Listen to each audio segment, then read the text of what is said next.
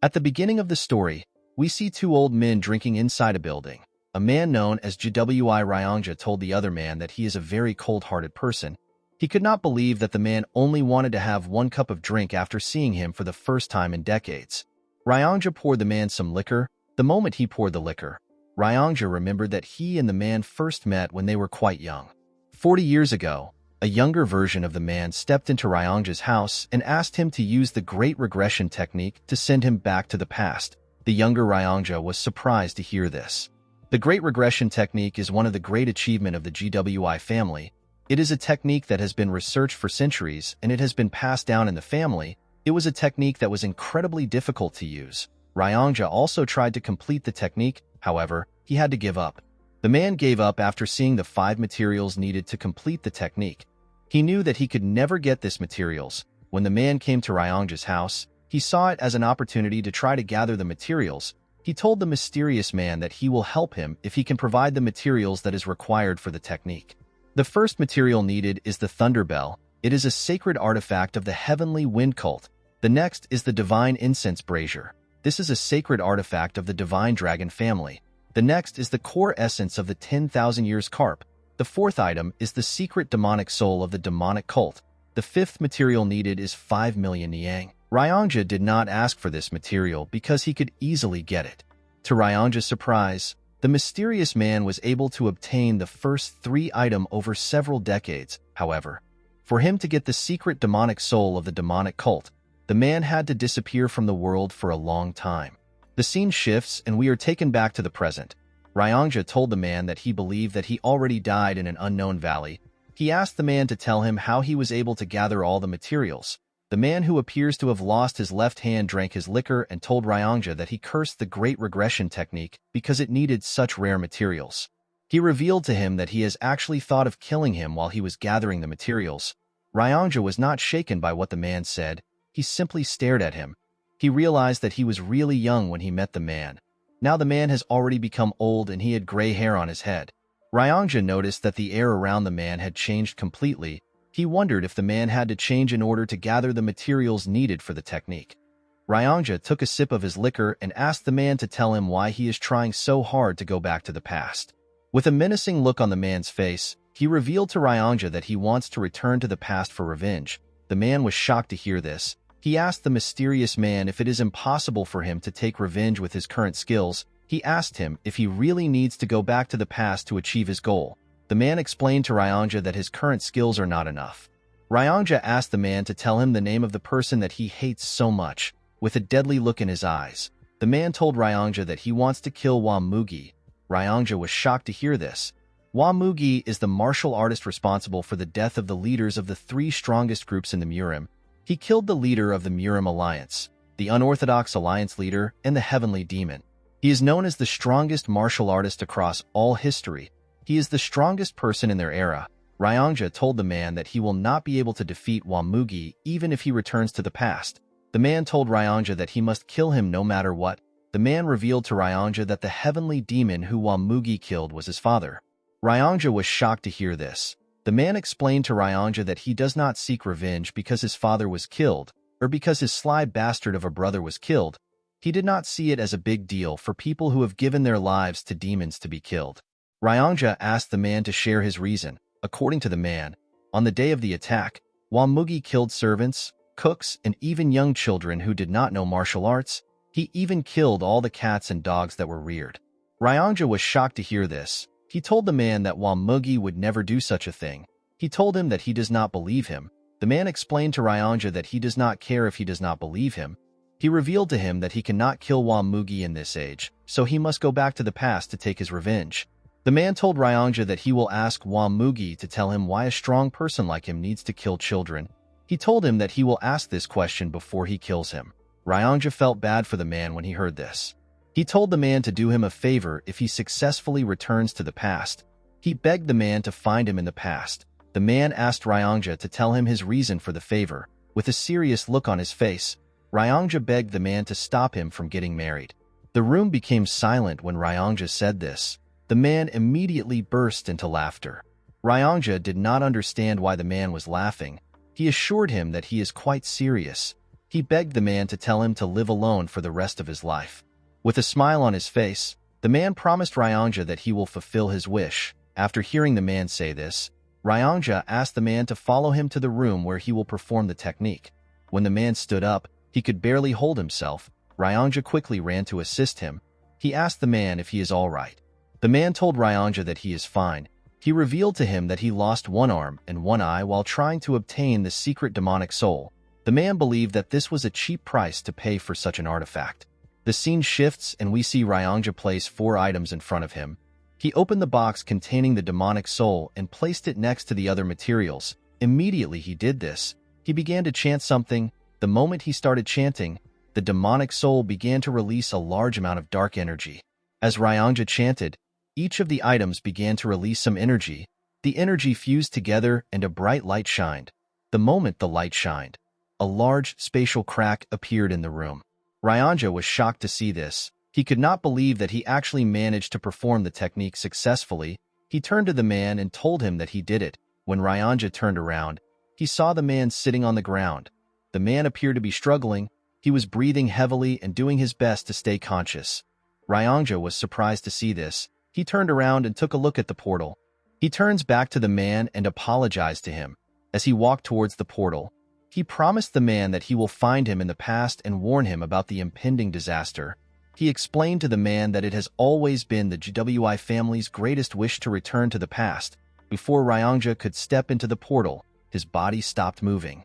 He immediately realized that his acupoint has been sealed. The man appeared behind him. With a horrifying tone in his voice, the man asked him to tell him why he would try to do such a thing. Ryongja was terrified to hear the man's voice. He began to tremble. The man moved close to him and grabbed his neck. He asked Ryongja to tell him why he would try to betray him. He grabbed his neck and began to choke him. With tears in his eyes, Ryongja explained to the man that he lost his rationality for a short instant. He begged the man to forgive him. He told him that he should have never tried to do such a stupid thing because the man was the one who suffered to get the materials. The man glared at Ryongja when he heard this. He let go of the old man. He told him that he is also a selfish person. He revealed to Ryongja that he was only able to gather the materials by not caring about others. The man grit his teeth and told Ryongja that he would have killed him if he was someone else. While Ryongja was trying to catch his breath, the man places his hand on his shoulder and thanked him for waiting his entire life for him. Ryongja was shocked to hear this. He was surprised to see that the man was smiling at him. With tears flowing out of his eyes, Ryongja began to apologize to the man. While he was apologizing, he suddenly stopped moving. The man was shocked to see this. When he looked around, he noticed that everything had stopped moving. The man could not comprehend what was happening. While the man was looking at Ryongja, someone told him that he has passed the test. The man was surprised to hear this. When he turned around, he saw a very old man who was glowing. The man appeared to be a deity. The man asked the deity for his identity. The deity explained to him that he is the one who can send him back to the past. The man was shocked to hear this. The old man asked our protagonist if he truly believes that a mere creature and some items will make it possible for him to travel to the past. The man used his powers to raise the materials and told our protagonist that the items are not the true materials. He explained to him that the true materials are the efforts he offered when he gathered the items. The deity told the man that he has passed the test by living his life with a single goal and by sacrificing everything he had to achieve his goal. The deity explained to the man that his last test was to forgive Ryongja. He told him that the test was the toughest test out of everything. He was surprised to see that the man easily passed the test. The man asked the deity to send him back to the past since he has passed the test. The old man asked our protagonist to tell him what he will do in the past. With a serious look on his face, the man revealed to the deity that he will kill whoever deserves to die and save those who are not supposed to die. The deity asked him if that is all he wants to do. The man told the deity that he will try to live a meaningful life. He told him that the reason he is so desperate to go back to the past is because he regrets the way he lived his life, and he has so much hatred for Wamugi. The deity asked the man to tell him what he regrets. The man screamed that he regretted everything. He explained to him that since his birth, none of his actions has ever been of his own free will. They have always been driven by something. He told him that he was pushed around by so many things, and before he could live for himself, he had already reached the end of his life. The deity smiled when he heard this. He told the man that he is looking forward to see how he will live his new life. The moment he said this, his body began to fade away. After the deity left, time started moving again. Ryongja continued begging the man. The man was surprised to hear Ryongja's voice. Ryongja begged the man to not forget his promise of stopping him from getting married. The man smiled when he heard this. He walked towards the portal. Before entering the portal, the man asked Ryongja to live well. The old man did not care about what the man said. He begged him to stop him from getting married. The scene shifts and we see the man open his eyes. The man found himself on a stage. He was surrounded by hundreds of martial artists who were cheering. In front of the man was a statue of a demon. The man looked around and saw the faces of the martial artists cheering around him. The man smiled when he saw their faces. He realized that he had actually returned. While looking around, the man felt a certain energy. When the man looked up, he saw a man sitting on a huge chair at the top of a building. The man was surrounded by other people who were sitting around him. This man is the heavenly demon and our protagonist's father. The heavenly demon noticed that his son was staring at him. Our boy smiled as he looked his father in the eyes. While he was looking at his father, a huge man who was also on the stage hit his sword on the ground and referred to our boy as young master. He told our boy that he needs to start the fight. The moment our boy heard this, he realized that he returned to the day of the new demon skirmish. The heavenly demon declared that he would not limit the selection of the next cult leader to only his bloodline. This declaration caused an uproar within the cult, because this meant that anyone can become the heavenly demon as long as they are the strongest. In order to show that he is serious about his announcement, the heavenly demon launched a fighting competition among the next generational leaders of the cult. The competition is known as the New Demon Skirmish. The victor of the New Demon Skirmish will be given the chance to challenge one of the heavenly demon's two sons. Whoever wins the fight will be given one wish for the heavenly demon to grant. The big idiot currently in front of our boy chose to challenge him in order to get the wish. The man asked our boy to simply give up. While staring at the idiot, our boy remembered how angry he was that the man chose him in the past. He was offended because the man thought that he was weaker than his older brother. However, the truth was that the man chose him for a different reason. The man had bribed the cook in our boy's kitchen. He made the cook mix energy-dispersing poison into his rice. He did this to stop our young master from temporarily using his energy. Our boy lost the match because of this dirty trick. He tried to explain everything to his father, but the heavenly demon did not respond to him. Instead, he looked at his son with eyes that seemed to be blaming him for falling for such a petty trick. Our boy made up for his defeat by doing a few things that pushed him to his limit. Due to the mistakes and failures he experienced, he slowly lost his place in the succession war. Our boy realized that his predicament started from this particular defeat. Due to the fact that the young master did not say anything, the huge man asked him if he is distracted despite being in a fight. Our boy did not know how to respond to this. He asked the idiot for his name. The huge man was annoyed to hear this. He told the young master that his name is Gu Pyungo. He asked our boy if he is ignoring him. The moment he said his name, the man remembered him. He remembered that Gu Pyungo is one of the 7 disciples of the 8 demon supremes. His master's name is Gu Qianpa, and he is known as Blood Heaven Sword Demon. Pyungo is the 5th disciple of Qianpa. Pyungo told the young master that he must be confident in his abilities for him to mess with him. The man did not reply to the idiot. He turned to see his father. While looking at the heavenly demon, our boy noticed something. While looking at his father's eyes, he could tell that his father already knew that he was poisoned with the energy-dispersing poison. The heavenly demon was simply observing how our boy would take care of this problematic situation. Due to the fact that the man still had what he learned in his past life, he was certain that he could defeat Pyungo in a single move without any inner energy. However, the man did not want to show his true skills. He believed that he needed to hide his skills for now. Our boy raised his hand up and said that he has an announcement to make. He told the martial artist that he is willing to fight Pyungo without any inner energy. The martial artists and Pyungo were shocked to see this. The martial artists began to scream and cheer for our boy. They referred to him as the Unrivaled Swordsman. Pyungo was shocked to see this. The big idiot panicked and raised his hand up. He told everyone that he will also not make use of any inner energy. The martial artists stopped cheering when they heard this. They did not understand why Pyungo was not fighting with his inner energy. They believed that the duel will be boring if 2 people fight without inner energy. Pyungo was annoyed to see how everyone dismissed his announcement. He picked up his sword and told our boy that even though he is not using any inner energy, his sword has no eyes. He told him that his sword can cut anything it touches. The man was not listening to the idiot. He was more focused on the fact that his younger body felt foreign to him. He wondered if he will be able to move his body the way he wants. Pyongo took a stance and asked our boy to unsheath his sword. The man threw his sword to the ground and told the idiot that he does not need it against him. The martial artists began to laugh when they heard this. They told Pyongo that our boy is looking down on him. The idiot was embarrassed to hear this. He told our boy that he will not kill him because he is the son of the cult leader. He assured him that he will take one of his hands. The moment he said this, he rushed to attack the man. When Pyongo launched his first attack, the man easily dodged it. The man was surprised to see that his body was even faster than he thought. Pyongo moved to the side and tried to cut our boy's head off.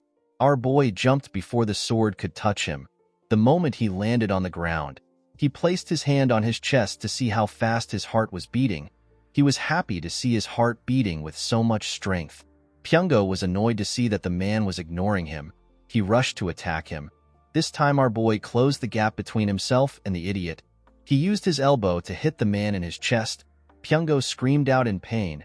Before he could fall to the ground, the man used his hand to hit him in the head. The attack was quite heavy. It made Pyongo cough out some blood. Before Pyongo could fall to the ground, our boy grabbed his cloth and pulled him. He took a stance and attacked the idiot with several punches. Pyongo could not do anything but take the punches. Pyongo fell on his knees as blood gushed out of his mouth and nose. The moment he fell to his knees, the man grabbed his right hand. He raised his leg up and asked Pyongo if this was the hand he used to give the cook the poison. Pyongo was shocked to see that our boy knew about the poison. Unfortunately for the poor bastard, our boy used his knee to snap his hand. Pyongo screamed out in pain as tears fell from his eyes. The martial artists were quite shocked to see what the young master did. While shaking in pain, Pyongo fell to the ground. While staring at the idiot, our boy swore to himself that he will no longer let people like Pyongo influence how he lives his life. While he was looking at Pyongo, someone raised his hand. The martial artist became silent when they saw the person that raised his hand. The heavenly demon raised his hand and told his son that he will grant him a wish. He asked our boy to tell him what he desires. In this situation, people would usually request for an artisan sword or a secret martial arts manual. Our boy decided to follow his instinct. He told his father that he wants to go on a hunt with him. The heavenly demon did not expect such a request. Pyongo and the other martial artists were also shocked to hear the request. The heavenly demon asked his son if he is certain about his wish. With a smile on his face, the man told his father that he heard that he loved hunting when he was younger. He explained to his father that he wants to learn how to hunt from him. The heavenly demon simply glared at his son. He could not tell what he was thinking. He stood up from his chair and told him that they will depart tomorrow at dawn. The moment he said this, he turned around and walked away. As the heavenly demon walked forward, the 8 Supremes stood up and bowed their heads. After the heavenly demon left, some men stepped on the stage to assist Pyongo. Pyongo told our boy that he made a lousy request. With a smile on his face, our boy asked the idiot to tell him his name again. Pyongo was annoyed to hear this. He begged someone to kill the man. While watching Pyongo leave, the man told himself that he no longer has any interest in the reckless lives that everyone lived. The scene shifts and we see the man at his residence. He looked at the mirror to confirm if he was truly young again. The man was surprised to see that he was no longer his old self. While staring at the mirror, the man wondered about what Wamugi was currently doing. The man knew that he could easily resolve his issues by finding Wamugi and killing him before he becomes strong. However, the problem was that the martial artist was difficult to find. In the past, Wamugi suddenly appeared the Jianghu as if he fell out of the skies.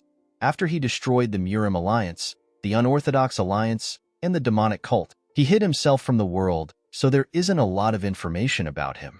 The man understood that it would be a dangerous act of provocation if he tries to find Wamugi by telling the whole world his name.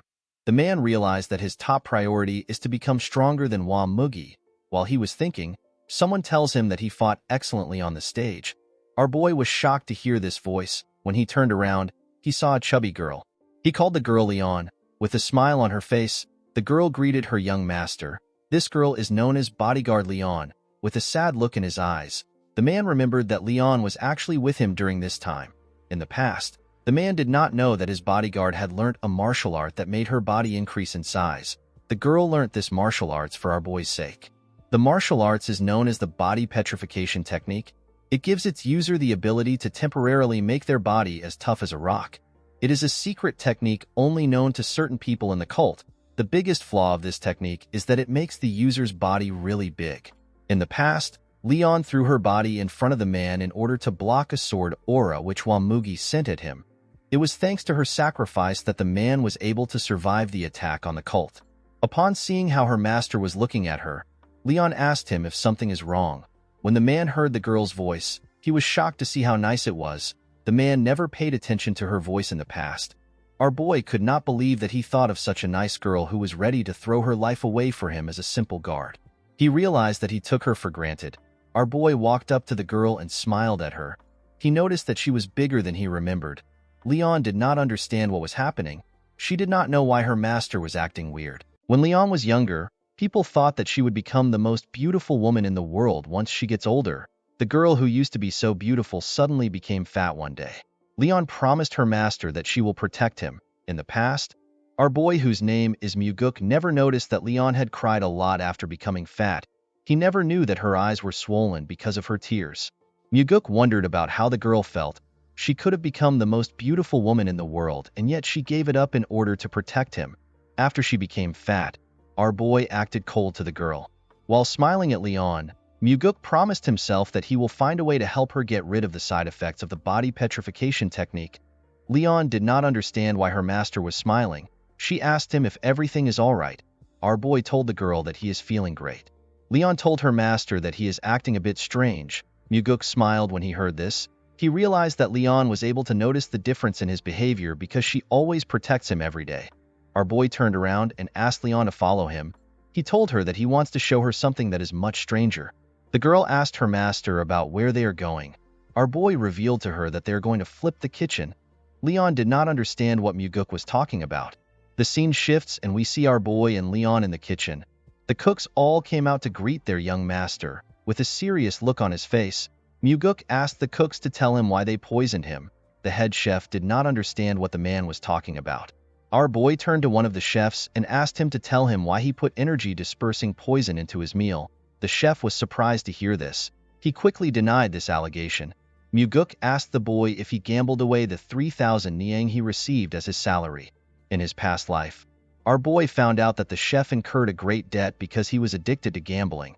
He spent all his parents' money and he even borrowed money from his friends. After losing the money, the boy was willing to do anything, even if it involved poisoning the son of the heavenly demon.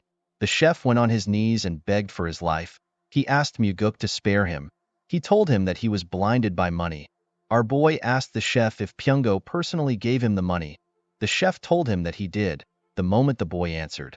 Muguk drew his sword and used it to behead him. The chefs and Leon were shocked to see this. With a cold gaze in his eyes, our boy told the chef that he should be ashamed that he poisoned someone. The head chef went on his knees and begged his young master. He told our boy that he will take full responsibility for the situation. Muguk asked the chef to tell him why he wants to take responsibility for the situation. He told him that it is the other chef that is at fault. The head chef explained to Muguk that everything that happens in the kitchen is his responsibility. Our boy asked the chef, who he referred to as Chef Lim, if every unjust thing that happens in the cult is his father's responsibility. The man was shocked to hear this question. He told our boy that the heavenly demon is not responsible for such things. Upon hearing his answer, Muguk asked Chef Lim to tell him why he wants to take responsibility for something that does not involve him. Our boy turned around and put his sword into his sheath. He asked the chef to get up and cook him shredded chicken noodles for dinner. He told the chef that it has been a while since he last had the meal. Chef Lim was surprised to hear this. After they stepped out of the kitchen, Leon reminded her master that he had shredded chicken noodles a few days ago. Our boy smiled when he heard this. He did not know how to tell his bodyguard that it has been a few decades since he last had the meal. The next day, we see the heavenly demon standing in front of the heavenly demon pavilion. The heavenly demon changed his clothes from his usual robe to a hunting attire. When the man saw his son, he asked him to tell him why he is carrying so many useless things. Muguk explained to his father that he is carrying things that are needed for a few days' hunt. The heavenly demon was surprised to hear this. He told his son that he only planned to hunt for a day. Muguk told his father that he might change his mind and spend a few more days hunting. The heavenly demon walked past his son and told him that he has an ambitious dream. The scene shifts and we are taken to the mountains. We see Muguk walking next to his father. While walking, the heavenly demon told our boy that he is more skilled than he thought. Our boy was surprised to hear this. He realized that his father was able to find out that he was hiding his skills when he fought Pyongo. Muguk decided to tell his father the truth. He revealed to the heavenly demon that he was hiding his skills. The man told his son that he knew. Muguk explained to his father that he is not a cat that hisses. Instead, he is a beast that is hiding his claws. The heavenly demon turned around and asked his son to tell him why a beast would hide its claws. Muguk was surprised to hear this question. He told his father that he has never thought about such a thing. The man told his son that he did not think about it because he is still a cat. The heavenly demon asked Muguk to tell him how far he has gotten in mastering the soaring sword art. The soaring sword art is a sword arts passed down only to the heavenly demon's bloodline. It is seen as an extremely advanced martial arts that is similar to the martial arts learnt by the demon supremes. With a confident smile on his face, Muguk told his father that he has completely mastered the martial arts. The moment he said this, the heavenly demon attacked him with a small amount of energy. Our boy barely dodged the attack by moving his head. The attack created a hole in his bag. Muguk was relieved that he was able to dodge the attack. He knew that his face would already be gone if the attack had touched him. The heavenly demon was surprised to see that his son actually managed to completely master the soaring sword arts. Muguk was surprised to see that his father was not certain if he had mastered the martial arts. He asked the heavenly demon to tell him what he would have done if he did not dodge the attack. The heavenly demon explained to his son that he was certain that he will be able to dodge it if he truly mastered the martial arts. He told Muguk that he would have paid the price for lying to him if he could not dodge the attack. Our boy told his father that it would be bad if he damages his face. He explained to the heavenly demon that he has a face that resembles his. He told his father that it would not be nice for him to have a scar on his face. The heavenly demon glared at his son when he heard this. Upon seeing his father's expression, Muguk wondered if he went overboard. The heavenly demon turned around and told his son that it is impressive that he managed to master the soaring sword arts at his age. Muguk was shocked to hear this. He thanked his father for his praise. As the two walked deeper into the forest, the heavenly demon placed his hand on the ground to check for traces of animals. While the man was looking around, Muguk asked him about the person that taught him how to hunt. The heavenly demon revealed to his son that he learned from his older brother. Muguk was shocked to hear this. He could not believe that he had an uncle. The heavenly demon revealed to Muguk that he killed his brother when he was the same age as him. Our boy told his father that he did great. The heavenly demon was shocked to hear this. Muguk told his father that he would have not been born if he did not do what he did. The man simply glared at his son. He turned around and walked forward. While watching his father walk, our boy realized that even his father would have hated having to fight his own family. Muguk had seen so many situations like this in the past. Our boy realized that the stronger a person seems, the deeper their wounds would be. The heavenly demon told his son that he could not find a solution when he was younger. Muguk clenched his fist and told his father that he also cannot do it. He told his father that he cannot do something which even he was not able to do. The man turned around when he heard this. With a serious look on his face, Muguk told his father that he cannot find a way because his brother is vicious and cruel. The heavenly demon asked his son if he is speaking ill of his brother because he is not around. The scene shifts and we see our boy and his father climbing a mountain. While he was running on the mountain, Muguk contemplates about the fact that he never got married in his past life. Due to this, our boy did not know what it felt like to have children. Muguk was curious about how his father saw him. When they arrived at the top of the mountain, they saw a large forest in front of them. Muguk asked his father if something is inside the forest. The man told his son that their dinner is inside the forest. Muguk quickly took out his bow. He told his father that they need to kill the animal.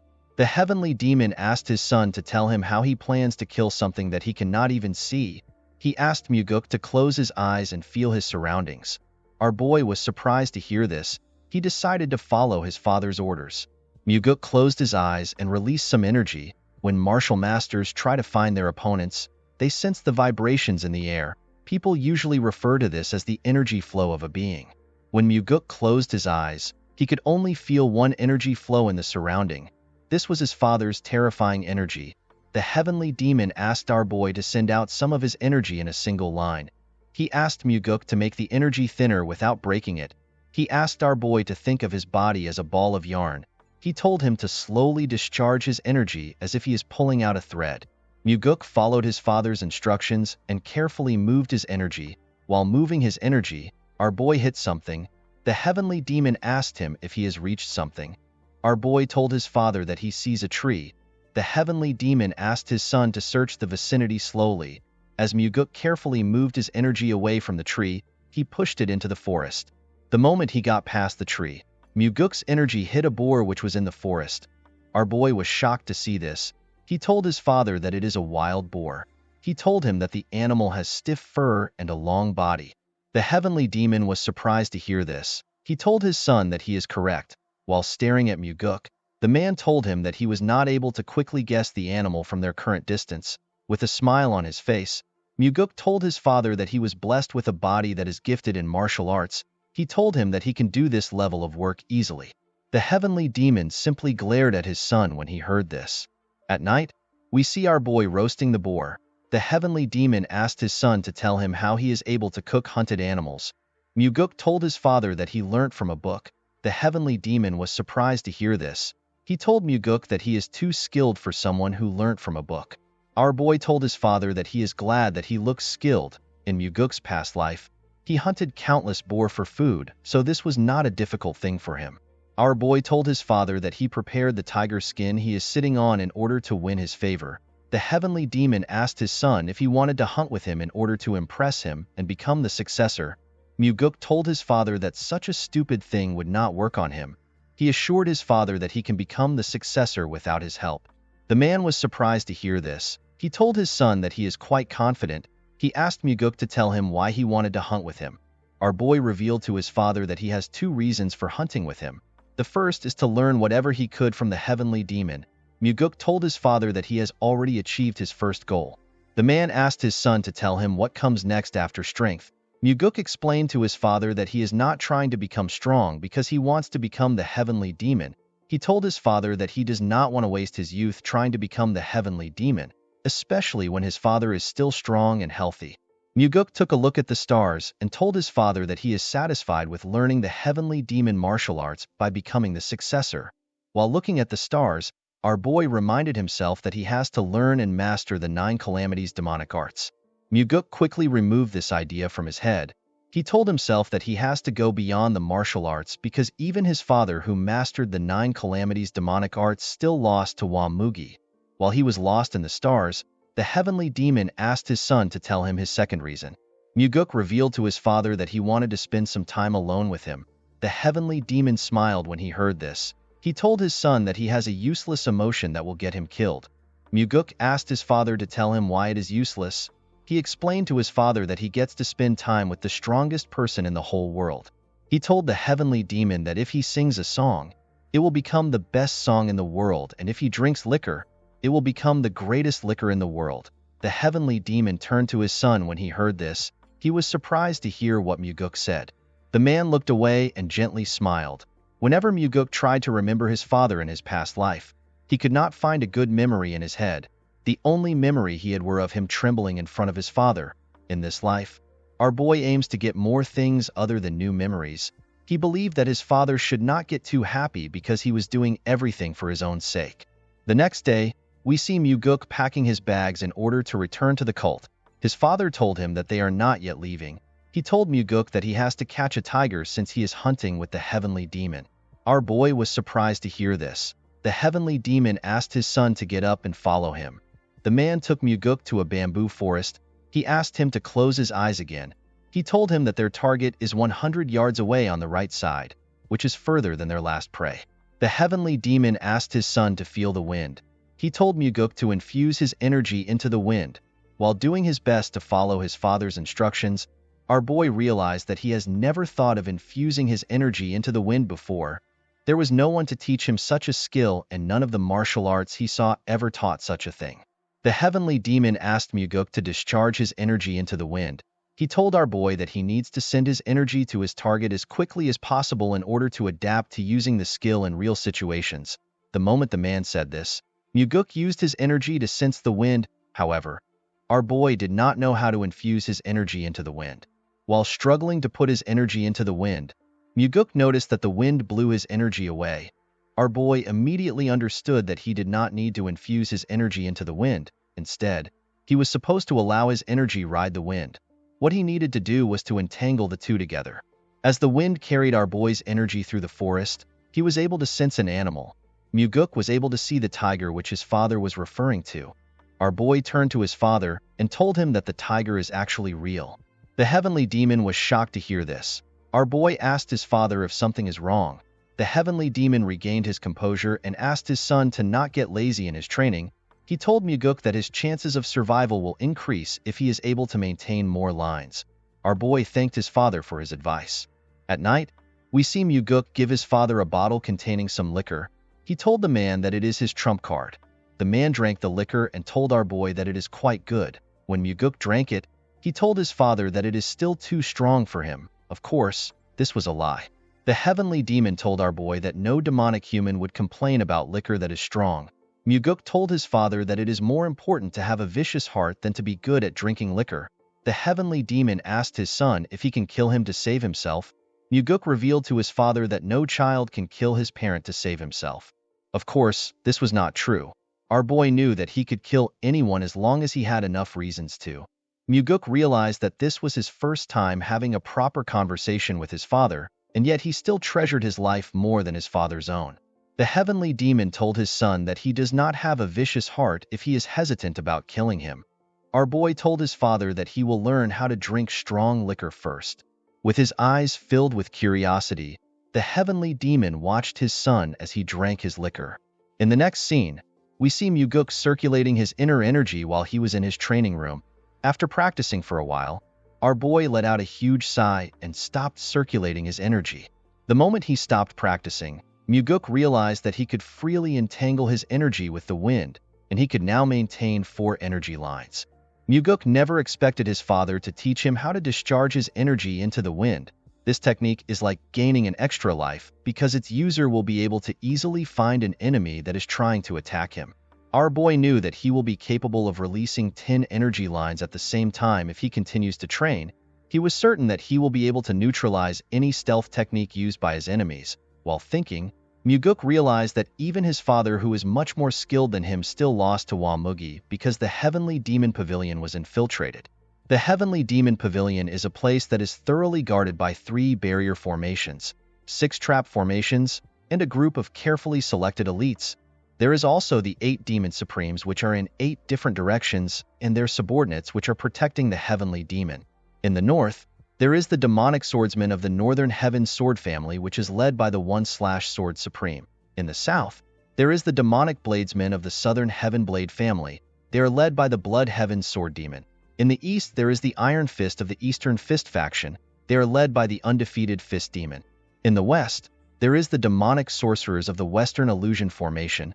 They are led by the Soul-Stealing Demon. In the northeast, there is the Faceless Swordsman that wants to become the Evil Smiling Demon. In the southeast, there is the Drunken Swordsman. They are always drunk with the Demonic Drunkard. The Poison Fang stays in the southwest. They research all sorts of poison with the Poison King.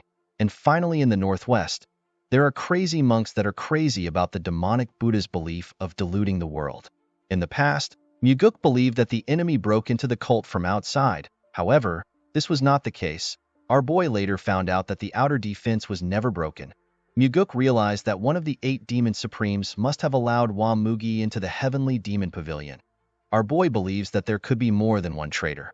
The traitor was never found in the past, but this did not matter to Muguk. He plans to treat each one of the Supremes as traitors. After the Heavenly Demon was killed, none of the 8 Supremes sought revenge. Instead, they decided to close the cult. In his past life, our boy found out about how the 8 Demon Supremes lived their lives. He even knew what their last moments were like.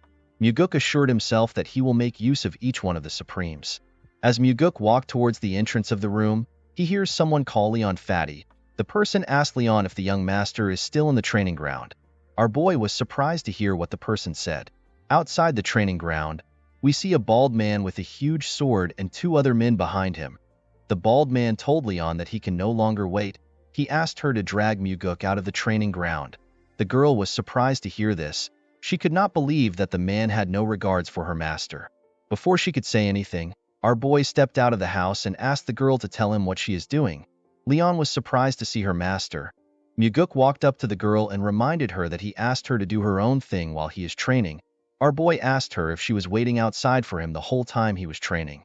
The bald man moved close to Muguk. He asked him to tell him why he suddenly decided to train for days. Our boy immediately recognized the man. He realized that this man is Yang Pua. He is a disciple of the Blood Heaven Sword Demon. He noticed that the man was speaking to him without fear. Muguk could not blame Yang Pua because he was only being disrespectful because of the Heavenly Demon. After the Heavenly Demon announced that anyone in the cult could become his successor, the Heavenly Demon's sons were no longer seen as special. In fact, the announcement fueled the ambitious desires of many within the cult to defeat the sons of the Heavenly Demon so they can gain notoriety.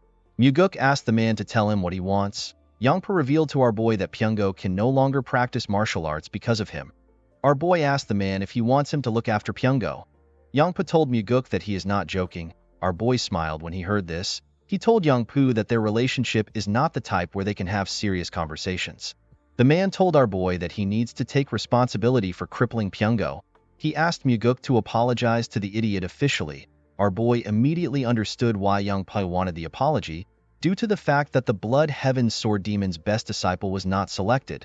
His other disciples are trying to impress him by doing whatever it takes. Yangpa wanted Muguk to give out an official apology so that he can take credit for not letting the Blood Heaven Sword Demon look bad. Our boy smiled and told Yangpu that his master will not still choose him as his best disciple because of an apology. Yangpa became nervous and told Muguk that he is spouting nonsense.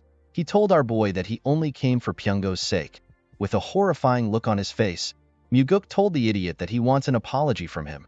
Yangpa asked our boy to tell him what he has to apologize for. Our boy asked the man to apologize to Leon for speaking rudely to her. Leon was surprised to hear this. Yangpa was also surprised to hear this. Leon turned to her master and told him that she is fine. Muguk told the girl that he is not fine with it. Leon was surprised to hear this. Muguk walked forward and asked Yangpa to get on his knees and apologize to Leon for speaking rudely. Yangpa laughed and pointed at Leon. He asked Muguk if he wants him to kneel to the fatty. Our boy could not believe that the idiot continued to spout nonsense. Yangpa laughed and told Muguk that he would rather die than kneel to Leon. Our boy smiled when he heard this. He had been waiting to hear these words. He drew his sword and told Yangpu that he will grant his wish. Yangpa and his boys were shocked to see this. Leon was also surprised to see this. Yangpa told our boy that he has gone crazy. With a serious look on his face, Muguk told the man that he can either kneel down and apologize or fight him. Our boy reminded Yangpu that his master would not like it if he retreats. The man became worried when he heard this. He asked Muguk to tell him why he is going so far. Muguk explained to the man that he does not really care if Yangpa came to look for him.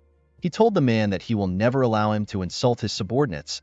Leon was shocked to hear this. Yangpa was annoyed to hear this. He asked Muguk if he is really going to kill him because of a fat pig. Our boy smiled when he heard this. He told the man that Leon means a lot to him. Upon hearing this, Yangpa drew his sword. His friends asked him to not fight the young master. Leon wanted to interfere when she saw the man draw his sword. Muguk used his hand to tell her to stop.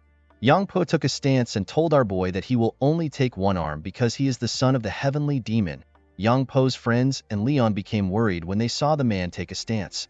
Yangpa easily closed the gap between Muguk and himself. He tried to cut off our boy's hand. Unfortunately for him, Muguk dodged the attack by going low. While he was below him, Muguk stabbed Yangpo's head through his mouth. His friends and Leon were shocked to see this, as blood dripped out of his mouth. Our boy told the man that his mouth is the cause of his death. He told Yangpu that he used his mouth to insult his subordinate and refused to use his mouth to apologize to her. The moment he said this, Muguk took out his sword from the man's mouth. He watched Yangpu as he fell to the ground. Yangpo's friends ran to help him. One of them asked our boy if he can handle the consequences for his actions. Muguk told the man that his mouth resembles Yangpo's own. The man was horrified to hear this. With a terrifying look on his face, Muguk asked the two men to pass on his message exactly the way he says it. He told them that he will find them at dusk if they do not do as he says. After telling them his message, our boy allowed the two men to carry Yangpo's dead body away. As the men walked forward, Leon walked up to her master. She asked him to tell her why he killed the man. She asked him to tell her why he would do such a thing for someone like her. Muguk smiled when he heard this. He could not believe that Leon was actually worried about him even though she was already hurt emotionally. Our boy assured the girl that he did not do it for her. He told her that he simply killed someone that deserved to die. Leon reminded her master that the Blood Heaven Sword Demon will not let his actions slide. Muguk understood why Leon was scared. The 8 Demon Supremes are people who have great influence in the cult. They also possess superior martial arts prowess and subordinates that not even the Heavenly Demon can ignore. Our boy had already crippled one disciple and killed another disciple of the Blood Heaven Sword Demon. Muguk assured his guard that the Blood Heaven Sword Demon will not take action. He told her that the man has nothing to gain from getting involved. He told her that the Blood Heaven Sword Demon will simply get criticized for teaching his disciples the wrong way. Leon told her master that the man's pride might be hurt. Muguk assured the girl that the Blood Heaven Sword Demon does not have any pride. Our boy placed his hand on Leon's shoulder and asked her not to worry about him. The girl was surprised to hear this. Muguk did not have a problem killing Yangpa because he was going to gain something from it. Due to the fact that he crushed Pyungo in a fight and killed Yangpa, our boy was certain that he will be able to attract everyone's attention in the cult. He did this in order to get closer to becoming the successor. As Muguk walked forward, Leon thanked him for what he did. With a bright smile on her face, the bodyguard thanked her young master for being on her side. Muguk turned around and smiled when he saw the look on the girl's face. He asked Leon to always be thankful. He told her to never forget what he did for the rest of her life. Our boy smiled as he walked forward. He hoped that Leon would not stop smiling in this life.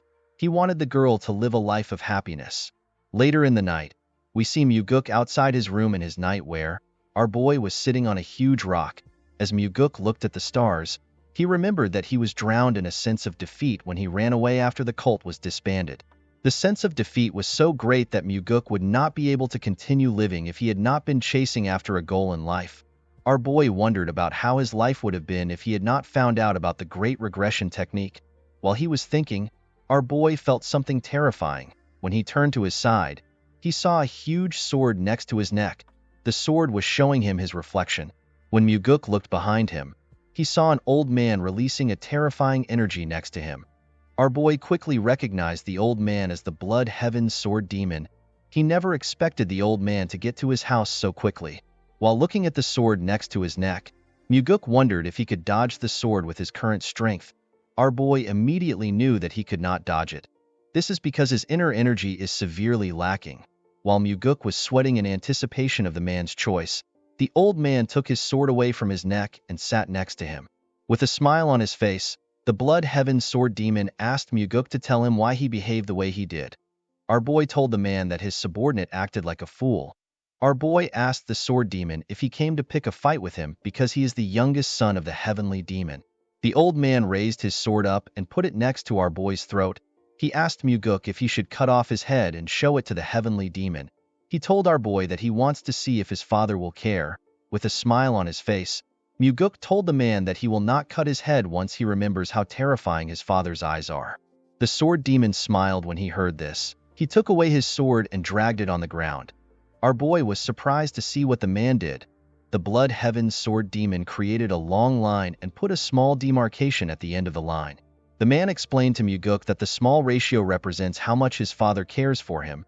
He told our boy that the majority belongs to him. Muguk was surprised to hear this. He went down and used his hand to create another demarcation. With a smile on his face, he reminded the Blood Heaven Sword Demon that he is the son of the Heavenly Demon.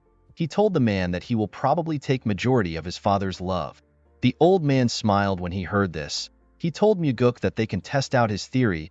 He told him that he wants to see if the Heavenly Demon will allow him to live if he carries his head to him. Our boy laughed when he heard this. He asked the Sword Demon to not underestimate the love a father has for his son. The Blood Heaven Sword Demon raised his sword and began to release a large amount of energy. He told Muguk that they can test it out. Our boy was shocked to feel the man's energy. With a nervous smile on his face, Muguk told the old man that they do not need to test the theory. He explained to the man that the Heavenly Demon has 2 sons and there is only one of him. In other words, the Blood Heaven Sword Demon was more valuable than him. The old man removed his energy when he heard this. With a smile on his face, he told Muguk that he is not as foolish as his disciple. Our boy assured the man that his disciple would be alive if he was a little bit like him. With a serious look on his face, the Blood Heaven Sword Demon revealed to Muguk that he has lived his whole life with misfortune. He told our boy that he hopes they do not meet often. Muguk assured the man that he will remember his words. The moment he heard this, the Blood Heaven Sword Demon jumped out of the residence. Our boy was relieved when he saw the old man leaving. After the Sword Demon left, Muguk noticed that he was feeling some pain in his body. When our boy raised his clothes up, he saw some marks on his body. Muguk immediately realized that the old man used his sword hilt to hurt him when he sat next to him. He was annoyed to see that the crazy old man would hurt him. Our boy knew that the Blood Heaven Sword Demon came to see him for a different reason. Although the old man looks like someone who acts as he pleases, he is actually very calculative and he plans things meticulously. The fact that the old man told our boy that he will carry his head to his father twice means that he was really thinking of doing it. Muguk knew that the Sword Demon came to see him because he left a deep impression when he fought with his disciple. He knew that the old man must have thought of his wish to hunt with his father to be unique. Muguk realized that the Sword Demon felt the need to test him, especially since he killed his disciples. He understood that the man came to see if he was worthy of being the successor. Our boy wondered if his first opponent is going to be the Blood Heaven Sword Demon. In the next scene, we see Muguk circulating his energy in his training room. While trying to improve his energy lines, our boy sensed something above him. He quickly went up to the roof. To his surprise, his father was waiting for him on top of the roof. The heavenly demon asked his son if he really killed a disciple of the Blood Heaven Sword Demon. Muguk told his father that the disciple deserved death. The heavenly demon told his son that he does not care if the disciple deserved to die. He explained to our boy that the Blood Heaven Sword Demon came to him with the issue. He told Muguk that the old man wants him to receive punishment. Our boy was surprised to hear this. He could not believe that the Blood Heaven Sword Demon would meet his father because of his disciple. He was more surprised to hear that the old man wanted him to be punished.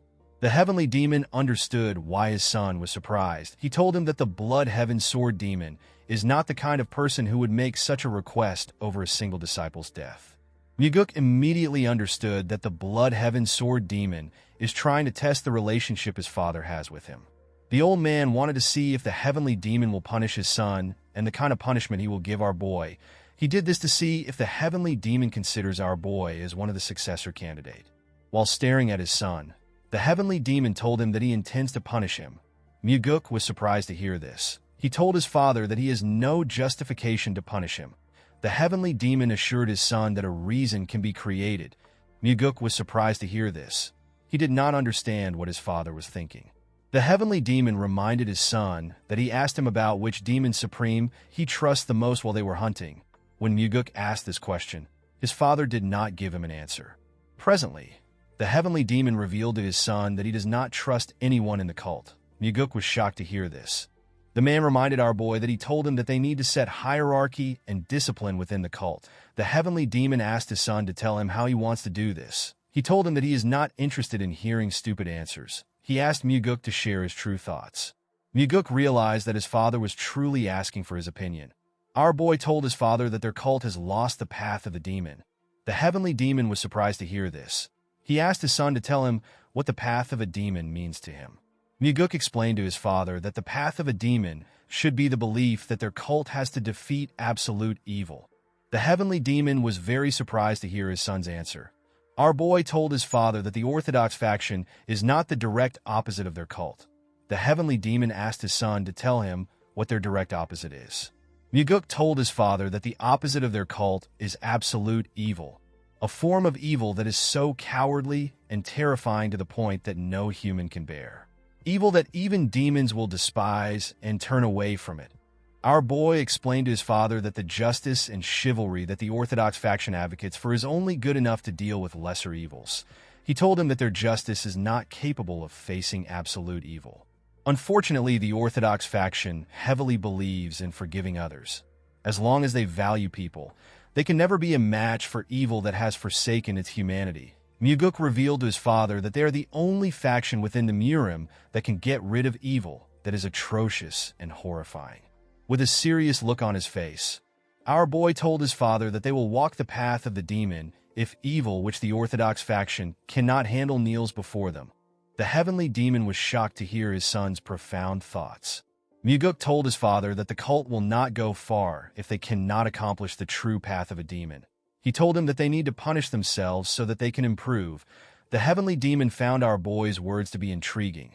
Muguk took a look at his father's face. He was not surprised to see that his father found his words to be confusing.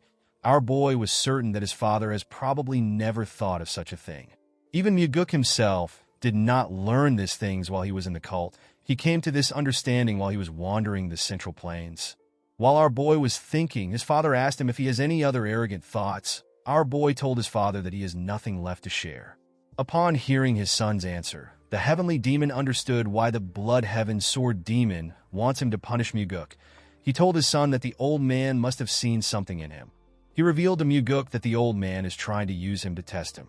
Our boy told his father that the blood heaven sword demon must have seen the possibility of him becoming a successor candidate.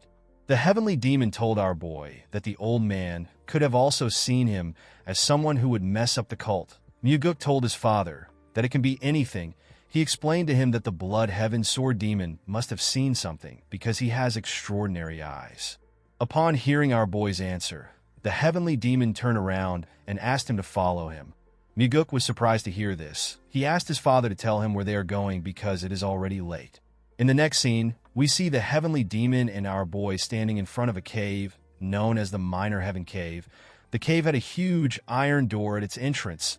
The Minor Heaven Cave is a place where a possible candidate that could become the heavenly demon, a disciple of the heavenly demon or a child of the heavenly demon, goes to be tested.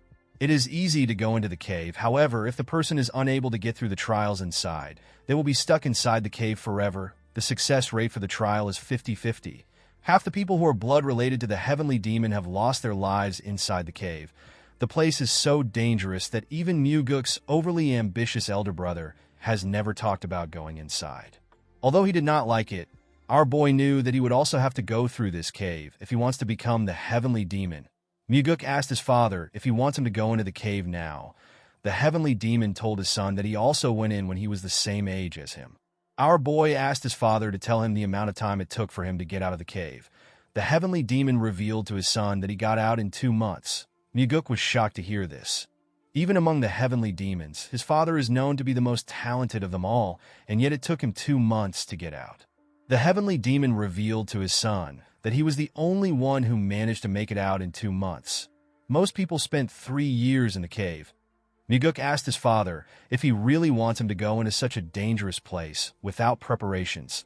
The heavenly demon reminded his son that he is giving him a punishment. Our boy could not believe that his father is willing to send him into a place where he could die simply because the blood heaven sword demon wants to punish him.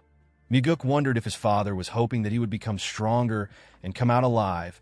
Our boy smiled when he thought of this. With a smile on his face, Muguk told his father that he will do his best to come out earlier than he did. The heavenly demon smiled when he heard this. He asked his son to do his best to keep himself alive. The scene shifts, and we see Muguk inside the cave. The cave was lit up by green, glowing stones. While walking, our boy took a look around. He wondered about how terrible the cave must be for people to get stuck inside. Muguk passed through the first entrance he saw and arrived inside a large room. Next to the entrance was a tablet containing instructions. Our boy was asked to cut down his enemies without using sword aura or enhanced sword aura.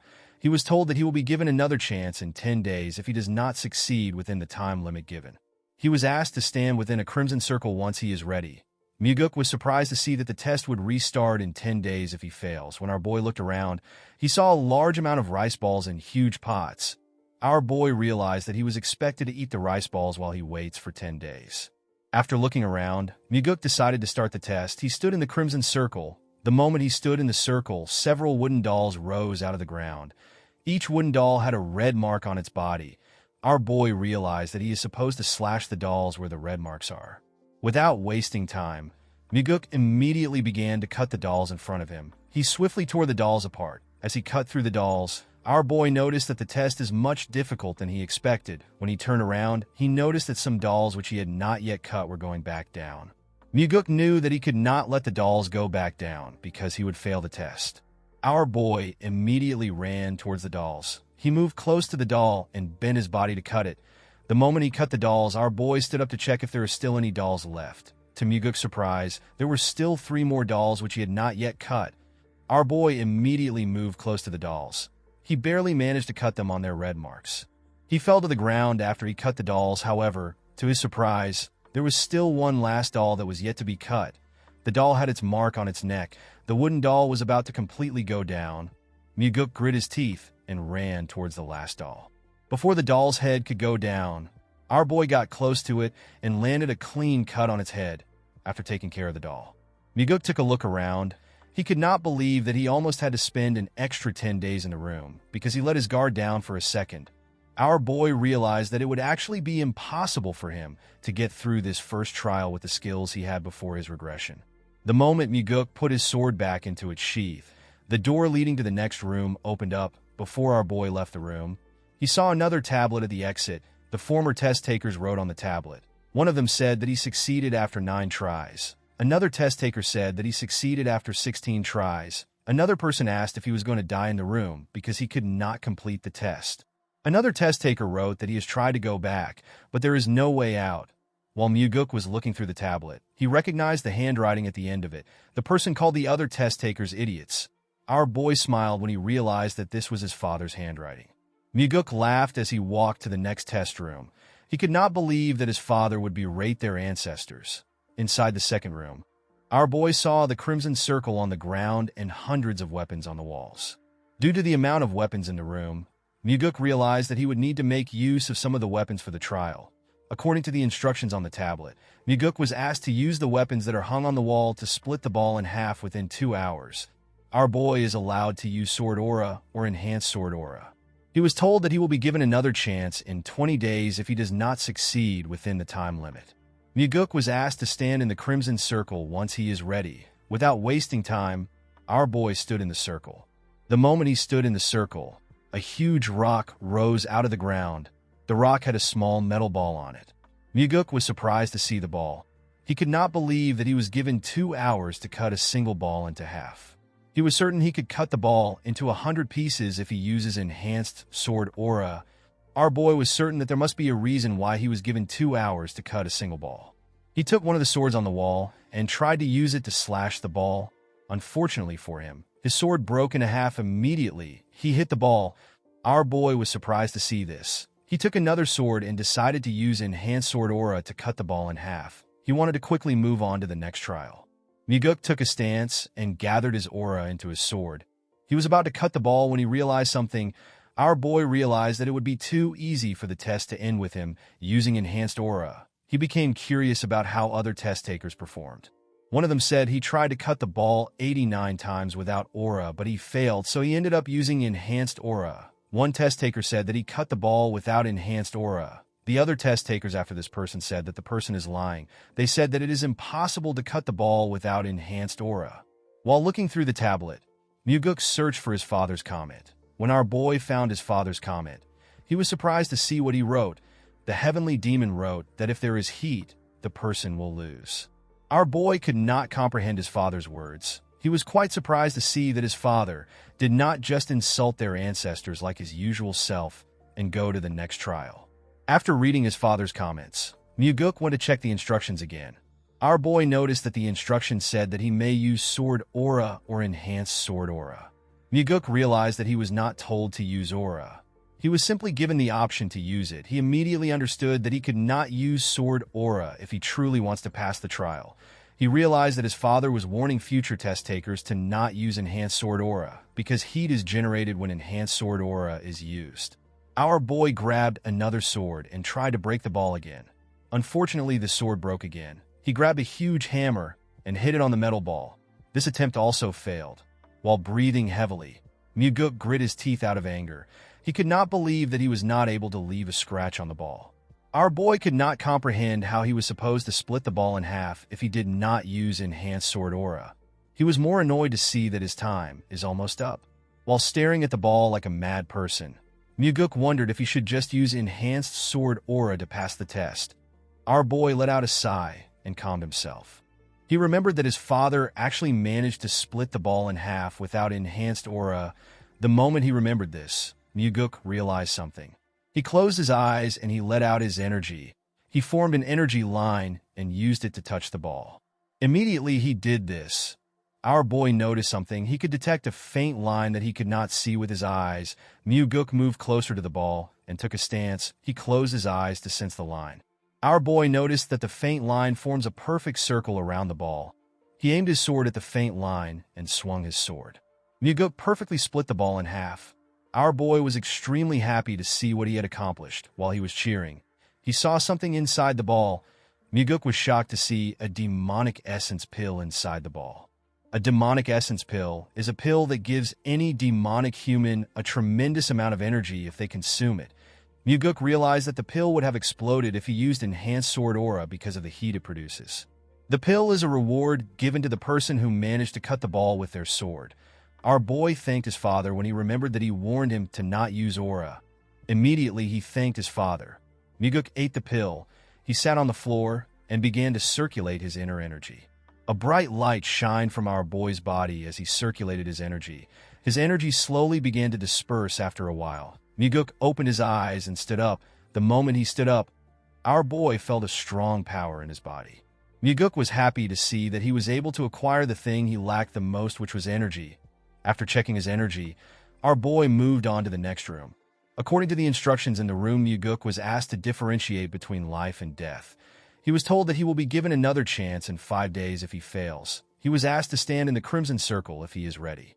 Our boy did not understand what it means for him to differentiate between life and death. He wondered about what the trial will be like. The moment he stepped into the circle, a slab containing several plants appeared in front of him.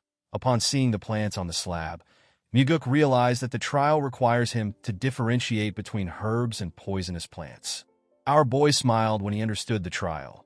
He remembered how he struggled when he searched for the ingredients which Ryanja asked him to get. Muguk could easily differentiate between herbs and poisonous plants. He even knew the effects of each plant. This trial was quite easy for him. He stretched out his hand and took a plant. Muguk took the plant because it was the only one that was not poisonous. The moment he took the plant, the slab went down. Immediately, the slab went down. Another one came up. Our boy was surprised to see this. He realized that the second slab was put into test if a person got the first one by guessing. Those who don't know anything about herbs will be forced to taste each one to get the correct answer.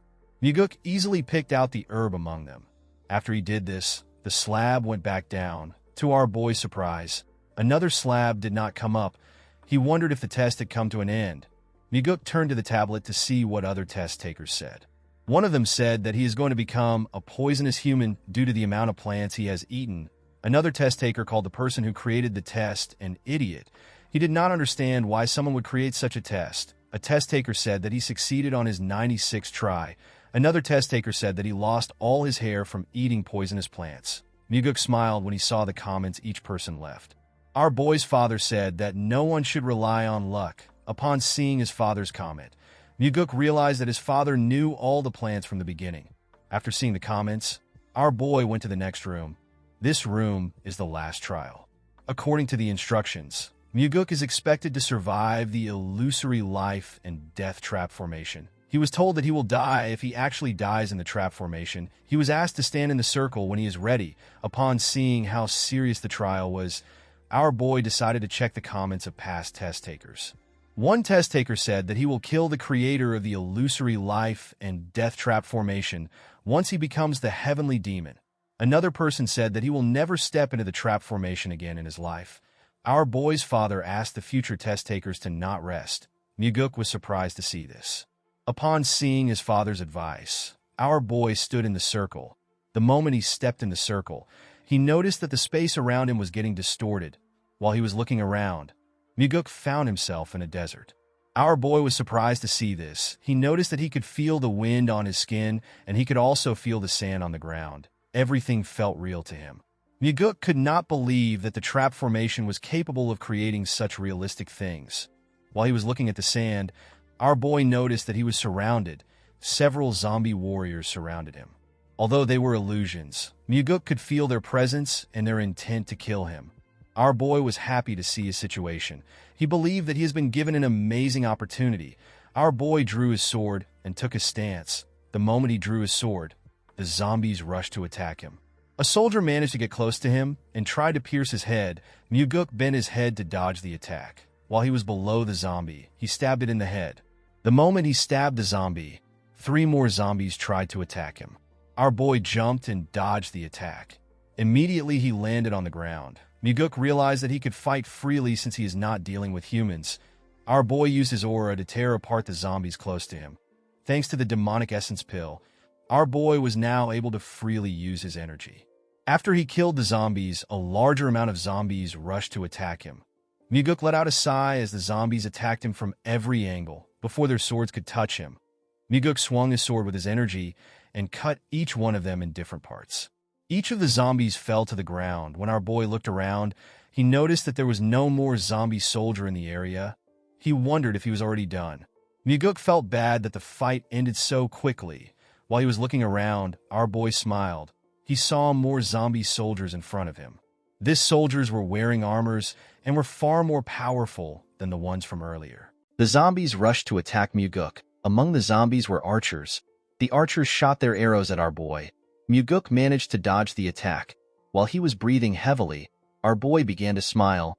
He was excited to fight the zombies. While he was breathing heavily, a zombie tried to attack him from behind. Muguk dodged the attack by going low. Our boy noticed that his enemies are slowly getting stronger. He stood up and stabbed the zombie in its neck. He killed the other zombies around him. While fighting the zombies, Muguk understood why his father asked him to never rest. Our boy realized that this was the first battle that felt like a real battle after he regressed.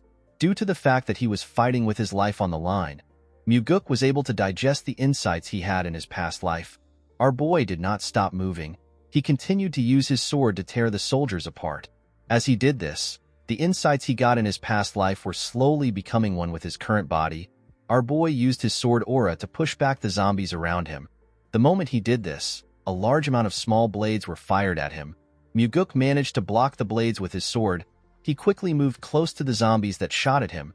He used his sword to strike them. While tearing the zombies apart, our boy moved faster and made his attack stronger. After fighting for a while, Muguk managed to cut down the last zombie. After the soldier fell to the ground, our boy used his sword to hold himself up. He took a look around to see if there are any more zombies around. Muguk did not see anything except dust in the area. He wondered if the battle was over. While his body was dripping with sweat, our boy returned back to the real world. When he moved close to the exit, he saw a stone tablet.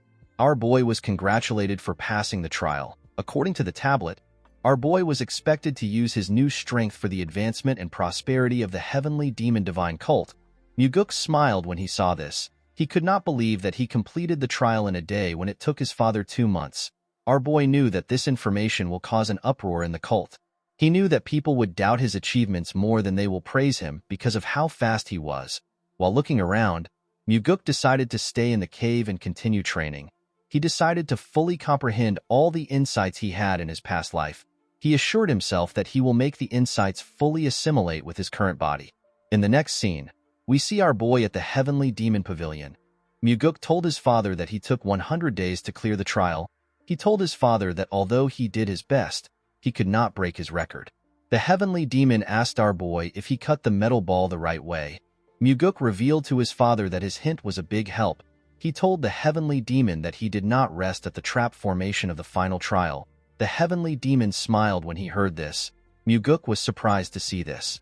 He wondered if his eyes were playing tricks on him. He was certain that he saw his father smile for a moment.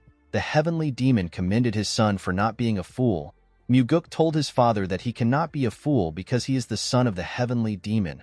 While looking at his father, our boy remembered how he always thought that his father was a wicked person. Before his regression, Muguk assumed that his father enjoyed pitting his children against each other in a fight of life and death in order to become the successor. After spending some time with his father, our boy understood the Heavenly Demon's behavior. He realized that his father is someone who is willing to endure through his children's death if it is for the sake of the cult. He was certain that his father was not a person who simply enjoyed watching his children fight. While he was thinking, someone told him that he is incredible for making it out of the minor heaven cave in just 100 days. Muguk was surprised to see that the person talking was the chief advisor whose name is Sima Myung. He is the second in command in the cult, and he is the person whom the Heavenly Demon trusts the most. Muguk put his hand together and greeted the advisor. The man told our boy that he is glad to see him. He told him that he actually has a cult-related issue to discuss with him. Our boy was surprised to hear this. He could not believe that the advisor wanted to discuss something relating to the cult. He immediately realized that his father must have asked Myung to discuss the issue with him. Myung revealed to Muguk that they have received an anonymous letter recently. According to the letter, there are corrupt practices taking place in the demonic army. Our boy was surprised to hear this. The demonic army is one of the combat groups of the cult, and the leader of the army is the blood-related sibling of the Blood Heaven Sword Demon. The advisor revealed to our boy that they also received the same letter last year. He told him that they conducted a separate investigation. However, the investigation ended in failure. This is because the special investigation officer that was dispatched was killed. Muguk was surprised to hear this. He asked the man if the person was killed by the demonic army. Myung told him that he is correct. He explained to our boy that the person who killed the officer also committed suicide. Muguk was shocked to hear this. Myung told our boy that he wants him to become the special investigation officer in order to take care of the issue personally.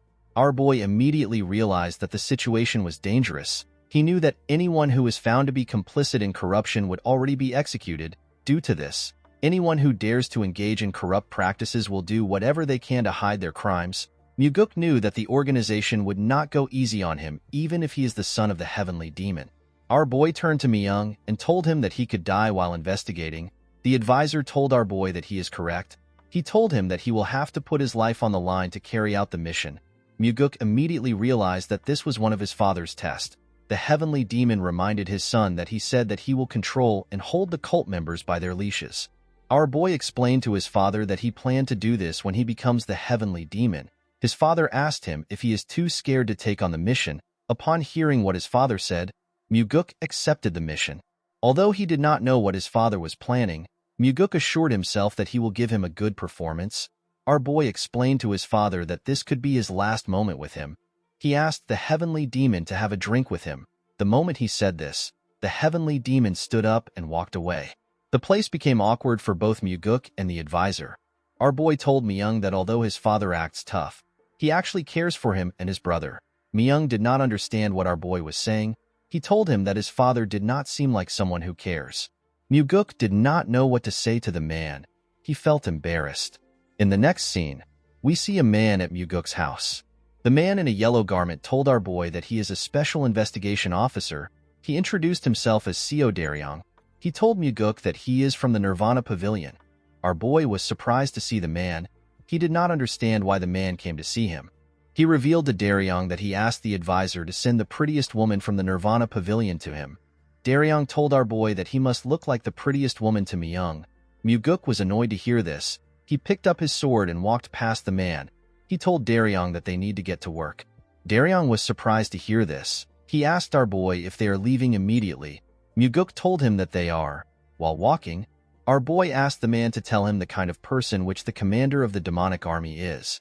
Daryong revealed to Muguk that the leader of the demonic army is Gu Cheonyang. He told him that Cheonyang is the younger brother of Gu Qianpa, who is also known as the Blood Heaven Sword Demon. Cheonyang has been the commander of the demonic army for 8 years. After taking on several dangerous missions, the demonic army has risen to the level where everyone acknowledges them as an elite group. Muguk realized that the demonic army must be good at their jobs. While walking, our boy suddenly stopped moving. Daryong asked him if something is wrong. Muguk asked the man if he does not intend on investigating the corruption in the demonic army. Daryong told him that he plans to carry out the investigation. Our boy told the man that he feels no form of enthusiasm from him in the way he walks and talks. Daryong explained to Muguk that he behaves like this because nothing will change even after they uncover the corrupt practices of the demonic army. Muguk was surprised to hear this. He wondered if the man was trying to tell him that the cult will not change unless the executives are changed. Our boy turned around and asked the man if he is not scared. Daryong assured our boy that he is not scared at all. Muguk revealed to the man that the last special investigation officer was killed while investigating. Daryong revealed to our boy that the previous special investigation officer was his direct superior.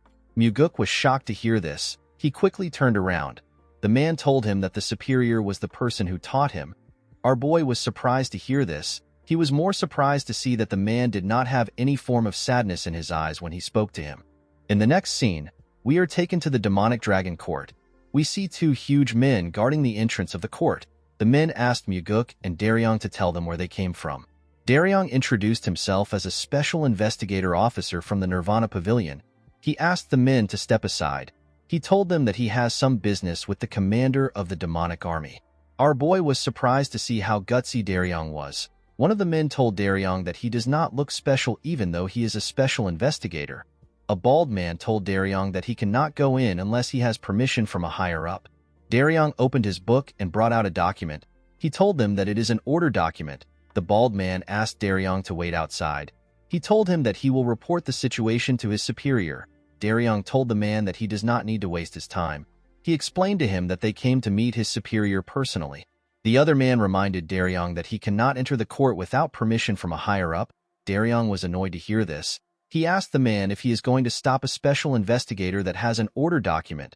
The bald man told the investigator that he is spouting nonsense. He explained to him that he has to follow their rules regardless if he is a special investigator. Daryong was surprised to hear what the man said. The other man told Daryong that the only thing he is going for him is his title as a special investigation officer. He told Daryong that he is powerless without his title. The moment the man said this, Muguk asked the two of them if they know who he is. The men told him that they are aware of his identity. Muguk could not believe that the two men would act rudely to him despite knowing his identity. He walked up to them and attacked their balls at a frightening speed. The men held their balls and fell to the ground. Daryong was surprised to see what happened. Our boy asked him to stop standing. He told Daryong to show him the way.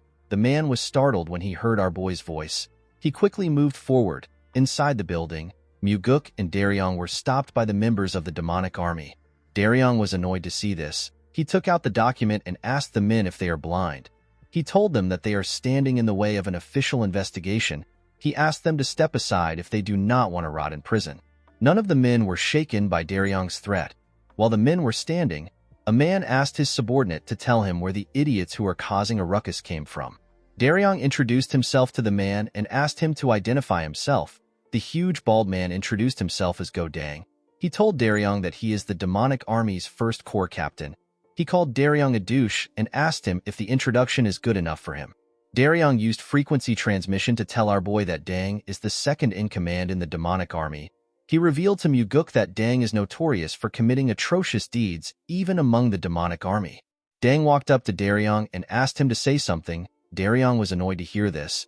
He told the huge man that he is a special investigator from the Nirvana Pavilion that is on official orders. He asked Dang to watch how he speaks to him. Dang asked Daryong to tell him what he will do if he speaks rudely to him.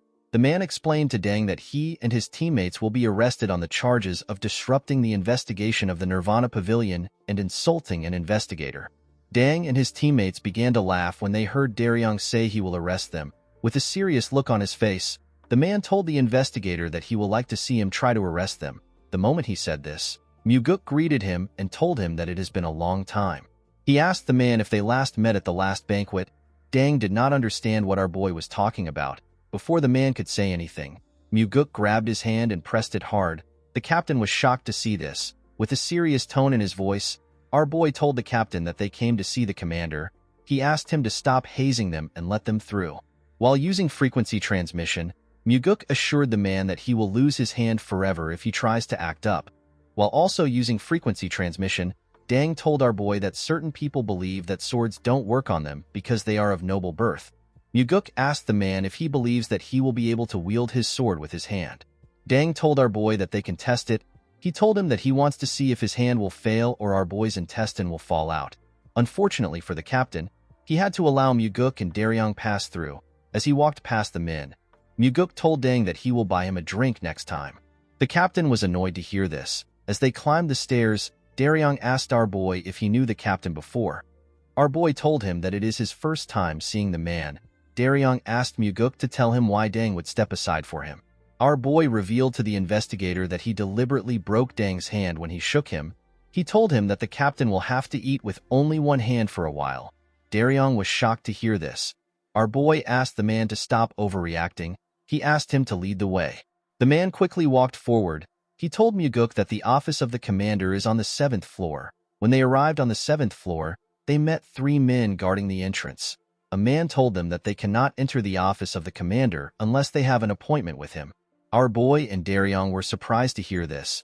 Muguk asked the men if they are not already tired of their nonsense. He moved close to them and asked them to step aside. The man who appears to be the leader told him that they cannot move. Our boy took out the order document and showed it to the man. He told him that they are stopping the heavenly demon by stopping them. The man and his subordinates became nervous when they heard this. Muguk told the man that he is allowed to look down on them, but he is not allowed to look down on the document. He asked them if they are okay with looking down on the cult leader. The men did not know what to say. They could only tremble in fear. While they were shaking, their commander asked them to let our boy in. In the next scene, we see an old man sitting on a chair. The man welcomed Muguk. With a smile on his face, Cheon-young asked our boy to not be angry that his men were behaving rudely. He told him that his men are quite ignorant. Muguk was surprised to see the leader of the demonic army. He could sense an unfathomable level of strength from the man. The energy the man was releasing made Daryong tremble in front of him. Muguk asked Cheon-young to tell his men to read a book if they have the time to pick a fight with him. The man told our boy that the ignorant are brave. Muguk explained to the man that this is an old adage. He told him that in recent times, those with knowledge are braver. This is because they are not only good at coming up with strategies, but they also become aware of what needs to be done. Cheon-young smiled when he heard this. He told our boy that he has fallen behind the times after growing old. Muguk was surprised to see that the old man was staying calm even after he provoked him. Cheon-young asked our boy to tell him why he has been tasked with the investigation this time. Muguk told the man that he was given the job because his father is trying to punish him. Cheon-young was surprised to hear this. Our boy revealed to him that he made a slight mistake while they were hunting. Cheon-young laughed when he heard this. Muguk knew that Cheon-young and his subordinates must have racked their brains in order to think about why he was sent as a special investigation officer. Cheon-young asked our boy to tell him why the Nirvana Pavilion started another investigation. He asked him if someone sent another anonymous letter like last time. Daryong told the man that they cannot reveal this information to him. Immediately he said this. Muguk told the commander that he is correct. Daryong was shocked to hear our boy share the information with the man. Cheon-young told our boy that he already knew that something like this would happen. He explained to Muguk that he receives all types of slander because he is the leader of the demonic army, which comprises of ignorant and rough people. He told our boy that it is quite tiring. Muguk assured the old man that they will finish their investigation as quickly as possible. He asked Cheon-young to be understanding if the investigation causes some inconvenience. The old man laughed when he heard this. He told our boy that he does not care since their relationship is quite strong. Muguk told the man that it is a known fact that the Blood Heaven Sword Demon is supporting his brother. With a smile on his face, Cheon-young told our boy that his brother is a different person from him. He assured Muguk that he is supporting him. With a bright smile on his face, our boy thanked the old man. He told him that his words make him feel relieved. Muguk told the man that he will need his cooperation for the next few days. Cheon-young told our boy that he is also counting on him. He assured Muguk that he will prepare a place for him to stay after he leaves his office. The moment he said this, our boy and Daryong turned around and decided to leave. Before he could step out of the office, Cheon-young told him that he is worried about him. With a cold gaze in his eyes, Muguk asked the commander if he is referring to the incident where the previous special investigation officer was killed. With a smile on his face, Cheon-young told our boy that he is not talking about the incident. He told him that the heavenly demon would never send his son to the demonic dragon court to die. He explained to Muguk that he is simply concerned. Our boy thanked the commander for his concern and walked forward. As he watched him walk out of his office, Cheon-young stared at Muguk with a cold gaze in his eyes. Daryong noticed something weird about our boy. He saw that Muguk was smiling. Our boy understood why his father sent him here. He realized that either he or Cheon-young must die. The scene shifts and we see Myung standing next to the heavenly demon as he checked his sword. The advisor told the heavenly demon that the issue is not a small one. He told him that he should have been the one to handle the case instead of Muguk. The heavenly demon revealed to his advisor that Muguk told him that the cult has lost the path of a demon. Myung was surprised to hear this. It did not make sense to him that the heavenly demon would send Muguk on such a dangerous mission simply for this reason. He asked his master to tell him why he gave the mission to our boy. While looking at his sword, the heavenly demon told his advisor that his son should be able to prove his words with his actions. Myung was shocked to hear this. The man seemed to have understood his master's intentions. The scene shifts and we see a dead bird hanging in the hallway of the demonic dragon court. The members of the demonic army were shocked to see the bird. They did not understand why the investigators would hang a dead crow in their hallway. Some of them called Muguk and Daryong obnoxious douchebags. While they were shouting, Muguk noticed that the ones who stopped them at the entrance were the ones complaining the most. While the men were shouting, a huge man with a scar on his face told our boy that the dead crow is too much. Muguk asked the man for his identity. The huge man introduced himself as the third corp captain of the demonic army. With a look of anger on his face, the man told our boy that his name is Jang Ho. While using frequency transmission, Daryong revealed to Muguk that Jang Ho is known to have the strongest martial arts prowess among the corp captains. He is also known to have a bad temper. Our boy asked the captain if he has any complaints. Jang Ho was annoyed to hear this. He pointed at the crow and asked Muguk to tell him why he would put something that is so auspicious where people pass through. With a smile on his face, Muguk revealed to the man that someone threw the crow on his bed while he was sleeping. He told Jang Ho that he hung the crow because he thought it was a cultural thing. The captain told our boy that he could have simply punished the person who put the crow in his bed instead of doing something so weird. Muguk glared at the man when he heard this. With a smile on his face, our boy told the captain that he will start with him. Jang Ho did not understand what our boy was talking about. He asked Muguk to tell him what he means. Our boy told Jang Ho that he will start the investigation with him. The man was surprised to hear this. He asked our boy to tell him why he chose him. Muguk ordered Daryong to submit all Jang Ho's records. He told him to get anything relating to his finances and all his movements. The man was annoyed to hear this. He walked up to Muguk and told him that he does not have the power to do something like that. Our boy glared at the man and told him that he has the power to do it. The moment he said this, Jang Ho used his leg to smash the ground out of anger. Muguk told the captain that he is free to get riled up if he wants. He asked him to not forget that he could be charged with treason if he stands in the way of their investigation. The moment he said this, the members of Jang Ho's team quickly rushed to stop him. They begged him to stop. While the men were begging him, Muguk told him that the investigation will start with him. With a look of anger on his face, Jang Ho told our boy that he will see things to the end. The scene shifts and we see the investigators and Jang Ho inside a room. After staring at the captain for a while, Muguk asked the man to tell him how long he will keep testing him. Jang Ho asked our boy to tell him what he means. Muguk exposed the man as the person who sent the anonymous letter. Daryong was shocked to hear this. He could not believe that the letter was sent by the captain. He did not understand how our boy came to this conclusion. Jang Ho asked Muguk to tell him what he is talking about. The moment he said this, our boy glared at him. Upon seeing that Muguk was certain, the man asked our boy to tell him how he found out. Our boy told the captain that he got involved in yesterday's incident even though he did not have to. He revealed to the man that he did this in order to avoid being suspected by his commander. Jang Ho told our boy that he is right. Muguk explained to the man that he has most of his squad members under his control. Our boy was able to notice this because none of Jang Ho's squad members laughed or cursed him after he hung the dead crow. Jang Ho was shocked to see that Muguk saw this. Our boy revealed to the man that his subordinates were actually worried about him and stopped him from doing anything stupid.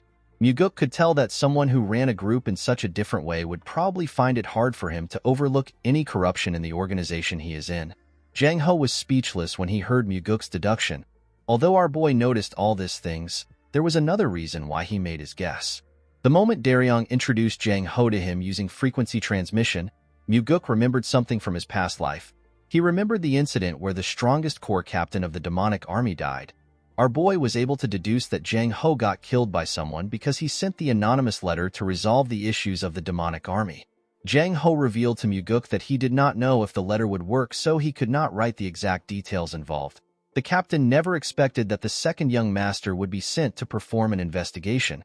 Our boy asked the man to tell him what he thinks now that he is here. The captain apologized to Muguk and told him that he thought that they were done for. Our boy turned to Daryong and smiled when he heard this. He asked the man if it is popular for young people to be so honest. Daryong did not understand what Muguk was talking about. He told him that he and Jang Ho are actually older than him. Immediately he said this, our boy remembered that he was now young again. Muguk turned to Jang Ho and asked him to tell him what is happening in the demonic army. The captain revealed to our boy that his commander is using the demonic army for his own personal gains. He told Muguk that Cheonyang has been taking money for assassination requests, and he has been making his subordinate do the jobs. Our boy and Daryong were shocked to hear this. Muguk assumed that Cheonyang was simply receiving bribes from some martial arts groups. He never expected the commander to do something so insane. Our boy knew that it is already a serious crime for Cheonyang to be moving so many martial masters as he pleases. However, It is a whole other thing for the commander to be moving merely for financial gains. Daryong asked Jang Ho to tell him how it is possible for Cheon-young to do such a thing. Our boy told the man that the commander is able to do this by adjusting the number of members in the demonic army. He told Daryong that the First Corps are probably the ones doing it. Jang Ho was shocked to see that Muguk was able to know this. He asked our boy to tell him how he found out. Muguk revealed to the captain that he was able to tell from their reaction. According to our boy, the members of the First Corps were the first to stop them. They were also the ones that cursed them the most after seeing the dead crow. Muguk asked Jang Ho to tell him how he was able to find out that it was the First Corps. The man became sad when he heard this question. He revealed to our boy that the martial artist who committed suicide after killing the previous special investigator was his friend. The martial artist was also the first person to send the anonymous letter. Muguk asked Jang Ho to tell him how close he was with the man. With a shaky tone in his voice, the captain revealed to our boy that he and his friend joined the cult at the same time. He told him that his friend was basically like family to him. Muguk asked the man to tell him the person who he thinks killed his friend. Jang Ho explained to our boy that his commander probably gave the order and Captain Go Dang personally killed his friend by himself. Our boy realized that if Jang Ho's words were true, then he is looking at an immense corruption case that involves the commander of the demonic army and the whole First Corps. Due to the fact that Cheon-young was willing to kill an investigator, our boy wondered if his father and Myung truly did not know anything about the case. Muguk knew that the heavenly demon and the advisor already knew what was happening to a certain extent. Our boy knew that his father sent him here for this reason. Muguk could not believe that his father was trying to see if he could resolve the incident even though he has to go up against the demonic army's commander. Our boy told the captain that he made a good friend. Jang Ho told our boy that he was supposed to do something when his friend died if he was also a good friend. With a sad look in his eyes, Muguk thanked Jang Ho for being courageous. The captain was surprised to hear this. He began to cry. While watching Jang Ho cry, Muguk began to feel some hope for their lost demonic path. While looking at the man, our boy reminded himself that the heavenly demon cult that he wants to create is a place where people like Jang Ho are placed in important positions. Although Jang Ho died in his previous life, Muguk assured himself that he would not let this happen again. This is because the main reason why he regressed is to save people who should not die. In the next scene, we see Muguk and Daryong walking out of the demonic dragon court. The investigator told our boy that he is quite different from the rumors. Muguk was surprised to hear this. He asked Daryong to tell him the kind of rumors he has heard about him. The investigator became nervous when he heard this. He did not know how to tell our boy about the rumors. He revealed to Muguk that the rumors say that he is not suited to become the heavenly demon. The moment he said this, he apologized to our boy. Muguk smiled when he heard this. He told the man that the rumor is actually a compliment. Daryong was shocked to hear this. He asked our boy to tell him what he means. Muguk explained to the investigator that he does not see it as a praise for him to be suited to become the heavenly demon. He told the man that their cult does not need to be ruled by any form of fear or terror. As the gentle breeze blew past him, Muguk told the man that it is about time that their cult changes. Daryong was shocked to hear this. He never expected our boy to say such a thing. As he walked forward, Muguk assured himself that he will change the cult.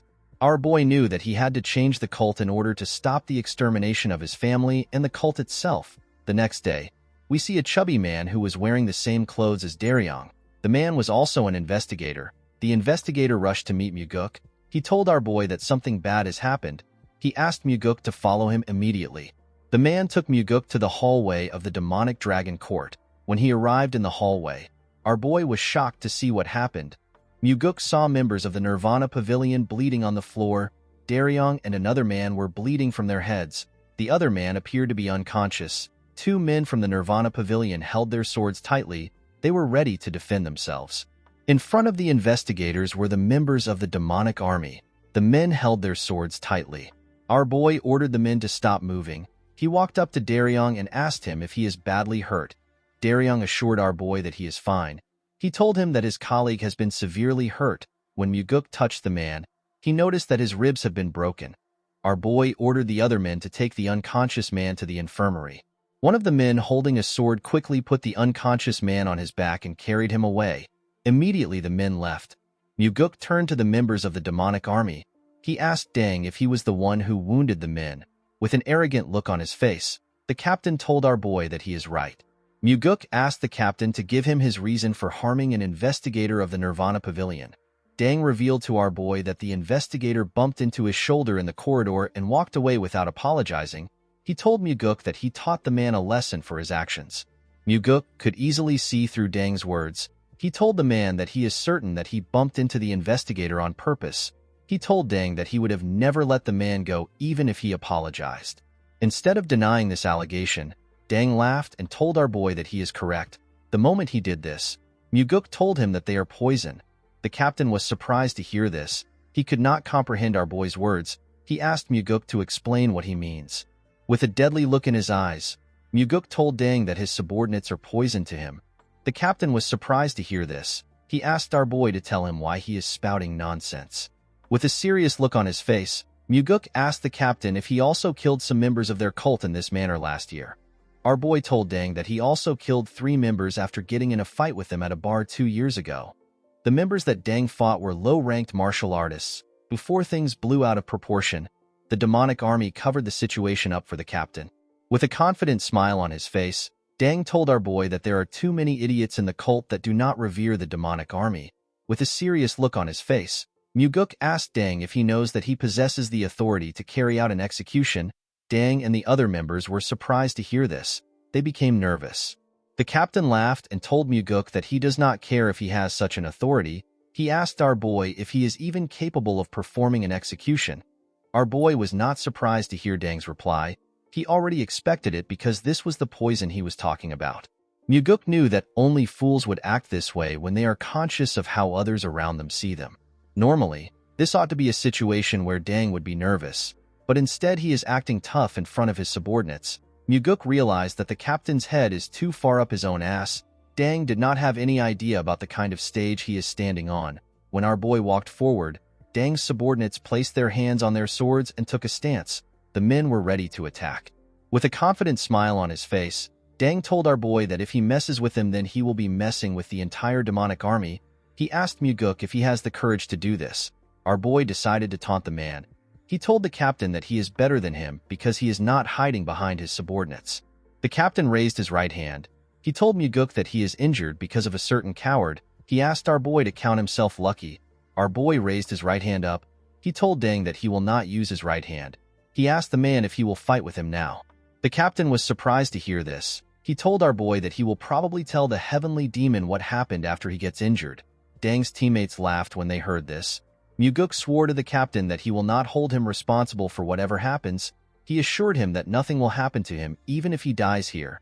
Daryong was surprised to hear this. He did not understand what Muguk was trying to do. Dang smiled when he heard this. He picked up his sword with his left hand and told our boy to start the fight. The moment he said this, Daryong used frequency transmission to reveal to Muguk that the captain is ambidextrous. He told him that Dang can use a sword with his left hand as proficiently as he can with his right hand. Our boy realized that this was the reason why the captain was confident. Muguk placed his sword in his left hand and took a stance. Daryong and the members of the demonic army were surprised to see our boy's smooth stance. The moment he took his stance, Dang swung his sword at him. Our boy managed to easily dodge the attack. The captain's sword hit the floor and destroyed the bricks. Dang quickly turned to his side and tried to stab Muguk, who was close to the wall. Our boy easily dodged the man's attacks and landed on the floor. The moment he landed on the floor, Muguk changed his stance and used his sword to cut off Dang's left hand. The arrogant man screamed out in pain. While he was screaming, Muguk hit his sword hilt on his face. The attack destroyed the man's face. As blood gushed out of his nose, the captain fell to the ground. The members of Dang's group were annoyed to see this. They unsheathed their swords and rushed to protect their captain. Daryong was shocked to see this. He called out to our boy. Muguk turned around and simply swung his sword once. His attack killed the 3 men in front of him. He stabbed them in different parts. The men could not even react. They all fell to the ground. Daryong and the other members of the demonic army were shocked to see this. Muguk told the rest of the members that the crime of the men who just died was treason. The other men became nervous when they heard this. While our boy was staring at the men, he hears someone begging him to spare him. When our boy turned around, he saw Dang trembling on the ground. Muguk asked the idiot if he knows what happened to the families of the people he killed in the fight at the bar. The captain did not know what to say. Our boy was not surprised to see this. He knew that the man did not care. Muguk told the idiot that the families lost their father, son, and husband. He asked Deng if this families will be able to continue to live a normal life. Deng began to tremble when he heard this. He told our boy that he was wrong. Muguk asked him to shut up. He raised his leg up and used it to crush Deng's head. The members of the demonic army and Daryong were shocked to see this. They never expected our boy to kill the captain. With a horrifying look on his face, Muguk asked Deng's dead body to tell him who gave him the right to kill the members of the cult. In the next scene, we see a beautiful woman playing a musical instrument. Some women were dancing to the music which the instrumentalist was playing. The women were in the same room as Muguk and the demonic commander. Cheon-young poured our boy a drink. He asked Muguk about the trouble he got into while he was downstairs. Our boy explained to the man that he got into a conflict which was not intentional. The demonic commander said that it is a bit sad that his first corps captain was killed. He told our boy that he has no choice but to let Deng go since there were so many questionable things about him. Muguk was surprised to hear this. He realized that Cheon-young is a complete trash. He could not believe that the commander would badmouth someone who served him. Instead of trying to avenge the captain, Cheon-young was trying to make him out as a criminal. After taking a sip of his drink, the commander explained to Muguk that although Deng was killed in an investigation, he is still a captain of the demonic army. The commander told our boy that he will be in a tough spot if his group decides to make an issue out of it. Cheon-young put his cup down and told Muguk that it will be better to bring the whole case to a close. The commander assured our boy that the death of a captain and 3 of his subordinates should be enough to close the case. Our boy thanked the man for his consideration. With a worried look on his face, Muguk told the man that he will also like to close the case on a good note. He revealed to Cheon-young that he has only one problem. The man glared at Muguk when he heard this. He asked our boy to share the problem with him. Muguk revealed to the man that he has no evidence. He explained to the commander that he came for an official investigation, but he has nothing to give to his superior. Cheon-young poured more liquor into his cup and asked Muguk if he cannot just create some evidence. Our boy explained to the man that this will not be possible. He told Cheon-young that in the letters they receive, they were told that external requests were carried out for money. Muguk told the man that they cannot easily cover the issue. With a serious look on his face, our boy told the man that evidence is required to close the whole investigation. Of course, what Muguk really wanted was for the commander to give him enough evidence to close the case. In the next scene, we see Daryong surprised to see our boy. The man asked Muguk to tell him why he came to such a place. Our boy did not know why Daryong was surprised. He told him that he came to see an injured man. Daryong explained to Muguk that the demonic physician is currently treating his colleague. He thanked our boy for asking the demonic physician to come for his colleague. Muguk reminded the man that they are colleagues even if he is just a temporary investigator. Daryong was surprised to hear this. While they were talking, someone asked if our boy had arrived. An old man stepped out of the patient's room. This man is the demonic physician. He is the most skilled physician in the cult. He does not treat everyone in the cult. He only takes care of a few important people within the cult. Muguk asked the old man about how the investigator is doing. The physician revealed to our boy that the man's life is not in danger. He told Muguk that the investigator will have to recuperate for a while before he can return to work. Our boy explained to the physician that the man was hurt while he was faithfully carrying out his duties for the cult. Muguk asked the old man to use the best medicine for the investigators. The demonic physician assured our boy that he will do his best. While he was talking to the old man, Muguk noticed something weird. Our boy did not understand why the investigators were smiling brightly at him.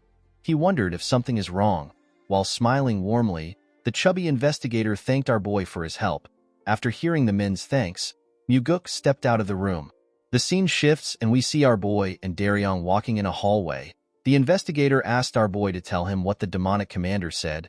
Muguk revealed to the man that Cheon-young wants them to end their investigations and return to their separate places. He told Daryong that Cheon-young wants them to blame Deng as the main perpetrator. The investigator was shocked to hear this. He could not believe that the commander would behave in such a way when his most important subordinate was just killed. Muguk corrected the man by telling him that Deng is not the most important subordinate. Instead, he was simply the subordinate that was made use of the most. Our boy assured Daryong that someone will soon take Deng's place. Daryong asked Muguk if he has a plan. Our boy revealed to the investigator that he has thrown out a bait for Cheon-young. Muguk told Daryong that he wants to see what Cheon-young will do. The investigator was surprised to hear about a bait. With a confident smile on his face, our boy told the investigator that he will let him know once the commander bites his bait. Daryong asked Muguk to tell him what he wants him to do. With a smile on his face, Muguk asked the investigator to drink with him. The man was surprised to hear this. With a bright smile on his face, Daryong told our boy that drinks are on him. Our boy was happy to see that the man accepted his offer. The next day, we see a large amount of books on Muguk's table. Daryong explained to our boy that the demonic army gave them the books. He revealed to Muguk that the assassination request logs and banknote papers that are worth thousands of niangs were found in Dang's house. Muguk smiled when he heard this. He was happy to see that the commander bit his bait. Our boy asked Daryong to find the smartest person in the first corps. He told him to search for the person that is strangely smart and knowledgeable. Muguk told the investigator that the person is the one who made everything they are seeing. Our boy stood up from his chair. He explained to Daryong that he is going to meet the demonic commander in order to buy him some time to search for the smart man. The scene shifts and we see Muguk at the commander's office. Our boy revealed to the man that they have received the evidence found in the first captain's house. Cheon-young laughed when he heard this. He told Muguk that all that is left to do is for them to celebrate with drinks. The commander assured our boy that he has already booked the place they drank in last time. Before the man could continue, Muguk told him that they have a problem. Cheon-young frowned his face when he heard this. He asked our boy to tell him which problem they have left. Our boy explained to the man that the demonic army was the one who found the evidence. He told Cheon-young that they are supposed to find the evidence by themselves. The commander asked Muguk if the origin of the evidence is truly important. Our boy told the man that the chief advisor is not a fool. Muguk explained to Cheon-young that Myung will be suspicious of the investigation and its result if he finds out that the evidence was provided by the demonic army. The commander realized that our boy was right. He asked Muguk to tell him what they can do. Our boy explained to the man that they will have to act like they are investigating for a little while. He told Cheon-young that they will do a large-scale investigation for just one day. Muguk asked the commander to cooperate with him. Cheon-young became suspicious when he heard this. He stared at our boy with an odd expression on his face. Upon seeing the look on the commander's face, Muguk told him that he actually doesn't want to carry out the investigation. He assured Cheon-young that the investigation is simply a formality. He told the man that he simply needs to get some common official documents. The commander decided to not question our boy. He told him that he will ask his subordinates to cooperate with him. Muguk smiled when he heard this. Our boy never needed any top-secret documents from the demonic army. Muguk was searching for the first few documents used to hire the members of the demonic army. He was also searching for the wills that were left behind by those who went on dangerous missions. Muguk was searching for these things in order to see the handwriting and figure out who wrote the records of the request logs. The scene shifts and we see a member of the First Corps tied to a chair. The man looked weak compared to the other members of the unit. His name is Yong-gu. With a shaky tone in his voice, Yong-gu asked Muguk to tell him why he captured him. Our boy explained to the man that he was captured because he was the one who forged the assassination logs that were sent to them. With a nervous look on his face, Yong-gu told Muguk that he does not know what he is talking about. Our boy explained to the man that he never expected him to know anything because he was just following orders. He asked Yong-gu to be honest and tell him who gave him the orders. With a nervous look on his face, the man told our boy that he has never done something like that and he has never received any orders. Muguk explained to the man that he understands that he is scared that the demonic commander might kill him. To Yong-gu's surprise, our boy told him that he can leave. Our boy told the man that he cannot keep him waiting since he does not intend to answer his question. Muguk explained to Yong-gu that he does not like torturing someone who was simply following orders. Yong-gu was surprised to hear this. Our boy revealed to the man that he and the investigators will leave the demonic dragon court safely. He told him that Cheon-young will eventually kill him. Yong-gu was shocked to hear this. He asked our boy to tell him what he is talking about. Our boy explained to the man that the commander has probably heard that he was captured. He asked Yong-gu to tell him what would happen if he leaves the building without any injuries. With a cold gaze in his eyes, Muguk told the man that the commander will probably think that he has told them everything. Our boy told the man that he must know how the commander will respond to the situation.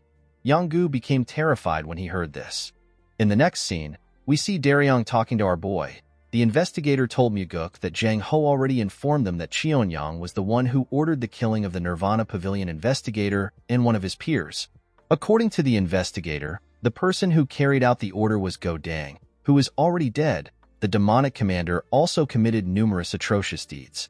Daryong told our boy that the commander has killed a lot of people. However, Cheon-young will never let himself simply get arrested. Muguk revealed to the investigator that he does not plan to arrest the commander. Daryong was surprised to hear this. With a cold gaze in his eyes, our boy told the investigator that he will kill Cheonyang. Daryong was shocked to hear this. Our boy explained to the man that the Blood Heaven Sword Demon will make a move if the demonic commander is arrested. There is no way he will watch his own brother get executed. The situation will become far too complicated if the old man gets involved. Muguk explained to the investigator that there will be plenty of forged evidence to show that no one ordered Dang to commit any of the crimes. All the crimes will be pinned on Dang, and there will be a lot of slandering and scheming in regards to our boy. Most importantly, if the commander is allowed to leave, there will be people who will be killed to keep the silence about the crime. Muguk told the investigator that Jang Ho, who wrote the letter, will eventually be killed. All the members of the Third Corps will also be killed for trying to protect their leader. Our boy assured Daryong that he is also on the list. The man was terrified to hear this. With a serious look on his face, Muguk explained to Daryong that the situation will be different if the demonic commander dies in the process of being arrested. The only thing that would be left to do is to prove his crimes. Daryong became nervous when he heard this. He asked our boy if he will be okay. He told him that the Blood Heaven Sword Demon will definitely seek revenge. Muguk stood up and told the man that not everyone will seek revenge when their family dies, especially someone like the Blood Heaven Sword Demon. The old man is not the kind of person who would waste his life on revenge. Daryong saw our boy walking towards the door. He asked him to tell him where he is going. With a smile on his face, Muguk told the man that he is going to kill the commander of the demonic army. Daryong was shocked to hear this. He asked our boy if he is going right now. In the next scene, we see Muguk drinking with the commander in a room. Our boy told the man that they were able to complete the investigation with his help. Cheonyang told our boy that he is happy that the investigation is over. He told Muguk that he is sad that he has to part ways with him now that the investigation is over. Muguk assured the commander that he will definitely repay his goodwill in the future when he becomes the successor. Cheonyang told our boy that he is the one who is indebted to him. He told Muguk that he will not forget the goodwill he showed him by finishing the investigation without any issues. Our boy smiled when he heard this. He was certain that Cheonyang will never forget about this incident. He knew that such a greedy man will never forget about the huge losses he got in the incident. Muguk raised a bottle and told the man that they should drink to the end of the investigation. Cheonyang smiled and raised his cup. While pouring some liquor for the man, Muguk asked the man to tell him why he did it. The commander asked our boy to tell him what he means. With a cold gaze in his eyes, Muguk reminded the commander that he should already have more than enough money to use until he dies of old age. Our boy asked the man to tell him why he is so greedy to the point that he would use the demonic army to take in requests for money. Cheonyang was shocked to hear this. He placed his cup down and told our boy that he does not know anything about that. He told Muguk that he will have to ask the dead First Corps captain his question. Our boy smiled when he heard this. He told the commander that a puppet cannot know anything. With a serious look on his face, Cheonyang asked our boy to tell him what he is talking about. With a smile on his face, Muguk told the man that he is curious about what he thinks. Our boy explained to the man that he does not expect much from him since there is nothing but pitch darkness within him. He told Cheonyang that his body must be filled with greed that will never cease to want more. Cheonyang crushed his cup when he heard this. With a terrifying smile on his face, the commander asked Muguk if he has lost his mind. Our boy took a sip of his liquor and told the commander that he is the one who is crazy for taking on so many assassination requests. The moment he said this, Cheonyang released his energy. He told Muguk that he has had enough of his nonsense. He used his energy to crush the table and the things around him. Our boy was not even surprised. He simply drank his drink and stared at the man. While Cheonyang was glaring at our boy, he noticed something weird. When the man looked down, he saw a sword sticking out of his chest. Muguk had used the fifth technique of the soaring sword art. The technique is known as the Heavenly Strike. After finishing his drink, our boy threw his cup down and broke it. He stood up and told Cheonyang that he is under arrest for the charge of misusing the demonic army for his own personal reasons and over 20 murders, or the instigation of those murders. The commander smiled when he heard this. He told Muguk that he never planned to arrest him. Muguk smiled when he heard this. He told the man that he is still going to get executed anyways. He asked Cheonyang to leave the world for the sake of those who will live on. The moment he said this, our boy grabbed his sword and pulled it out of the commander. The man spat out some blood and lost his strength. In the next scene, we see the investigators and members of the Third Corps in the room. Everyone was shocked to see what was in front of them. They were horrified to see the commander's dead body on a chair. Muguk told the people in front of him that the commander of the demonic army died in the process of resisting arrest for the grievous crimes he committed. The men did not know how to react to this statement. Our boy asked Daryong to arrest all the members of the First Corps and imprison them. He told the man that the case will be investigated officially. The investigator accepted Muguk's order. Our boy called out to Jang Ho. He told him that all those under him, excluding any First Corps members, are to help the Nirvana Pavilion investigators to arrest the First Corps.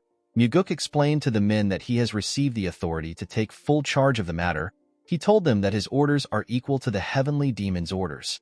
Muguk told the men that they are to execute his orders immediately. Jang Ho put his hand together and accepted our boy's orders. Daryong and Jang Ho were both nervous after they received our boy's orders. Muguk smiled when he saw the look on the men's faces. The scene shifts and we see Muguk walking into the Heavenly Demon Pavilion. Inside the pavilion, we see the Heavenly Demon, the Chief Advisor, and the Blood Heaven Sword Demon.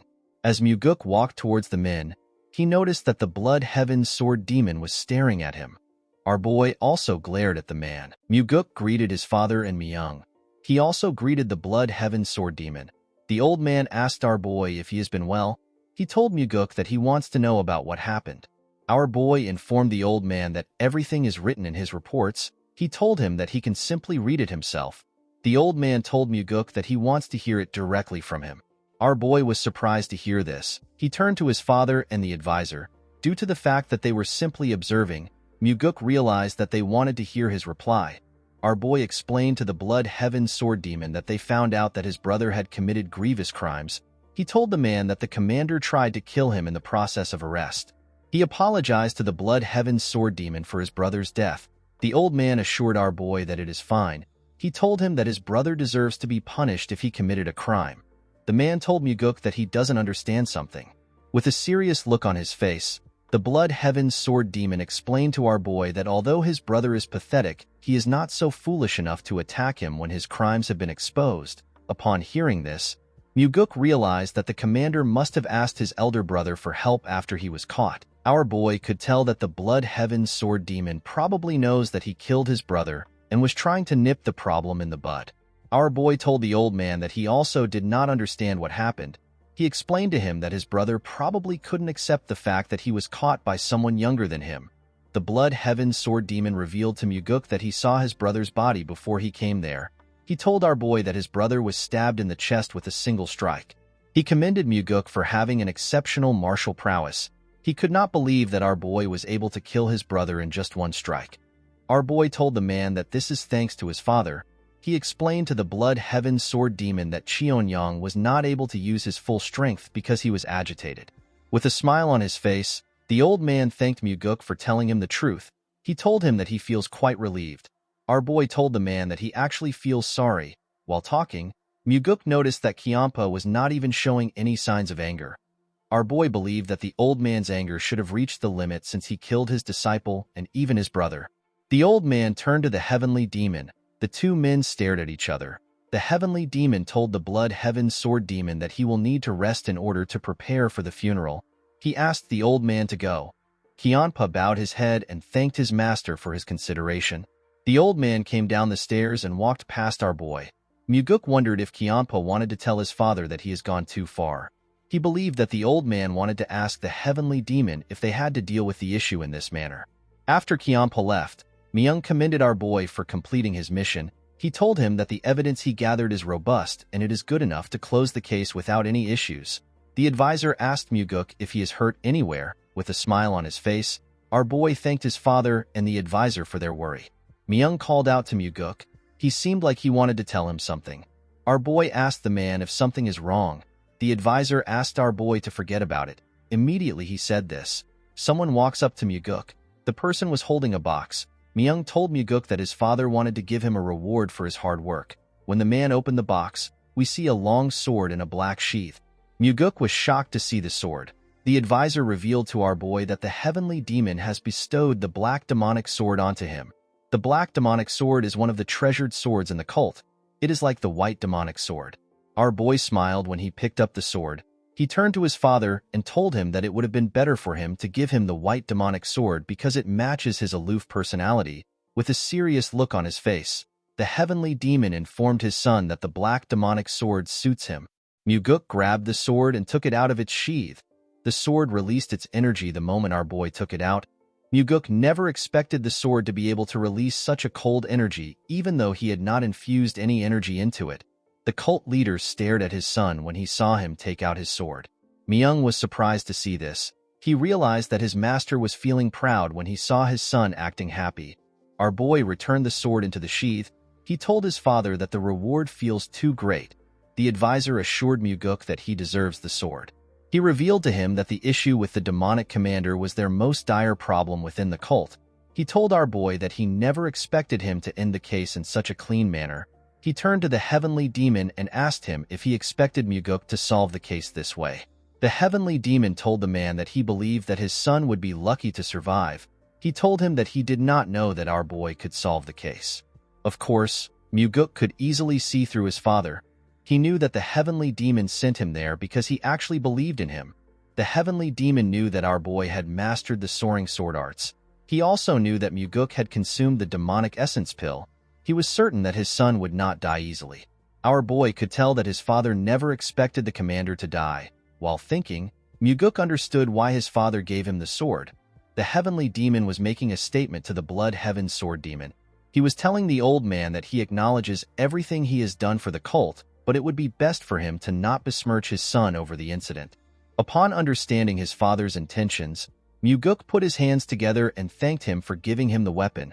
With a smile on his face, our boy thanked the heavenly demon for the meaning of the sword.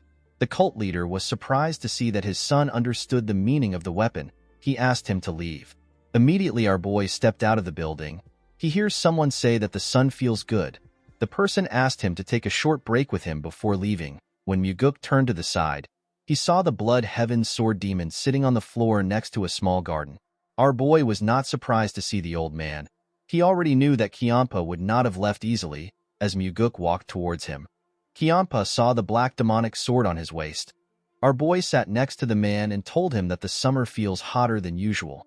Immediately our boy sat down. Kiampa released his energy. With a horrifying look on his face, the blood heaven sword demon called Muguk a damn whelp. He asked him to tell him what gave him the guts to ambush and kill his brother. Our boy was shocked to see what was happening. Kiampa promised to rip him apart limb by limb and offer him to his brother's grave. The flowers around them began to wither when the old man's energy touched them. It was hard for Muguk to withstand the man's energy. After lashing out, the blood heaven sword demon began to smile. He asked Muguk if he should have said this to him earlier. The moment he said this, the old man tried to move his sword hilt close to our boy's body. Muguk immediately stopped the man with his hand. Our boy also released his energy. With a horrifying look on his face, he called the blood heaven sword demon a useless old man who only aged with no maturity. He asked Kiampa to tell him what gave him the right to destroy the order within the cult for his own personal desires. Muguk told the old man that he will chop up his body and pound it into dust if he does anything for his corrupted brother. The blood heaven sword demon was shocked to feel our boy's energy. He never expected him to also behave the same way as him. Immediately our boy said this. He took away his energy. With a smile on his face, Muguk informed the old man that he would have responded in this manner if he had spoken like that. The blood heaven sword demon was quite shocked to see this. He began to laugh like a crazy person. The energy of his laughter was quite strong.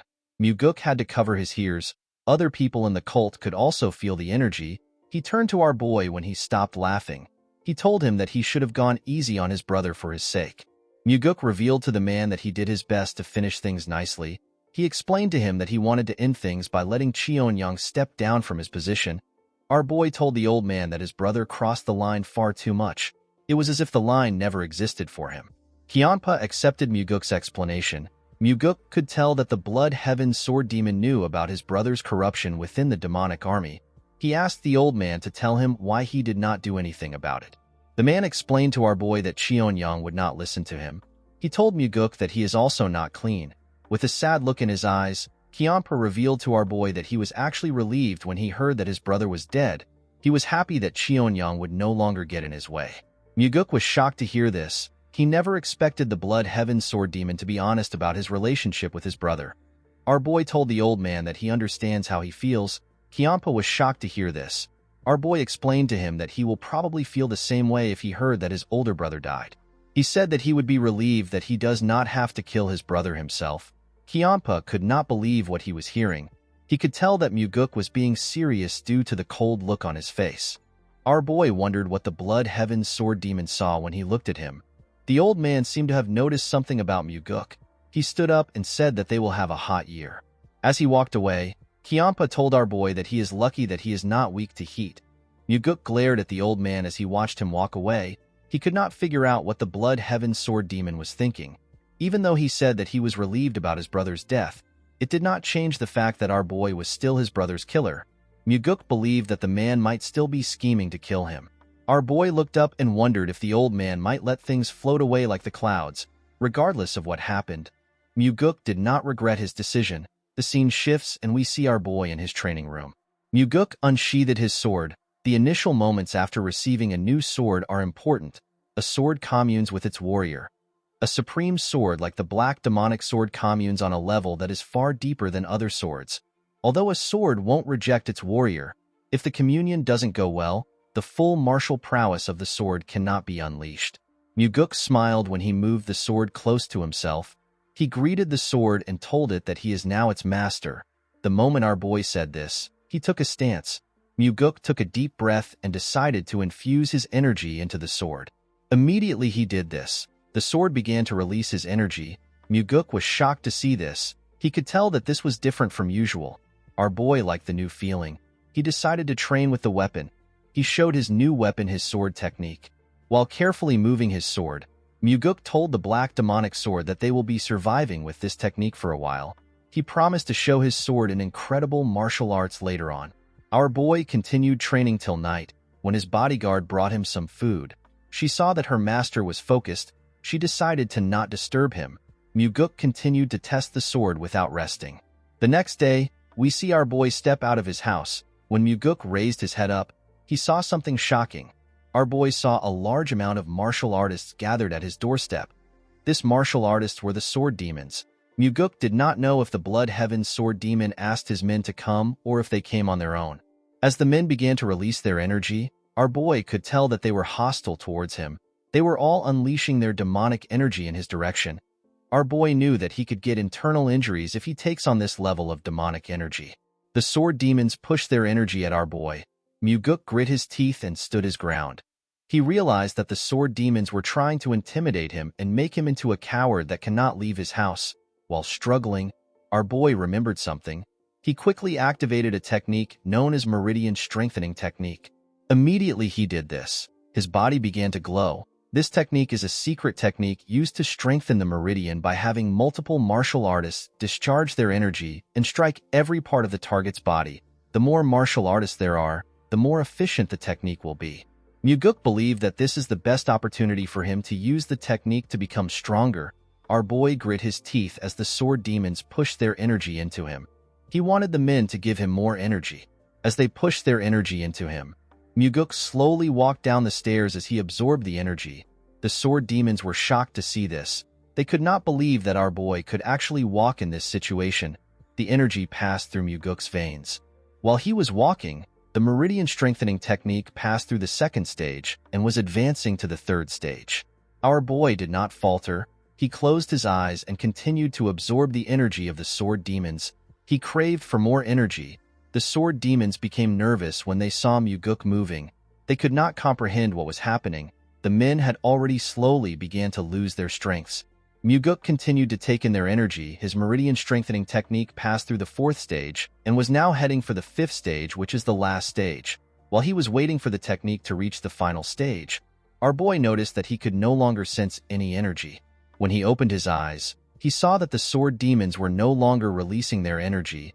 The men all seemed to be scared of our boy. The man that stood in front of Muguk was quite nervous. With a cold gaze in his eyes, our boy glared at the man. The poor guy became more nervous when he saw the look on his face. He and the other sword demons cleared a path for Muguk. Our boy walked past the martial artists. While walking forward, Muguk smiled.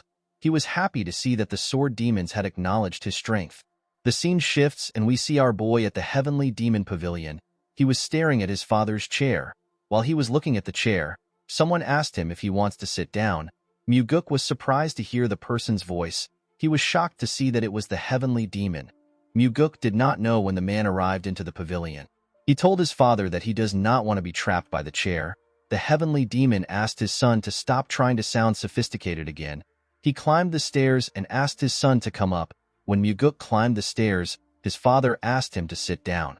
The moment our boy sat down, the Heavenly Demon asked him to tell him how it feels. Muguk looked around the building from the top. He turned to the side and looked at a statue of a demon which was next to him. Our boy told his father that he thought he would feel excited. Instead, he actually doesn't feel anything. The Heavenly Demon revealed to his son that he also felt the same way. Muguk remembered that his father had to kill numerous people and even his own brother to climb up to the seat. He wondered about what his father felt if it was not excitement. While our boy was thinking, his father revealed to him that the sword demons went to look for him on their own. He told him that Kyampa never asked them to do anything. Muguk was surprised to hear this. He did not expect his father to know about what happened. Our boy explained to the Heavenly Demon that he acted like he was strong when he was enduring the energy they threw at him. He refused to be suppressed by them. However, after Muguk left that place, he began to tremble. The Heavenly Demon asked his son if the sword demons were really that scary. Our boy clenched his fist and told his father that he was scared that his judgment was wrong. According to Muguk, if any one of the sword demons got agitated and tried to fight him, he might have died there. Even if he survives, he wouldn't have been able to become the successor after he killed the sword demons. Our boy revealed to his father that he is scared of the fact that there could be another moment when he is to make a decision where everything is on the line. Muguk told his father that he actually missed him when he had these thoughts. Our boy did not understand why he would miss his father. It did not make sense to him. The Heavenly Demon informed his son that demonic humans do not look back. Instead, they look forward and advance. Our boy was surprised to hear this. He could not believe that his father was trying to comfort him with words. Muguk smiled when he thought of this. Our boy turned to the statue and told his father that he has been thinking about something else. He advised his father to change the demon statue into a statue of a beautiful woman. He told him that they can create a statue of the famous Central Plain Four Flowers. With a smile on his face, Muguk wanted to give his father more suggestions. He quickly closed his mouth when he saw the look on his father's face. The Heavenly Demon looked at his son as if he was spouting nonsense. Muguk immediately stood up. He told his father that it is better for him to leave before he continues to spout nonsense. Our boy walked down the stairs. Before he left the pavilion, Muguk turned around. With a cold gaze in his eyes, our boy asked his father if he can kill the Blood Heaven Sword Demon. The Heavenly Demon's expression changed when he heard this. The Heavenly Demon laughed when he heard what his son said. With a smile on his face, he revealed to his son that he stands no chance against the Blood Heaven Sword Demon. Muguk smiled when he heard this. He asked his father to tell him the reason why he created conflict between him and the old man if he did not want them to fight. Our boy told his father that he needs to take responsibility for his actions. The Heavenly Demon revealed to Muguk that he will appoint him as the Nirvana Pavilion leader. Our boy was shocked to hear this. He could not believe that his father wanted him to become the leader of the Inspection Bureau. With a smile on his face, the Heavenly Demon asked Muguk if something is wrong. He reminded him that he was the one who said that he wants discipline and order in the cult. Our boy did not understand what was happening. He wondered if his father wanted to use him to resolve the matters that he had postponed. He could not believe that his father was sending him to a place where he could die. Muguk took a careful look at his father's face. He decided to stop thinking about his father's intentions. He realized that it is better for him to make a decision based on what he hears and sees. The Heavenly Demon is someone who will leave information on the wall for his children, but he could also make use of his children for something dangerous if they are able to handle it. Muguk clenched his fist and told his father that he wants him to go out and kill a cow. He told him that he needs to go out with a sword. The Heavenly Demon asked our boy if there is something he wants. Muguk asked his father to allow him enter the Heavenly Demon's archives. The Heavenly Demon was shocked to hear this. The Heavenly Demon Archives is a place where all sorts of rare Murim secret manuals are kept. Aside from the Heavenly Demon, only a small number of people can go inside. The Heavenly Demon explained to his son that he will not be able to learn any supreme martial arts just by going into the archives. He told him that the manuals there are too much for him. Our boy knew that his father was correct. Even if Muguk gets lucky and finds one of the top martial arts manual, it will be on a similar level as the soaring sword arts that he already knows. With a confident look on his face, Muguk told his father that he wants to test his own luck. The heavenly demon could not understand his son's request. He told Muguk that he cannot see through his impure intentions. Our boy smiled when he heard this. The heavenly demon granted Muguk the right to enter the heavenly demon archive for 7 days. Our boy bowed his head and thanked his father. The scene shifts and we are taken to the heavenly demon archives. We see Muguk looking through the shelves. In his past life, our boy went back to the cult to get the secret demonic soul. People in the cult already believed that our boy died. It had been decades since he left. His face was disfigured so no one recognized him. It took Muguk a long time to go from being a normal warrior to a rank where he could meet the new heavenly demon privately. During his meeting with the cult leader, our boy heard about a certain martial arts. The name of the martial arts is the 4 strides of the wind god. This martial arts is the greatest mobility art that consists of just 4 moves. It was said to be a supporting technique for the heavenly demon's martial arts at one point in time. Unfortunately, knowledge of it went missing and it was no longer passed down. In Muguk's past life, the person who obtained the manual is Ju Baekdo. This person was the cult leader. While pouring himself a drink, Baekdo revealed to Muguk that he was able to become the heavenly demon because he found the lost 4 strides of the wind god. He told our boy that he found it in the heavenly demon archives. Muguk was surprised to hear this. He asked the cult leader to tell him why people thought the manual was lost when it was in the archives. The man told our boy that the manual was not kept on the shelves. While looking around the archives, Muguk looked down. He went down to look at a book. He remembered asking Baekdo to tell him where he found the manual. The man told him that the precious book was used to prop up the 19th shelf. While on his knees, Muguk took out the manual from the leg of the shelf. The book has a huge hole on its surface. Our boy opened the book to see it. He smiled when he realized that 4 steps were enough to walk all over the world. The 4 strides of the wind god has 4 main techniques. The first is the shadow step. The second is the flicker step. The third is the death step, and the last is the swift step. The shadow step is used when trying to infiltrate a place. At the start, it would only be used to avoid being detected by one person. However, as a person becomes more skilled with it, they can increase the number they want to avoid. It is said that once a person masters the shadow step, the person will be able to disappear even if tens of people are looking straight at him. The flicker step is used for defense. It is a technique that will definitely help you find a way to escape, even when an unavoidable attack is coming towards you. The death step allows a person to charge into the enemies. The person can then pierce through or neutralize any defense.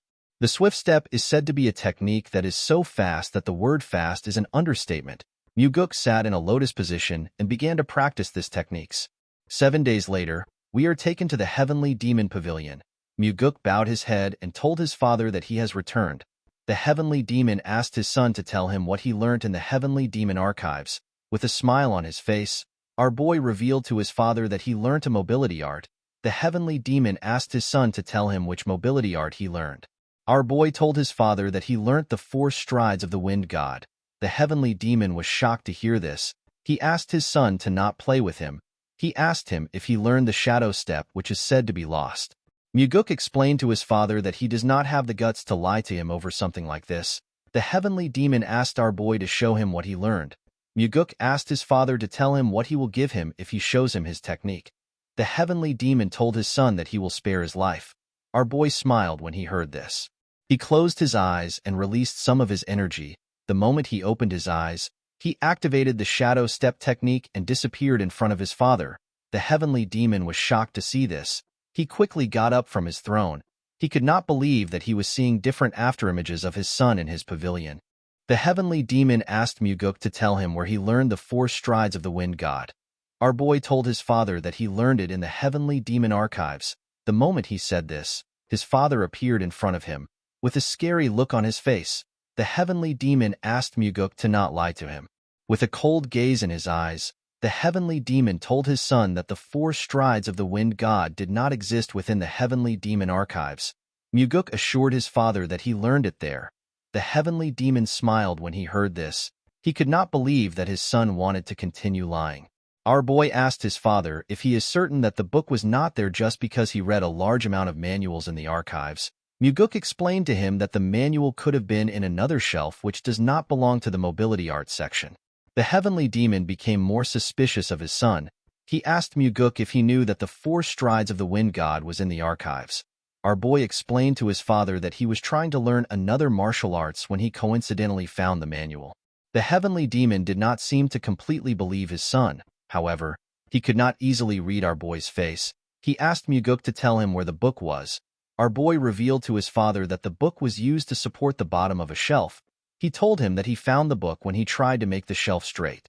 Upon hearing this, the heavenly demon asked his son if the important part of the manual has been removed. Muguk was surprised to hear this. He asked his father to tell him how he knew. The heavenly demon turned around and revealed to his son that he would have done this if he was the one. Before walking back to his chair, the heavenly demon asked his son to tell him the steps. Our boy smiled when he heard this. He already knew that this would happen. Muguk's goal is not to defeat his father and become the heavenly demon. Instead, it was to kill Wamugi and to save everyone in the heavenly demon pavilion. Our boy actually planned on helping his father travel the world and enjoy his life before he steps down as the heavenly demon. Muguk did not have any issues with teaching his father the 4 strides of the wind god. With a smile on his face, our boy told the cult leader that he does not want to teach him the 4 strides of the wind god. The heavenly demon turned around and glared at his son. Muguk told his father that nothing is free in the world. The heavenly demon reminded his son that he taught him a technique at the hunting grounds for free. Muguk told his father that the technique was the payment for the liquor he drank at the hunting grounds. The heavenly demon smiled when he heard this. He asked his son to tell him how he was able to hold himself back for a long time.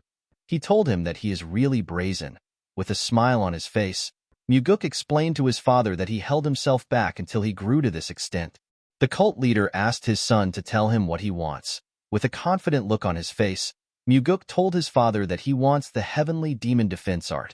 The heavenly demon defense art protects one's body, and it is an exclusive martial arts that only the heavenly demon can learn. This defense art is as good as getting an extra life. The heavenly demon told his son that it is impossible for him to learn the defense art. He reminded Muguk that the heavenly demon defense art can only be learned by the heavenly demon or the successor. Our boy told his father that he just needs to teach it to him secretly. The heavenly demon was surprised to hear this.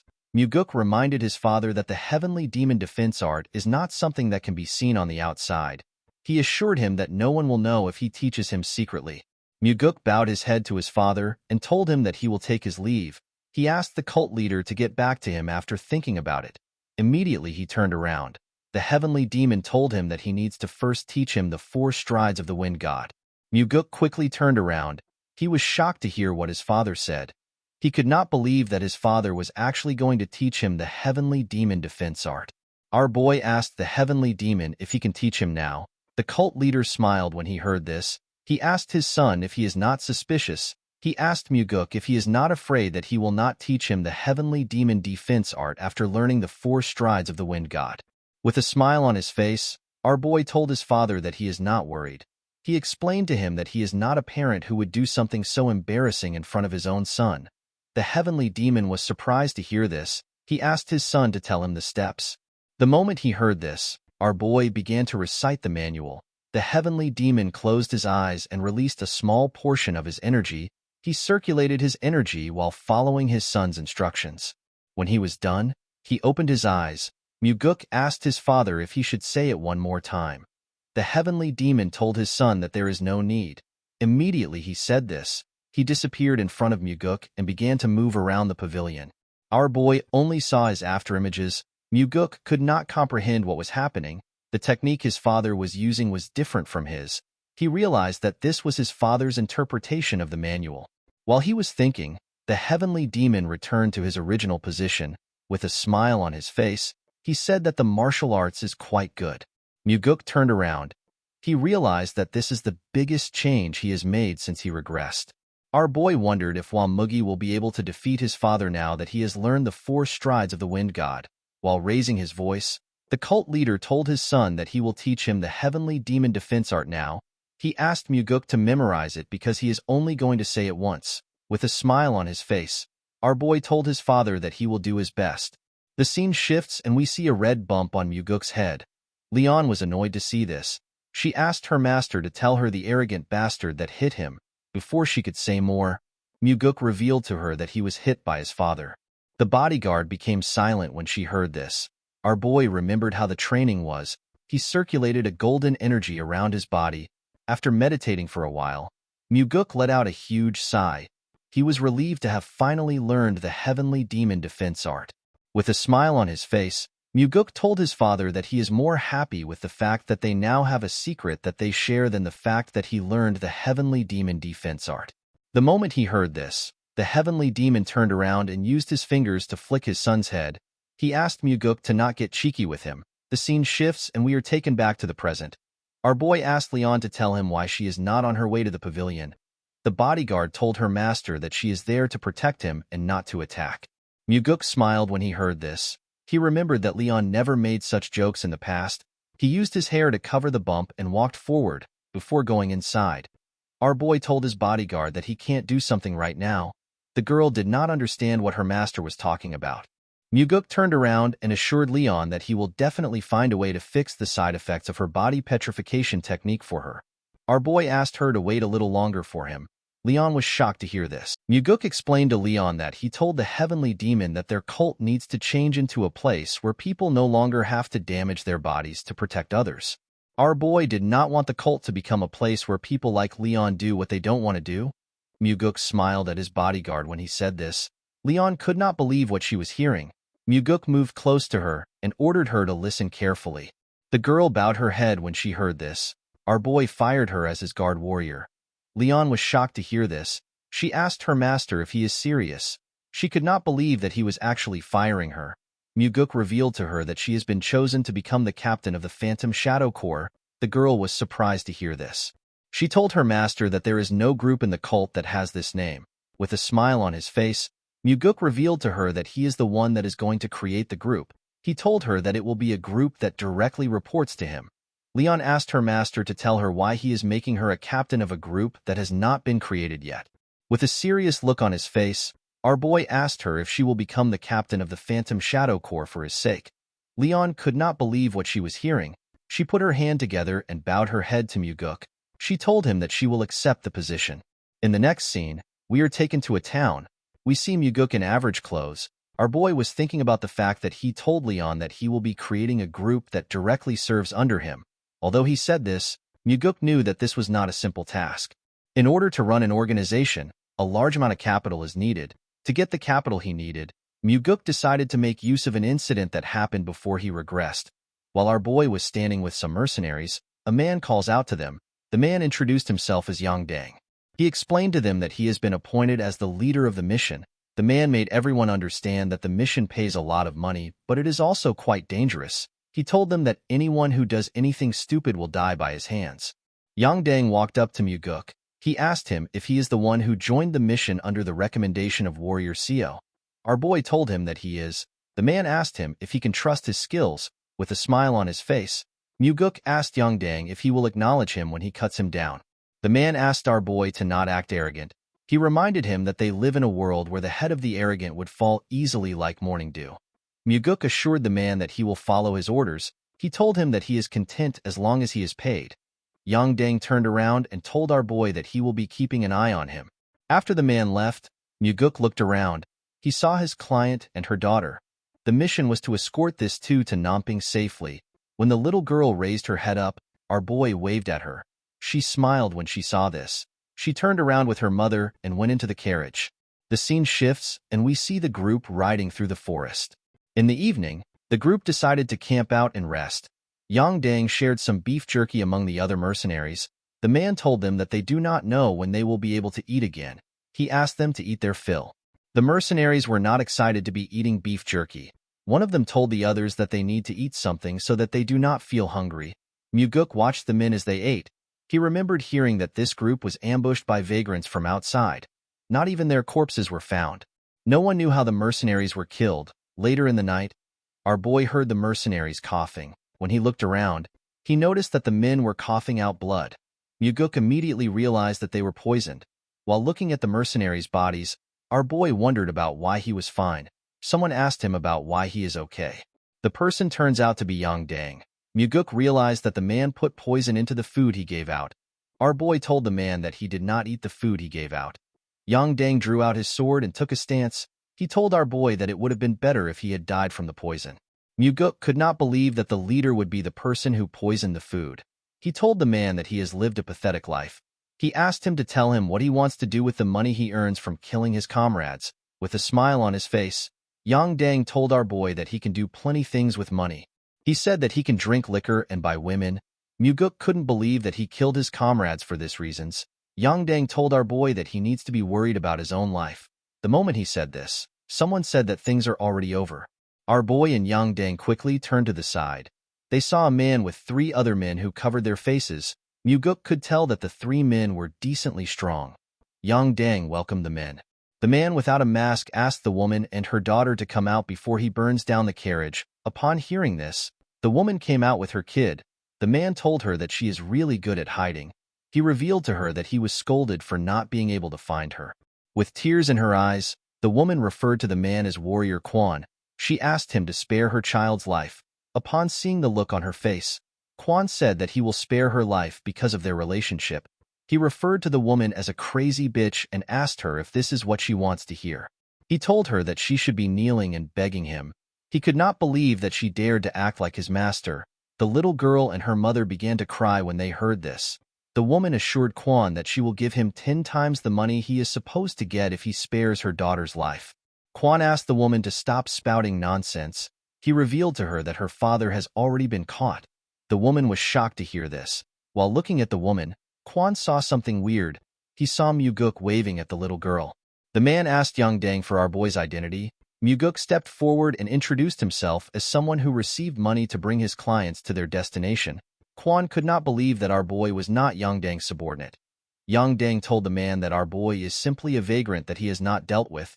He assured him that he will deal with him now.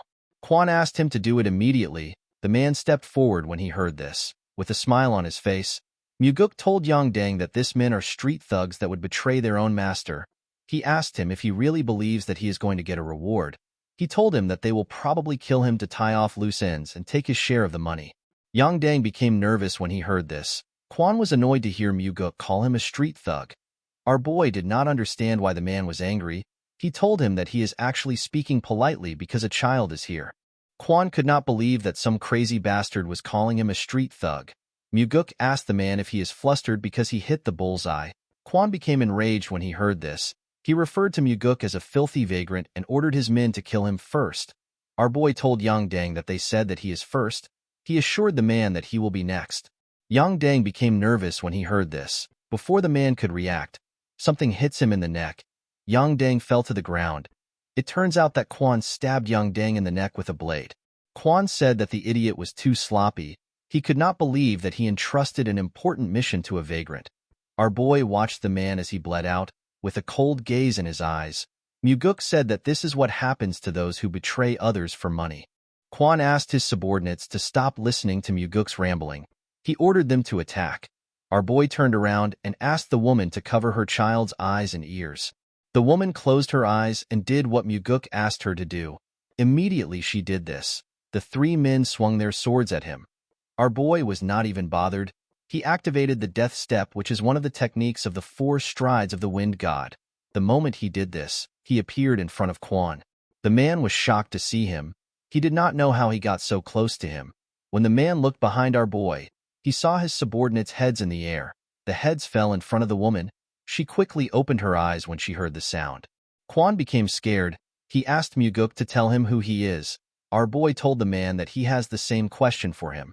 The woman revealed to him that Quan Won is one of the vassals that protects her household. She introduced herself as Jiam Seon. She revealed to Muguk that she is the daughter of the Golden Manor Master. Our boy smiled when he heard this. He already knew about the woman. This is why he hid his identity and joined the group as a vagrant warrior. Seon's father is known as Jiam Ah-su. He is one of the top 10 largest merchants in the Central Plains. He is the richest man in Fujin and the master of the Golden Manor. In Muguk's past life, there was an incident where the Golden Manor Master was betrayed by his most trusted vassal and lost his life. His daughter also died as well. Quan noticed that our boy was looking at Seon. He believed that he had gotten an opening. He quickly drew out his sword. Before the man could attack, Muguk swung his sword without turning around. Kwon did not know what was happening. All he knew was that he was seeing Muguk and everything around him upside down. He did not know when his head left his body. Seon was shocked to see this. Muguk put his sword away and said that scums like this always try to attack him whenever he is looking elsewhere. While holding on to her child, Seon told Muguk that she wants to hire him. She begged him to help them. Muguk explained to her that it will cost her more now that the situation is different. Seon assured our boy that they will be able to pay him no matter how expensive he is. She begged him to save her father. With a smile on his face, Muguk asked the woman to follow him. The scene shifts and we see a man laughing when he saw the carriage arrive into the compound. He was happy to see that they had finally caught Seon and her daughter. He said that the plan they have prepared for 10 years has finally succeeded. While the man was talking, he noticed that it was only Muguk and the family that came down from the carriage. He asked our boy to tell him where Kwon is. Muguk revealed to him that everyone is dead except for him. The man was surprised to hear this. He asked our boy to tell him who killed Kwon. Muguk told the man that Kwon was killed by a mysterious martial master who is young and handsome. The man was surprised to hear this. He asked Muguk to tell him why he is praising the enemy. Our boy did not respond to the man. After carefully looking at him, the man realized that Muguk was the one who killed Kwon. With a smile on his face, our boy told the man that he has a good eye for people. The man's subordinates quickly surrounded Muguk. They pointed their weapons at them. The man told our boy that he should have ran far away if he saved Seon and her child. He could not believe that Muguk came back into the tiger's den. Our boy asked the man to tell him where the tiger is. He told him that he only sees stupid dogs that bit the master that raised them. The man became nervous when he heard this. He found it weird that Muguk would come into the enemy's base after killing Kwon. A normal person would have ran away. More importantly, Muguk looked confident and relaxed even though he was surrounded. The man was certain that our boy was not an ordinary person. The man put his hand together and asked Muguk to follow him in to have a drink. He assured him that he will give him some good liquor even though they are meeting under these circumstances. Muguk asked the man to stop behaving polite. He told him that he will not go easy on him even if he acts kind. He asked him to curse and swear as he wishes. The man realized that he could not get through to our boy. He ordered his men to kill him. The men charged at Muguk when they heard this.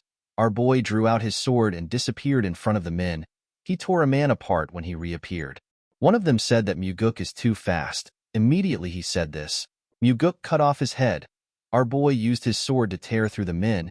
It did not even look like a challenge for him. The man became terrified. He saw Muguk standing in the middle of his subordinates' bodies. He asked our boy to tell him who he is. Muguk swung his sword to clean off the blood on it. He told the man that he is simply a hired swordsman who smelled an opportunity to make a lot of money. With a nervous look on his face, the man asked Muguk if money is the only thing he wants. He asked him to tell him the amount that would make him go away. With a smile on his face, Muguk told the man that he looks rich. The man revealed to our boy that he has enough money to change a person's life. He asked him to tell him the amount he wants. Muguk asked the man to tell him why he betrayed his master when he is already so rich. He asked him to tell him why he did not use his money to change his life. He urged the man to tell him why he wants to steal his master's money. The man did not know how to respond to Muguk. While he was staring at our boy, someone asked Muguk to drop his sword. The man was surprised to hear this. He quickly turned around. He saw his subordinate holding a sword to their master's neck. Seon called out to her father. The man smiled when he saw this. He believed that his situation had changed. He asked Muguk to drop his sword if he does not want the Golden Manor Master to die. Our boy neatly raised his sword up. The man did not understand why he did this. Before he could react, a red line passed by his side and it also passed through his subordinate. The energy tore through everything in its path. The subordinate's sword broke. Before he could do anything, his body tore apart. His blood splashed all over the place. Muguk used the fourth form of the soaring sword art. This technique is known as the Flaming Heavens. The man began to scream when he saw what happened to his subordinate. With a look of disappointment in his eyes, Muguk asked the man to repeat what he said. Muguk moved closer to the man. He began to panic. He asked our boy to wait. Muguk told the man that he has no interest in waiting. He asked the man to come at him if he doesn't want to die. The man was surprised to see that Muguk gave him the chance to attack. He believed that our boy would be almost out of inner energy because he used a powerful attack. The man drew his sword and rushed to attack him. He believed that this was the only opportunity he had. He decided to end the fight quickly with all his energy. When Muguk blocked the man's attack, he noticed that it was heavy. He quickly pushed his sword aside. The man's sword destroyed the ground. He quickly swung it at our boy again. Muguk tried to stop the attack, but his sword was pushed back. The man's sword destroyed the ground again. The man did not slow down. Instead, he began to attack our boy more aggressively. His attacks were heavy, but Muguk was blocking them. The man became nervous when he saw this. He wondered if our boy really used up all his energy. He believed that Muguk must be having issues blocking his attacks. He decided to attack a little more aggressively. Before he could do anything, he saw a sword in his chest. The man was shocked to see this. Our boy never expected the man to be so pathetic. He told him that he should have spent his life training himself instead of indulging in his greed. He told the man that the head bodyguard of the household is supposed to protect the manor. He told him that he shouldn't have lived his life like this. After saying this, Muguk took out his sword. He asked the man to become a merchant if he wants to be rich in his next life. After he took care of the manor master thanked him. Asu assured him that he will never forget his help. He referred to him as the benefactor that saved his family from ruin. He asked our boy to tell him his name. Muguk told the man that he is just a mere vagrant that was passing by. Asu found this funny. He told our boy that even the king of vagrants wouldn't have been able to defeat all this people easily. Seon revealed to her father that she promised to give Muguk money as his reward. With a smile on his face, Asu commended his daughter for making a smart choice. He told her that this is a promise they can keep. He turned to Muguk and told him that he is in the right place if all he needs is money. Muguk smiled when he heard this. This was the reason he approached Seon as a vagrant to help them. The scene shifts and we are taken to an underground treasury. Asu told our boy that they want to give him everything they have because he saved their lives. However, this was not something he could easily do. Muguk assured the old man that he wouldn't ask for such a thing. Asu explained to him that he has no interest in determining an amount. He asked Muguk to take as much as he can carry. Our boy was shocked to hear this. The old man revealed to him that he has a condition. He explained to our boy that he cannot use any carts or get help from others. He told him that he needs to use his own inner energy. Muguk was surprised to hear this. He revealed to Asu that he will still be able to carry quite a lot. Asu put his hand together and told our boy that they would have been dead if it wasn't for his help. He told him that he needs to do this much. Muguk bowed his head and thanked the man. Asu pushed a button and the huge door of his treasury slowly opened. When the door got opened, our boy walked inside the dark treasury. After he went in, Seon reminded her father that Muguk has a high level of martial arts. She told him that he might take much more than he can imagine. She asked her father if he is all right with this. Asu asked his daughter if there is anything inside that could be more precious than the protection they received today. Seon was shocked to hear this. The old man explained to her that he is fine as long as she and his granddaughter are alive. This words touched the woman's heart. Asu told his daughter that Muguk is not an ordinary man. Seon agreed with him. Although he was trying to hide it, Seon could tell that our boy was exceptionally skilled even though he looked so young. Asu told her that he is not referring to the skills they saw today. He explained to her that there is something about Muguk that he cannot express with words. The manor master has met countless people in his life. Even he had never met someone so young and confident who has such a unique air around him. Asu reminded his daughter that they can always earn more money, but they will never be able to build a connection to someone like Muguk ever again. He assured her that it is fine if our boy takes a lot. This is because the more Muguk takes, the deeper their connection will be. Seon was surprised to hear this. She never expected him to hold our boy in such high regards. The scene shifts and we are taken to the cult. We see Muguk in front of the heavenly demon pavilion. Our boy had already sold the gold and the treasures that he took from the golden manor in different places. Asu and his daughter were completely shocked to see the amount of things Muguk came out with. Muguk sold the treasures in different places because the treasures were too much for a single shop to buy. He went to different places every time he arrived in a city to sell the jewels. Our boy earned 38 million niangs. This money will become the cornerstone of the squad that will be directly under his command. When Muguk stepped into the building, he saw his father on his throne and Myung standing next to him. The heavenly demon receives reports from Myung in this place several times a day and makes important decisions. Depending on those decisions, some people live and some die. Muguk wondered if his father is really satisfied with this life. He wondered if his father also wants to give away the position of the heavenly demon. The heavenly demon told his son that he heard he went outside. With a smile on his face, our boy told his father that he went to earn money. The heavenly demon asked him to tell him what he needs money for. Muguk explained to his father that he cannot continue spending his money. He told him that he will need a lot of funding going forward. His father asked him about how he plans to spend his money. Muguk revealed to him that he wants to create his own private group. The heavenly demon and the chief advisor were shocked to hear this. The heavenly demon asked our boy to explain himself. Muguk reminded him that each of the demon supremes take in their own subordinates. He told him that he also needs his own group in order to deal with them. The heavenly demon told him that he cannot create a group. He explained to him that his brother will also want a group if he creates one. This will cause their family and the cultists to become divided. He told his son that he forbids him from creating a group. Muguk already expected resistance on the issue. He knew that his father won't approve it at once. He placed his hand into his clothes and took out a scroll. He told his father that it is for him. The heavenly demon raised his hand and used his energy to pick up the scroll. After reading the scroll, the heavenly demon realized that it was talking about money. He asked his son to tell him what the money is for. Muguk revealed to him that the money is his allowance. The heavenly demon was shocked to hear this. He could not believe that his son was giving him some money. Myung was also surprised to see this. The heavenly demon seemed to be angry. He told his son that he has immense wealth. Muguk assured his father that he already knows he is the richest person in the world. He explained to him that he simply gave him his first allowance as his son to thank him for raising him. The heavenly demon and Myung could not see through Muguk's intentions. Our boy told his father that he wanted to do this at least once. He bowed his head and asked his father to have a good rest. After saying this, he turned around and left the building. The heavenly demon stared at the scroll after his son left. Myung became nervous when he looked into his master's eyes. The scene shifts and we are taken to the Nirvana Pavilion. At the top of the building, we see Leon standing next to her master. While he was looking outside the building, someone enters the room and refers to him as Pavilion Master. The person told him that it is time. When Muguk turned around, he saw Daryong.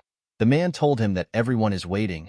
Our boy smiled when he heard this. He was happy to see the man. Daryong revealed to him that he volunteered to take the job. Muguk asked him if he ever expected them to meet again like this. The man told him that he is actually quite shocked. The two of them smiled at each other. Muguk walked forward and asked his bodyguard to follow him. Leon smiled when she heard this. The three of them stepped out of the building together.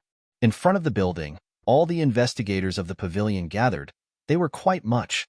Muguk stood in front of the investigators. While screaming at the top of their voices, the investigators bowed their heads and welcomed their pavilion master. Muguk was surprised to see that the men were more friendly than he thought.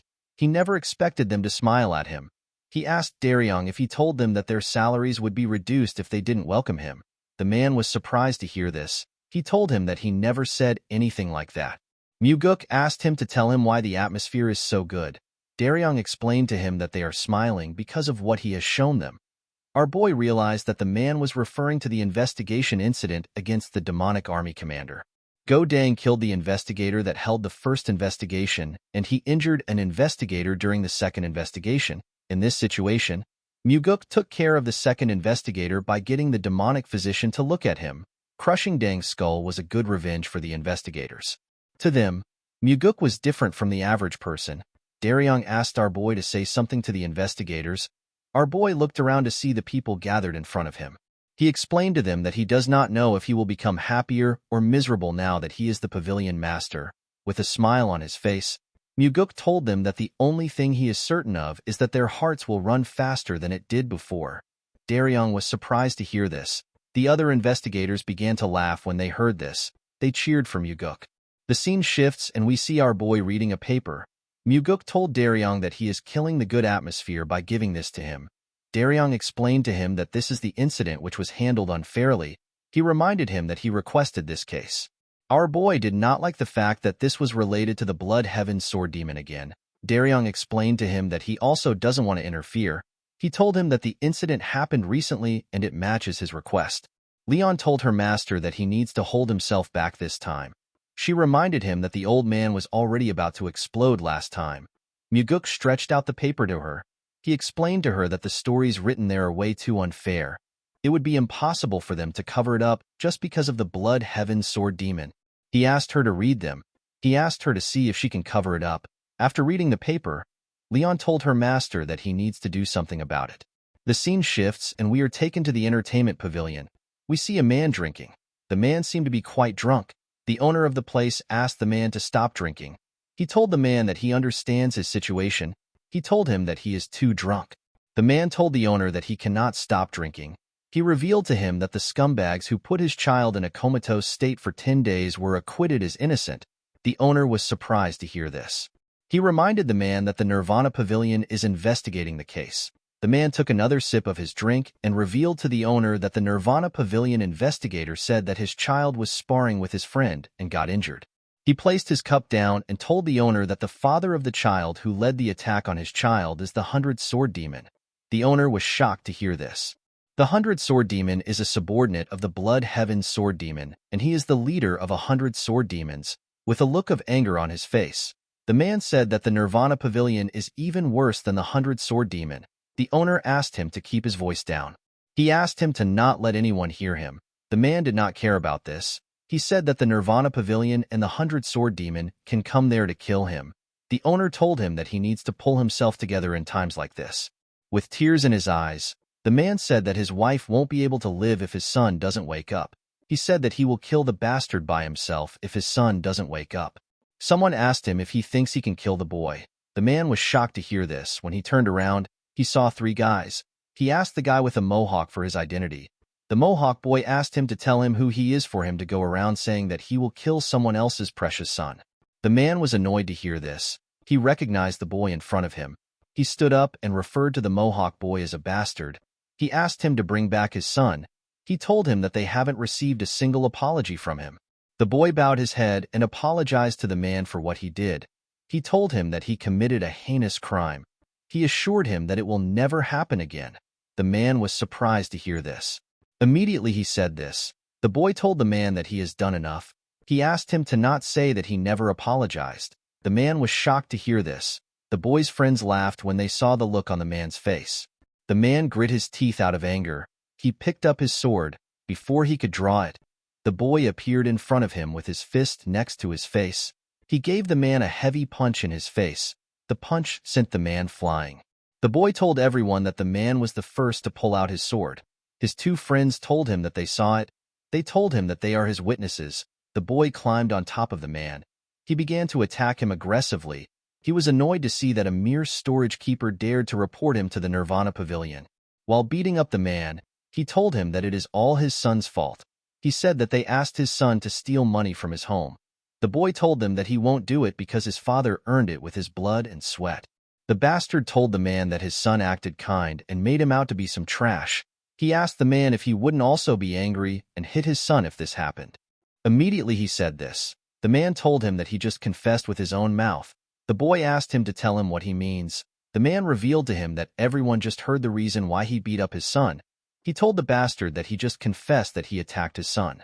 The boy did not seem to be surprised. He raised his head and asked everyone if they heard anything. The people there quickly turned their heads away. Even the owner could not say anything. With an arrogant look on his face, the boy told the man that no one heard anything. The man began to cry when he heard the bastard laughing. With a cocky smile on his face, the bastard told the man that he is crying like a retard. He said that his son cried just like him. The bastard's friends laughed when they heard this. While they were laughing, someone said that he heard what he said. The idiots turned around when they heard this. The person turns out to be Muguk. Our boy was with Leon and Daryong. The bastard raised his head and yelled at Muguk. He asked him to tell him who he is.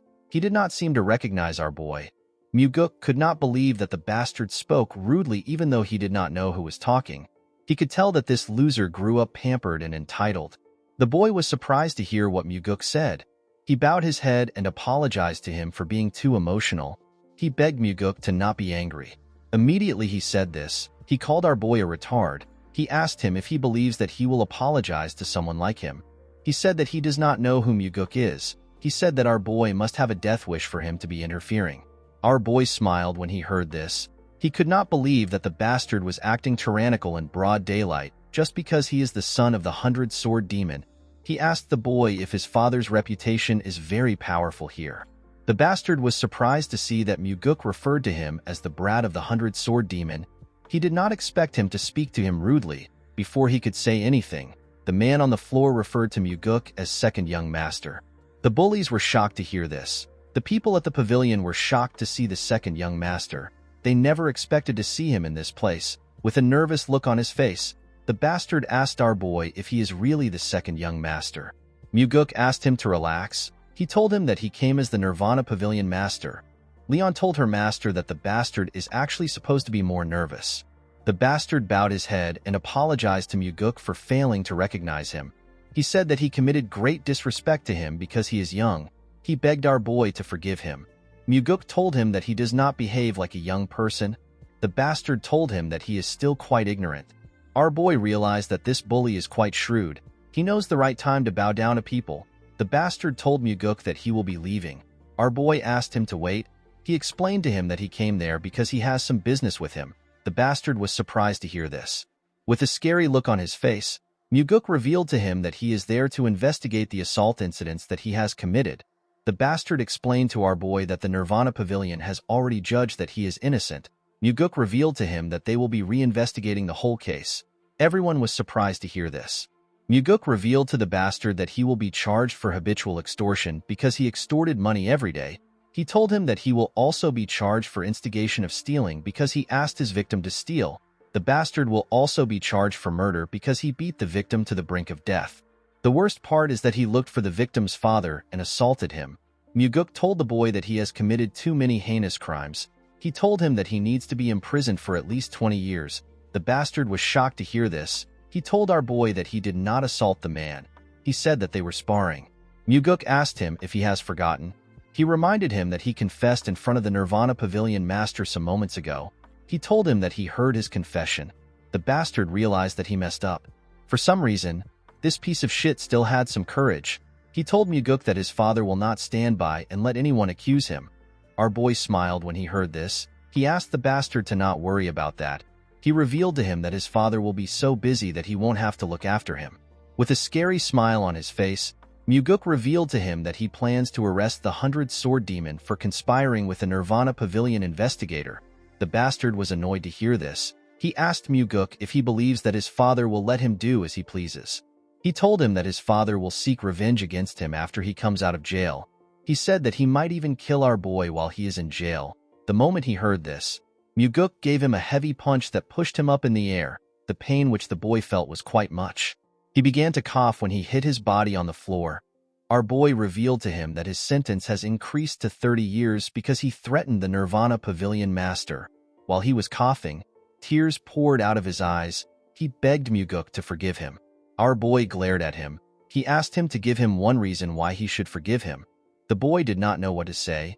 Muguk asked him if he has ever spared or helped anyone. He asked him to tell him something kind he has done before. He assured him that he will hear him out even if it is far-fetched and made up. The bastard could not say anything. Muguk explained to him that he cannot make up something because he has never done anything kind before. He asked the bastard to tell him why he should forgive trash like him. While crying like a little girl, the boy promised Muguk that he will be nice from now on. Our boy gave him a heavy slap on his face. The boy spat out some blood. The slap knocked him out. Everyone was shocked to see this. Muguk asked the bastard to live like a nice person after he comes out of jail. Immediately he said this, he turned to the bastard's goons. The boys were horrified to see him looking at them. The fat one told him that they only did what they were told. The slim one begged Muguk to let them go. Our boy explained to them that they will become scapegoats if they don't tell them everything they know. The boys told him that they will share everything with him. Muguk ordered Daryong to take the boys to the pavilion. The man bowed his head and accepted the order. He got 2 investigators to escort the bullies to the pavilion. The man and the owner could not believe what they were seeing. Muguk looked around and asked everyone to report to the Nirvana Pavilion if anything unfair happens again.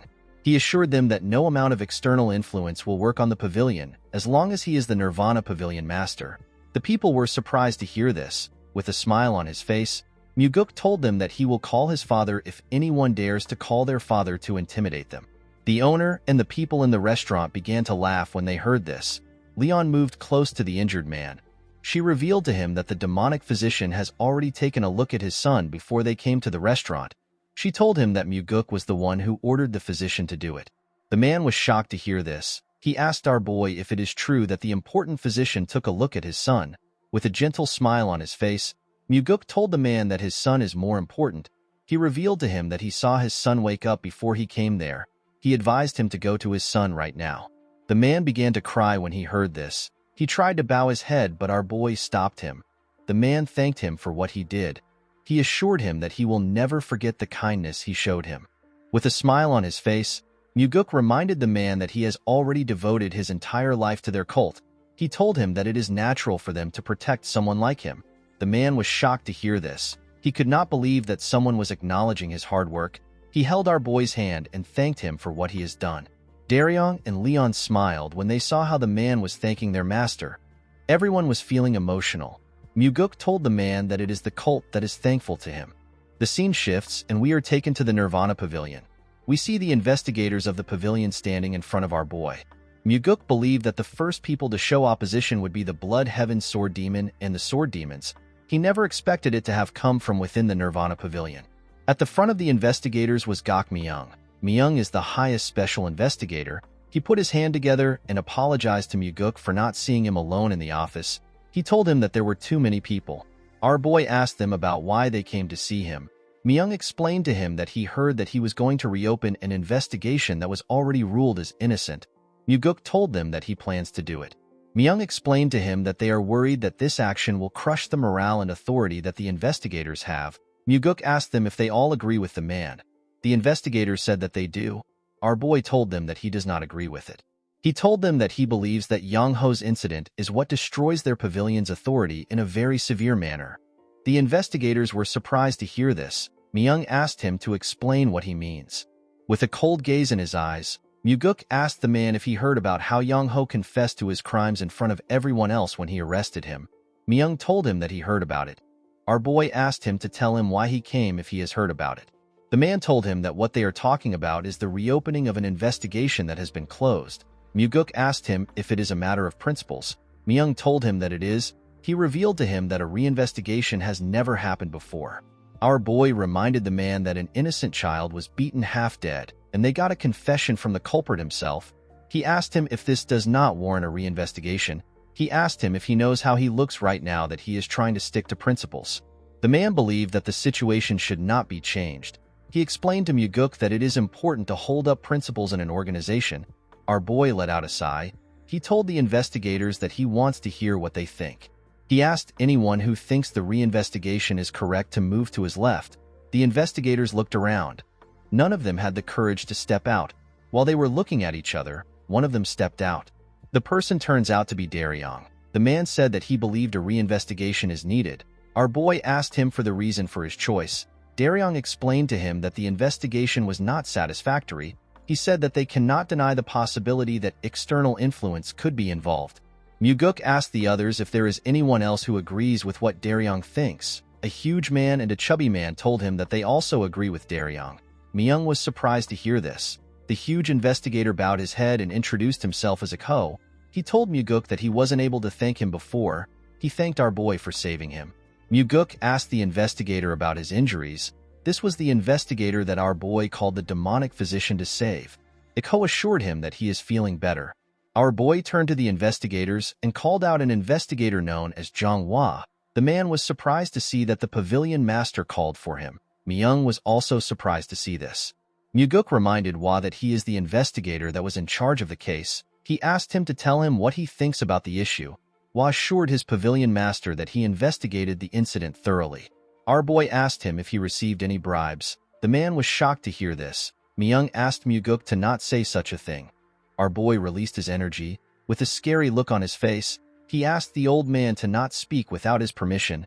Myung became nervous when he heard this. Muguk turned to Hua and asked him if he received money from the 100-sword demon. The man placed his hand on his chest and assured the pavilion master that he did not accept any money. He swore on his life that he did not receive anything. He told Muguk that he can investigate him if he does not believe him. Our boy smiled when he heard this. He revealed to him that he already carried out an investigation on him. The investigators were shocked to hear this. Muguk told him that he knows he did not take any money. Myung asked him if he conducted an internal investigation on the investigators. He told our boy that this is not allowed unless it is a special investigation. Muguk assured the man that it was a special investigation. He revealed to him that he received direct orders from the heavenly demon. Myung was shocked to hear this. Our boy asked Hwa to tell him why he covered up the investigation if he did not take any money. With a nervous look on his face, the man said that he did not cover the investigation up. He wanted to say more, but Muguk interrupted him. He asked Hwa if he was threatened with the safety of his sister. The man was shocked to hear this. Muguk revealed to him that he found out that he is incorruptible based on the result of the investigation. Our boy found it rare to find someone so incorruptible.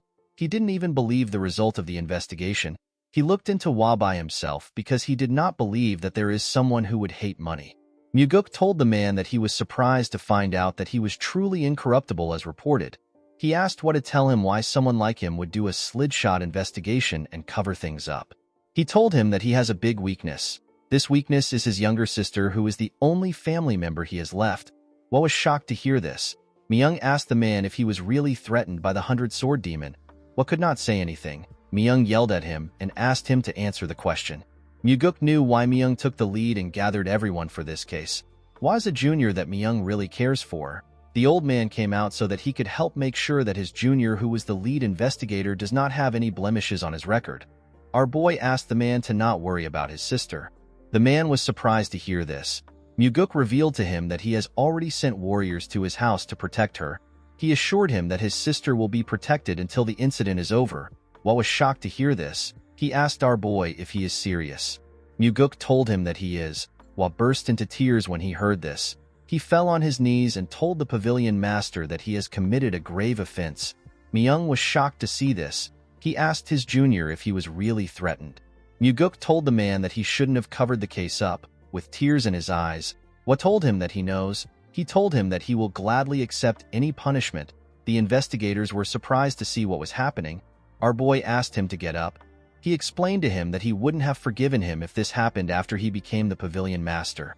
He told Hwa that he will make an exception because the incident happened before he got there. The man was surprised to hear this. He asked Muguk if he will really forgive him. Our boy told him that he will. He revealed to him that he is forgiving him because of the life he lived as an incorruptible investigator. He told him that the incorruptible life he lived before no longer exists because of the incident. He asked him to start building his incorruptible life again. Hwa thanked our boy for the chance he gave him. Muguk asked the other investigators to listen to him. He explained to them that he thinks of their families as his own now that he has become the pavilion master. He assured them that he will crush anyone who dares to mess with his family. The investigators were surprised to hear this. Muguk told them that they will no longer allow themselves to be swayed by any external influence. He told them that he will not allow anyone to mess with them with their influence. He assured them that he will protect their families if they receive a threat and tell him about it. Our boy asked them to trust their cult leader if they do not trust him.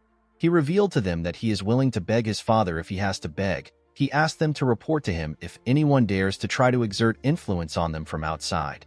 He assured the investigators that he will make it possible for them to do their work with their heads held high. The investigators were shocked to hear this. Muguk told them that the Nirvana Pavilion will work as it is supposed to when they are sure that their families are safe. He said that everyone deserves to be punished if they commit a crime.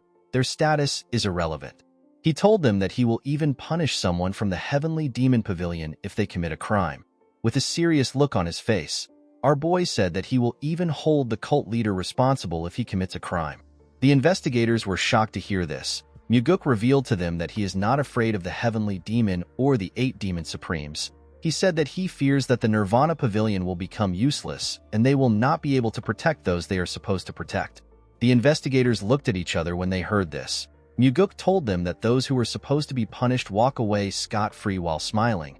They are saying that the pavilion is not able to do anything to them. The investigators knew that he was right. One of them announced that she wishes to follow the wishes of the pavilion master. The investigators turned around when they heard this. They saw their fellow investigator, who happens to be a beautiful woman. Daryong seemed to be smitten by the woman's beauty. He referred to her as Jo Hyang. The woman moved close to Muguk and stood behind him. The other investigators began to doubt themselves when they saw this. They looked at each other and nodded their heads. They all moved to Muguk's side. The only person that was left was Gok Myung. The old man was surprised to see that the investigators left him. Our boy explained to him that he will need his experience and assistance if he wants to turn his resolve into reality. He stretched out his hand to Myung and asked him to help him. The man was shocked to see this. He took a look at Muguk's face. He noticed that he was smiling at him. Myung grabbed the pavilion master's hand and thanked him for the opportunity. His hands were trembling when he said this. Muguk noticed this. He used his other hand to gently pat the man's hands. He called out to Daryong and asked him to go with enforcement warriors to arrest Yang Tae, who is also known as the 100-Sword Demon. Myung explained to our boy that Yang Tae won't let himself be arrested. He said that the man has 100 sword demons under him. With a serious look on his face, Muguk asked Daryong to tell Yang Tae to do as he pleases. He said that he will charge him with mutiny if he does not come. Everyone was surprised to hear this. The scene shifts and we see Yang Tae sitting in front of Muguk. The man referred to him as the second young master. Our boy asked him to call him the Nirvana Pavilion Master. The 100-Sword Demon corrected himself and called Muguk Pavilion Master. He told him that there was mention of a mutiny charge in his summons. He asked Muguk to tell him what this means. Our boy told him that this was the only way he could get to meet him. Yang Tae apologized for not immediately complying with the arrest. He explained to him that there are many things they need to consider when they are in an organization. He said that he needs to show his pride in front of his subordinates. With a smile on his face, Muguk told him that he understands. Yang Tae said that the case was not supposed to blow out of proportions in the first place. He said that the incident occurred while kids were playing with each other. Muguk said that things like that can happen. Yang Tae smiled when he heard this. He believed that our boy understood him. He explained to him that he will need external help eventually in order to continue running the Nirvana Pavilion. He told him that he will also need a lot of funds. Muguk could tell that the bastard was beating around the bush. He knew that Yang Tae wanted to bribe him. Yang Tae told him that he will also need their help if he wants to become the official successor in the future. He told our boy that everyone is currently supporting his elder brother. With a smile on his face, Muguk told him that he will really appreciate it if he helps him. Yang Tae put his hand together and told him that he is truly magnanimous. He promised to serve our boy well from now on. He told him that he will also host a great meal for him soon. He stood up after saying this. Muguk asked him about where he is going. Yang Tae was surprised to hear this. He asked him if they are not done talking already. With a look of surprise on his face, Muguk asked the 100-Sword Demon if he was planning to help him after he got out of prison. Yang Tae was shocked to hear this. He asked him to stop making such jokes. With a serious look on his face, Muguk asked the man if he sounds like he is joking. He reminded him that he threatened to kill a family member of a Nirvana Pavilion investigator. Yang Tae reminded our boy that he already said that he did not make any threat like that. Muguk told him that he does not care about what he said. He revealed to him that he has already received the testimony of the investigator that was threatened. He explained to Yang Tae that rules of their cult determine that the testimonies of all warriors of the Nirvana Pavilion have a higher weight when compared to others. This is a clause made to protect the authority of the Nirvana Pavilion investigators. Yang Tae became nervous when he heard this. With a cold gaze in his eyes, Muguk told the man that he must have not known about this because he is just finding out about it himself. He told him that the clause was made because of people like him. He revealed to the 100-Sword Demon that there are many others who think they can talk their way out like him. He explained to him that he will reduce his sentence by 10 years if he confesses now. He told him that he will receive a 20-year sentence if he doesn't confess. He told him that this is as far as he can negotiate. Yang Tae asked our boy if he has lost his mind. Muguk told him that he will gladly go crazy if he has to. He said that it is hard to deal with people like him with a sane mind. He told him that he will give him a few minutes to think.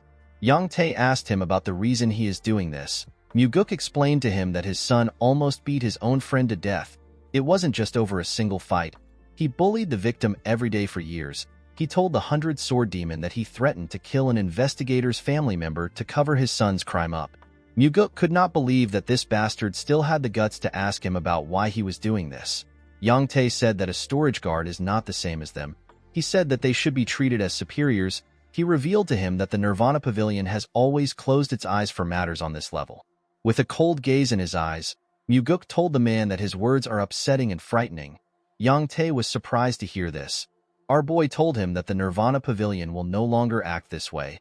Yang Tae told him that the Blood Heaven Sword Demon will not let him mess with him. Our boy assured the man that his boss will not do anything. He told him that the old man did not do anything when he cut down the demonic commander. He asked him to tell him why Kyampa will do anything for him. Yang Tae broke the table out of anger. He wanted to yell at our boy.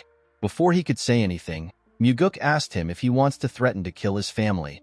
The 100-Sword Demon became quiet when he heard this. Our boy stood up and walked to the door. He told the man that he has a few minutes to confess his crimes. After saying this, he walked out of the room. Young Tae screamed out when our boy left. When he stepped out of the building, Muguk realized that while Mugi might have not been responsible for the downfall of the demonic cult, he could not believe that a mere 100-sword demon had the guts to threaten a Nirvana Pavilion investigator. The order within the cult has fallen to the point where Young Tae would dare to threaten the second young master. Muguk began to wonder if while Mugi was the only reason the cult fell. When our boy stepped into his courtyard, he saw someone waiting for him. The Blood Heaven's sword demon was having a drink in front of his house. The old man rested on his huge sword. The man took a sip of his drink and welcomed the pavilion master back home. Kyampa asked our boy to have a drink with him. Muguk walked up to him and sat down in front of him. The old man reminded him that he warned him last time. He told him that nothing good comes out of meeting him often. Muguk told the Blood Heaven's sword demon that he is the one who keeps looking for him. Kyampa glared at him when he heard this. Our boy did not back down. He looked the old man in the eye. Kyampa took a sip of his drink and placed the cup down. He revealed to Muguk that there was a moment when he felt something new towards him recently. He told him that he shouted in his mind when he heard the wish he made to the heavenly demon, with a crazy look on his face. The man said that he thought that Muguk's wish was perfect. He believed that our boy needed to make this kind of wish if he is someone smart. With a smile on his face, Muguk told him that he agrees with him. He said that he made a very good wish. The Blood Heaven's sword demon poured himself a drink. He explained to our boy that everything started the day he made the wish. He said that Muguk began to make his blade cry. Our boy asked Kyampa to tell him why the blade would be crying because of him. He told him that his blade is probably lamenting. The old man was surprised to hear this. Muguk explained to him that his disciple used the energy-dissipating poison on him before their fight. Later, his other disciple came to find him and shamed his guard. Kyampa's brother made use of the demonic army for his own personal gains, and his subordinate threatened to kill a Nirvana Pavilion investigator's family. Muguk told the man that it is expected for his blade to cry. This is because it is lamenting that those around him do not reach his standards. Kyampa smiled when he heard this. He told our boy that he has a way with words. He revealed to him that he is actually wrong. Muguk asked him to tell him what he got wrong. Kyampa reminded him that he said that the people around him don't match his standards. He told our boy that these people are perfect for him because that is all he amounts to. Muguk was surprised to hear this. He realized that it will be hard for him to deal with this old man. It is usually easier to deal with people when they are prideful and like to chase after fame. Kyampa asked our boy to release the imprisoned 100-sword demon. He explained to him that the morale of his people have dropped to an all-time low because of him.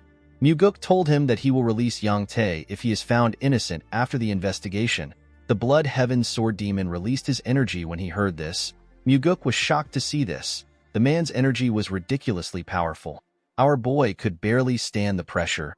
He could tell that Kyampa's demonic energy was on an entirely different level. He now understood why his father said that the time is not yet right.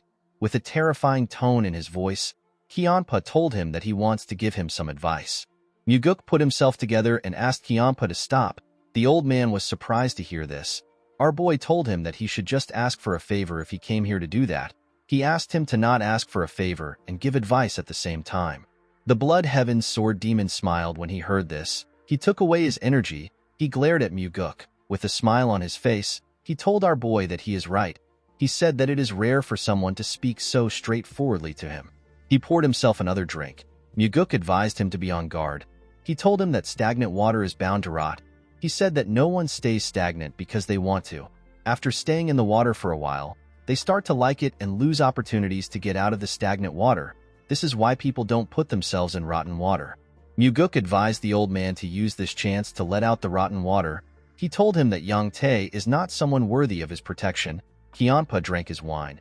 He stretched out his cup and asked our boy if he will accept a drink from him. Muguk did not expect this. He took the cup. The Blood Heaven's sword demon poured him a drink. He told him that he will let out the rotten water. With a smile on his face, Muguk told Kyampa that he made a wise decision. Kyampa revealed to him that he wants him to become his water in return. Our boy was shocked to hear this. He found the statement to be odd. He wondered about what the old man was trying to say. The Blood Heaven's sword demon asked Muguk to drink the liquor if he intends on becoming the heavenly demon. He told him that he will become his backer. Our boy was shocked to hear this. He never expected Kiampa to say something like this. Everyone knows that he is openly supporting his older brother. He didn't expect the old man to abandon his brother and choose him. He asked Kiampa if he isn't already supporting his brother. With a smile on his face, the Blood Heaven Sword Demon told our boy that he never knew he was this crazy back then. Muguk knew that this old man was out of his mind. He is someone who will sell anyone out for the sake of his own ambitions. Muguk killed his brother, crippled his disciple, and imprisoned his subordinate. Yet he still proposes to become our boy's backer. Muguk reminded Kiampa that he killed his brother. The old man let out a sigh when he heard this. He explained to him that everyone becomes a stranger once they are out of their parents' embrace. He asked Muguk if he really expects him to suffer just because his bloodkin has died. He asked him to not be ridiculous. He explained to him that thorns under a human's fingernails are the ones that hurt the most. He revealed to him that he has not officially decided to work with his brother. He told Muguk that he can always change his mind if this happens. While looking at the liquor, our boy said that he will have a whole army behind him if the old man sides with him. He asked Kiampa to tell him why he chose him now. The Blood Heaven Sword Demon explained to him that he is willing to bet his fate on his madness, which bulldozes everything fearlessly. Muguk asked him if he is choosing him simply because he is crazy. With a creepy smile on his face, Kiampa told him that he is going to devour his madness. Muguk was not surprised to hear this. If he was a young man, our boy might have completely trusted Kiampa's words purely because he was flattered. However, Muguk already knows the dirty tricks old men play just to make use of younger men. He could tell that the Blood Heaven Sword Demon is trying to make it sound like he will become the heavenly demon if he works with him. He placed the cup on the ground. He told Kiampa that he is thankful that he thinks highly of him. He said that it is time for him to do what has been entrusted to him. He asked Kiampa to tell him what he thinks his father will say. The Blood Heaven Sword Demon glared at our boy when he saw him place the cup down. Muguk told him that his father would say that he is shirking work and playing politics when he has given him an important role. The Blood Heaven Sword Demon asked him about what he thinks will happen if he performs well as the Nirvana Pavilion Master. He asked him if he intends to rot in the Nirvana Pavilion if the Heavenly Demon asks him to stay there.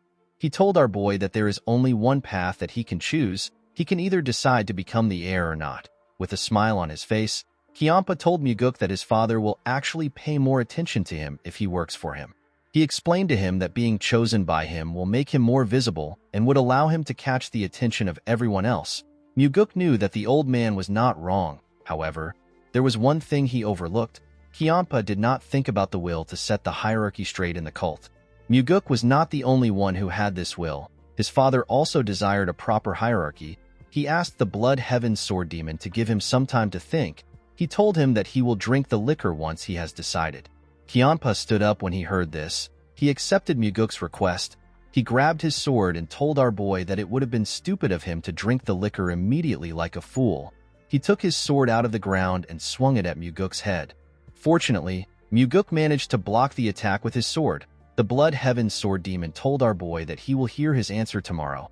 Muguk told him that he will give him an answer in 5 days. Kiampa gave him 3 days to decide. After doing this, he jumped out of the courtyard. Muguk put his sword back in its sheath. He gently moved his wrist.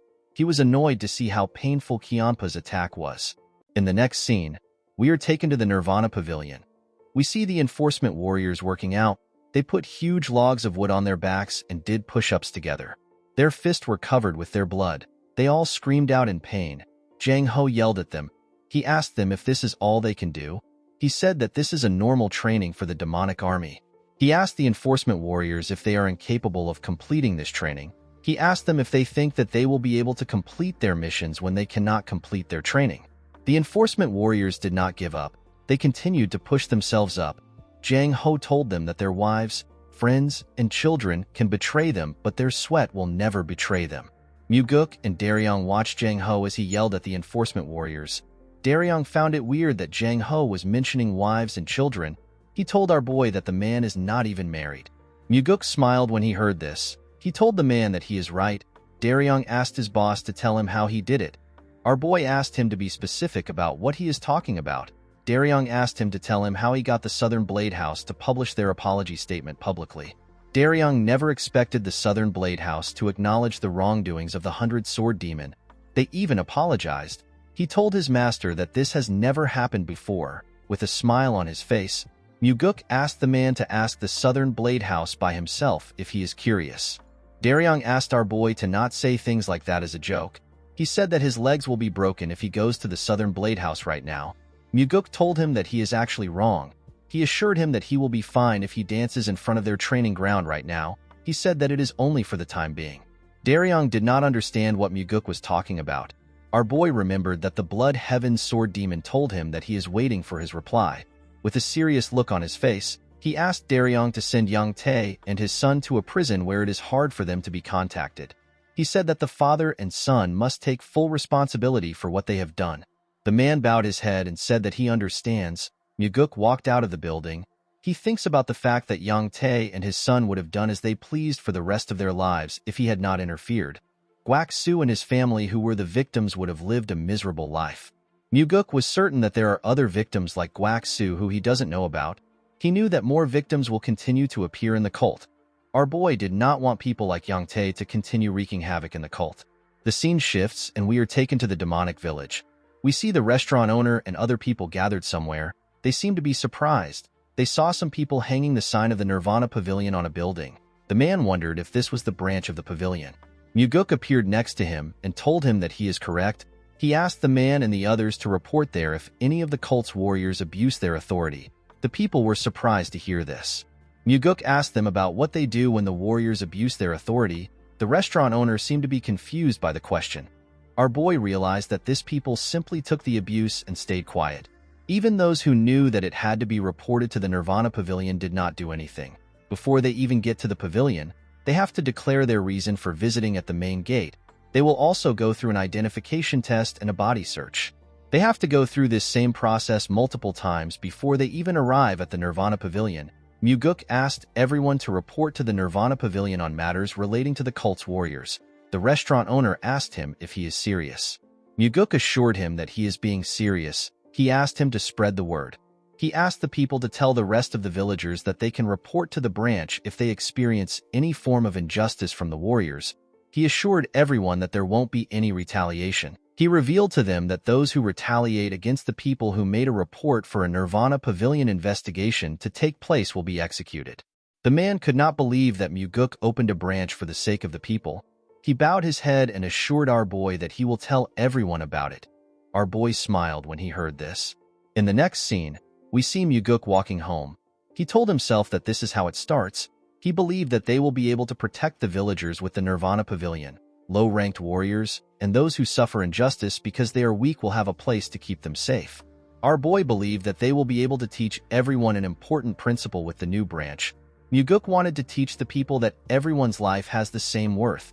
When he arrived at the entrance of his house, he saw someone waiting for him. The person turns out to be the insane old man. He asked Muguk if he is ready to take his drink. Our boy sat in front of him. He told him that he is ready. The Blood Heaven Sword Demon carefully took out a bottle of liquor. Muguk looked him in the eye as he poured the liquor. Kyanpa also stared at him. After filling the cup up, Kyanpa asked our boy to drink it. Muguk told the man that he needs some snacks. Kyanpa asked him about the kind of snacks he wants. Our boy revealed to him that he wants the demonic army. Kyanpa was shocked to hear this. With a serious look on his face, Muguk asked the Blood Heaven Sword Demon to put the demonic army in his mouth. Kyanpa glared at him. He told him that this is not how things work in the world. Our boy told him that it is normal to have some snacks while having a drink. The Blood Heaven Sword Demon placed his hand on his head out of anger. He told Muguk that he waited 3 days to hear his answer. With a horrifying look on his face, Kyanpa asked Muguk to tell him what gave him the guts to ask for such an absurd snack. He took out his huge sword from the ground. He asked our boy to forget his offer. He told him that he will cut off his head and take it to the Heavenly Demon Pavilion by himself. The moment he said this, he swung his sword at Muguk. Our boy managed to block the attack with his sword. However, he got pushed back. He noticed that his hand was shaking from a single strike. The insane old man told him that he is not bad. He said that he made a good use of his inner energy in blocking the attack. With a creepy smile on his face, the old bastard said that he now understands that it won't be easy to take Muguk's head. The moment he said this, he swung his sword with a large amount of strength. Our boy quickly drew his sword. He managed to block the old man's attack. The Blood Heaven Sword Demon seemed to be excited to kill our boy. When their swords pressed against each other, It released an energy wave that destroyed the surrounding. Muguk was sent flying when the wave was released. The Blood Heaven's Sword Demon stood his ground. Our boy quickly regained his stance. The Blood Heaven's Sword Demon noticed that his sword was shaking. He smiled when he saw this. He said that the fight is very interesting. He released his energy and took a stance. Muguk grit his teeth out of anger. He wanted to try using the 4 strides of the Wind God to fight the old man. He was curious to see if Kiampa would be able to stop the death step. Unfortunately, he could not yet use the technique well. Our boy knew that time is on his side. There was no reason for him to risk fighting a dangerous opponent when he still doesn't have enough inner energy yet. While yelling at the top of his voice, he begged Kiampa to give him the demonic army. The Blood Heaven's Sword Demon asked Muguk to tell him who he wants him to put as the demonic commander. He knew that our boy would not take the position since he is already the Nirvana Pavilion Master. Muguk revealed to him that he wants him to select Jang Ho, who is the 3rd Corps Captain. Kiampa reminded him that Jang Ho is on his side. He told him that he will get killed if he gets too greedy. Muguk told him that he is the one who wants to use madness to devour everything. He reminded him that he was the one who suggested that they work together. He said that the path which only lunatics walk on cannot be ordinary. Kiampa was shocked to hear Muguk call him a lunatic. Our boy asked him if he is wrong. He told him that he must be crazy in order for him to want to work together with him. This word seemed to connect to the old man. Muguk did not know the final destination of Kiampa's ambition. In his previous life, Kiampa died before he could show the world his goal. Surprisingly, Kiampa was the first among the 8 demon supremes to die. Muguk did not understand how someone as scrupulous and savage as him was the first to die. The Blood Heaven's Sword Demon glared at our boy. He was quite angry. He told Muguk that his greed has ruined the negotiation. He used his leg to destroy the cup out of anger. The moment he did this, he jumped out of Muguk's house. Our boy smiled as he watched the old man leave. He knew that Kiampa would not be able to reject his offer. This is because Kiampa knows better than anyone else that our boy still has 7 other demon supremes that he can work with. 2 days later, we see Jang Ho in front of Muguk. He asked our boy about what is happening. He revealed to him that the Blood Heaven's Sword Demon recommended him to become the demonic army commander. He asked Muguk if he is the one behind this recommendation. Muguk realized that his judgment was correct. Jang Ho was smart and observant enough for him to come there and ask about the recommendation.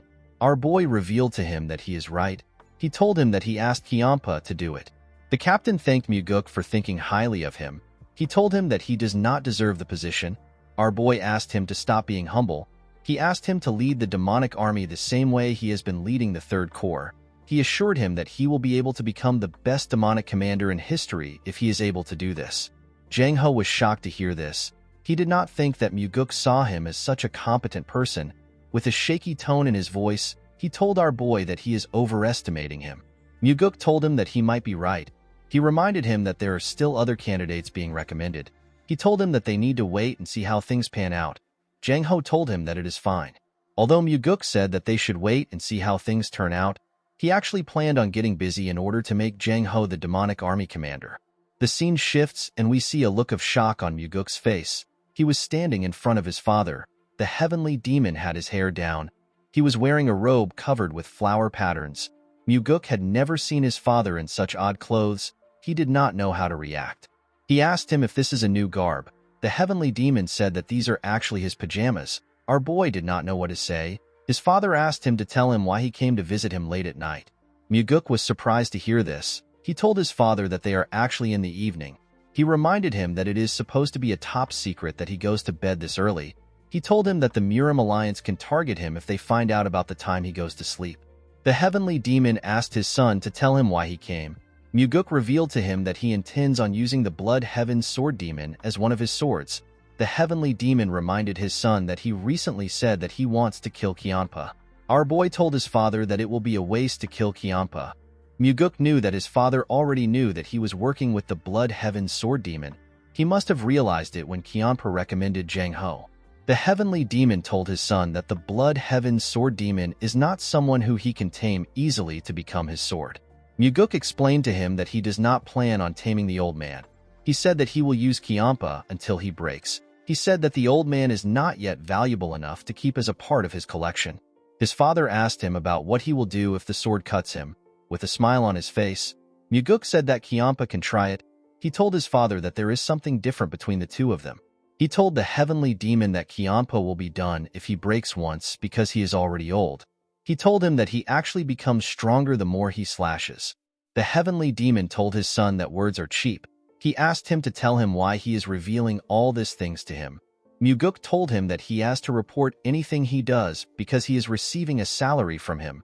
The heavenly demon knew that his son was lying. He asked him if he is not there to ask him to accept the Blood Heaven Sword Demon's recommendation. Muguk told his father that he actually doesn't want him to accept the recommendation. He begged him not to agree to it no matter what happens. The heavenly demon did not expect this. He asked his son if he really wants him to reject the recommendation. Muguk explained to his father that he wants to use this chance to show the Blood Heaven Sword Demon his place. He said that the old man was acting high and mighty when he was with him. He told the heavenly demon that others might even think he is better than the cult leader. He said that he wants to put the old man in his place. The heavenly demon wondered about the kind of game his son was playing. He reminded him that this is a chance to acquire the demonic army. He did not think that Muguk would give it up because he wants to put the Blood Heaven Sword Demon in his place. He was certain that his son was bullshitting him. He asked him to tell him what he really wants. Muguk was not surprised to hear this. He knew that his father was going to catch on to his plans. With a smile on his face, he revealed to him that he actually has something to gain from the Blood Heaven Sword Demon. In order for him to take what he wants, the matter must not go in the old man's favor. The heavenly demon asked Muguk if what he wants is more important than the demonic army. With a smile on his face, Muguk told him that it is. He said that he will still get the demonic army. He said that he will get everything he wants. The heavenly demon could not see through his son's intentions. He turned around and asked him to not be ridiculous. To Muguk, nothing was more ridiculous than his father's pajamas. In the next scene, we see the Blood Heaven Sword Demon talking to the heavenly demon. He told the heavenly demon that Muguk has been able to distinguish himself in the cult lately. The heavenly demon reminded the old man that he was the one who allowed Muguk to do this. Kiampa bowed his head. He told the heavenly demon that it is all thanks to his efforts. He said that he only understood our boy's aptitude recently. The cult leader said that Muguk is still immature. Kiampa found this statement to be strange. He told the heavenly demon that he wishes to raise Muguk to higher heights. The cult leader believed that this is a rare opportunity for his son. He asked Kiampa to do as he wishes. He stood up after saying this. Kiampa bowed his head and thanked him. He asked the heavenly demon if he can assist him in giving Muguk a good push from the back. The heavenly demon asked him to explain what he means. Kiampa said that he wants the person he selects for the demonic army commander selection to become the commander. The cult leader remembered that our boy asked him to not accept Kiampa's recommendation no matter what happens. He told the Blood Heaven Sword Demon that it will be hard for him to accept his request. Kiampa informed him that Muguk also wants the position. The heavenly demon told the old man that he has done a lot to support his second son. He said that he needs to consider the feelings of his first son. Kiampa assured him that he understands. He told him that he learned something while raising his disciples. He said that if they are going to support a certain person, they must choose to go with only that person. He said that he has been criticized a lot for failing to stick to one person. The heavenly demon told him that he doesn't care. With a cold gaze in his eyes, the heavenly demon told Kiampa that he does not have a generous heart like him. He said that he simply kills anyone who says anything about him. The Blood Heaven Sword Demon did not know what to say. The cult leader asked him if he has something else to discuss. Kiampa bowed his head and said that there is nothing else to talk about. He told the heavenly demon that he will see him next time. As he walked out of the building, Kiampa wondered about why the heavenly demon was no longer supporting Muguk. He believed that the cult leader should support Muguk fully if he has already chosen him. The scene shifts and we are taken to Muguk's house. We see Kiampa holding a cup of liquor. He told our boy that his father values his older brother more than him. Muguk asked him if he really believes this. He told the Blood Heaven Sword Demon that their team-up was not meant to happen. He explained to him that he should have been able to fill the things he lacks. The Blood Heaven Sword Demon was shocked to hear this. With a look of anger on his face, he asked Muguk if he is saying that he is not good enough. Our boy told him that he is simply disappointed. Kiampa placed his cup down. He told Muguk that it was impossible to make Jang Ho the demonic army commander from the beginning. Our boy asked Kiampa if he is giving up already. The old man poured himself another cup of liquor. He advised Muguk to not be hung up on something that won't work. Muguk told him that he was acting high and mighty even though he couldn't do one thing for him. Kianpa stopped moving the bottle when he heard this. With a look of anger on his face, he asked Muguk to repeat what he said. Our boy reminded him that he was the one who promised to support him and become his backer. The Blood Heaven Sword Demon told Muguk that he was the one who pestered him like a child to do something that can't happen. Our boy told the old man that he should have rejected his proposal if he knew that it was impossible to do. He told him that he shouldn't have recommended Jang Ho as the demonic army commander the next day. The Blood Heaven Sword Demon did not know what to say. Muguk took out his sword from his hip. He used the sheath to draw a line in front of Kianpa. He reminded him that he also drew a line in front of him in the past. The line was to show how much the heavenly demon cared about them. At that time, he said that the small portion of the line belongs to our boy while the large portion belongs to him. Muguk drew another line in the middle. He told Kianpa that he is the one who has the smaller portion now. Kianpa could not say anything. He could only stare at the line. Muguk smiled when he saw this. He knew that the old man could not think of anything to say. He told Kianpa that he would have gotten Jang Ho the position no matter what happens if he was him. The Blood Heaven Sword Demon asked Muguk to give it a try. Our boy was shocked to hear this. With a serious look on his face, Kianpa reminded Muguk that he mocked him for being incapable of achieving such a small feat. He told him that he should be able to easily do it. Our boy asked him about what he will do if his father agrees to his request. Kianpa asked him to go ahead and try it. He assured him that it will backfire. Muguk could tell that Kianpa was certain that his father will reject his request just because he got rejected. He asked the Blood Heaven Sword Demon if he is suggesting a bet. With a smile on his face, Kianpa told Muguk that it can be a bet. He told him that he will have to come to his side if he fails. He explained to our boy that he will also have to stop talking about wanting more from him. Our boy asked Kianpa about what he will do if he wins the bet. The old man glared at him. He told him that he will do what he wants. Muguk revealed to him that he wants an elixir. He said that the elixir has to be better than the demonic essence pill. Kianpa was shocked to hear this. He asked Muguk if he knows how hard it is to find an elixir better than the demonic essence pill. Our boy assured him that he is well aware of how hard it is to find such a pill. He reminded the old man that they are now in the same boat. He told him that he will also be stronger if he becomes stronger. Kianpa did not know what to say. He knew that Muguk was right. The reason our boy asked for an elixir was because Kianpa had a rare elixir that gives more inner energy than the demonic essence pill. He was certain that Kianpa had the heavenly divine pill. He told the Blood Heaven Sword Demon that he does not have any reason to work with him if he cannot make Jang Ho the demonic army commander or get him a powerful elixir. The old man knew that Muguk was right. He decided to accept the bet. He told him that he will give him the elixir if he can make Jang Ho the demonic army commander. Muguk took out his sword and raised it. He asked Kianpa to promise him. Kianpa hid his huge sword on our boy's sword in order to make the promise. After doing this, he jumped out of Muguk's house. If Muguk is able to consume the heavenly divine pill on top of the demonic essence pill he already has, he won't lose to any of the demon supremes because of a lack of energy. Fortunately for Muguk, he knew a perfect way to win the bet. In the next scene, we see Muguk talking to the chief advisor. He asked Myung for the probability of Jang Ho becoming the demonic army commander. He asked the man to be honest with him. Myung told him that it is less than 10%. Our boy found this odd. He reminded the advisor that the Blood Heaven Sword Demon recommended Jang Ho. Myung informed our boy that his father rejected the recommendation. He told him that the cult leader is not the kind of person who will change his mind unless he has a good reason to. Muguk assured the advisor that he knows about his father's behavior. He asked Myung to tell him what would happen if another demon supreme recommended Jang Ho. Myung found our boy's words to be weird. He repeated it to him. With a smile on his face, Muguk remembered a certain demon supreme. She was a woman in blue clothes. In the next scene, we see Myung reading some documents. The man remembered what Muguk said about two demon supremes recommending Jang Ho. He told our boy that such a thing has never happened before. He said that there is a chance that Jang Ho will become the demonic army commander if it happens. This is because it would give the heavenly demon the justification he needs to change his mind.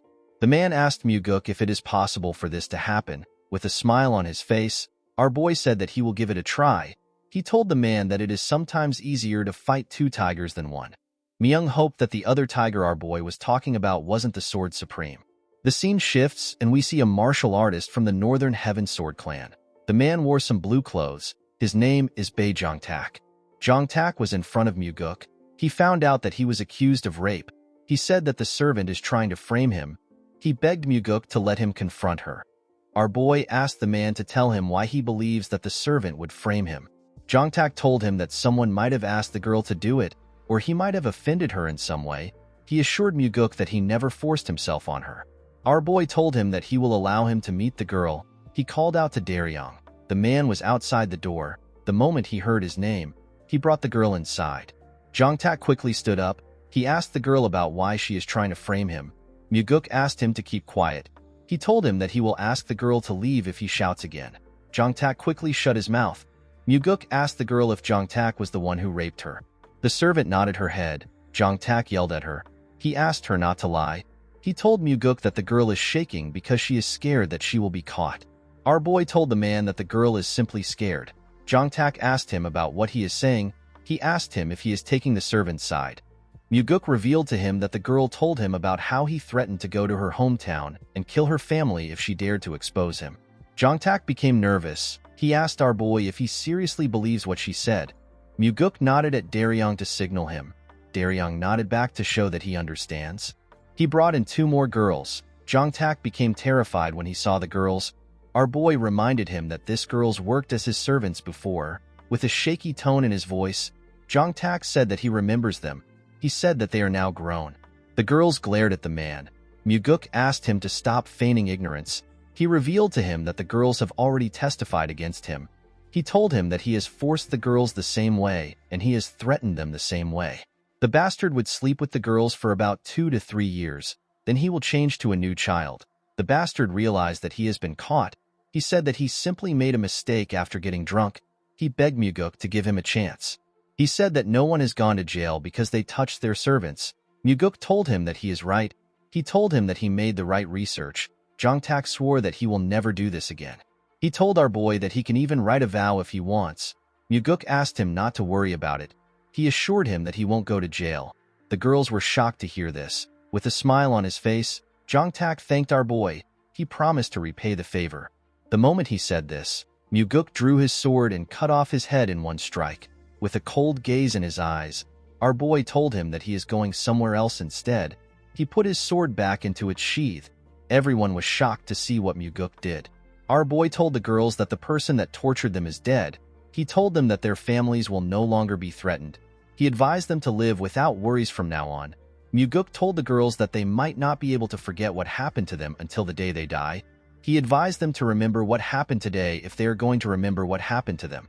He hoped that the moment Jongtak paid for his crimes would be enough to console them. He asked them to remember the last look on the bastard's face. Unfortunately, this was all Muguk could do for them. The girls were shocked to hear what he said. The oldest among them thanked him for helping them take revenge. The moment she said this, she and the other girls broke down in tears. They seemed to be very happy and sad at the same time. They thanked Muguk again. Our boy and Daryong could only watch them as they cried. Muguk asked the girls not to thank him. He told them that he was only able to punish the bastard because they were all brave enough to testify against him. Our boy asked them to continue living bravely. The girls bowed their heads and told him that they will. After Muguk was done talking to them, Daryong escorted them out of the building. Our boy looked outside his window. He realized that their cult was unable to protect this girls because of the rule that only the strong survives. He believed that fate will allow his father to be cut down by the orthodox martial artists he hates so much if they continue like this. Muguk told himself that his father needs to be cut down. While he was thinking, Leon stepped into his office. She revealed to him that the person on the floor served the Northern Heaven Swordsman. She said that the Flower Sword Supreme won't let him off easily. She asked her master if he is not afraid. Muguk said that he is afraid. With a serious look on his face, he said that he is afraid that he will die before he can take care of all this trash. Leon told her master that their cult has slowly began to become good. She said that they will soon have more good people than the Murim Alliance. Muguk smiled when he heard this. He explained to Leon that it is not a good deed to not rape a servant. No one should be allowed to do such a thing. He said that their cult just wasn't able to do what was naturally expected from them. The moment he said this, he called out to Daryong. He asked him to notify the Sword Supreme right now. He asked the man to tell her that a problem occurred in the process of an investigation. He asked Daryong to tell her that he is going to meet with her to explain everything. In the next scene, We are taken to the Northern Heaven Sword clan. We see a man in blue clothes escorting Muguk and Daryong. The man took them into a bamboo forest. In the middle of the forest, we see a nice building. Someone announced that the Nirvana Pavilion Master has arrived. A beautiful woman stepped out of the building to greet Muguk. This woman is the Flower Sword Supreme. Her name is So Yeonrang. The Flower Sword Supreme looks like someone in her 20s, but she is actually twice as old. In the cult, people say that no matter how the world changes, the Flower Sword Supreme will never change. In fact, she even gets younger as the years go by. Muguk bowed his head and referred to her as ma'am. He told her that it has been a while since they saw each other. The Flower Sword Supreme asked him to not call her ma'am. She asked him to call her Sword Supreme. Muguk felt like this was too informal. He told her that he cannot do it due to seniority. The Flower Sword Supreme asked our boy if he respects her because she is much older than him. She told him that she doesn't think of things in such a poor manner. She said that respect should be given to those who deserve it. She said that anyone should be respected if they deserve it. Muguk accepted her request. He asked her to also speak casually to him. He turned to Daryong. He introduced him as the special investigator in charge of investigating the recent case. He told the Sword Supreme that he brought Daryong so that he can explain the details. Daryong bowed his head and introduced himself to the Sword Supreme. Before he could say anything, the Sword Supreme asked him not to waste his time. She said that a crime must have been committed if the Nirvana Pavilion said that it was. With a cold and scary look in her eyes, she told them that a man who rapes a young maid deserves to die. She assured Muguk that her sword house will not seek any trouble for the case. After hearing her response, our boy turned to Daryong and nodded at him. The man seemed to understand his master. He stepped out of the room and closed the door. With a smile on her face, the Sword Supreme told Muguk that a wind of change has been blowing within their cult thanks to his hard work. She commended him on his efforts. Our boy told her that he was only able to work because she was a great pillar of support. The Sword Supreme asked him to stop flattering an old woman like herself. Muguk asked her to not call herself an old woman. He told her that she looks like she is in her 20s. The Sword Supreme asked our boy to stop saying things like that. She revealed to him that she has taken a backseat so that she can focus on understanding martial arts. Our boy found this to be odd. The Flower Sword Supreme lived a different life than what she just said in the previous regression. After Wam Mugi killed the Heavenly Demon, the cult got closed down. The 8 Supremes and other martial masters fought to become the next cult leader. In the end, the first person to become the cult leader was the Flower Sword Supreme. When she was the cult leader, there was always a storm of blood. It would have been nice if she was good at playing politics. Unfortunately, her ability to rule wasn't on par with her ambitions. She was eventually killed by the one who became the next cult leader after ruling for 3 years. Muguk told the woman that he was in a tough position when this incident happened. The Sword Supreme asked him to explain what he means. Muguk revealed to her that he had a lot of issues with the Southern Sword House. Our boy purposely mentioned the Southern Sword House that belongs to the Blood Heaven Sword Demon. He wanted to see the kind of reaction he will get from the Sword Supreme. The whole cult knows that the Blood Heaven Sword Demon and the Sword Supreme have the worst relationship among the 8 Supremes. That is why the Sword Demons and the Demonic Swordsmen are like cats and dogs. Muguk told the Sword Supreme that the Blood Heaven Sword Demon put a lot of pressure on him when he had some cases with the Southern Sword House. He said that he now has issues with her own sword house. The Sword Supreme told him that she is completely different from Kiampa. Muguk told her that she is completely right. The woman glared at him. She revealed to him that she heard that the Blood Heaven Sword Demon recommended Jang Ho, who is from the Southern Sword House, to become the demonic army commander. She asked our boy to explain what is happening. Muguk told her that Jang Ho is an exceptional and loyal individual. He revealed to her that Jang Ho is actually one of his men. The Sword Supreme asked him to tell her how he was able to persuade Kiampa to recommend Jang Ho. Our boy told her that he made use of the old man's pride.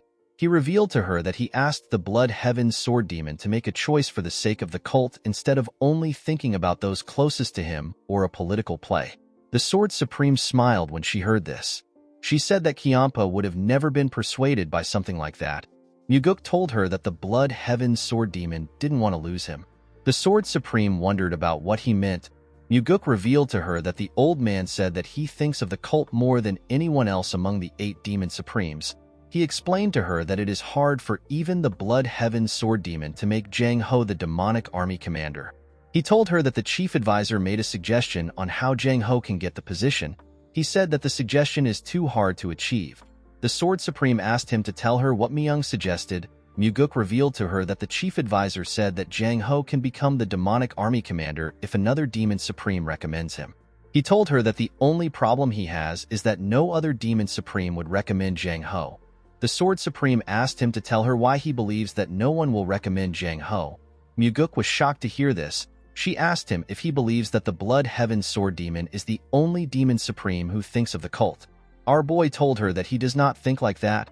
The Sword Supreme smiled when she heard this. She told Muguk that he came to mess with her pride. With a cold gaze in her eyes, she asked our boy if he came to ask her to recommend Jang Ho alongside the Blood Heaven Sword Demon. Muguk was not surprised to see that she saw through him. He realized that it was time for him to be honest. When the situation is mixed with trickery and truth to the point that no one knows what is happening, this is when it feels most satisfying to pull off a scheme. Our boy told the Sword Supreme that she is right. She glared at him. Muguk knew that the Sword Supreme had her doubts. The Blood Heaven Sword Demon is so unscrupulous that he would abandon his own brother. Why would such a person choose our boy? The Sword Supreme stared at Muguk. She had a cold and scary expression. She told him that she now understands why the Heavenly Demon made him the Nirvana Pavilion Master. Muguk was surprised to hear this. The woman took a step forward and closed the gap between herself and our boy. Muguk was shocked to see her so close to him. The Sword Supreme looked into his eyes. She told him that he has a strange way of being able to shake people's hearts. With a smile on her face, she told him that she will recommend Jang Ho for him. Muguk asked her if she is being serious. The Sword Supreme turned around. She explained to our boy that she wants to show him that the Blood Heaven Sword Demon isn't the only demon supreme that thinks of the cult. Muguk bowed his head and thanked her for her help. He assured her that he will never forget what she did for him. On their way back, Muguk thinks about what just happened. He already expected the Sword Supreme to help out with the recommendation. This is because the Blood Heaven Sword Demon will have a monopoly on him if he truly has the potential to become the cult's heir. The Sword Supreme wouldn't want this. She is a kind of person who doesn't want the Blood Heaven Sword Demon to have anything, even if it is horse poop that dropped on the ground. She truly abhors Kianpa. In fact, the first person she killed after becoming the cult leader was the Blood Heaven Sword Demon. In the next scene, we are taken to the Heavenly Demon's pavilion. We see the chief advisor talking to the Heavenly Demon. He told his master that he never thought that Muguk would be able to persuade the Sword Supreme. The Heavenly Demon told his advisor that his son probably made use of the discord between the two demon supremes.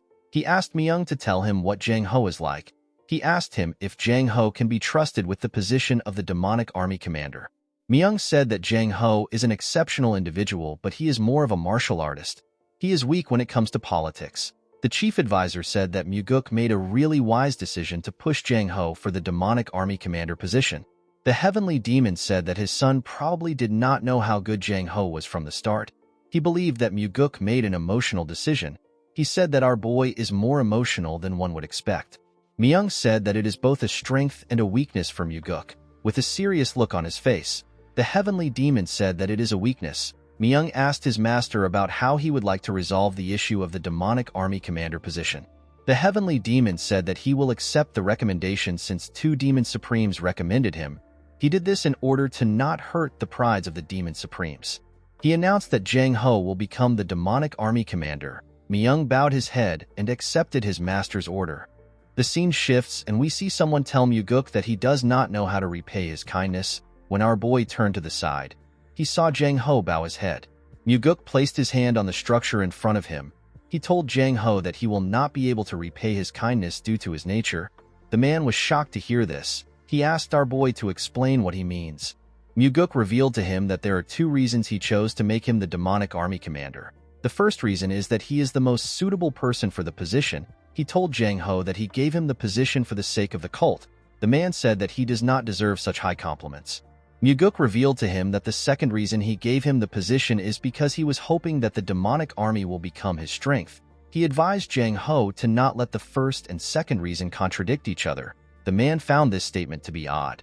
Muguk explained to him that it won't be easy to maintain a personal relationship with him because he is an incorruptible person. He asked him not to worry about him using their personal relationship to force him to do anything. Jang Ho smiled when he heard this. He told Muguk that he is wrong if he sees him as someone who would throw away his personal relationships for the cult. Our boy was surprised to hear this. The man asked him if he remembers the first time they met. At that point in time, he sent Muguk an anonymous letter because his friend was killed. He wanted revenge for his friend. Jang Ho placed his hand on his chest. He told Muguk that he is an emotional person who treats personal relationships as the most important thing. Our boy was surprised to hear this. Jang Ho told him that he has already sworn his loyalty to him. He assured Muguk that he is still loyal to the cult and the heavenly demon. He promised to also work hard for the demonic army. He told our boy that he is the person who he is most loyal to. Muguk was shocked to hear this. He never knew that Jang Ho already saw him as a superior. He realized that he obtained someone who is much better than he expected. With a smile on his face, he told Jang Ho that he will be counting on him from now on. The man put his hand together and told our boy that he also looks forward to working with him. The scene shifts and we see the Blood Heaven Sword Demon in Muguk's house. As he stepped into his building, our boy told the old man that the appearance of him standing upright in the building makes him look like a guardian statue that is protecting him. The Blood Heaven Sword Demon stared at Muguk. He asked him if he is trying to tease him for being hard-headed. Our boy told him that he cannot do something like that. Kianpa commended him for making Jang Ho the demonic army commander. Our boy bowed his head and thanked him for his praise. Muguk noticed something odd. The Blood Heaven Sword Demon was calm. He had expected him to be fuming because he involved the Flower Sword Supreme. Our boy knew that he could not yet relax. He knew that Kianpa was unpredictable. The Blood Heaven Sword Demon asked Muguk to tell him how he persuaded the Sword Supreme. Our boy told him that he will tell him what he wants to know if he promises not to get angry. Kianpa assured him that he won't get angry. He revealed to the old man that he told the Sword Supreme that he believes that he is the true Demon Supreme. He told the old man that he used this statement to provoke the pride of the Sword Supreme. He told him that he made use of him. Kianpa laughed when he heard this. He told Muguk that he has been tricked. He explained to him that the Sword Supreme would have definitely seen through his petty trick. He referred to the Sword Supreme as a fox and told Muguk that she must have pulled a trick on him. He explained to him that the Sword Supreme only helped him to prevent him from working with him. With a serious look on his face, he asked Muguk to tell him what he will do about their current situation. Our boy assured the old man that he is his top priority. The Blood Heaven Sword Demon reminded him that the Sword Supreme helped him with Jang Ho. Muguk told him that it is fine because he helped him first.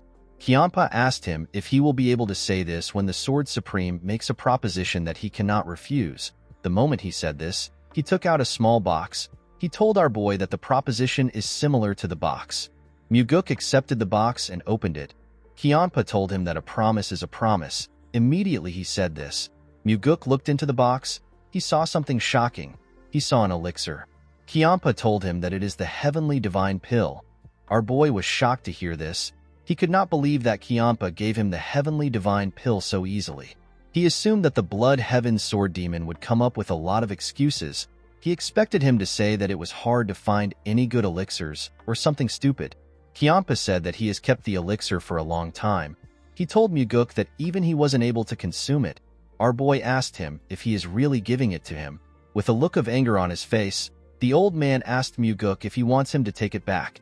He pushed his blade into the ground and sat on the huge rock in Muguk's house. He picked up a cup of liquor and drank it. He referred to our boy as second young master. With a serious look on his face, Kianpa told Muguk that he is betting the rest of his life on him. Muguk was shocked to hear this. He realized that the Blood Heaven Sword Demon has shown the strongest card that he has in his hands. He did this without any hesitation. Our boy remembered telling his father that the Blood Heaven Sword Demon has no value for him to keep him around. He realized that he has to change what he said. Due to how determined Kianpa was, Muguk believed that he has to do his best to keep him around. He put his hand together and thanked Kianpa for trusting him. He asked him if he can guard him. He told him that he wants to consume the elixir. The Blood Heaven Sword Demon was shocked to hear this. He asked Muguk if he has lost his mind. He could not believe that our boy wanted to consume the elixir in front of him. Muguk told him that it is better for him to consume it in front of him because he was the one who gave it to him. Kianpa could not believe what he was hearing. To allow someone to stand guard over you while you circulate energy has a meaning to it. It is the final stage of trust that a martial artist can have. The Blood Heaven Sword Demon asked Muguk if he truly trusts him. Our boy told him that he is consuming the heavenly divine pill right now because he trusts him. He explained to him that he will have to do as he says in order to get the antidote if he poisoned the elixir. The Blood Heaven Sword Demon asked Muguk to tell him why he believes he didn't poison the elixir. Our boy told the old man that he is not someone who would result to doing something that nasty. Kiampa told him that he can be quite nasty. Muguk explained to him that there are various types of nasty people. He told the old man that he is not someone who would go against his word. With a serious look on his face, Kiampa asked Muguk to tell him what he will do if his instincts are wrong. Our boy sat on the ground. He told the Blood Heaven Sword Demon that he will think about it when it happens. Kiampa was shocked to hear this. Muguk put the elixir into his mouth and closed his eyes. The Blood Heaven Sword Demon was surprised to see that he was actually about to consume the elixir. The elixir dissolved when it went into our boy's body. It went into his bloodstream and his bones. A bright blue energy covered Muguk's body. His veins popped out and he released a large amount of sweat. Our boy was in a trance state. When Muguk opened his eyes, he noticed a change in his energy. He realized that his inner energy has increased by leaps and bounds thanks to the heavenly divine pill. The moment he thought of this, Kiampa asked him about what the heavenly divine pill tastes like. Our boy was surprised to hear the question. With a smile on his face, he told the old man that it tastes like honey. He said that he has never eaten anything so delicious in his life. The Blood Heaven Sword Demon was annoyed to hear this. He could not believe that he did not take the elixir. He realized that he should have never saved it. Muguk asked him not to be disappointed. He told him that he digested the elixir 10 times more efficiently than he would have been able to.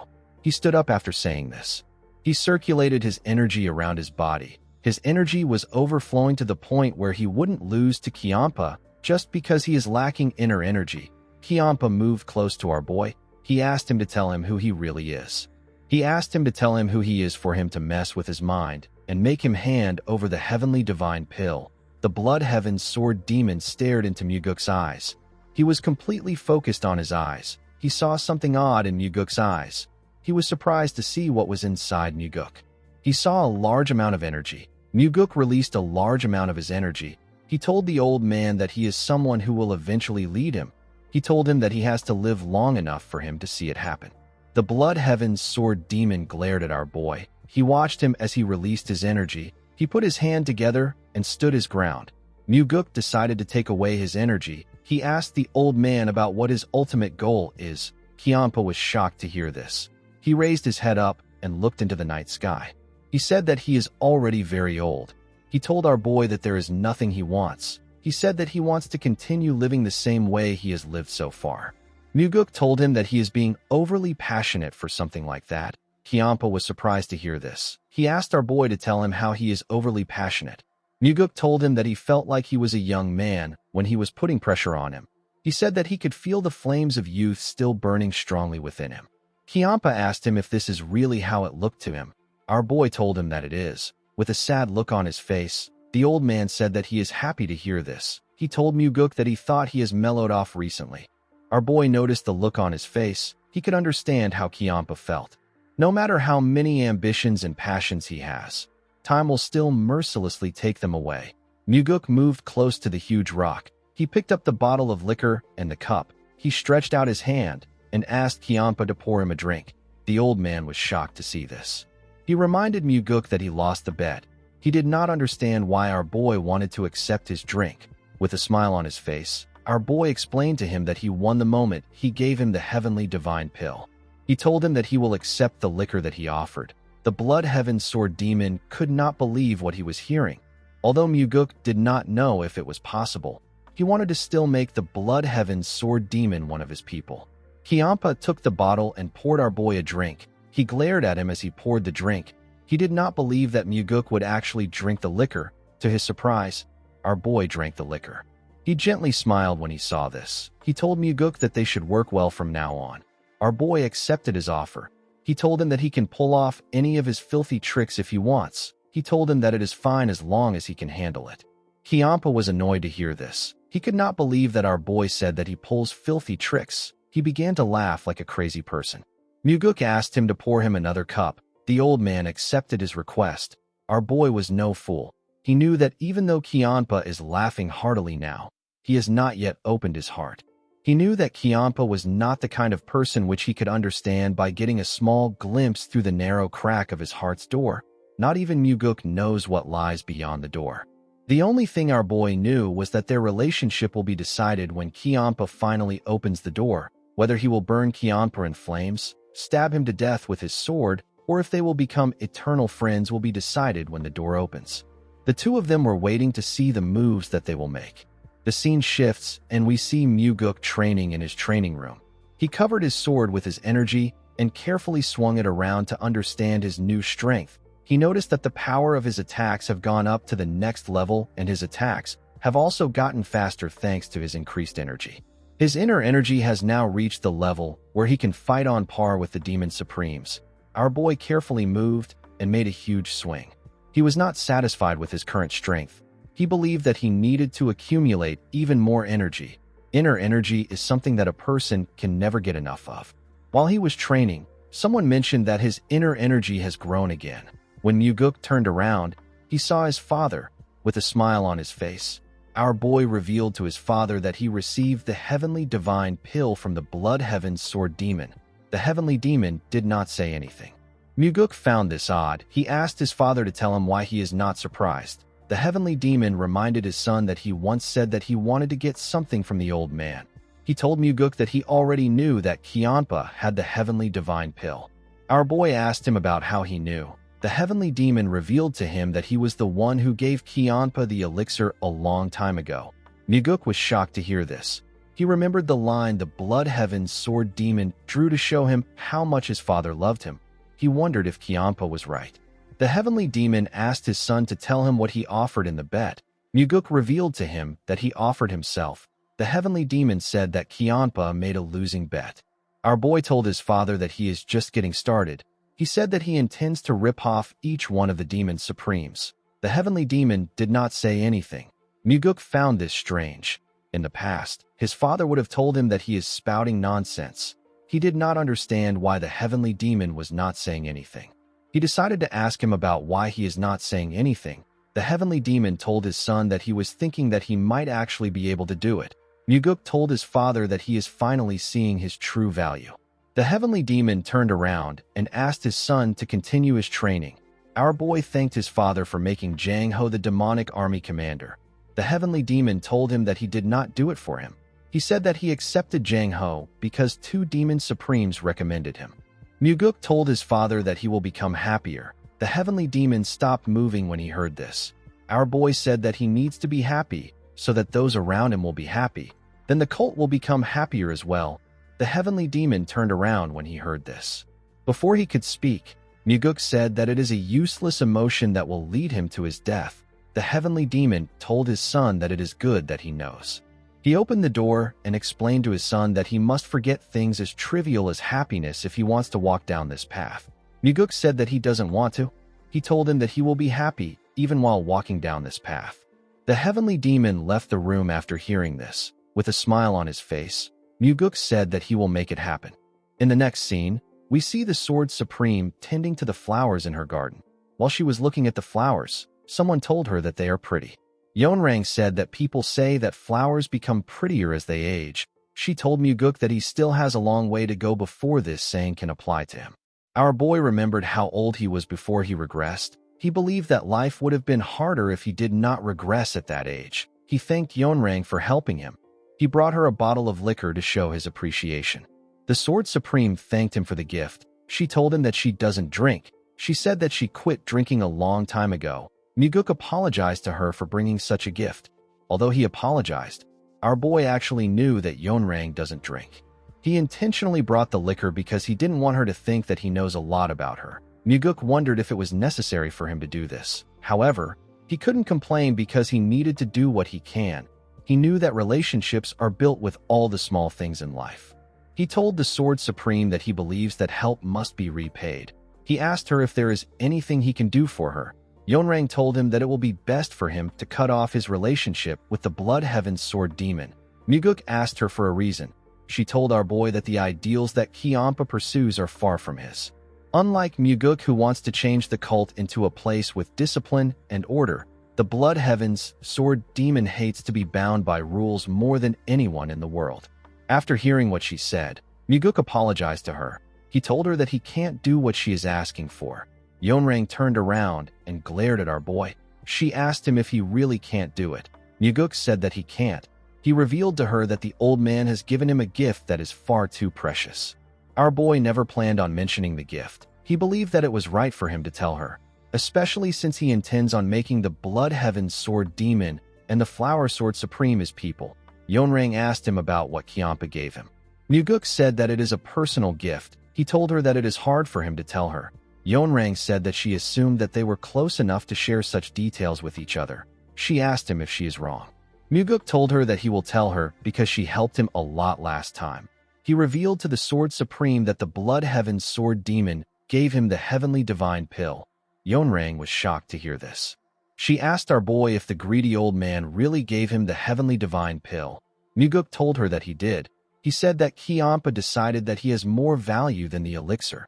Yeonrang could not believe what she was hearing. Muguk bowed his head and thanked her again for her help. He asked her to tell him if she ever needs his help. He told her that he will see her next time. The moment Muguk turned around, Yeonrang called out to him. She asked him to tell her the kind of person Kiampa looks like to him. With a smile on his face, our boy said that Kiampa is bad-tempered, violent, and he does whatever he wants. He said that he disliked Kiampa at first, but he began to get used to him the more time he spent with him. Yeonrang asked Muguk if he is not just saying these things because of the Heavenly Divine Pill. Our boy said that the elixir is also part of the reason why he likes him. Yeonrang told him that the Blood Heaven Sword Demon is not someone he should work with. She told Muguk that he needs to cut ties with the old man if he wishes to continue receiving her help. Muguk asked her to prove it to him. The Sword Supreme asked him to explain himself. Our boy asked her to prove to him that she is someone who can help him more than the Blood Heaven Sword Demon. He reminded her that Kiampa has given him the Heavenly Divine Pill. He said that he needs a good reason to cut ties with the old man. Yeonrang told him that the fact that it will be good for the cult should be a good enough reason. Muguk said that some people try to buy over their subordinates with dreams, ideals, and loyalty. He told Yeonrang that he despises people like that. The moment he said this, Yeonrang released her energy. It was ridiculously powerful. It froze the flowers around her. Muguk told the woman that he does not know what she thinks of him. He told her that he is preparing something big. He revealed to her that he will be meeting numerous people from now on. He said that he is not confident that he will always make the right choice. He begged her to show him something that can help him make a decision easily. He stretched out his hand and asked her to give him something more precious than the Heavenly Divine Pill. Yeonrang did not like what she was hearing. Muguk never planned on letting go of the Blood Heaven Sword Demon. He believed that he must have Kiampa by his side. He looked into Yeonrang's eyes. He could tell that she was already wavering. The woman took away her energy. She asked our boy to tell her what he wants. Muguk clenched his fist. He told her that there is nothing he currently needs. Yeonrang glared at him when she heard this. Our boy already knew how she was going to interpret what he said. In her head, she heard him say that he does not need anyone else because he already has the Blood Heaven Sword Demon. Muguk bowed his head and told her that he will see her next time. He assured her that he won't forget what she did for him. He turned around after saying this.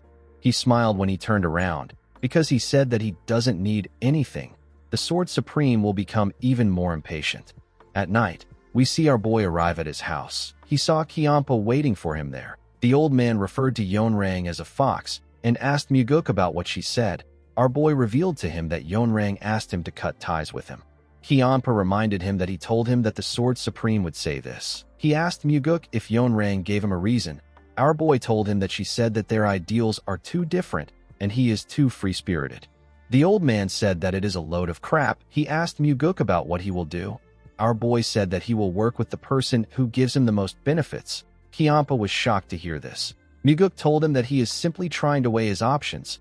He told the Blood Heaven Sword Demon that he would have done the same thing too. Kiampa glared at him. Muguk smiled when he saw the look on his face. He asked him not to worry about it. He told him that he is still in the lead. He said that it is impossible for her to give him something better than the Heavenly Divine Pill. Kiampa said that it is not impossible. He told our boy that Yeonrang is someone who would do anything just to destroy him. Muguk asked the old man about why their relationship is so strained. Kiampa stopped talking when he heard the question. Although our boy asked the question, He already knew the answer. The Blood Heaven Sword Demon told him that reasons aren't needed to hate another person. Muguk asked him if he wants to have a drink. He told him that he will feel bad if he leaves like this. Kiampa asked him if he knows the kind of person he is. Muguk said that he is calm-headed. He told him that it is not a bad thing. He advised him to act disappointed when he is disappointed. He advised him to talk things out when he is upset. Muguk told the old man that he will pay for the drinks. Kiampa grabbed his sword and jumped. He told our boy that he will wait for him at the demonic village. Muguk gently smiled when he heard this. In the next scene, we are taken to the pleasure bar. The people in the bar were noticeably uncomfortable. They were all fixated on some people. They focused their attention on the Blood Heaven Sword Demon and the second young master.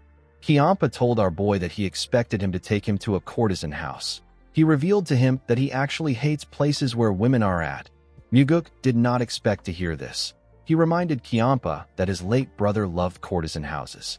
The old man asked him not to bring his brother up. He told him that it will ruin the mood. Our boy accepted the request. Muguk actually purposely mentioned Cheon-yang. He did not want the wound to fester in Kiampa's heart. The owner of the bar moved close to them. He welcomed them to the bar. With a shaky tone in his voice, he said that it is an honor to have them both in the bar.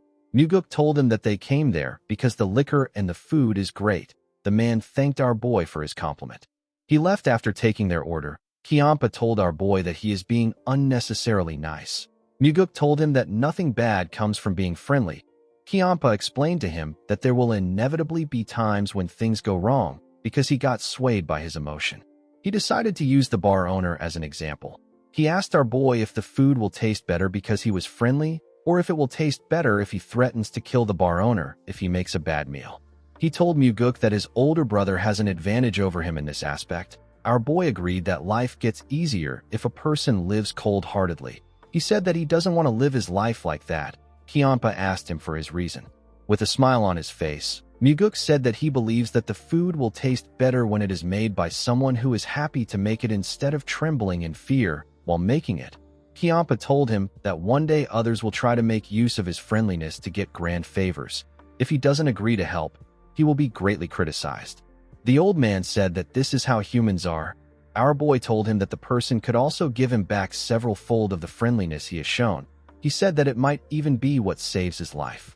With a serious look on his face, he told Kiampa that this is also how humans are. The Blood Heaven Sword Demon did not know what to say. He told Muguk that they will have to wait and see. While they were talking, they were served their meal and liquor. Muguk told the Blood Heaven Sword Demon that he sees him as someone who is more emotional than him. The old man was surprised to hear this. He asked our boy if he is blind. He told Muguk that he really sucks at judging people. Our boy smiled when he heard this. He believed that his judgment was accurate. Muguk noticed that in all the situations which Kiampa has gone through with him, he was more emotional than normal.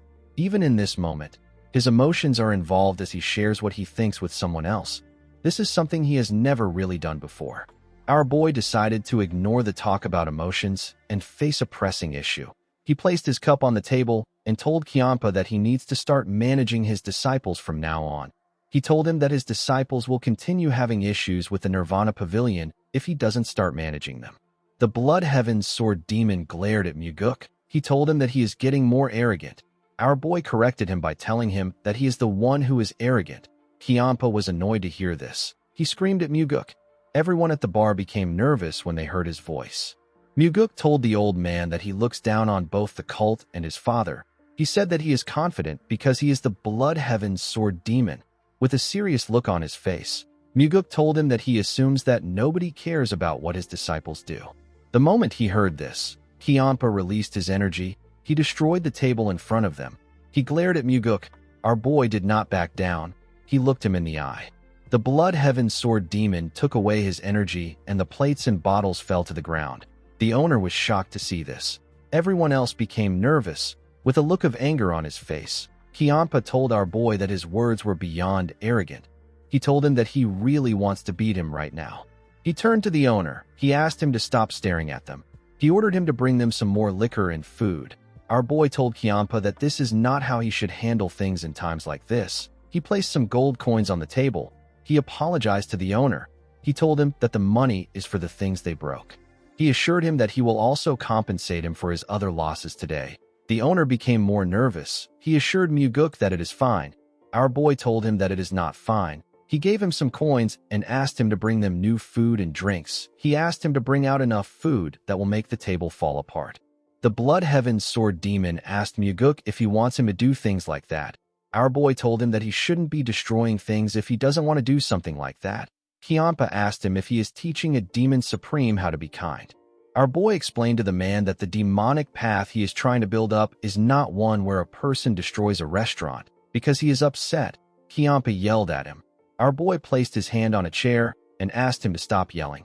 He asked him to take a seat there. The old man grit his teeth out of anger. Oddly enough, he still went to sit down without throwing a tantrum. He called our boy an arrogant brat. He told him that he is crazy. With a scary look on his face, he promised Muguk that he will kill him if he betrays him. The owner, who was about to place the food on the table, became terrified when he heard this. He placed the food on the table and quickly ran away. Muguk asked Kiampa if he really means what he said. The old man said that he does. Our boy asked him to swear his loyalty to him with sincerity. He said that his threat can also be used in another way. He told the Blood Heaven's Sword Demon that if he truly swears his loyalty to him and he betrays him, he said that he will plunge his sword into his heart. Due to the look on his face, Kiampa could tell that Muguk was not playing around. Our boy poured him some liquor. He asked him to accept his drink. He also poured himself a drink. The two men glared at each other. Muguk raised his cup up and pushed his hand forward. Kiampa decided to accept the drink. He picked up his cup. Our boy smiled when he saw this. The two of them drank their liquor. Even though the Blood Heaven's Sword Demon did not clink his glass with our boy's own, our boy knew that he already accepted the oath in his heart. The scene shifts, and we are taken to the Sword Supreme's flower garden. We see her looking at the stars. While she was looking up, someone informed her that Muguk is with the Blood Heaven's Sword Demon. He said that they are having drinks together. The man told his master that our boy is an arrogant person. Yeonrang asked him to mind his words. With a cold gaze in her eyes, she told him that there is nothing more crude than speaking carelessly behind one's back. The man said that he will remember this. Yeonrang said that Muguk is not the same person that she knew before. The man said that our boy is a storm in a teacup at best. The Sword Supreme asked him about what he will do if the teacup is big enough to contain the whole Murim. The man was shocked to hear this. The Sword Supreme knew that there is something special about our boy for Kiampa to give him the heavenly divine pill. She said that he basically gave Muguk everything. She knew that the Blood Heaven's Sword Demon must see a possibility of Muguk becoming the successor of their cult. The man asked Yeonrang if she also sees that possibility. Although Muguk showed her an unexpected side of himself, it was not to the point where she would give him an elixir that is on the level of the heavenly divine pill. This made Yeonrang annoyed. She felt like she was missing something which the Blood Heaven's Sword Demon picked up on. She did not like the fact that the old man could see something that she couldn't. While she was thinking, the man asked her to rest for today. He informed her that he has prepared a new man. The Sword Supreme turned around when she heard this. She walked past the man. After she passed by his side, the man raised his head up and turned around. He watched her as she went into her house. In the next scene, we see Muguk step into a large room. Our boy carefully looked around. This was his first time in his father's personal training ground. Our boy noticed a huge piece of iron dangling in the room. He quickly recognized this iron. It was the 10,000 years cold iron. Muguk noticed the marks that were left on the iron. He realized that his father was using it to train. He carefully looked at the marks. He said that his father is abusing the iron. The heavenly demon stepped into the room. He asked Muguk to not waste his time. He ordered him to use the 4 strides of the wind god. Our boy released his energy and began to move in a unique manner. Each step had its own meaning. The 4 strides of the wind god has 4 main moves and more than 900 changes that can be made. Depending on how a person interprets the changes and uses them, their movements will change slightly and the power of the 4 strides of the wind god would be different. Muguk looked like he was walking on water. Each of his movements were graceful. He was not wasting any moves. He gently landed on the ground and turned to his father. He noticed that the heavenly demon was looking at him weirdly. He wondered if something was wrong. He wondered if he made a mistake. The heavenly demon was actually looking at his son for a different reason. He asked Muguk if he has really learned it to this level. Maybe it was because his father acknowledged his skills. Muguk continued discussing about the martial arts with him. The heavenly demon gave his son some of his opinions and also quietly listened to Muguk's opinions. He didn't just listen, he even accepted some of our boy's opinions. The heavenly demon told his son that putting more strength into the right foot seems to be the correct interpretation. He told Muguk that he was right. Our boy never expected his father to speak so freely and act this rational when it came to martial arts. The heavenly demon asked his son to close his eyes. He told him that he will now tell him what he learned. Muguk followed his father's orders. When he closed his eyes, the heavenly demon began to speak to him. This made our boy begin to visualize everything in his mind. As his father spoke to him, he practiced the techniques in his mind. He slowly perfected his strides and movements. Through his discussion with his father, Muguk was able to take his 4 strides of the wind god to the next level. He opened his eyes and stood up. He bowed his head and thanked the heavenly demon for teaching him. He promised himself that he will repay this favor by killing Wamugi. He told his father that he will repay the favor by giving him more allowance in the future. The heavenly demon stood up and asked his son to stop spouting nonsense. He asked him to eat with him before he goes. Muguk was shocked to hear this. The heavenly demon asked him if something is wrong. Our boy told him that he has never heard him ask anyone to eat with him. The heavenly demon did not say anything. He turned around and told his son that it is nothing to be surprised about.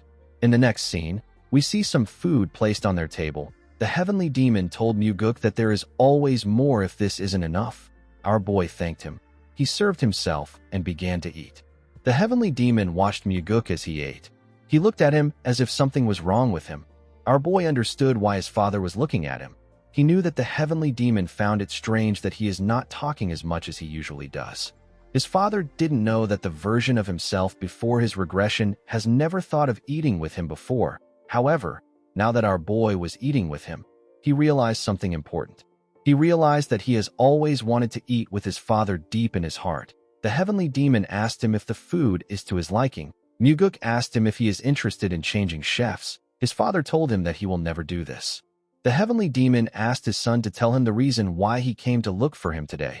Muguk revealed to him that he has a favor to ask. The heavenly demon asked him to tell him what he wants.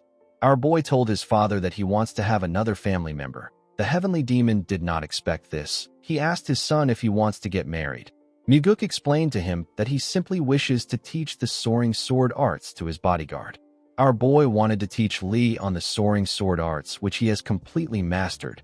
He believed that the woman needed to learn the soaring sword arts in order to protect her position as the leader of the Phantom Shadow Corps.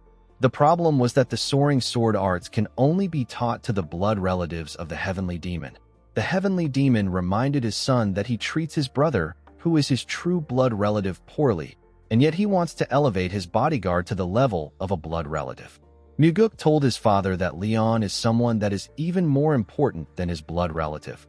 He said that she is someone who will achieve great things in the future. The heavenly demon reminded him that the soaring sword arts is his exclusive martial arts. He asked him if he is fine with this. With a serious look on his face, Muguk told his father that the 9 Calamities demonic arts will become his exclusive martial arts. Our boy knew that the 9 Calamities demonic arts is not something someone can learn just because they are the heavenly demon's blood relative. It is a martial arts that can only be learned by the successor. The heavenly demon found it odd that his son was this confident. He told Muguk that he can do as he wishes. Our boy was surprised to hear this. He didn't expect his father to allow it so easily. The heavenly demon told Muguk that he wants him to promise him something. Our boy asked him to tell him what it is. The heavenly demon told his son that he wants to be the first to know when he is determined to kill a demon supreme. He told Muguk that he must tell him no matter which demon supreme it is. Our boy agreed to tell him first. The scene shifts and we see Muguk in another room. Leon stepped into the room and asked him if he called for her. Our boy referred to her as the leader of the Phantom Shadow Corps. The woman bowed her head and greeted him. Muguk revealed to her that he will be teaching her a new martial arts. The woman was surprised to hear this. She asked him if he is serious. Our boy revealed to her that he will be teaching her the soaring sword arts. Leon was shocked to hear this. She told her master that he cannot do this. She reminded him that the soaring sword arts is only taught to the blood relatives of the heavenly demon. Muguk asked her if she is done talking. The woman said that she has more to say, but she will stop there. She told her master that it will be bad if the heavenly demon finds out. Muguk revealed to her that he already has his father's permission. Leon was surprised to hear this. She asked him if he is serious. Muguk told her that he is. The woman reminded him that the soaring sword arts is his exclusive martial arts. She asked him to tell her why he wants to teach it to her. Our boy explained to her that she needs to learn a martial arts of this level in order to become the Phantom Shadow Corps leader. He told her that she is basically a blood relative to him, so it is alright for her to learn it. Leon was shocked to hear this. She took a look at her master's face. She realized that he was being honest. She told Muguk that she still can't learn his martial arts. With a shaky tone in her voice, she said that no one has ever treated her this nicely before. Our boy moved close to her and placed his hand on her shoulder. He told her that she has always been important to him. The woman began to cry when she heard this. Muguk gently smiled and consoled her. In the next scene, we see Muguk training Leon. While teaching the woman, he also attended to his duties in the Nirvana Pavilion, and he also focused on his own training as well. Leon was able to learn the soaring sword arts very quickly. It was as if she was cotton that was absorbing water. She was more talented in martial arts than Muguk expected. She was also extremely hardworking, so her progress was so rapid that even Muguk was surprised. While watching the woman train, Muguk realized that he can also learn through teaching. In his past life, he did not teach anyone anything. This is why this process was very meaningful for him. The scene shifts, and we are taken to the Nirvana Pavilion. We see Muguk and the investigators gathered outside. Our boy told them that it has been a while since they all gathered in one place like this. The investigators agreed with him. Muguk told them that he likes their replies. He said that he came to pour oil on top of their fiery fighting spirits. The investigators did not understand what our boy meant. Muguk called out to Daryong. He asked the man to open the box next to him. When Daryong opened the box, he was shocked to see what was inside. The man asked Muguk about what this amount of money is doing there. Our boy ordered the man to give a note to everyone. Daryong was shocked to hear this. Muguk asked him to do it now. The man accepted the order. As Daryong shared the money to them, Muguk revealed to the investigators that the money is a gift from him to all of them. The investigators were shocked to hear this. They all bowed their heads and thanked their pavilion master. Our boy explained to them that he is giving them this money because he doesn't want the Nirvana Pavilion to become an organization that allows external pressure to influence them. He told them that he doesn't want them to accept any bribes. He told them that they should look for him if they suddenly need some money. He said that he will give them their salaries in advance. He told them that he will lend them some money if their salaries are not enough. He asked the investigators if they understand him. They all said that they do. After saying this, Muguk dismissed them. The scene shifts and we see our boy and Daryong inside the building. Daryong asked his master to tell him how he knew about something. Muguk asked him about what he means. Daryong decided to be straightforward. He asked our boy to tell him how he knew that Iko needed money. He explained to him that Iko has been trying to get more money because his brother is getting married. He used up all his money because his parents were sickly when he was alive. Now he has to look after his younger siblings, so he doesn't have a lot of money. Muguk said that it is impossible for him to know something like that. He said that he didn't know. Daryong asked our boy not to lie. Our boy smiled when he heard this. He actually got to know about Iko's situation through pure coincidence. He wanted to just give the man some money, but he changed his mind. He decided to give everyone something. Muguk asked Daryong if the fact that he knew is important. The man told him that it is. He said that it would help create a sense of loyalty. Muguk smiled when he heard this. He asked the man not to be deceived by things like this. He said that it is just trickery to create a good impression. Daryong told him that he doesn't buy his excuse. He explained to our boy that the world can make a person do all sorts of things even without resorting to such trickery. Muguk was surprised to hear this. He noticed that Daryong was being serious. The man bowed his head and turned around. Our boy watched him as he walked away.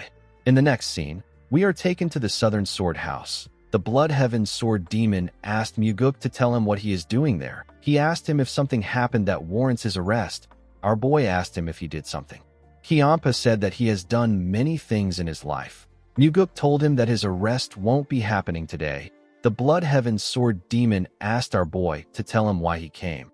Muguk presented a box to the old man. He told him that he came to give it to him.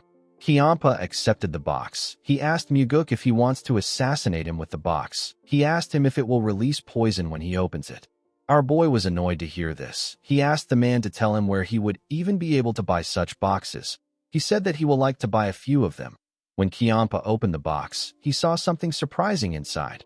Muguk told him that it is a top-quality blood poison pearl. The Blood Heaven Sword Demon said that he knows what it is. He asked our boy to tell him why he is giving it to him. Muguk told him that it is a gift for his birthday. Kiampa was shocked to hear this. Our boy congratulated him on his birthday. He reminded him that today is his birthday. The Blood Heaven Sword Demon wondered if today was really his birthday. Muguk asked him if he didn't know. The old man said that he has lived without celebrating his birthdays for far too long. He asked Muguk about how he knew. Our boy asked him not to forget who he is. He told him that the Nirvana Pavilion has all the information. He told him that they even know how many pieces of undergarments that he owns. The Blood Heaven Sword Demon asked him to tell him how many undergarments he owns. Muguk was surprised to hear this. He told Kiampa that he was simply exaggerating. He congratulated him on his birthday again. After saying this, he bowed his head and told him goodbye. The moment he turned around, Kiampa asked him if he really came there just to give him a gift. Our boy assured him that he only came to give him a gift. He asked him not to worry. The Blood Heaven Sword Demon asked him if he is just going to leave like this. Muguk told the old man that he is very busy. He said that they can have drinks later tonight at the entertainment pavilion. He told him that he will wait for him there. After saying this, our boy left. Kiampa took another look at the box. He could not believe that he received a gift for his birthday. Later in the evening, we see Muguk return to his residence. Our boy saw something shocking inside his house. He saw the Sword Supreme in his house. She was sitting on the huge rock. She had a small table next to her. The woman greeted Muguk. She asked him to have a drink with her before he goes out. Our boy stared at her. He did not know the kind of game she was playing. He decided to play along. He sat down in front of the Sword Supreme. He reminded her that she said that she doesn't drink liquor. Yonrang told him that the liquor isn't for her.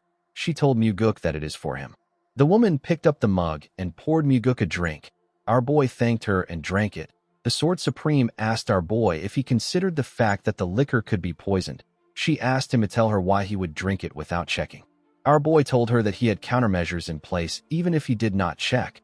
The Sword Supreme was surprised to hear this. Muguk took out something from his mouth and showed it to Yonrang. It turns out that our boy had the blood poison pearl in his mouth.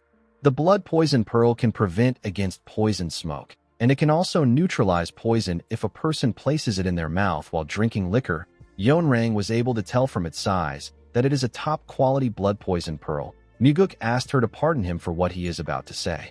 He told Yonrang that he is aware that she is not completely friendly to him. He told her that he wouldn't just drink whatever she gave him in this situation. The Sword Supreme asked Muguk if he also drank the Blood Heaven's Sword Demon's liquor with the blood poison pearl. Our boy told her that he did not. Yonrang told him that he trusts Kiampa, but he does not trust her. Muguk explained to her that a lot of things happened before he had his first drink with the old man. Yonrang told him that this is the same with them. Our boy told her that this is not true. The Sword Supreme reminded him that she recommended Jang Ho as the demonic army commander. Muguk asked her if that decision was made for his benefit. Yonrang was surprised to hear this. Our boy told her that she is right about recommending Jang Ho, but it wasn't for our boy's benefit. It was for her to try and force him to cut off his ties with the Blood Heaven's Sword Demon. Muguk explained to the Sword Supreme that he wishes to create a lot of history with her. He said that he will be able to drink the liquor she offers without using a blood poison pearl if they are able to do this. Yonrang asked our boy not to say things that he doesn't mean. She asked him if he hasn't already decided to go with Kiampa. Muguk placed the pill on the table and poured himself a drink. He drank the liquor in front of her and placed the cup on the table. The Sword Supreme glared at him. Muguk knew that Yonrang is someone who refuses to be even compared to the Blood Heaven Sword Demon. She is also someone who is confident that she will be chosen if people had to choose between the two of them. Muguk knew that she was not the kind of person who would use poison. Yonrang called out to our boy. She asked him to tell her what he truly wants. Muguk begged her to help him become the successor. The Sword Supreme was surprised to hear this. Our boy explained to her that he wants her to help him without asking him to cut off his ties with Kiampa. The Sword Supreme glared at him. She stood up and told Muguk that the only people who would help without any conditions are parents. Muguk revealed to the woman that he is having drinks at the entertainment pavilion later tonight. He told her that she can join him if she feels like it. After hearing what our boy said, the Sword Supreme left his house. When Muguk went into his house, he saw something surprising. He saw his father on the roof. Our boy wondered if something was off about today. He had met two demon supremes. Now he is meeting his father too. He asked the heavenly demon to tell him why he came. The heavenly demon told his son that he came to see how he is living. Our boy found this odd. His father has never come to his residence before. Muguk realized that he was able to go hunting and have a meal with his father for the first time in this life. Now his father has come to his residence for the first time. He was getting a lot of first-time experiences in this life. Muguk asked his father if he would like to come in. The heavenly demon told him that he cannot go into a room where a man lives alone. Our boy told his father that he can bring out a chair. The heavenly demon asked him not to worry about it. He told Muguk that he has sat enough for today. Our boy smiled when he heard this. He jumped to the roof. He told the heavenly demon that the demonic physician once said that sitting down for too long is detrimental to a person's health. The longer you sit down, the shorter your life becomes. The heavenly demon asked Muguk if he wants to live for a long time.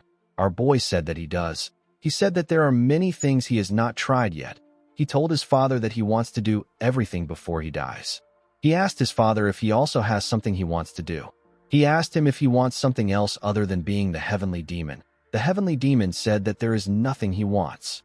Muguk turned to him when he heard this. Although he said that there was nothing he wanted to do, it sounded like he was trying to tell his son that he has too many things that he wants to try, but he can't speak of them. Our boy told his father that he wants to go to the Central Plains with him one day. The heavenly demon glared at his son when he heard this.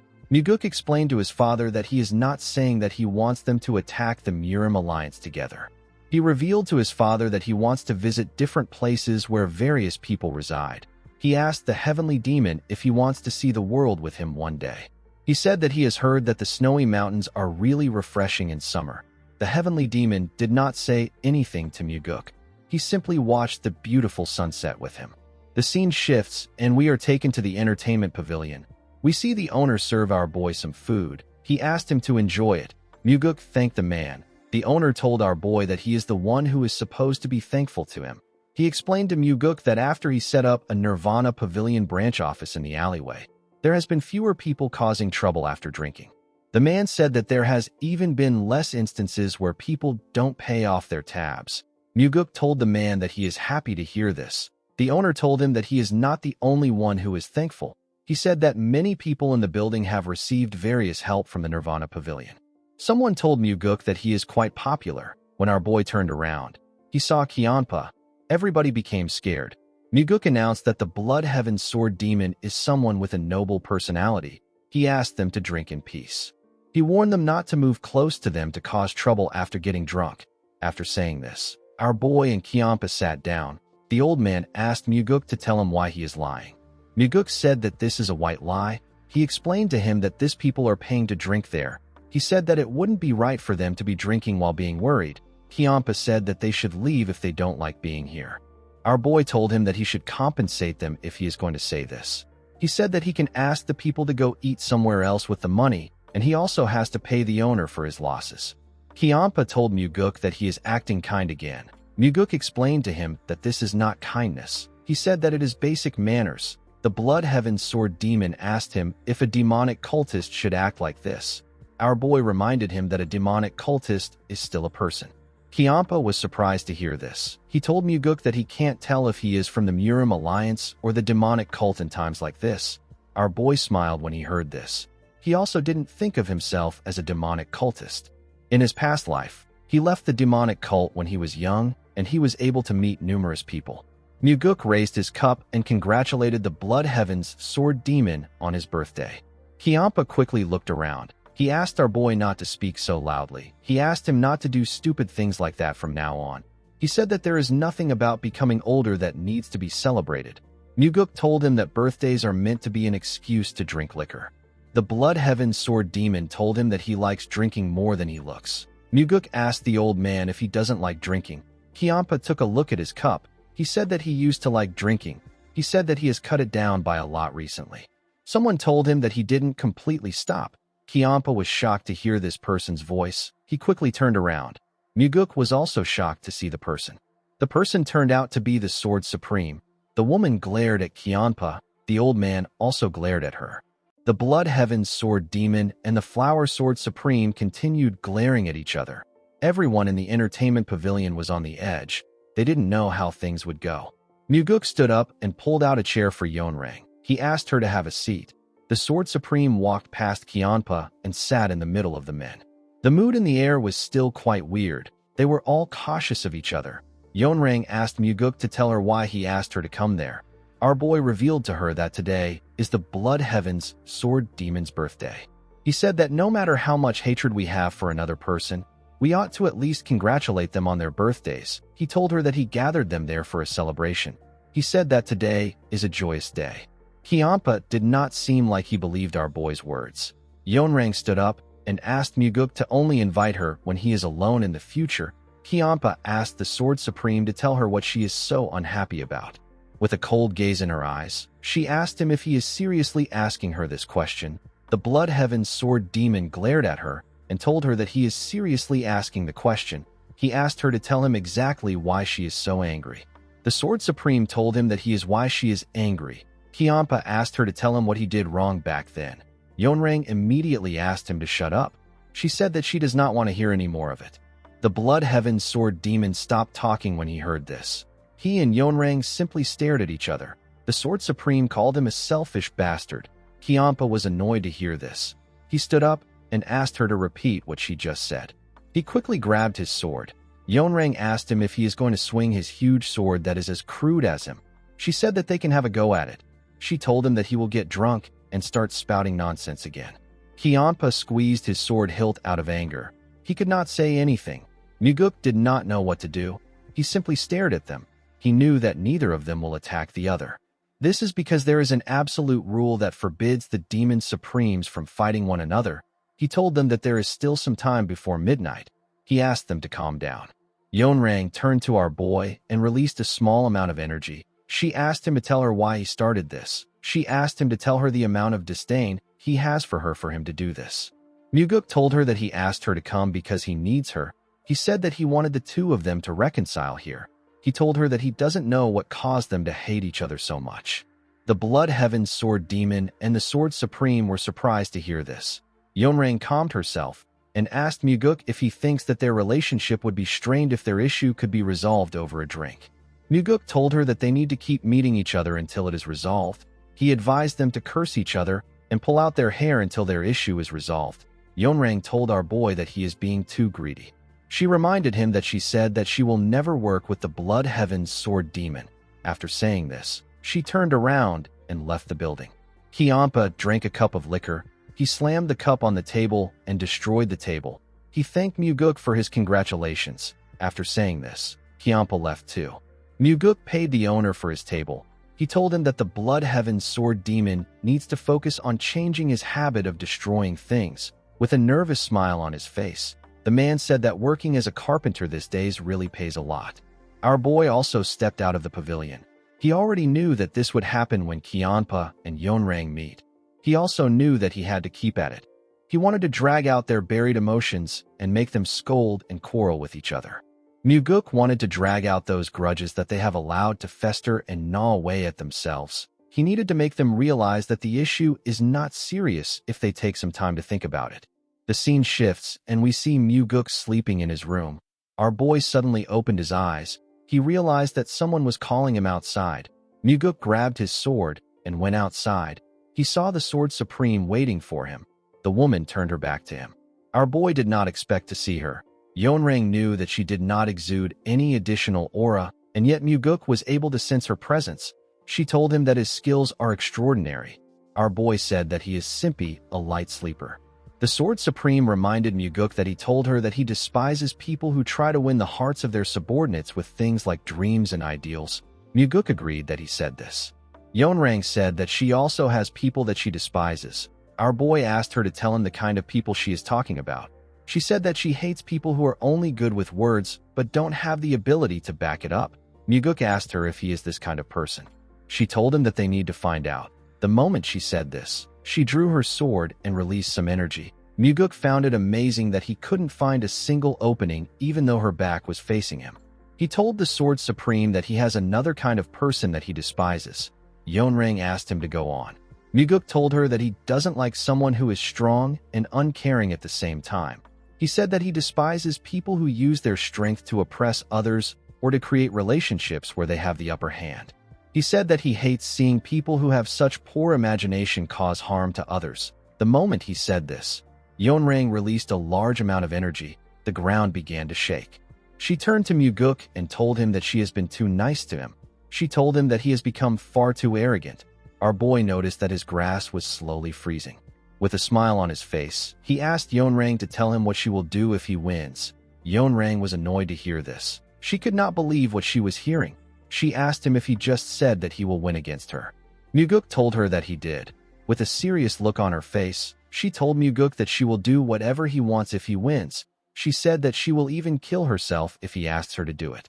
Muguk could tell that Yeonrang was certain that she would never lose. He accepted her condition. The Sword Supreme asked him to tell her what he will do if he loses against her.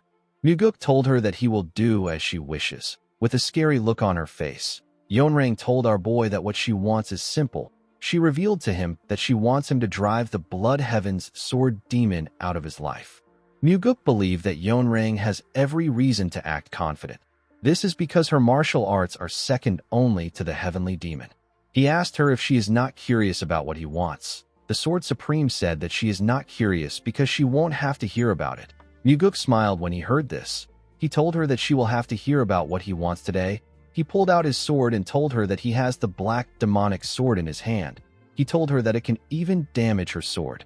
Yeonrang told Muguk that she will give him the first 3 attacks. Our boy took a stance and told her that he will accept her offer. He said that he will start now. Although it will be tough for him, Muguk decided to fight her without using the 4 strides of the Wind God. He decided to end the fight within 3 attacks. The moment he thought of this, he charged at the Sword Supreme. He used the first form of the soaring sword arts known as Celestial Equilibrium. He released a large amount of energy with his attack. The Sword Supreme was able to block it. She and Muguk glared at each other. They tried to push each other with their swords. As their swords pressed against each other, it released a bright light and a large amount of energy. It destroyed the surrounding. The attack sent Muguk flying. The Sword Supreme was able to regain her balance in the air. Muguk pressed his leg into the ground. He raised his sword and used the second form of the soaring sword arts known as the Shifting Slash. He was able to fire multiple attacks at Yeonrang while she was still in the air. Yeonrang was able to block each one of the attacks with her sword. She gracefully landed on the ground. When she raised her head up, she saw multiple attacks coming towards her. She grit her teeth and took a stance. She fired a huge attack at Muguk. Her attack went through the Shifting Slash. Our boy was able to block it. He realized that the Sword Supreme has broken her word on letting him attack 3 times first. She even retaliated. Yeonrang also realized that she messed up. Muguk couldn't blame her. She couldn't help it. The constant shifts made by the Shifting Slash makes it a technique that can't be stopped with blocking alone. Yeonrang had to attack in order to defend against it. Muguk took a stance. He covered his sword with a dark and scary energy. He used the third form of the soaring sword arts known as the Heavenly Slash. He fired his dark energy at the Sword Supreme. Yeonrang wasn't even bothered. She raised her sword and blocked the attack. While she was blocking the attack, Yeonrang noticed something odd. This attack was much more powerful than she expected. It was slowly overwhelming her. The Sword Supreme could not believe what was happening. The attack was slowly covering her up. She asked Muguk to stop. She said that she doesn't want him to attack her face. Our boy glared at her. He could see the fear in her eyes. He took away his energy and pointed his sword at her. The Sword Supreme was quite scared. Our boy took away his sword. With a serious look on her face, Yeonrang asked Muguk to tell her what just happened. Muguk reminded her that he asked her to be careful because he has the black demonic sword. The Sword Supreme explained to him that he wouldn't have won the fight even if he has the heavenly demon sword. Our boy revealed to her that he has completely mastered the soaring sword arts. Yeonrang was shocked to hear this. She told him that she doesn't believe him. The soaring sword arts is an advanced martial arts that is similar to what the demon supremes have. It was natural that Yeonrang would find it hard to believe that our boy has already completely mastered such an advanced martial arts. Muguk asked the Sword Supreme if she believes that his father made him the Nirvana Pavilion Master just because he is his son. Yeonrang said that it still doesn't make any sense. Our boy revealed to her that he also consumed the Heavenly Divine Pill to make up for his lack of inner energy. The Sword Supreme finally understood why Muguk is so strong. Our boy told her that he won the fight. He asked her if she acknowledges this fact. Yeonrang said that she wouldn't have let her guard down if she knew that he was this strong. Muguk knew that she was right. She allowed him to attack 3 times because she didn't know how strong he was. This was what led to her defeat. He asked Yeonrang if she won't acknowledge her defeat. He told her that if the Demon Supremes learn that she broke her word, she will be forever haunted by the label of a coward. Yeonrang asked Muguk to shut up. She told him that he does not need to provoke her by saying things like that. She told him that she will keep her word. She asked him to tell her what he wants. With a smile on his face, Muguk reminded her that she said that she will give him her life if she lost. The Sword Supreme asked him if he wants her life. Muguk told her that he doesn't. He said that even though the Blood Heaven Sword Demon calls him a crazy person, he is not this crazy. Yeonrang asked him to tell her what he wants. With a serious look on his face, Muguk asked the woman to accept his apologies. Yeonrang did not expect this. Muguk put his hand together and apologized to her for the disrespect he has shown her up until now. He told her that he is being sincere. He hoped that she will forgive him. The Sword Supreme asked Muguk if he is mocking her right now. Our boy assured her that he is being serious. He told her that he acted disrespectful towards her today. He said that he shouldn't have invited her to the dinner. Yeonrang did not understand what was happening. She asked Muguk about why he is apologizing when he already won. Our boy explained to her that he wants to win her favor by apologizing to her. He told her that he wants her to support him from the bottom of her heart. Yeonrang asked him if he is referring to support in the battle to become the successor. She told Muguk that she is disappointed in him if he thinks that the apology will make a difference. Muguk explained to her that he is the kind of person who will respond double in kind. If his opponent throws sand at him, he will push them into the mud. If they throw water at him, he will throw feces at them. He told Yeonrang that he has no desire to do such things to her. He told her that she is the one most worthy of respect among the 8 Demon Supremes because of her noble and lofty character. The Sword Supreme asked Muguk if this is truly how he sees her. Our boy told her that it is. He said that she truly has a noble and lofty character. Yeonrang did not know what to say to him. Muguk bowed his head and told her that he will see her next time. He turned around and walked into his building. As he walked towards his house, he remembered how she lived her life after the cult fell. He believed that what he said was not a complete lie. However, the events of the past still hasn't happened yet. Our boy believed that his encounter with her might change her fate. He hoped that the bloodbath she will cause in the future can disappear and a new life will appear instead. He hoped that flowers could blossom in the dreary wasteland that he saw within her eyes. The next day, we see Yeonrang visit Muguk at night. She told him that she accepts his apology. Our boy noticed that she didn't look well. He wondered if her loss caused her to suffer from inner demons. He thanked her for accepting his apology. Yeonrang admitted to losing yesterday's match. She asked Muguk to fight with her again. Our boy was surprised to hear her request. He declined her offer. The Sword Supreme asked him for his reason for declining her offer. Muguk revealed to her that he will never be able to win against her again. He explained to her that she wouldn't have given him the first move if she hadn't let her guard down, and he wouldn't have been able to win if this didn't happen. The Sword Supreme reminded him that he has already mastered the soaring sword art, and he has enough internal energy. She told him that he might be able to win if they fight again. Muguk said that it can't happen. He explained to her that it was simply a once-in-a-lifetime stroke of luck. He told her that he is not arrogant enough to mistake luck for skill. The Sword Supreme told him that she won't set any conditions if she wins. She told him that she will grant any of his wishes if she loses. Our boy did not expect this. He believed that Yeonrang was foolish and naive. At this moment, he understood why she became the cult leader and why she rose to power through bloodshed. He also understood why she ultimately fell. Muguk believed that she was fighting for her pride. He did not think that pride was worth anything. He did not understand why Yeonrang would say something like this when she doesn't even know what he will ask for. Our boy bowed his head and told her that he won't tell anyone about the match they had yesterday. He assured her that she doesn't need to fight him again. He advised her to get some proper rest. He told her that she looks unwell. Muguk turned around after saying this. The Sword Supreme revealed to him that she feels ashamed. Muguk asked her not to feel like that. He told her that his victory was purely luck. The Sword Supreme explained to him that it is not just about losing the duel. She told Muguk that she said anything but her face. She told him that she feels humiliated the more she thinks about it.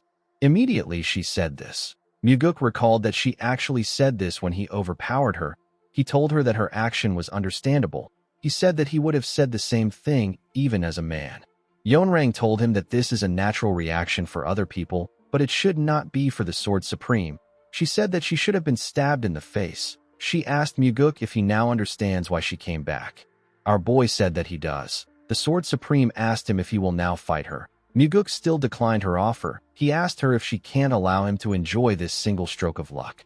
Upon seeing that our boy was stubborn, Yeonrang decided to tell him her real reason for requesting the duel. She told Muguk that she made a promise to never lose to anyone except one person. Muguk did not expect this. He wondered about who the person is. The moment he thought of this, he knew who she was talking about. Yeonrang realized that our boy already knew who she was referring to. She revealed to him that she made a promise with the cult leader. She asked him not to think of anything disrespectful. She asked him not to disgrace her pure respect for the heavenly demon. Muguk assured her that he wasn't thinking anything stupid. He asked her about why she respects his father so much. The Sword Supreme gently smiled when she heard this. Our boy noticed this. He realized that bringing up his father was her last resort. He didn't have any other choice but to accept her request. He told Yeonrang that he will duel with her. He said that a promise made with his father must be honored. The Sword Supreme smiled brightly when she heard this. Muguk asked her if she is satisfied with this. Yeonrang said that she is. Our boy carefully drew out his sword. He told the Sword Supreme that he will give this fight his all. Yeonrang told him that this is exactly what she wants. The two of them drew their swords and stared at each other. Yeonrang decided to break the silence by charging at Muguk. Our boy was able to dodge her attack by bending his head. He attacked her while she was in the air. Yeonrang was able to block his attack. She landed on the other side. Muguk charged at her at a crazy speed. He created several afterimages that were charging at Yeonrang. The Sword Supreme had to jump to get away from Muguk. She blocked each one of the afterimages' attacks while she was in the air. Immediately she did this. She sensed something coming towards her. Muguk attacked her from above. Yeonrang was able to easily block his attack. Our boy tried to push her down, but the Sword Supreme easily brushed his sword and pushed him aside. Muguk managed to land on the ground. The moment he raised his head up, he saw a sword coming towards his head. He managed to dodge it by moving his head. He pushed her back with his attack. He and the Sword Supreme regained their stance. They stared at each other. They charged at each other. Their swords got close to their necks, but they managed to dodge the attack. The two of them stared at each other. They seemed excited. They went up in the air and moved their fight somewhere else. They went into the forest and attacked each other while they were in the air. Yeonrang fired an attack at our boy. He managed to cut it down. The two of them began to make their attacks faster. They destroyed their surroundings with their attacks. The longer the duel went on, the less the victory mattered. Muguk was completely absorbed in the fact that they were testing their swordsmanship to its limits. He knew that the Sword Supreme also felt this way. Her killing intent had disappeared.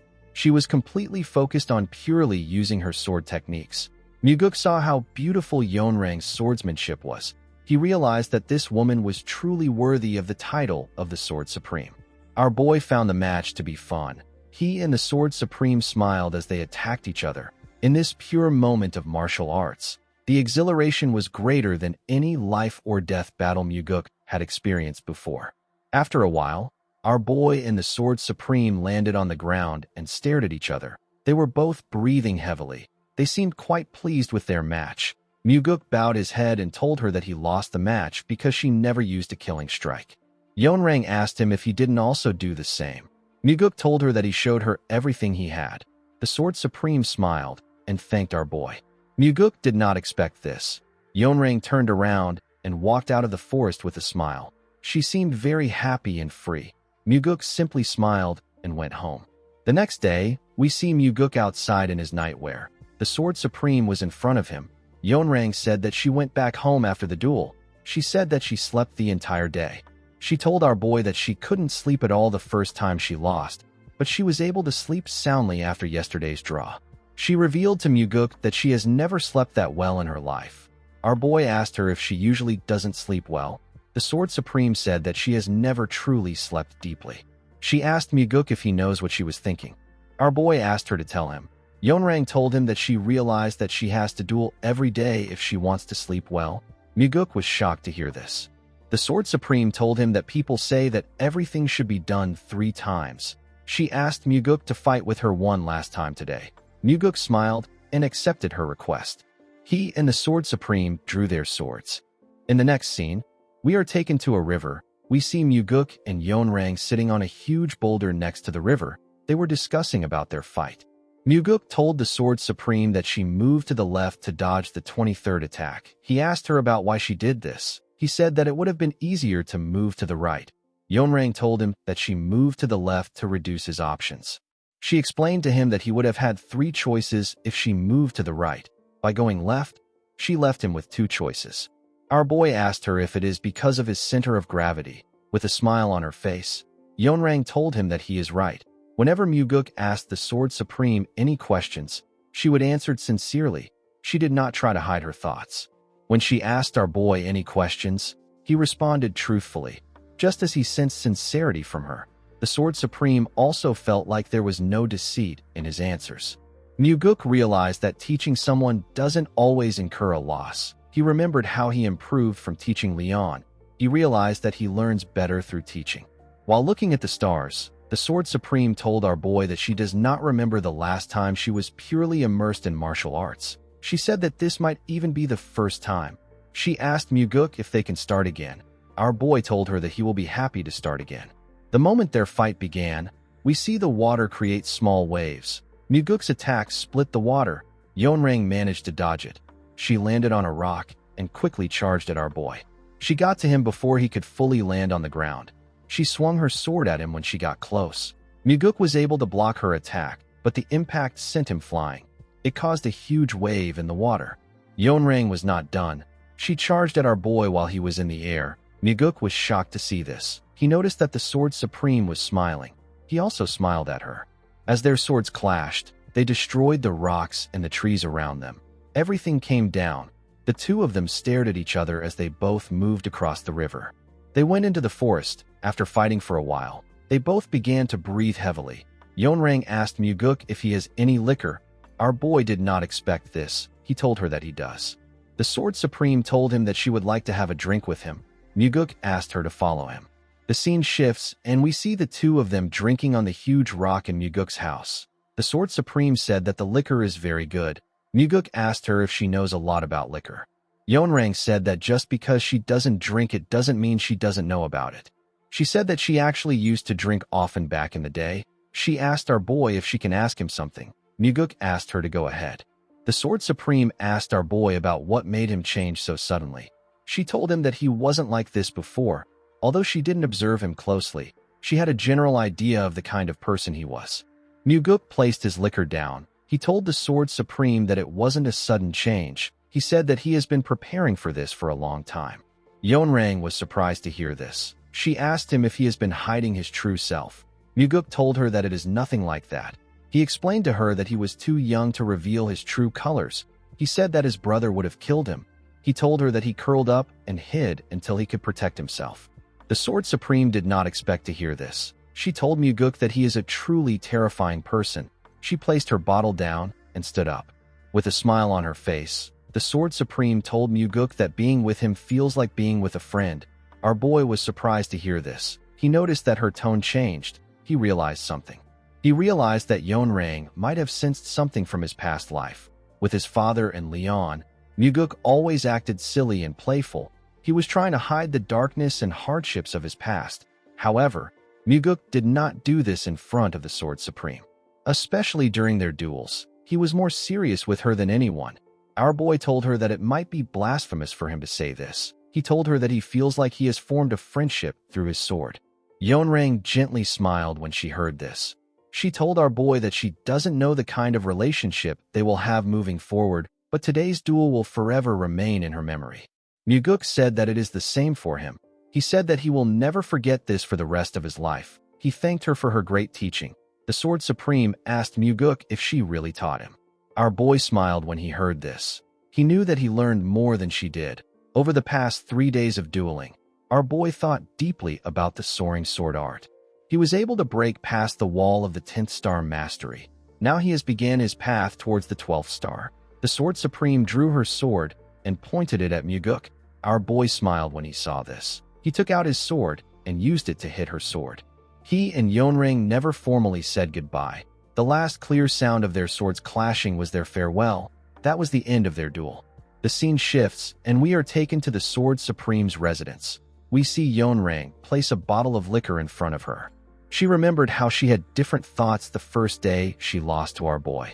She even considered putting on a mask and going back to kill Muguk. She realized that the person she was that day and the person she currently is are two completely different people. While she was drinking, her assistant asked her if something is wrong.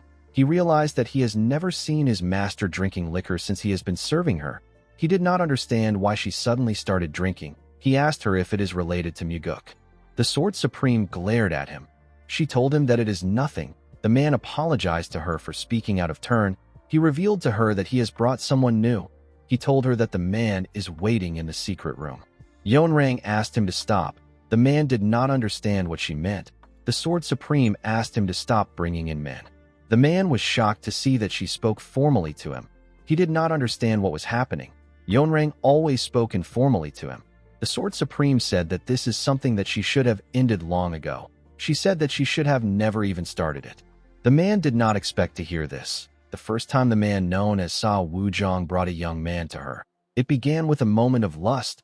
She wanted to try it once. She couldn't even remember the last time that she had been with a man. She thought that it will be okay to do it for pleasure. However, once she started, she couldn't stop. Yeonrang realized that it was now time for her to end things. Wuzhong told her that he will send the man back today. He asked her to let him know whenever she needs his services. With a terrifying look on her face, Yeonrang told him that this will never happen again. She asked him if he understands.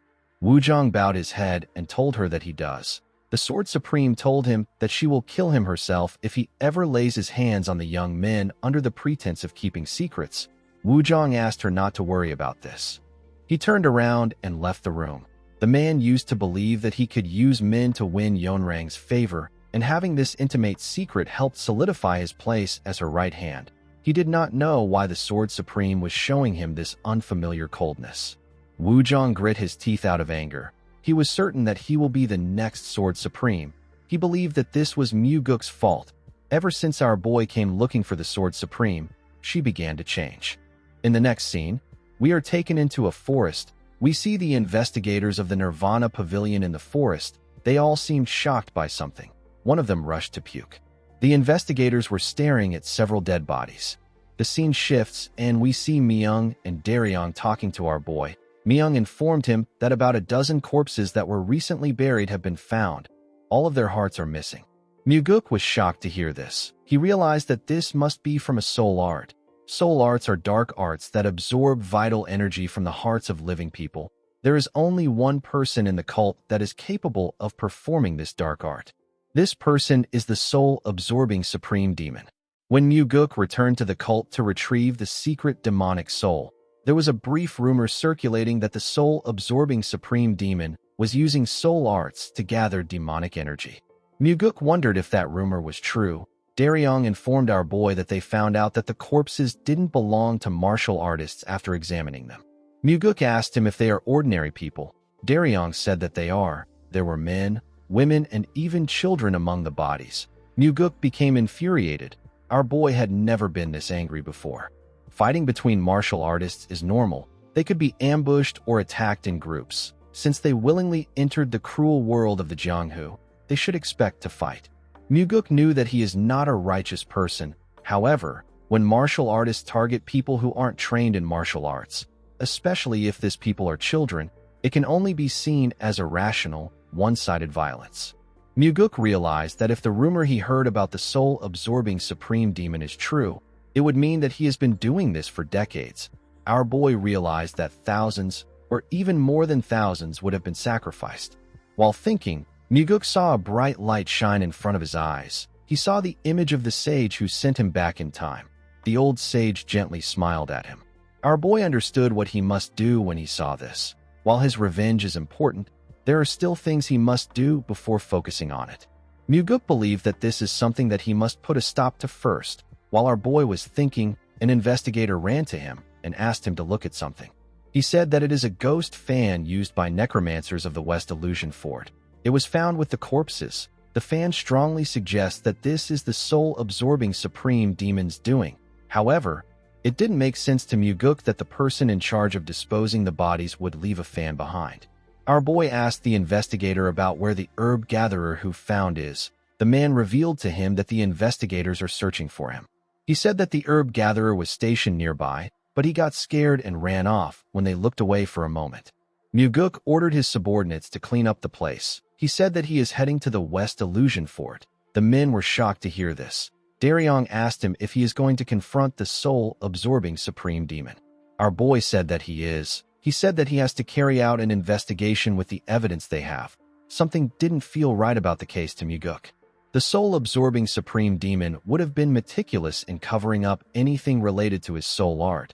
Yet the corpses was found by a herb gatherer, and the fan was conveniently left behind. Muguk realized that someone is deliberately trying to manipulate him into thinking that the soul-absorbing supreme demon is performing soul arts. He wondered if it is Wuzhong. In his past life, Wuzhong was killed in an attempt to assassinate the Sword Supreme while under the effects of a soul-controlling spell. After his death, it was revealed that he had romantic feelings for her. Muguk believed that the 3-day duel he had with the Sword Supreme must have provoked something in Wuzhong. He believed that the man wants him to die fighting the soul-absorbing supreme demon, or he wants to distract him from the Sword Supreme entirely. In the next scene, we are taken to the West Illusion Fort. We are shown odd-looking buildings. The buildings had a very eerie vibe to them. Muguk noticed that the entire place was filled with ghost energy. Not only are the demonic flowers planted in the garden emitting this energy, even the pagodas and statues were emitting the same energy. If someone who isn't a necromancer is exposed to the flower's ghost energy, their internal energy circulation may become unstable. This will make them more susceptible to the soul-controlling spell. They may also experience hallucinations. If they are unlucky, they could even fall to their inner demons. Muguk stepped into the chambers of the soul-absorbing supreme demon. The ghost energy in his chambers was much more thicker than anywhere else. Muguk knew that the soul-absorbing supreme demon's residence is like a confusing trap. Our boy saw the soul-absorbing supreme demon sitting on his throne. He wore a weird attire and an odd cap. The man's name is Yasuo. Before his regression, Muguk had no real connection to Yasuo. Even when he returned to the cult to search for ingredients for the Great Regression Technique, he and the soul-absorbing supreme demon had no interaction. Ironically, he was the last survivor among the 8 demon supremes. Muguk bowed his head and greeted him. Yasuo welcomed him to his pavilion. His voice echoed throughout the room. He asked our boy about why he came to his part of the world. Muguk realized that the soul-controlling spell has begun. He told Yasuo that he came to investigate an incident. The soul-absorbing supreme demon did not expect him to reply. He stared at Muguk intensely with his frog eyes. He told our boy that he is impressive. Muguk told him that he has been known for his strong will. Our boy knew that it was actually thanks to the heavenly demon defense art that he was able to control himself. He revealed to Yasuo that a number of unusual corpses were found along with an item belonging to a necromancer. Yasuo asked him about the kind of item he found. Our boy put his hand into his clothes and brought out the fan. The moment he saw the fan, Yasuo ordered someone to call in Nung Hayu. Muguk noticed something odd. Even though he emphasized that the corpses were unusual, the soul-absorbing supreme demon didn't bother to ask about what made them unusual. He realized that Yasuo already knows. Nung Hayu stepped into the room out of nowhere and greeted the soul-absorbing supreme demon. Yasuo asked him about where the ghost fan is. Nung Hayu said that he lost it yesterday. Muguk threw the fan at him. Nung Hayu told him that it belongs to him. He asked him about where he found it. Muguk explained to him that several corpses were discovered yesterday, and the item was found with them. The man did not say anything. Our boy noticed that Nung Hayu also isn't asking about where the corpses were found or how they died. He told the man that he needs to come in for questioning due to the circumstances. Nung Hayu carefully looked at his master. Yiso didn't say anything to him. Nung Hayu told our boy that he will follow him for questioning. Muguk thanked the soul-absorbing supreme demon for his cooperation. He told him that they will meet again. After saying this, he walked to the door with Nung Hayu by his side. Yiso watched him as he walked towards the door. The scene shifts, and we see Daryong talking to his pavilion master. He told our boy that it is hard to get Nung Hayu to talk. He said that the man only told them that he lost his fan. He hasn't said a single additional word apart from this. Muguk already knew that things would go this way just by looking at Nung Hayu's eyes. His loyalty and fear of the soul-absorbing supreme demon are so great that persuasion or interrogation will not work on him. Daryong explained to Muguk that they can't detain him for long without concrete evidence that he killed those people. Muguk told Daryong that Nung Hayu is just a subordinate. He said that they need to arrest the soul-absorbing supreme demon to get to the bottom of the case. Daryong asked him to be careful. He reminded him that he is dealing with the soul-absorbing supreme demon. Muguk asked him if he remembers what he said when he was first assigned here. With a serious look on his face, our boy said that he will arrest anyone even if it is his own father who is in the wrong. Daryong was shocked to hear this. He realized that his boss wasn't joking around. He put himself together and told him that he understands. Muguk smiled when he saw that Daryong was with him. While he was looking at him, an investigator barged into his office. He revealed to our boy that the heavenly demon is here to see him.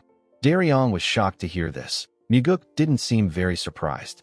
In the next scene, we see Muguk having tea with his father. With a nervous look on his face, he asked his father to tell him the reason why he came there. The heavenly demon picked up his cup and drank his tea. He told Muguk that he decided to check the place out while he was passing by. Muguk immediately knew that his father was lying. He knew that the heavenly demon had something to say to him. The heavenly demon looked outside the window. He asked his son not to interfere with the soul-absorbing supreme demon yet. Muguk asked his father for his reason. The heavenly demon told his son that he cannot yet match the soul-absorbing supreme demon with his current skills. Muguk told his father that he can cut the soul-absorbing supreme demon down if he catches him off guard. He said that he will stab Yeso in the back if this doesn't work. The heavenly demon told our boy that getting behind Yeso is even harder than killing him. Muguk asked his father if the soul-absorbing supreme demon is really that strong. The heavenly demon revealed to him that Yeso is both the weakest and the strongest among the demon supremes.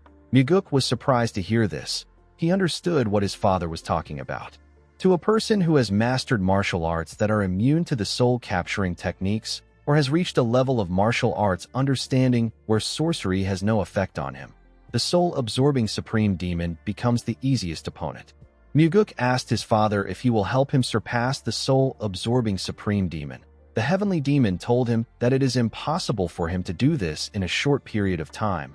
Our boy told him that he learns faster than expected.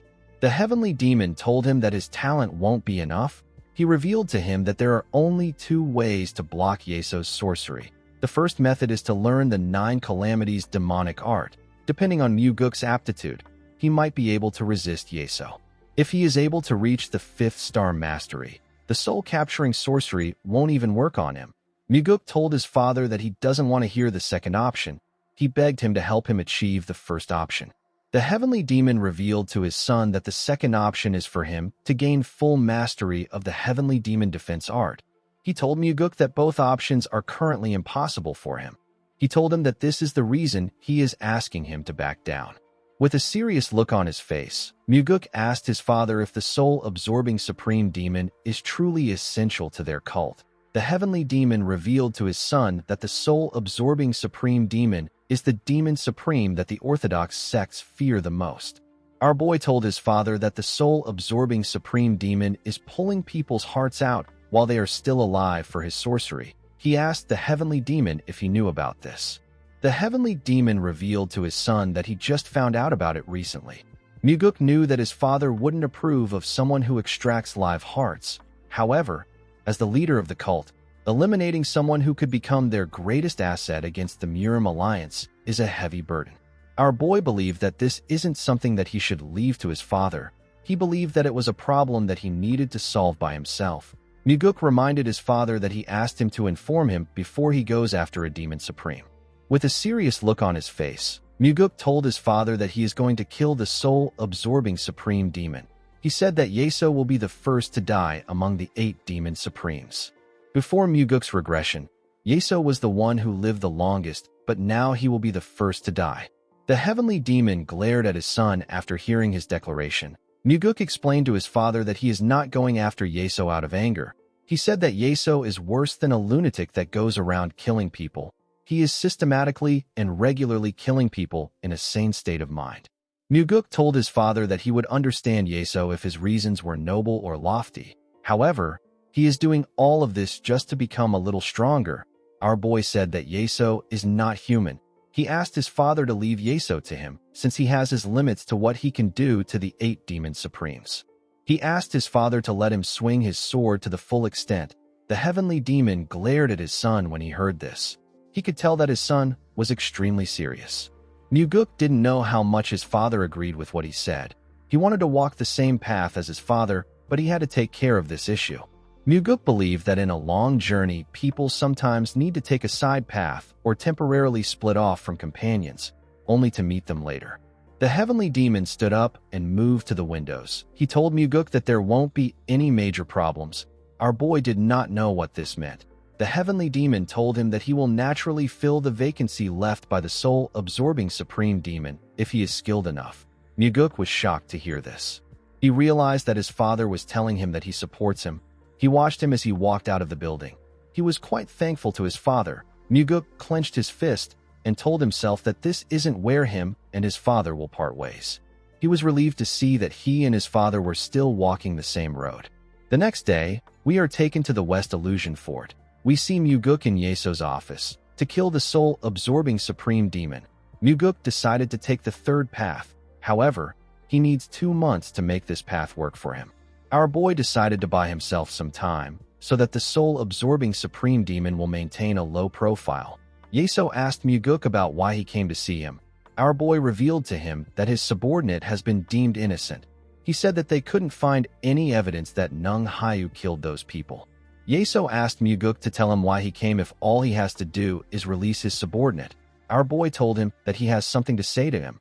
Yeso asked him to speak. Muguk revealed to him that he knows he is using soul arts. The soul-absorbing supreme demon told him that he has never heard about soul arts.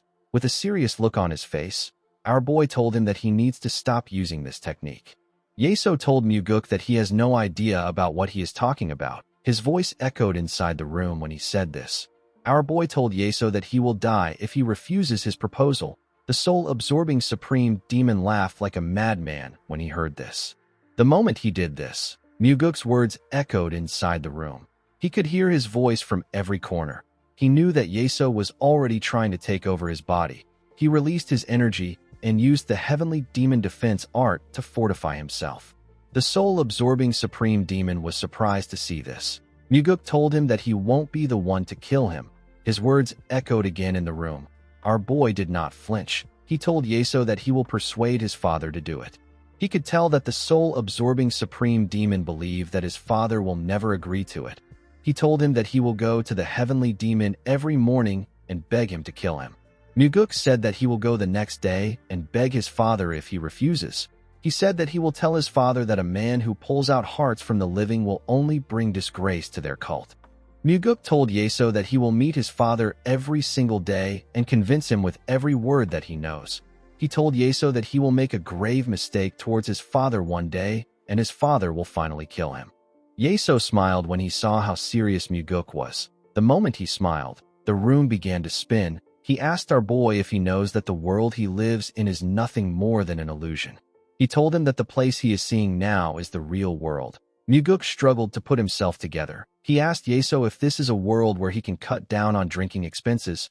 He told him that everything is spinning, as if he is drunk. Yeso realized that the rumors were true. He told Muguk that he heard about how he has began to rise as a hidden dragon. Immediately he said this, he appeared next to Muguk. Our boy now understood why his father came to warn him by himself. Even though Yeso was standing so close to him, Muguk couldn't tell if he was real or part of the illusion. With a smile on his face, he told the soul-absorbing supreme demon that he has no intention of ascending. He said that he wants to enjoy a long life in this world. He said that this is the reason why he wants to become stronger. Yeso was surprised to hear this. Muguk knew that this was the life philosophy pursued by the soul-absorbing supreme demon. He remembered that Yeso often spoke about this. In his old age, Yeso told Muguk that he spent his entire life striving to be strong so that no one would ever kill him. With a creepy smile on his face, Yeso told Muguk that he likes how he thinks. The moment he said this, he disappeared. When Muguk turned to the side, he saw that he was now in a grass field. Our boy quickly looked around the field. He told Yeso that this is a magnificent martial art. The soul-absorbing supreme demon said that it is a martial art that only he can use in the world. Muguk knew that he was wrong. He remembered that the Sky Heaven cult leader can also perform the same technique. He got this information while obtaining the Thunder Bell. The roots of the martial arts the Sky Heaven cult learned came from the blood sex demonic arts. The soul-absorbing supreme demon asked Muguk if he would like to live in this world. Our boy told him that he will learn the technique if he teaches him.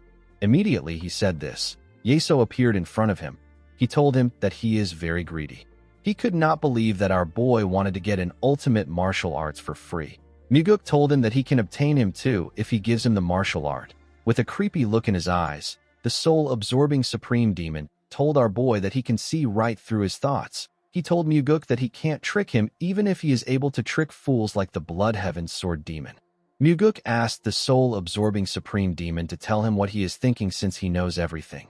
Yeso told him that he wants to grab him by the hair and slap him across the face. He said that Muguk wants to call him a bastard and ask him to tell him why he is not listening to him. With a smile on his face, Muguk told the soul-absorbing supreme demon that he is close. He said that he didn't get it perfectly. Our boy moved closer to him and told him that he wants to call him a bastard and ask him to tell him why he killed those people. He told Yeso that he will rip out his worthless heart. Muguk asked Yeso if he can see that his words were a little different. The soul-absorbing supreme demon asked Muguk if it is hard for him to die, because he is the son of the heavenly demon. He asked our boy if he wants to die by his hands. Muguk told him that he doesn't want to die. He said that it is better to be a living third-rate martial artist than a dead world's strongest. This was something that the soul-absorbing supreme demon used to say often. Yeso was surprised to hear what Muguk said. His eyes went back to normal. He took Muguk back into the real world. He asked him if he is not afraid of him. He explained to him that he can open a hellish place where he will be trapped forever if he wanted to. Our boy assured him that he is very scared. He told him that this was why he said he would convince his father to fight. The soul-absorbing supreme demon laughed like a madman when he heard this. He told Muguk that he has to acknowledge him at this point. He now understood why the Blood Heaven Sword Demon was so desperate to align himself with our boy. He asked Muguk to go back for now. Our boy put his hand together and begged Yeso to refrain from causing trouble for the time being. He asked him to do this out of respect for his father. Our boy turned around after saying this. Before he could walk out of the room, Yeso told him that he will never return to this world alive if he comes to see him again. Muguk grit his teeth and walked out of the room. The scene shifts, and we are taken to the entertainment pavilion. We see our boy and Daryong having a drink together. Daryong asked him if everything went well. Muguk said that he is not sure. He believed that he will be able to hold the soul-absorbing supreme demon for 2 to 3 months because he threatened him with his father. Daryong told his leader that the fact that he went to meet the terrifying soul-absorbing supreme demon to find a solution is commendable. He told our boy that no matter what the outcome is, what he did was meaningful because it is something that no one else dared to do. Muguk was surprised to hear this. Daryong apologized to him for not being able to do anything for him. He told Muguk that he wishes he could confront the soul-absorbing supreme demon by himself. Our boy could not believe that Daryong was trying to console him. Our boy told him that he will take his sentiment. He said that this is why a person always needs a right-hand man. Daryong was surprised to hear Muguk call him his right-hand man. He asked him if Leon isn't his right-hand man. Our boy assured him that Leon isn't his right-hand man. He placed his hand on his chest and said that Leon is his heart. Daryong was shocked to hear this. He told Muguk that he now feels like being his right-hand man isn't enough. The two of them began to laugh. Our boy said that his left hand, his heart, and the left wing are late. Daryong asked Muguk to tell him who the left wing is if the Blood Heaven Sword Demon is his left hand. Muguk drank his liquor and said that it is someone. Daryong wondered about who it was. Immediately he thought of this. Jang Ho arrived. He apologized to Muguk for being late. Our boy told him that he believed he called for him when he was busy. Jang Ho told him that he would have been disappointed if he didn't call him for this meeting. Muguk told him that he had to call him because this is the first drinking party he is having with all his people. He poured Jang Ho a drink. The man thanked him for this. Daryong stared at the demonic army commander. Our boy noticed this. Before he could say anything, Leon arrived. The girl apologized for being late. Muguk asked her not to apologize. He asked her to sit down. Leon greeted Daryong and Jang Ho when she sat down. Jang Ho was surprised to see her. He told her that she seems different somehow. Muguk realized that the eyes of the man who leads the demonic army weren't ordinary. Recently, Leon has become an even greater martial master through the soaring sword art. Jang Ho was able to sense the change in her aura because she has changed a lot. Leon said that she lost some weight after falling into training hell. She realized that she actually looks different. She turned to her master and told him that she was craving a drink because the weather was gloomy today. She asked him to also pour her a drink. Muguk poured her a drink and told her that she trained very hard. Daryong was still staring at the demonic army commander. He also took a look at Leon. He decided to drink more. He said that he feels like the only loser here. Leon asked him about why he feels like this. Daryong didn't respond. Jang Ho wondered about why he said this. Muguk asked Daryong if he would like to learn martial arts properly. Daryong was surprised to hear this. He asked his pavilion master if he will be the one to teach him. Muguk told him that he won't be the one to teach him. Daryong asked him about who will teach him. Muguk asked him to just answer him. He asked him if he will learn if there is someone to teach him. He told him that he might not be able to make him an official disciple, but he can have someone teach him proper martial arts. Daryong asked our boy to tell him who will teach him. Muguk smiled when he heard this. Outside the entertainment pavilion, we see everyone on the street looking at someone. They were all scared of this person. The person turned out to be the Blood Heaven's sword demon. The old man seemed to be annoyed that someone asked him to come there. He said that the person is asking him to come and go at his whim. While they were talking inside the pavilion, the group hear the sound of thunder come from the sky. Daryong said that a big storm is about to break. Muguk asked him to stop wasting time. He told him that he will give him 1 minute to think it over. Daryong could not believe that our boy wanted him to decide right now. Our boy explained to him that he will never make a decision when he overthinks something like this. He told him that the offer will be off the table once tonight's drinking is over. Daryong realized that he needed to make a choice now. Jang Ho and Leon were also curious about the decision he will make. Muguk had been considering Daryong as the next Nirvana Pavilion Master. However, Daryong is too young. He doesn't have strong relationships in the cult, and he doesn't have any form of political network. To become a Pavilion Master, he needed something more. Muguk poured Daryong a drink. He immediately poured it down his throat. Our boy gave him another drink. Daryong quickly drank it again. His face became flushed. Leon told him that he is drinking too fast. Daryong slammed the cup on the table. Everyone turned to him. Daryong asked Muguk if he thinks that it is okay. He told our boy that he is already 32 years old. He said that he is worried that it might be too late for him. Muguk agreed with him that he is late. He told him that it also comes with an advantage. Daryong was surprised to hear this. He asked him about what it is. Our boy told him that he will try harder with more sincerity. Every strike of the sword will carry more effort than anyone else's. Every step he takes will be filled with deeper thoughts. Daryong was shocked to hear this. Leon and Jang Ho smiled when they heard what our boy said. Daryong thought about it. He told Muguk that he will give it a try. Our boy smiled when he heard this. Daryong explained to him that he would have rejected the offer if anyone else had suggested it. He told Muguk that he finds himself persuaded because he is the one recommending it. It felt like an opportunity to him. Leon poured Daryong a drink. She told him that her master's persuasiveness is unmatched in history. Our boy smiled when he heard this. Daryong placed his cup on the table and said that he feels a bit regretful. He revealed to them that he has been an investigator for 10 years. He said that he stayed up many nights trying to rise to the level of a special investigator. He told Muguk that it will be hard for him to throw all of that away. Muguk asked him about why he will do this. Daryong was surprised to hear this. Our boy explained to him that he is the person the Nirvana Pavilion needs the most. He asked him to tell him why he is talking about quitting. He explained to Daryong that he wants him to study martial arts after normal working hours. Daryong asked Muguk if he wants him to work himself to death. Our boy told him that he will be able to fulfill the dream that he never could before if he does this. Daryong said that he is too late. He reminded Muguk that this is something that he has to bet his whole life on. Our boy asked him about why he is trying to rush when he is already learning late. He advised him to just learn it slowly after work. He explained to Daryong that the main reason most people fail is because they rush head first into it. They think they can risk their whole life on something, but reality doesn't work that way. In fact, if Daryong had free time from morning to night, it might even be harder for him to learn. He will be haunted by his thoughts. He will think that he is not improving despite having so much time. He will wonder about what he is doing. The sense of shame and defeat will creep into his mind. However, when he is busy with his own work and he carves out special time little by little, he will be able to get the greatest results. Daryong did not know what to say. He poured himself a drink and took another shot. He told Muguk that he understands. He asked him to teach him. He asked our boy about who will be his teacher. The moment he said this, Leon hears someone coming up the stairs. She quickly turned to see who it was. She saw someone with white hair coming upstairs. Leon was shocked to see the person. Jang Ho wondered why she looked so surprised. When he turned around, he saw the Blood Heaven's sword demon. Lightning struck when he saw him. Jang Ho and Leon didn't know what to do. Daryong noticed that they seemed shocked. When he looked up, he saw the Blood Heaven's sword demon.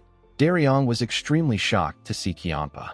Kiampa told Muguk that he has gotten far too cocky lately. He could not believe that our boy dragged him out to a place like this again. Daryong, Jang Ho, and Leon quickly stood up to welcome the Blood Heaven's sword demon. Muguk pulled out a chair and asked him to sit there. Kiampa found it odd that he was acting nice. He sat down and asked Muguk to tell him why he called him. Our boy raised a bottle and told Kiampa that there is only one reason why he would call him to a bar. He told him that he wants them to drink with him. He poured Kiampa a drink. While he was pouring the drink, he saw a weird look on Daryong's face. The man was extremely shocked. He hoped that he was thinking about the wrong thing. Muguk smiled at him to tell him that his suspicion is correct. Daryong realized that he was screwed. Jang Ho stood up and picked up a bottle. He thanked Kiampa for recommending him as the demonic army commander. He said that he finally has a chance to express his gratitude properly. Kiampa told him that it wasn't his idea. He asked Jang Ho to thank Muguk if he wants to thank someone. Muguk asked him to accept his gratitude. He told Kiampa that none of this would have been possible if it weren't for him. The Blood Heaven sword demon was surprised to hear this. He stretched out his cup and told Jang Ho that he recommended him because he believed that he can handle the position. He asked him not to worry about it. Jang Ho thanked him and poured him a drink. After he drank it, Muguk told him that he has a request to make. The Blood Heaven sword demon asked him to tell him what it is. Muguk turned to his drunk subordinate and begged Kiampa to teach him some martial arts. The Blood Heaven sword demon was surprised to hear this. He asked our boy to tell him who the twerp is. The drunk Daryong raised his head and said that he is a power-hungry, cold-blooded man who is a man among men. He said that he is only loyal to one woman. He said that he is the right-hand man of the pavilion master. With a weird look on his face, he told Kiampa that he is not a twerp. After saying this, he blacked out. Muguk began to laugh. He did not expect Daryong to say this. Jang Ho and Leon were terrified. They could not believe that Daryong spoke to the Blood Heaven's sword demon in this manner. Our boy asked Kiampa to be understanding. He told him that Daryong has had too much to drink. The Blood Heaven's sword demon could not believe that our boy wanted him to teach someone like this martial arts. He told Muguk that he hasn't killed Daryong yet because he is holding himself back for his sake. Muguk explained to him that Daryong is someone that they desperately need. Kiampa declined his request. Our boy called out to him. Kiampa declined his request again. He asked Muguk to tell him why it has to be him. Our boy revealed to him that he is the most skilled one among them. He told the Blood Heaven sword demon that he wants Daryong to learn from the best. Kiampa did not expect to hear this. The Blood Heaven sword demon informed our boy that he cannot pass down his martial arts to someone who isn't his disciple. Muguk suggested that he makes Daryong his disciple. Kiampa was surprised to hear this. Our boy explained to him that there is no one worthy to inherit his position among his current disciples. He told him that his youngest disciple might be kind-hearted, but it will be difficult for him to become the successor with his personality. Muguk asked Kianpa to tell him what he thinks of Daryong. The Blood Heaven Sword Demon said that he doesn't like him. Our boy reminded him that he has lived his whole life doing what he wanted. He asked him to try doing something that he doesn't want to do for once. Kianpa was annoyed to hear this. He told Muguk that he doesn't like Daryong. Our boy asked him to give him a reason why he doesn't like the man. The Blood Heaven Sword Demon became angrier when he heard this. He told Muguk that he simply doesn't like him. He asked our boy if he needs a reason to dislike someone. The moment he said this, Daryong told him that he doesn't like him either. Our boy was surprised to hear this. Jang Ho and Leon quickly turned to him. They were quite shocked to hear what he said. The drunk investigator stared at Kianpa. He asked the Blood Heaven Sword Demon if he will be happy if someone forces him. Leon became scared. She begged Daryong to stop talking. Daryong told Kianpa that he doesn't like him. He asked him not to dream about teaching him martial arts. He told him that it will definitely not happen. Jang Ho and Leon became more scared when they heard this. Our boy did not know what to say. Daryong turned to Muguk and referred to him as the Honorable Pavilion Master. He asked him if he can ask him a question. With a serious look on his face, Muguk asked him to go ahead. He told him that he will soon be murdered. He promised to answer him sincerely. Daryong asked our boy to tell him why he is throwing him at such a cold and heartless person. Muguk realized that his subordinate was really going to die. While crying, Daryong told our boy that he will break his heart if he does this. Kianpa became angrier when he heard this. He called Daryong a damn whelp. Our boy noticed that he was angry. He turned to Daryong and told him that he wants to leave him in the hands of the Blood Heaven Sword Demon so that he can learn martial arts. Daryong began to cry more when he heard this. He said that it isn't right. Jang Ho watched the grown man as he cried. Muguk let out a sigh and turned to Kianpa. He asked him if he can teach Daryong for half an hour a day after he finishes his work. He said that a few days or a few years will be fine. He told the Blood Heaven Sword Demon that they will call the training off if he still doesn't like Daryong after the first day. Kianpa looked Muguk in his eyes. He asked him if he trusts the drunk idiot. Muguk told Kianpa that he is actually trusting him. The Blood Heaven Sword Demon seemed surprised to hear this. To Muguk, the Blood Heaven's Sword Demon and Daryong are oddly similar in some ways, though they are slightly off from the mainstream. They have more passion than anyone. Before Kianpa could respond to our boy, Daryong screamed that he doesn't want to learn from the Blood Heaven Sword Demon. Jang Ho and Leon were shocked to see that Daryong cut off Kianpa. The Blood Heaven Sword Demon was done with Daryong. He quickly grabbed his sword. Muguk quickly stood up to stop him. While he was begging Kianpa, Daryong slammed his head on the table and passed out. While drooling, he said that he doesn't want to learn. The Blood Heaven's Sword Demon glared at him. He asked Muguk to tell him what he will do for him if he teaches Daryong martial arts. Our boy told him that he will help him resolve his long-standing grudge. Kianpa turned to him when he heard this. He sat down and allowed Muguk to pour him a drink. Muguk wondered if the Blood Heaven Sword Demon really wants to reconcile with the Sword Supreme. Kianpa drank the liquor without saying anything. Jang Ho and Leon were still quite nervous. They carefully looked at the old man as they drank their liquor.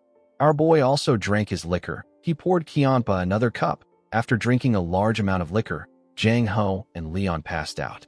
Seeing that there was no one there to interfere in their business, Kianpa asked Muguk if he is serious about what he said earlier. Muguk assured him that he is. He told him that it wouldn't be right for him to teach Daryong martial arts for free.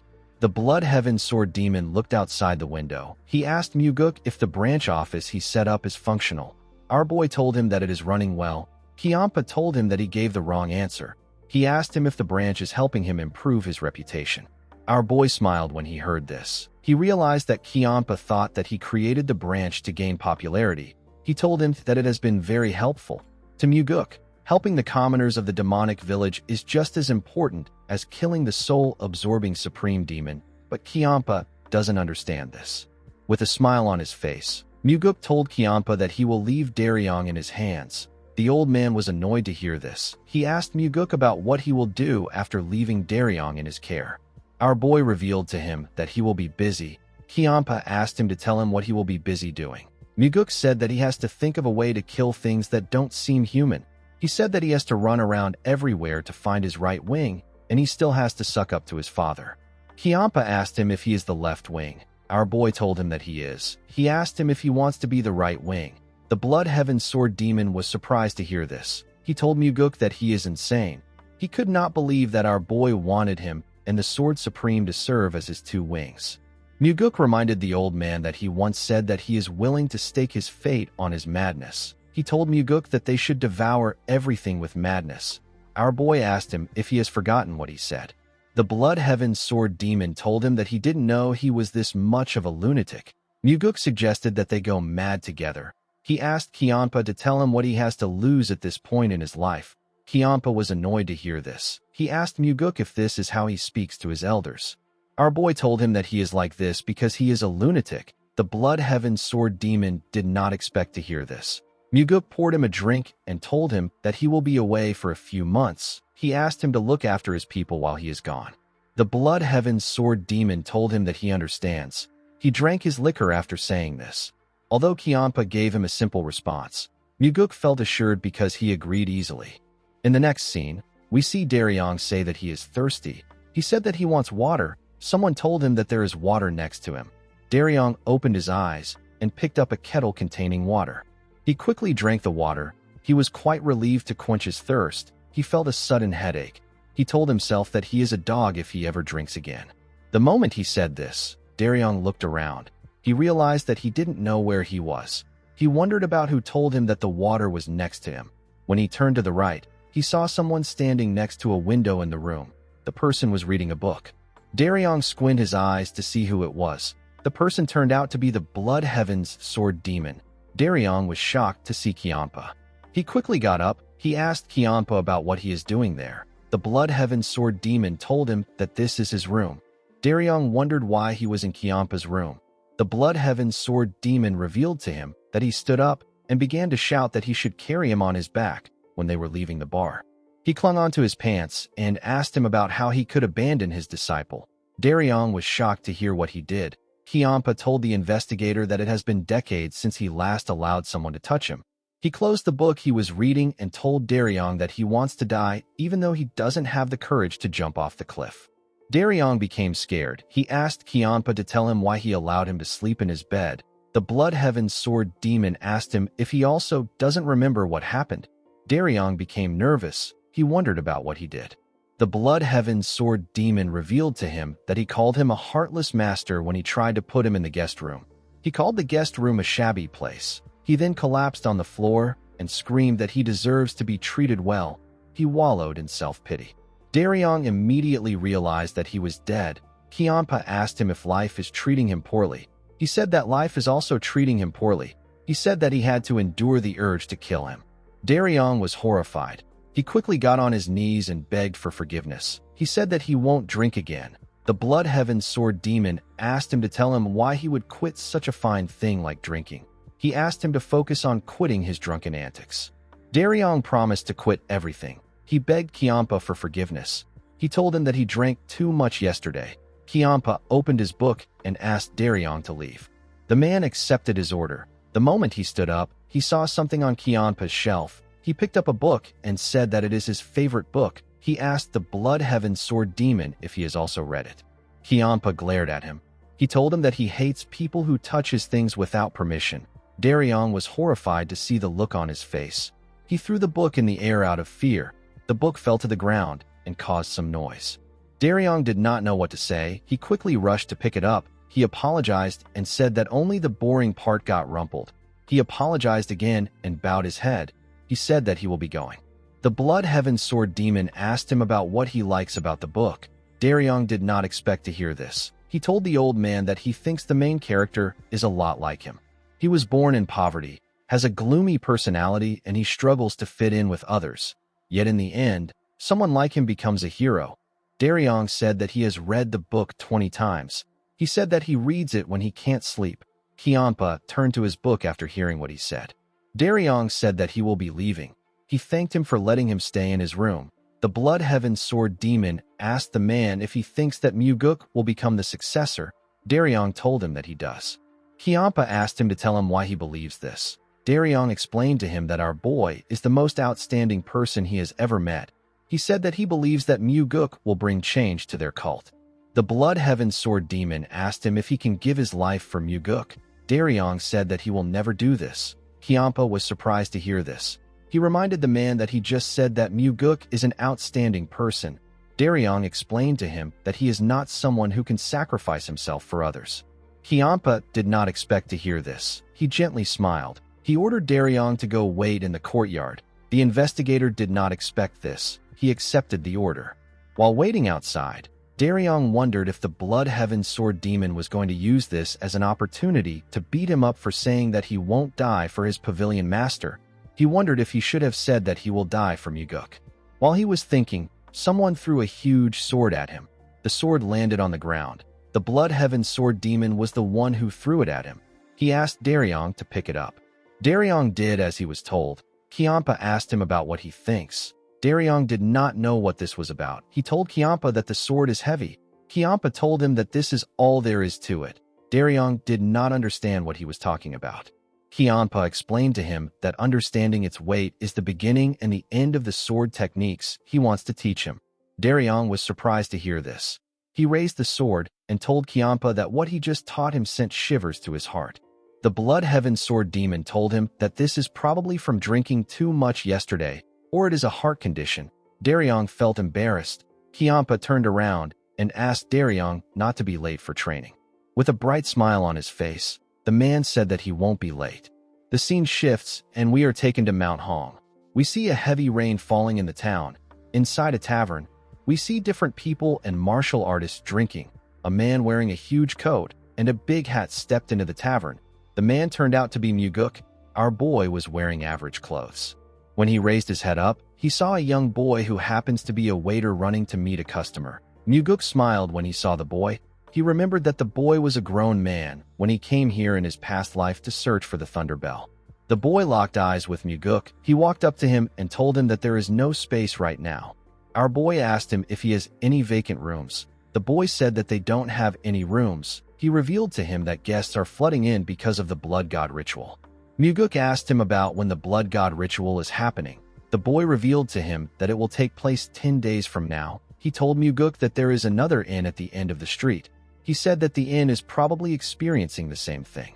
While the boy was talking, someone asked for more liquor. The boy quickly ran to the person. Muguk was relieved to see that he arrived at the perfect time. He still had 10 days before the Blood God ritual. Once a year, the Sky Heaven cult holds the grandest ritual to honor the Blood God. Only on the day of this Blood God ritual can one obtain a method to suppress the soul-absorbing supreme demon.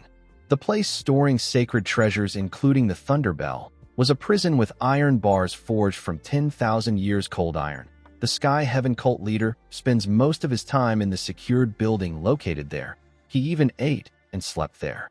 However, it wasn't just the cult leader that was there. There was someone else who guarded the sacred treasures as well. This man wore cold iron shackles and lived near the Thunder Bell like a guardian spirit. Due to this, it is nearly impossible to steal the Thunder Bell without being noticed by the Sky Heaven cult leader and the guardian spirit. However, once a year, there is a brief moment when the guardian spirit leaves the prison and the Sky cult leader is also absent. This is the day of the Blood God ritual. The two men leave for the Grand Martial Arena to conduct the sacred rite according to custom. Muguk plans to steal the item capable of killing the soul-absorbing supreme demon on the day of the Blood God ritual. In the next scene, we see Daryong swing the huge sword. He was swinging the sword in one position, while breathing heavily. Daryong remembered what Kiampa said to him. The Blood Heaven Sword Demon taught the man how to hold and swing his sword. He turned around and ordered Daryong to swing it 1,000 times. Daryong was shocked to hear this. While swinging the sword, the man wondered if he will be able to swing this heavy sword 1,000 times without using internal energy. He felt like his arms were going to fall off. After swinging the sword for a while, Daryong fell to his knees. He struggled to catch his breath. He wondered if he made a mistake by accepting to learn martial arts. Normally, he would be lying comfortably at home, reading a book around this time. While thinking, Daryong remembered Muguk telling him that he will have to do his best since he is starting late. The man grit his teeth when he heard this. As sweat dripped on his clothes, Daryong put himself together and pushed himself up. While breathing heavily, he raised his sword and began to swing it. He told himself that he won't be able to face the pavilion master if he gets kicked out without completing the first day's training. Later in the evening, We see Daryong make his 1,000th swing with all his might. He dropped the sword and fell to the ground. The cloths which he wrapped around his hands were covered in blood. Even the ground was stained with his blood. Daryong was relieved to see that he completed the training. While he was putting himself together, he heard someone ask him to quit if it is too hard. When the man raised his head up, he saw the Blood Heaven's sword demon. Daryong was quite exhausted. He told Kiampa that he is not going to quit. The old man asked him for his reason. Daryong told him that he will never get an opportunity like this again in his lifetime. Kiampa asked him if he is aware of the fact that he will never pass down his martial arts to anyone. The man told him that he is not thinking about that. He explained to him that the opportunity he mentioned is the chance to simply learn any martial arts from him. With a smile on his face, he said that he wants to be able to tell his future child that he once learned from the great Blood Heaven's sword demon. He said that this is enough for him. A memory like this is more than enough for a martial artist. Kiampa did not expect to hear this. He asked the man if he is thinking of marriage. Daryong said that he would like to get married someday. The Blood Heaven's sword demon asked him for his reason. With a smile on his face, Daryong said that he wants to raise a child and give them the fatherly love that his own father never gave him. Kiampa asked him about what he will do if his child ends up hating him. Daryong asked the Blood Heaven's sword demon if he will allow his child to have this training with him instead. Kiampa glared at him.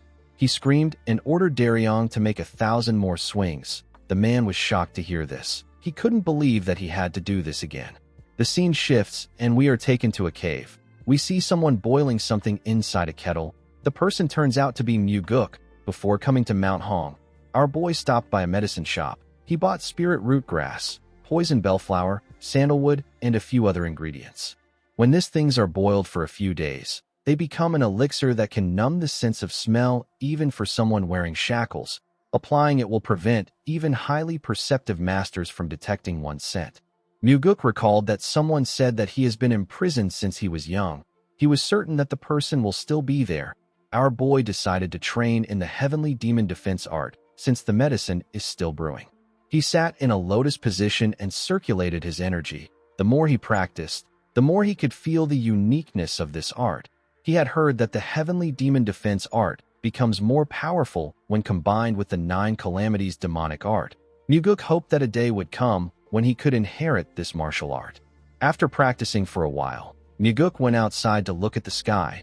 He recalled that he once looked at the night sky from here in his past life. He hoped that everyone was doing well in the cult.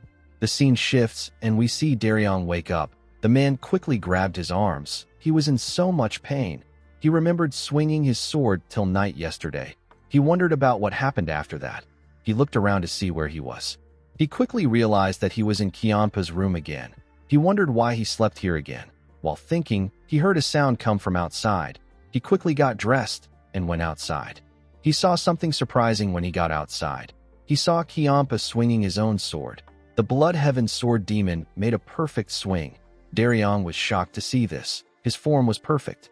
He realized that Kiampa is swinging his sword with the same stance he taught him yesterday. Even the grip on the sword is identical. Daryong understood that the training the Blood Heaven's sword demon gave him is the exact same one that he did when he first started learning martial arts. He thought that Kiampa was just randomly tormenting him. While he was staring at him, Kiampa told him that he cannot slack off just because his pavilion master isn't here. Daryong was surprised to hear this. He realized that he was late. He told Kiampa that he will leave now and come back later in the afternoon. The Blood Heaven's sword demon asked him if he is really coming back. The man said that he is. The Blood Heaven's sword demon told him that being in pain doesn't mean that it will get easier. He told him that he will have to make 2,000 swings today.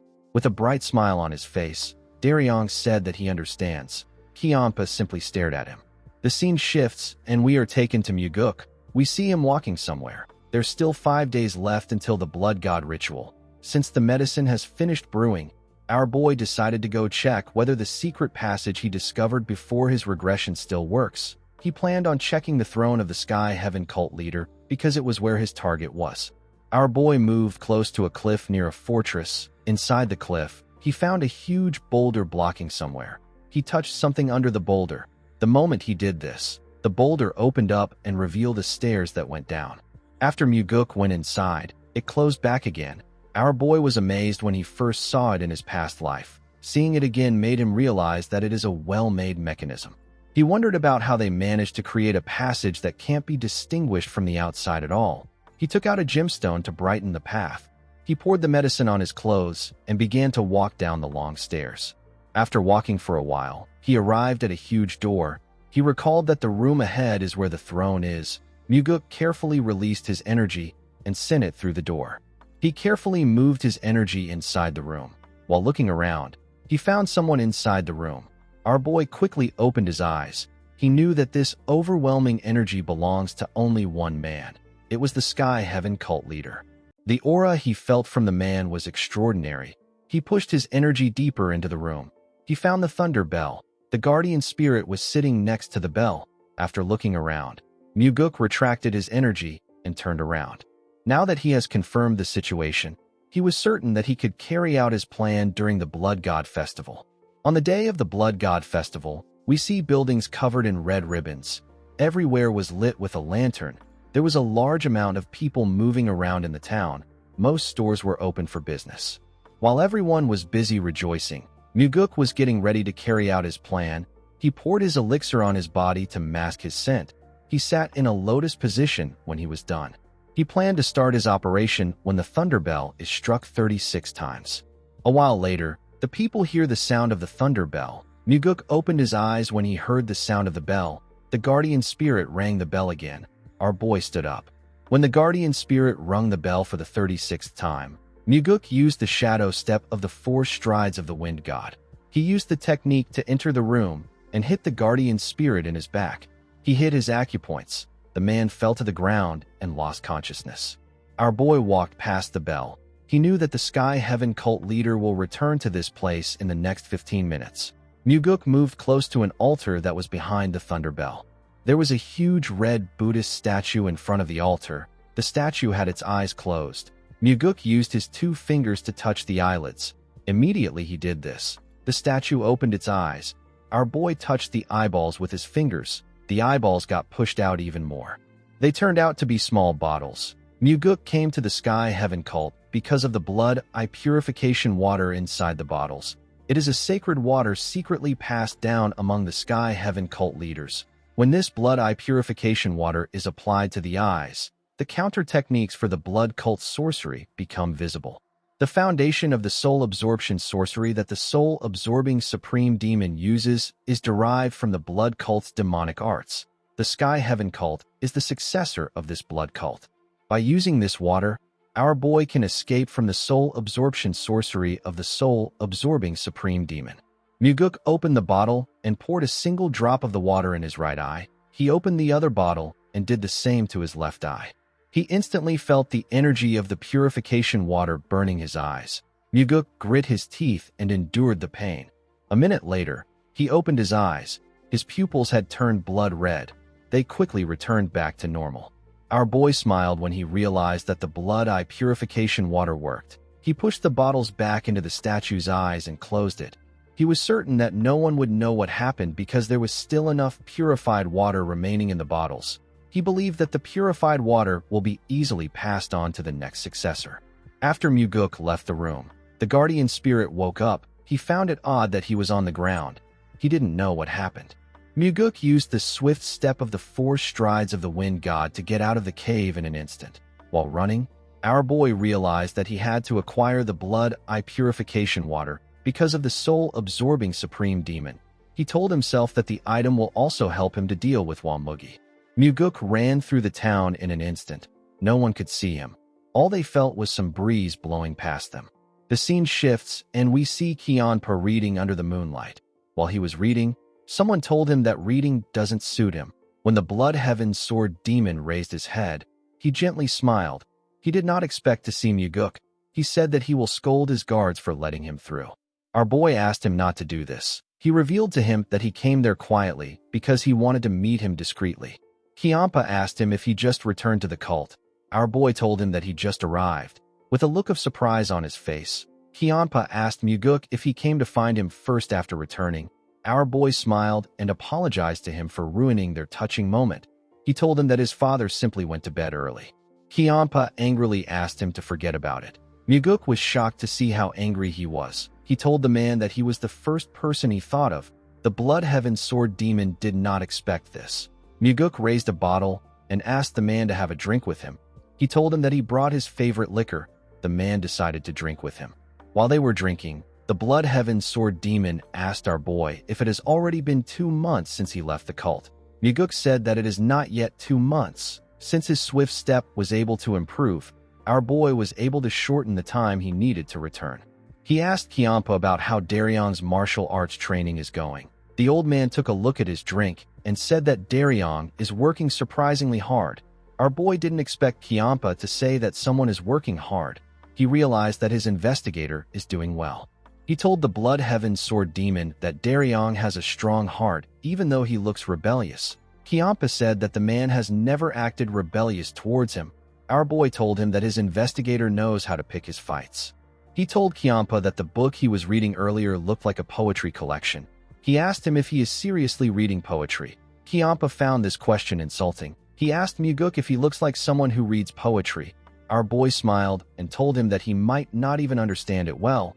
He told him that it doesn't suit him. The old man revealed to him that he used to love reading books in his younger days, but he has forgotten about it for a while. Muguk found it hard to imagine what this strict-looking person was like in his younger days. He asked him about what he was like in his younger days. Kiampa said that he was dark and gloomy. Muguk told him that he was like Daryong. Kiampa didn't seem annoyed that he was likened to Daryong. He said that it is all in the past. He drank his liquor and asked Muguk if his trip went well. Our boy poured him another cup and told him that it did. Kiampa said that there will soon be trouble in the cult. Muguk smiled and asked him about why he believes that he went out to cause trouble. Kiampa told him that he went out to stir up a bloodbath. Muguk told him that he has a poor impression of him. The Blood Heaven Sword Demon said that he prefers peace. Our boy told him that he also likes peace. Kiampa said that he likes the quiet, blood-stained peace that comes after crushing everything with his own hands. Muguk drank his liquor and told the man that it feels nice to be out for the first time in a while. He suggested that they go out and get some air together next time.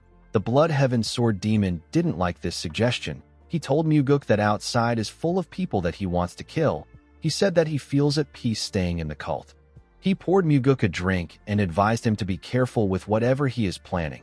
He reminded him that a single wrong move can mean the end for him in the succession war. Muguk asked the man to tell him what he will do if he makes the wrong move. The Blood Heaven Sword Demon revealed to him that he will switch allegiance and side with his older brother. Our boy told him that he is very cold. Kiampa said that it is natural for this to happen. He told Muguk that there is no point in having wings if the body is already dead. He said that he will have to find a new body. Muguk was surprised to hear this. He knew that Kiampa would really switch sides. After mourning our boy's death for a day or two, he will go to his older brother as if nothing happened. Muguk asked Kiampa to do him a favor. The man asked him to tell him what he wants. Our boy asked him to drink with him all night. Kiampa told him that he can do this. The moment he heard this, our boy stood up. Kiampa found this odd. He asked him about where he is going. Our boy revealed to him that he wants to buy more drinks and prepare some snacks. Kiampa told him that he can simply ask his subordinates to do it. Muguk smiled and said that there is something specific he needs to get by himself. The Blood Heaven Sword Demon wondered about what it was. He couldn't see through Muguk. He watched him turn around and walk forward. Our boy plans to bring the ultimate dish for this drinking session. It is a side dish that he has been preparing for 2 months. With a red glow in his eyes, Muguk told himself that he will be killing the soul-absorbing Supreme Demon tonight. In the next scene, we see Yeso walking down the stairs. While walking, he thought about how arrogant Muguk was. He believed that our boy threatened him simply because he thought that his father would back him up. Yeso opened a door and stepped into an underground hallway. The hallway led him to a room.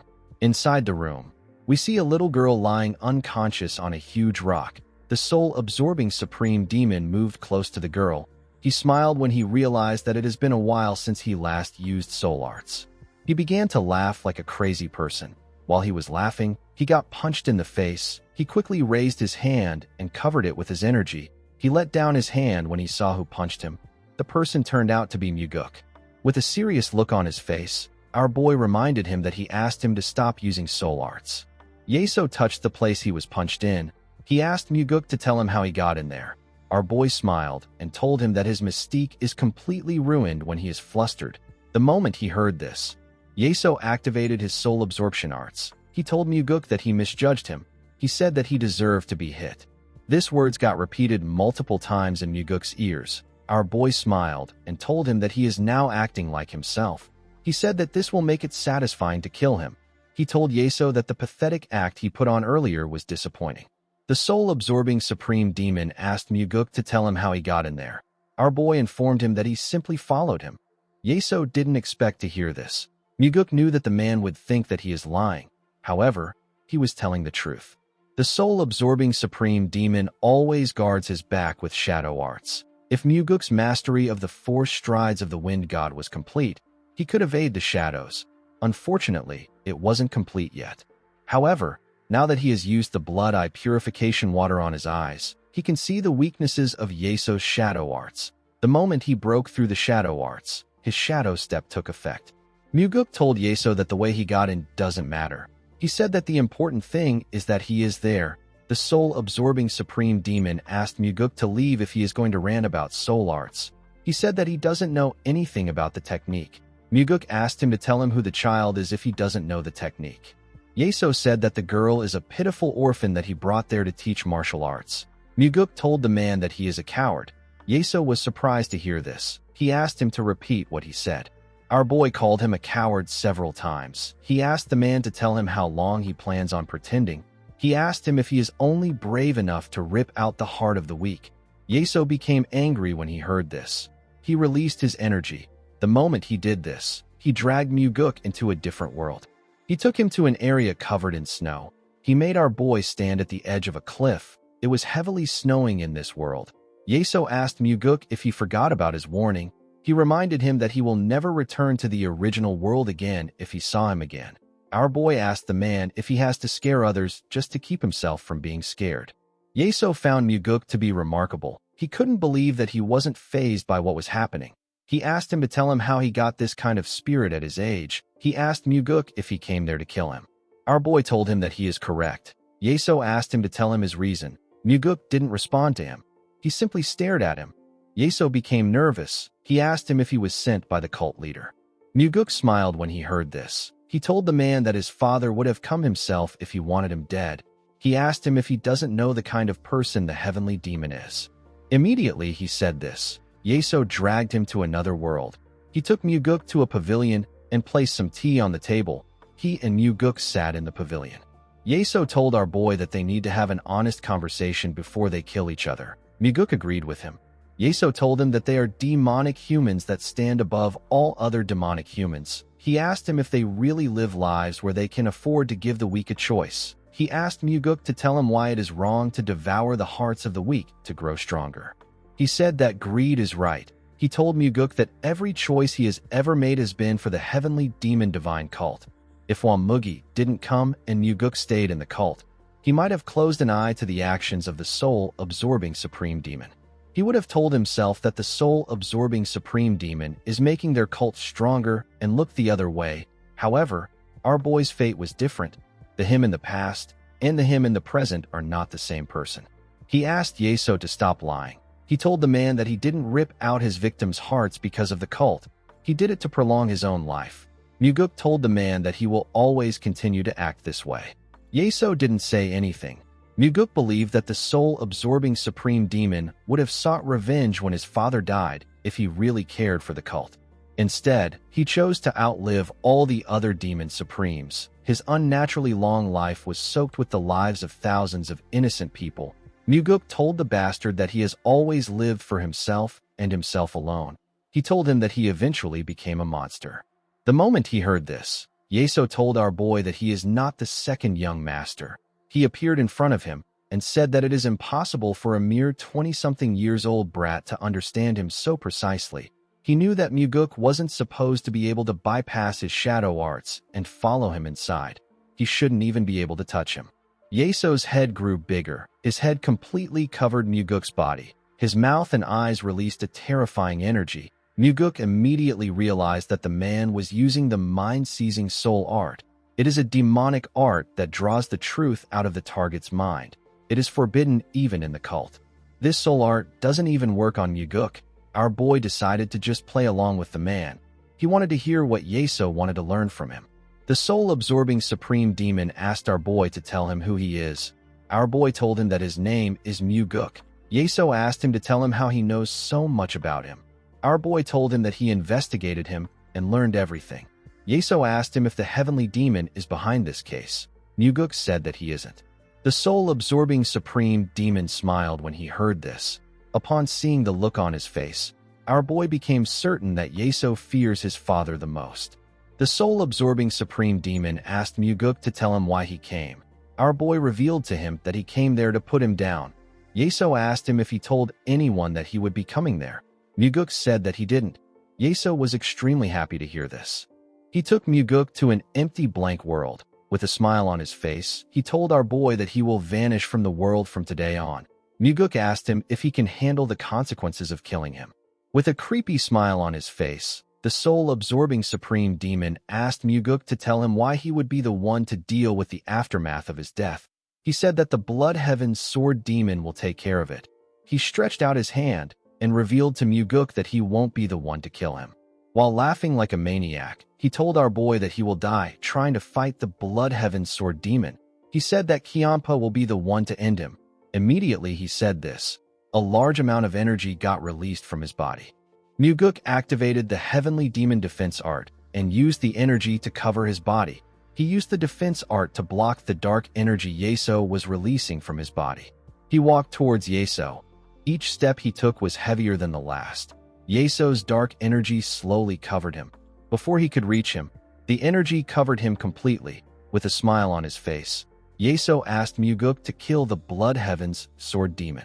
His words were repeated to Muguk several times thanks to the dark energy around him. Our boy couldn't believe that Yeso's technique still had this much power even though he covered himself with the heavenly demon defense art. An ordinary person would have already fallen for the soul-absorbing art of the soul-absorbing supreme demon. While hearing the numerous voices in his head, Muguk looked around. He seemed to be searching for something. He found a blue light in front of him. Our boy immediately knew that this light was the way out of the soul-absorbing art. He walked into the light. He opened his eyes in the blank and empty dimension that Yeso created. Yeso was shocked to see Muguk. He didn't know what was happening. He asked our boy about how he woke up on his own. Muguk wasn't supposed to wake up before the soul-absorbing art ends. Our boy smiled and told the man that he might have grown attached to the Blood Heaven's sword demon. He said that he doesn't feel like killing him. The moment he said this, Yeso activated the soul-absorbing art again and covered him with his dark energy. He asked Muguk to kill the Blood Heaven's sword demon. Our boy covered himself with the energy of the heavenly demon defense art, but the voices were much louder. This soul-absorbing art was much more powerful than the ones he used earlier. Muguk grit his teeth to endure the pain of the voices in his head. He quickly found the blue light. He opened his eyes again to see Yeso. The soul-absorbing supreme demon couldn't comprehend what was happening. He asked Muguk to tell him why he isn't falling under the soul-absorbing art. Muguk laughed and told him that it is because of his deep bond with Kiampa. The soul-absorbing supreme demon was annoyed to hear this. He released his energy again.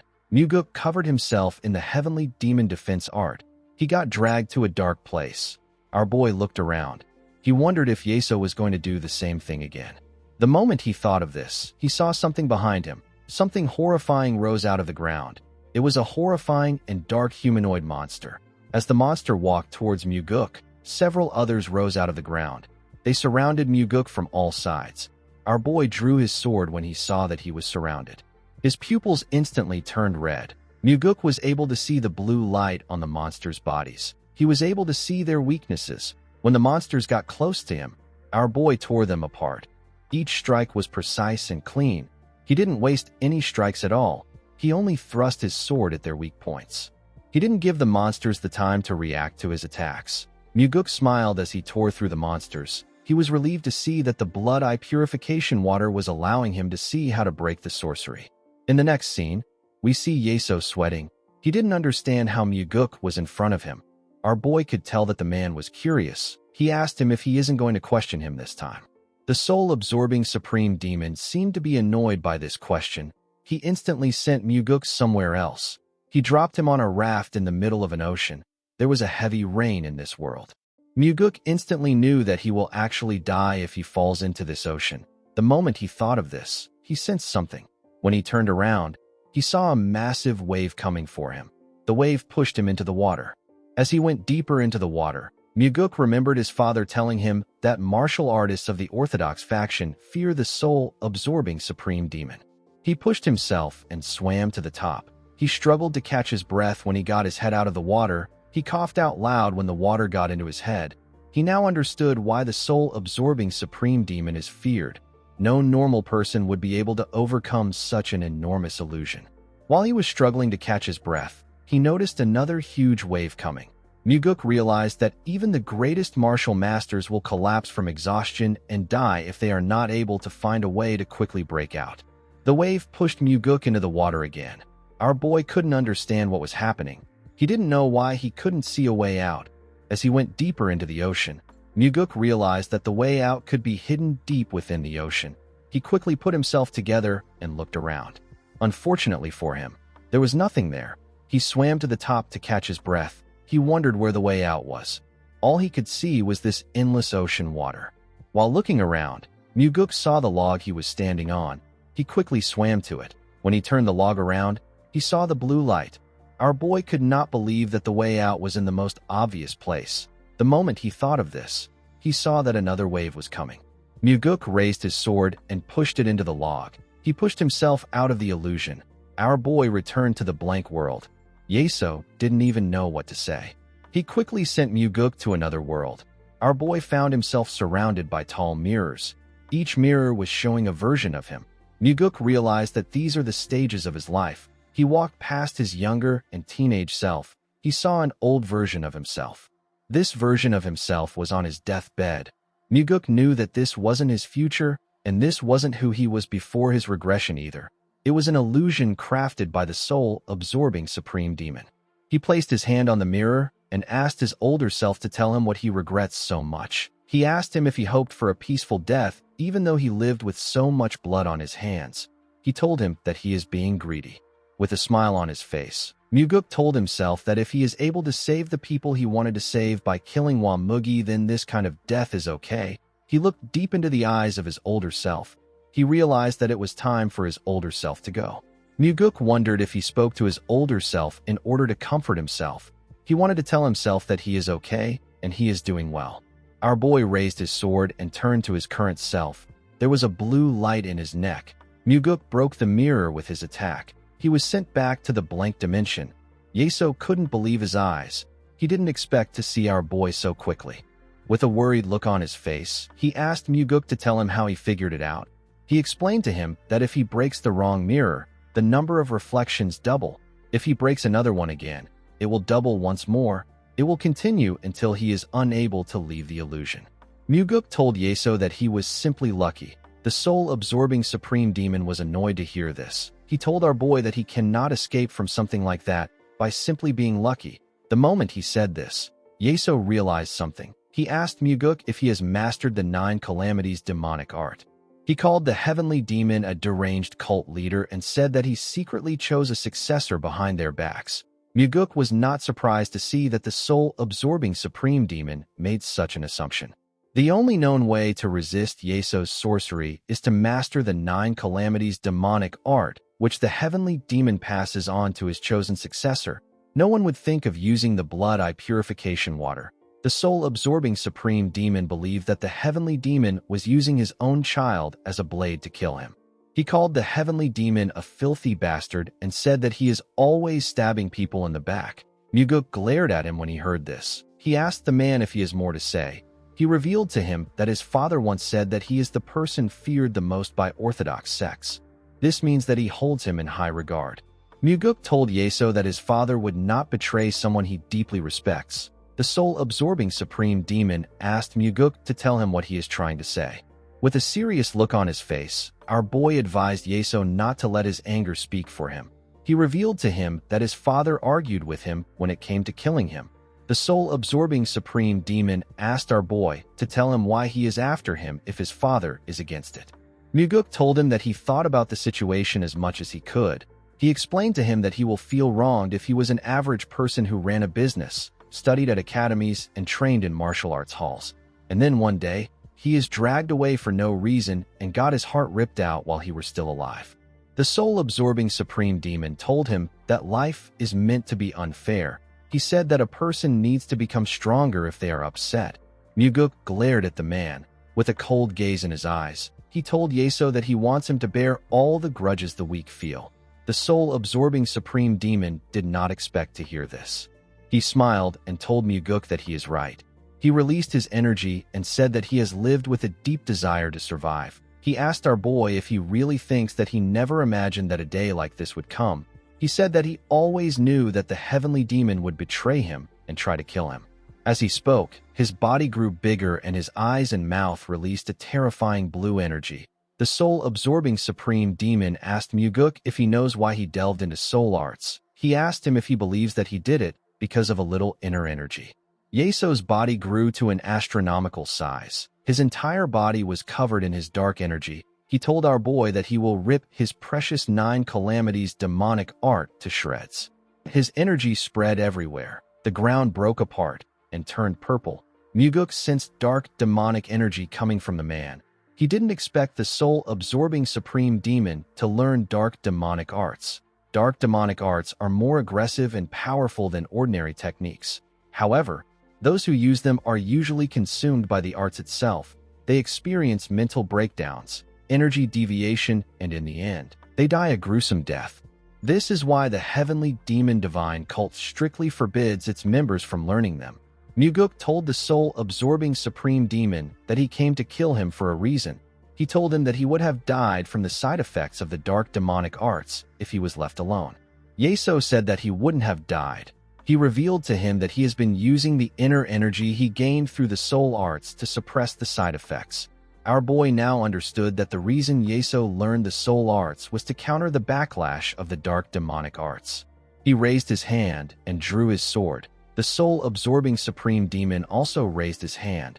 He used his energy to conjure a weapon. He told Muguk that he will kill him here, and one day, he will also kill the heavenly demon and take his place. Muguk told him that he is too much of a coward to follow through with something like that. He told him that he is someone who will live his whole life hiding his ambition and barely hang on to life. Even in Muguk's previous life, Yeso never once revealed that he learned dark demonic arts. Upon hearing what our boy said, the soul-absorbing supreme demon swung his sword at Muguk. Our boy was able to block the attack. The impact of their swords clashing destroyed the ground and sent waves of energy across the dimension. Muguk's hands began to shake when he received the attack. He realized that he would have been completely overwhelmed by Yeso's power if he hadn't exhausted his inner energy to use the soul-absorbing art earlier. He knew that the soul-absorbing supreme demon is an enemy that he can only face with his strongest sword techniques. He pushed Yeso's sword away and attacked him with the first form of the soaring sword art known as the celestial equilibrium. The sword technique was a huge, powerful slash. The technique only cut Yeso's body a bit. He wasn't seriously injured. Yeso swung his sword and used a technique called annihilation. Muguk quickly jumped before the attack could touch him. Yeso hit the ground with his sword. His sword fired multiple slashes. Our boy watched the slashes tear the ground apart. He realized that he would have been sliced into 6 pieces if he hadn't jumped with his flicker step. While he was in the air, the soul-absorbing supreme demon fired multiple slashes at him with a technique known as demon execution. Before the slashes could touch Muguk, he disappeared and landed on the ground. He took a stance and fired multiple slashes at the soul-absorbing supreme demon with a technique known as shifting slash. The soul-absorbing supreme demon blocked the slashes. He raised his head and activated a technique known as destruction. He created a huge ball of energy above him. Before he could fire the attack, Muguk used the third form of the soaring sword art known as Heavenly Slash to fire a beautiful black slash at Yeso. The Heavenly Slash cut through the ball of energy and also hit Yeso. The soul-absorbing supreme demon gathered his energy and used it to repair his body. Muguk noticed that he did this. The soul-absorbing supreme demon opened his huge mouth and activated a technique known as ruin. He fired numerous slashes at Muguk at the same time. His attack destroyed everything it touched. Yeso smiled when he saw this. He believed that he had taken out our boy. While he was smiling, Muguk told him that his demonic arts are powerful, but he lacks real combat experience in using them. Yeso was surprised to hear his voice. Before he could do anything, Muguk attacked him with the fourth form of the soaring sword art. The technique is known as Flaming Heavens. He attacked him from behind. His sword technique cut through Yeso's body. However, this wasn't enough to take out the man. He turned around and asked Muguk to tell him why he hasn't used the 9 Calamities demonic art. Our boy told him that he doesn't need something like that to defeat him. The soul-absorbing supreme demon laughed when he heard this. He told Muguk that his arrogance will be the death of him. Immediately he said this, Muguk moved past him. He beheaded him with the 5th form of the soaring sword art. The technique is known as Azure Heaven. Unfortunately for Muguk, this wasn't enough to take out Yeso. The soul-absorbing supreme demon put his head back together with his energy. Our boy couldn't believe his eyes. He couldn't believe that he wasn't able to take his head with the Azure Heaven. The soul-absorbing supreme demon laughed at Muguk. Our boy told him that he has really become a monster. Muguk quickly charged at Yeso. He and the soul-absorbing supreme demon swung their swords at each other at a crazy speed. Our boy wondered about what he should do. The soul-absorbing supreme demon didn't die even after he cut his head off. He realized that Yeso's core is hidden somewhere else. He wanted to find where it was hidden. The moment he thought of this, Yeso released more energy from his body. Muguk could tell that his next attack was going to be dangerous. Yeso activated a technique known as Heaven Destruction and fired huge waves of energy at Muguk. Our boy's eyes turned red when he saw the attack coming at him. He took a careful look at Yeso. He noticed a red glow in his chest. Yeso's heart was the object that was giving off the red glow. Our boy realized that his heart is his core. He charged into the waves of energy with the death step of the 4 strides of the wind god. Several slashes appeared within the waves. These slashes left a cut on Muguk's body. Our boy didn't stop even though his body was getting torn apart. He focused on Yeso and kept pushing forward. Even when he almost lost his head, he kept running towards the soul-absorbing supreme demon. When he got close to Yeso, he used the 8th form of the soaring sword art. He used a technique known as Netherworld Slash to attack Yeso's chest. His attack caused a huge explosion. Muguk landed on the ground with his heavily injured body. His entire body was covered with blood. While struggling to catch his breath, he raised his head to see the soul-absorbing supreme demon. He saw the hole he left in Yeso's chest. The hole wasn't healing. The soul-absorbing supreme demon couldn't believe his eyes. He couldn't believe that Muguk attacked his core. Our boy told him that it was easy for him to attack his heart because it was so big. The soul-absorbing supreme demon returned to his normal form and fell to his knees. His dimension returned to its empty state. Yeso told our boy that the technique he just used is not the 9 Calamities demonic art. Muguk revealed to him that it was a combination of the death step and the 8th form of the soaring sword art. Yeso had never heard about the death step. Our boy revealed to him that he is talking about the death step from the 4 strides of the wind god. The soul-absorbing supreme demon was shocked to hear this. He asked Muguk to tell him how he knows the 4 strides of the wind god. Our boy told him that the heavens didn't want him to die. He knew that he would have died if he hadn't used the 4 strides of the wind god. He knew that Yeso never imagined that he would have this kind of trump card. The soul-absorbing supreme demon glared at Muguk. He told him that he will kill him if he is ever reborn. Our boy stared at him with eyes filled with disappointment. He told the man that he wants him to live a full life if he is ever reborn. He told him that he can have a better life than this. Yeso didn't say anything. Our boy noticed that the man didn't curse at him. The soul-absorbing supreme demon simply closed his eyes. Immediately he did this, his world began to fade away. Our boy was sent back to reality. His injuries disappeared and his bleeding stopped. He found Yeso sitting down with his eyes open. The man's body was cold and lifeless. Muguk simply stared at him. He didn't say anything. In the next scene, we see Kianpa asking Muguk about why he took so long. He asked him if he made the snacks himself. Our boy raised a cloth containing snacks and told him that it took some time for him to get them. He placed the snacks on the table. The Blood Heaven Sword Demon told him that it shouldn't have taken so long to make this kind of snacks. Our boy took out a bottle of liquor and asked Kianpa to drink while the night is still young. The Blood Heaven Sword Demon raised his cup. and told Muguk that his stamina isn't like his. He said that he will be useless the next day if he stays up all night. Muguk poured him a drink and told him that he is still full of energy. He asked him to enjoy the evening. Kiampa noticed something odd about our boy. He told him that he looks like he is in a good mood. Muguk poured himself a drink and said that he is in a good mood. Kiampa asked him for the reason why he is in this mood. Muguk told him that he is simply happy to see him again after so long. Kiampa didn't expect to hear something like this. Our boy asked him to have a drink. The old man joined him in drinking the liquor. He asked our boy if he knows why he likes Daryong. Muguk asked him to tell him why. The Blood Heaven Sword Demon revealed to our boy that Daryong said that he wouldn't give his life up for him. Muguk smiled and said that he will scold him. Kiampa said that he liked his honesty. Our boy asked him to tell Daryong about it. He said that the investigator will like to hear it. Kiampa said that he is not going to do it. Muguk told him that he will tell him the next time he sees him. He said that someone needs to say these things because words like this can change someone's life. Kiampa glared at him when he heard this. He told our boy that he really likes to take care of everyone. He told him that he will soon be looking after the stable boys that muck out manure. He asked him to also feed the horses since he is so nice. Muguk smiled and said that it would be a good thing if he could do that. Kiampa did not expect this response. He told Muguk that he has never met anyone like him in his entire life. Our boy said that their heavenly demon divine cult will also become something that he has never seen before. He asked him if this won't be nice even if it will only happen for one generation. The Blood Heaven Sword Demon looked Muguk in his eyes. He raised his cup and asked him to pour him a drink. Muguk was surprised to hear this. He quickly picked up the bottle. He knew that the drink he was pouring now was different from all the drinks he has ever poured before. With a smile on his face, Muguk said that he is pouring his first cup for his left guardian.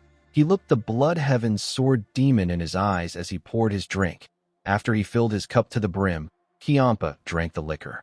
Our boy wondered if Kiampa has truly decided to follow him with all his heart. The Blood Heaven Sword Demon cleaned his lips and asked Muguk to tell him if the left guardian is ranked higher than the right guardian. Muguk was surprised to hear the question. The Blood Heaven Sword Demon explained to him that he wants to get the higher title if he is to be given a title. Muguk laughed when he heard this. He couldn't believe that Kiampa cared about something like this. He teased the old man by telling him that he looks quite handsome today. Kiampa was shocked to hear this. He called him a crazy bastard. He raised his sword and asked Muguk to say it again. Our boy laughed out loud. Kiampa asked him to stop laughing. He asked him to say that he looks handsome. Muguk smiled and said that he won't confess to women while he is drunk.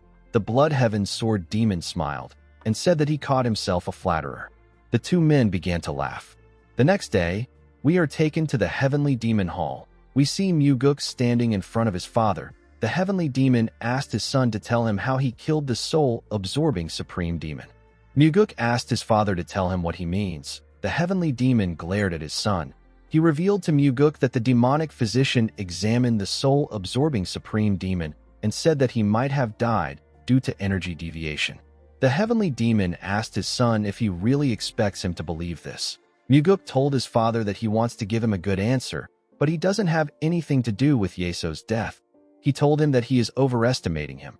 He said that he is not skilled enough to drive the soul-absorbing Supreme Demon into energy deviation and cause his death.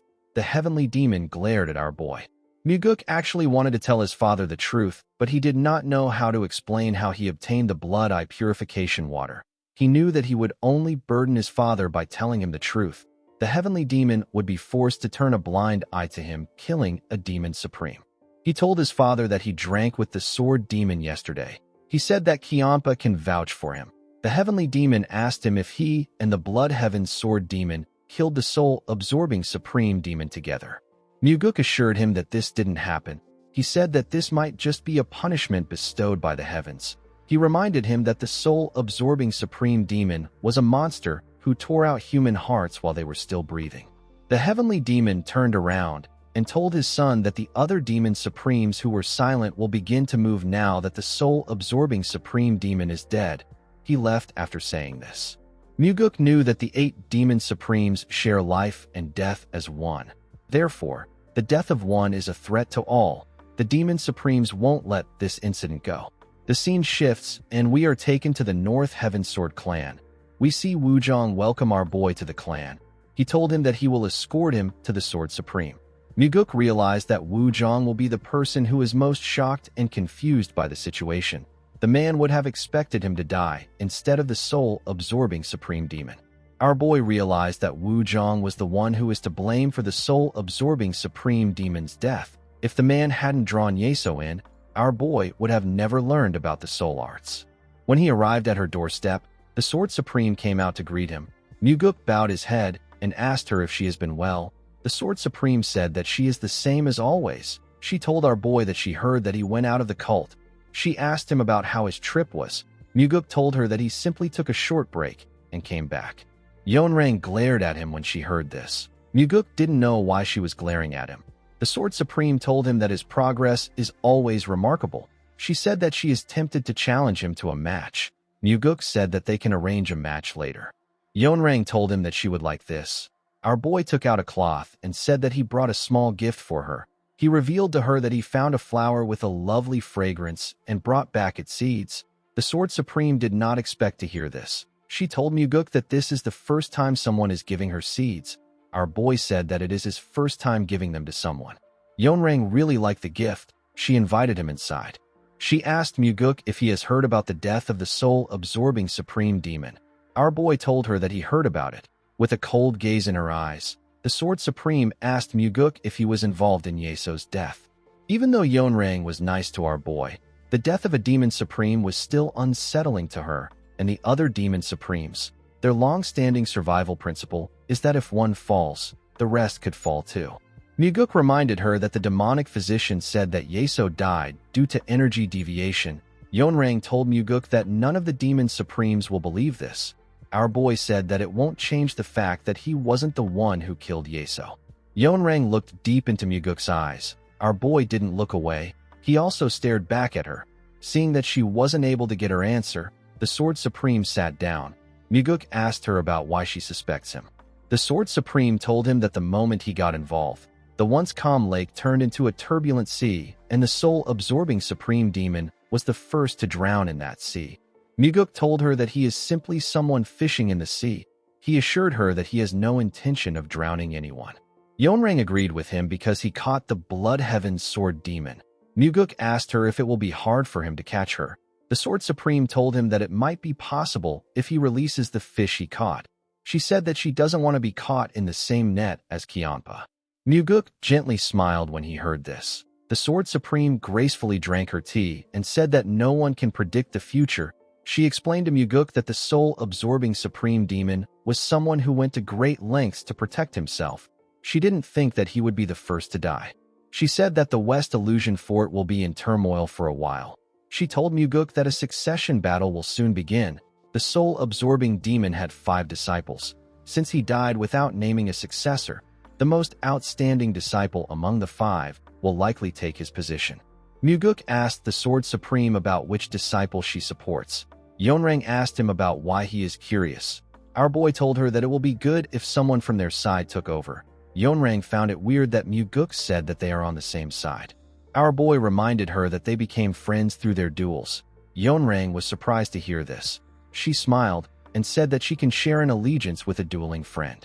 At night, we see Muguk meditating in his room. He was wearing his pajamas. While meditating, our boy sensed something. He quickly went outside to meet the Blood Heaven Sword Demon. He asked Kyanpa about what brought him there this late in the night. The old man asked him if he has any liquor. Our boy got the liquor and poured a cup for Kyanpa. He sat on a huge rock with him. He asked Kyanpa if something happened. The Blood Heaven Sword Demon said that the bastards blatantly excluded him. Muguk was surprised to hear this. He remembered that the Demon Supremes gathered today to discuss about the soul-absorbing Supreme Demon's death. He told Kyanpa that he never imagined that they would leave someone out. He asked him about how they excluded him. Kyanpa said that no one spoke to him. Muguk didn't expect to hear this. He asked the man if it isn't always like this. Kyanpa was annoyed to hear this. He said that the Demon Supremes don't talk much, but it was never this bad. He told Muguk that he wouldn't have been annoyed if they just directly confronted him.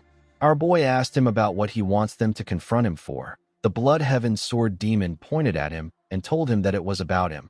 Muguk was surprised to hear this. The Blood Heaven Sword Demon revealed to him that the Demon Supremes believe that they killed the soul-absorbing Supreme Demon together. This is why they are ostracizing him. Muguk asked him if they did anything like that together. Kiampa said that they didn't. With a look of anger on his face, he told Muguk that he was the one who did it alone. Our boy smiled and asked the man to tell him why everyone suspects him. The Blood Heaven Sword Demon reminded him that he is the one who has spilled the most blood lately. He said that no one knows if Yeso's blood isn't on his hands too. He asked Muguk if he did it. He looked deep into Muguk's eyes. Our boy didn't shy away. He also looked into his eyes. The Blood Heaven Sword Demon became nervous. Our boy realized that Kiampa could tell from his eyes that he was the one who killed the soul-absorbing Supreme Demon. The Blood Heaven Sword Demon couldn't believe that Muguk really killed him. He realized that our boy really trusts him for him to share the truth with him. Muguk told him that he wouldn't have let him become his left guardian if he didn't trust him. The Blood Heaven Sword Demon reminded Muguk that he is still one of the 8 Demon Supremes. Our boy smiled and told the man that he still remains his left guardian. Kiampa did not expect to hear this. He put himself together and told Muguk that he will get stabbed in the back if he trusts people this easily. Our boy told him that he didn't trust him easily. He asked him to think about everything that has happened between them. Kiampa asked him he isn't scared. Our boy asked him to tell him what he needs to be scared of. The Blood Heaven Sword Demon told him that he can become the enemy of the 8 Demon Supremes. Muguk said that they are actually 4 Demon Supremes. Kiampa was shocked to hear this. He stood up and burst out in anger. He asked Muguk if he killed more of them. Muguk asked him to calm down.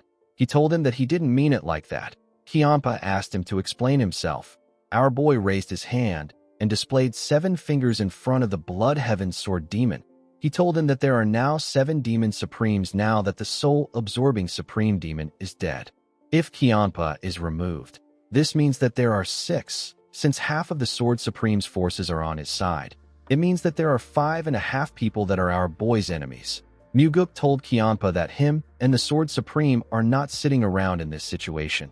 If the 2 of them take on 1.5 Demon Supremes, then there will be 4 Demon Supremes left. Our boy told the Blood Heaven Sword Demon that his enemies are the 4 Demon Supremes. He said that if 2 more Demon Supremes take his side, he will only need to deal with 2 Demon Supremes. With a smile on his face, Muguk told the Blood Heaven Sword Demon that the situation is not so difficult. Kiampa was annoyed to hear this. He let out a sigh and told him that he already knew that he was crazy enough to do something like this. He told Muguk that he will let this slide. He told him that he has overlooked one thing. Our boy asked him about what it is. The Blood Heaven Sword Demon revealed to him that neither he nor the Sword Supreme will fight against other Demon Supremes. Muguk was already aware of this. It is a long-standing rule among the Demon Supremes. He told Kiampa that he already knows. He said that he will do the fighting. He asked the man to simply not betray him. The Blood Heaven Sword Demon told him that betrayal isn't done by people, but by circumstances. He asked our boy not to trust him. Muguk assured him that he will create circumstances that don't allow for betrayal. He asked him to simply help him when he needs it. Kiampa looked into our boy's eyes when he heard this. Muguk was treating the Blood Heaven Sword Demon with trust because he believes that this is the best way to make him one of his people. While yelling at the top of his voice, Kiampa called Muguk a bastard and told him that he will die if he messes things up. Our boy was surprised to hear this. He smiled when he saw the look on his face. He told him that he will be careful. The Blood Heaven Sword Demon reluctantly sat down. He poured himself a drink and quickly drank it. Muguk picked up the bottle and also poured himself a drink. Kiampa revealed to him that the Demon Supremes have decided to summon the Sky Heaven cult leader in order to get to the bottom of this incident. Our boy was shocked to hear this. He asked Kiampa if he is sure. The Blood Heaven Sword Demon explained to him that the soul-absorbing Supreme Demon sorcery was based on the Blood Cult's demonic techniques. The Blood Cult is the predecessor of the Sky Heaven cult. Due to this, the Demon Supremes believe that the Sky Heaven cult leader might be able to determine Yeso's cause of death if he sees his body. The Blood Heaven Sword Demon revealed to Muguk that their Sky Heaven cult leader isn't just coming for the autopsy. He said that there are 3 other reasons. The first is to demonstrate that the Demon Supremes are determined to track down the culprit. They want to show the Murim Alliance and the unorthodox sects that the 8 Demon Supremes are not to be messed with. This is their most important reason. Muguk realized that they want to show everyone that even the Sky Heaven cult leader moves at their will. This means that if anyone crosses the Demon Supremes, they will retaliate. Muguk asked Kiampa to tell him the second reason. The Blood Heaven Sword Demon revealed to him that the second reason is related to his father. Our boy was surprised to hear this. Kiampa told him that they are trying to show the Heavenly Demon something. They want to prove that the alliance between the Sky Heaven cult and the Heavenly Demon Divine cult isn't because of the Heavenly Demon himself, but because of the 8 Demon Supremes. Muguk asked Kiampa for the third reason. The old man told him that it is because of him. He explained to Muguk that the Sky Heaven cult leader will see through him if he really killed the soul-absorbing Supreme Demon. He will analyze our boy's character and figure out the methods he used. Muguk knew that this was true. He knew that the Sky Heaven cult leader is even capable of finding out that he used the blood eye purification water. However, our boy couldn't allow this to happen. He needed to hide the fact that he killed the soul-absorbing Supreme Demon. If it is revealed, the Demon Supremes won't just try to get revenge. They will even do their best to stop him from becoming the successor. Muguk smiled and asked Kiampa if he is okay with this. The Blood Heaven Sword Demon asked our boy to tell him why he would have any issues with this. Muguk told him that he just became his accomplice. He reminded him that the other Demon Supremes assume that he is working with him because they drank together. Kiampa said that he dozed off while they were drinking. Muguk asked him about which Demon Supreme went to get the Sky Heaven cult leader. Kiampa told him that it is the demonic Buddha. Our boy remembered that the demonic Buddha had a close relationship with the Sky Heaven cult leader. The fact that the Demon Supremes sent him shows their determination to bring the Sky Heaven cult leader there no matter what. Muguk asked the Blood Heaven Sword Demon if he should chase after the demonic Buddha and kill him, or if he should kill the Sky Heaven cult leader before he leaves. With a scary look on his face, he asked Kiampa if he should just kill both of them. The Blood Heaven Sword Demon told him that this would start a war with the entire Outer Murim. He explained to Muguk that if they break apart, the self-righteous bastards at the Murim Alliance will suddenly start crying for the extermination of the demonic cult, and the unorthodox alliance will start sniffing around for scraps. Muguk said that this sounds great. He asked Kiampa to bathe in blood with him. The Blood Heaven Sword Demon stood up and asked Muguk to die alone if he wants to die. Our boy smiled and reminded him that they are life and death comrades. Kiampa put his sword behind him and told Muguk that each person goes through life surviving on their own. After saying this, he left. The next day, we are taken to the Heavenly Demon Hall. We see Muguk greet his father. The Heavenly Demon asked our boy to go out for a while. Our boy asked him about where he wants him to go. The Heavenly Demon said that it is about time that he visited the Nirvana Pavilion branch in the Central Plains. Muguk realized that his father is sending him away for his safety. He told his father that the Demon Supremes will suspect him if he leaves the cult at a time like this. The Heavenly Demon told him that they called the Sky Heaven cult leader because they already suspect him. He said that the Sky Heaven cult leader is no fool. He assured him that the man will find out that it was him. Muguk denied killing the soul-absorbing Supreme Demon. He told his father that it might have been an assassin from the Murim Alliance. The Heavenly Demon explained to him that the Murim Alliance would have already declared war on them if this was true. They are not in the position to do this right now. Muguk asked his father if he would leave the cult if it was him. The Heavenly Demon said that he would not. Our boy said that he also won't leave since he is his son. The Heavenly Demon told Muguk that he is not him. Our boy told him that he can imitate him. He said that an imitation of him is enough. The Heavenly Demon looked into Muguk's eyes when he heard this. He decided to allow his son to stay. He asked Muguk to remember one thing. He told him that he must not kill the Sky Heaven cult leader. Our boy was shocked to hear this. He couldn't believe that his father wasn't worried about him. He was actually worried about the Sky Heaven cult leader. The Heavenly Demon turned around and asked Muguk not to kill any other Demon Supremes. He asked him to not kill anyone. Our boy assured him that he won't kill anyone. He watched his father as he walked out of the throne room.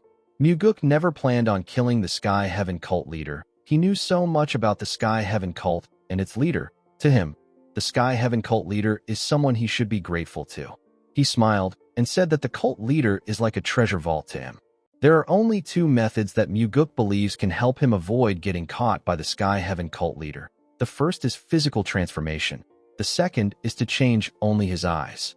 In this era, there is only one person who can change Muguk's eyes.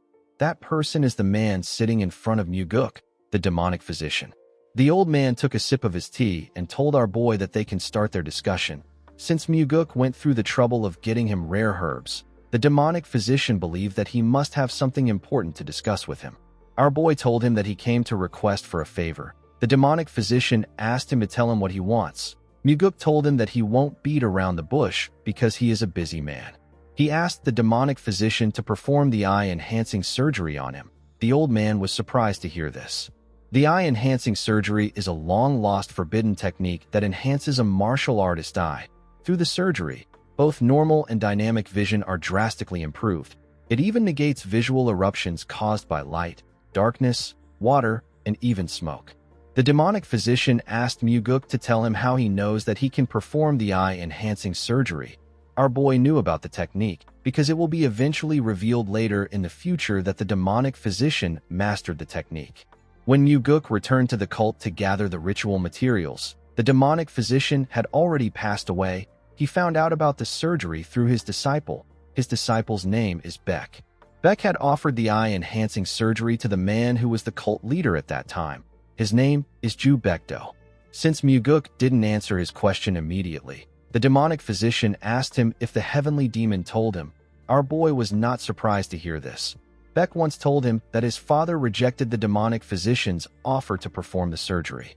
The demonic physician told Muguk that the fruit of the nirvana guanine herb is among the necessary materials needed for the surgery. He told Muguk that this fruit is incredibly rare. He asked him if he knows that the technique can only be performed once in a generation.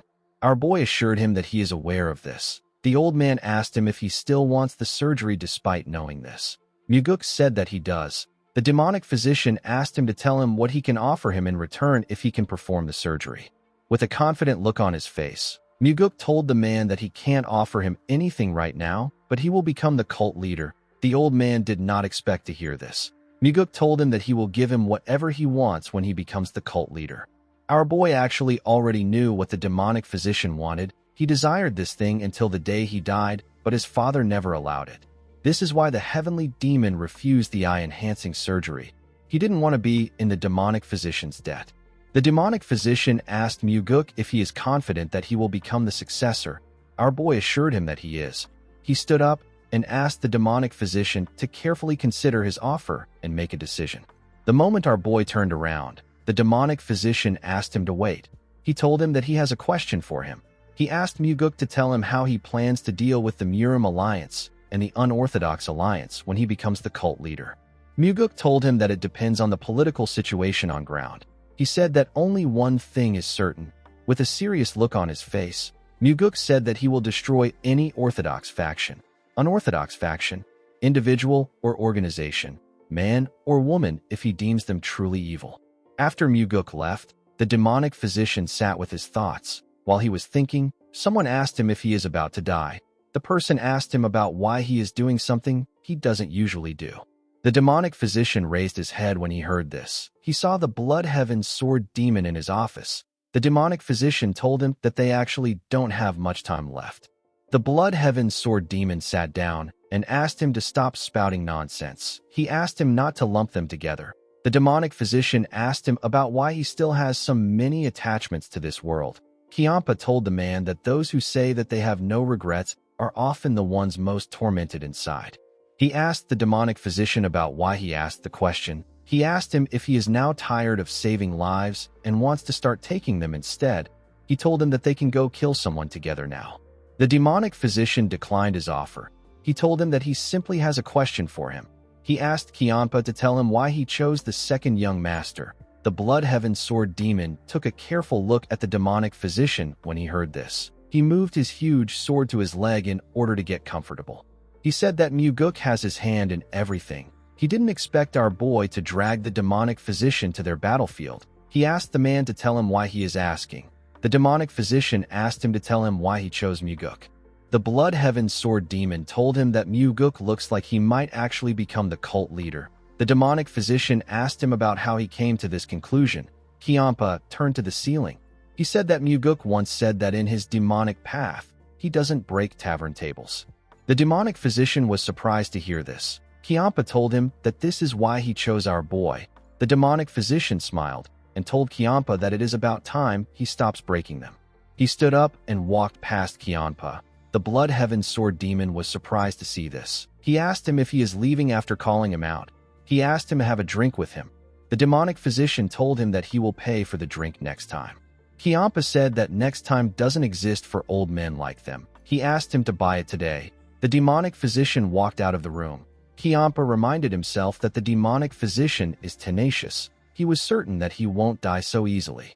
In the next scene, we are taken to Muguk's house. We see our boy open his eyes while meditating. He sensed something outside. He quickly went outside to greet the demonic physician. The demonic physician said that he didn't release a single ounce of demonic energy. He asked Muguk to tell him how he knew he was coming.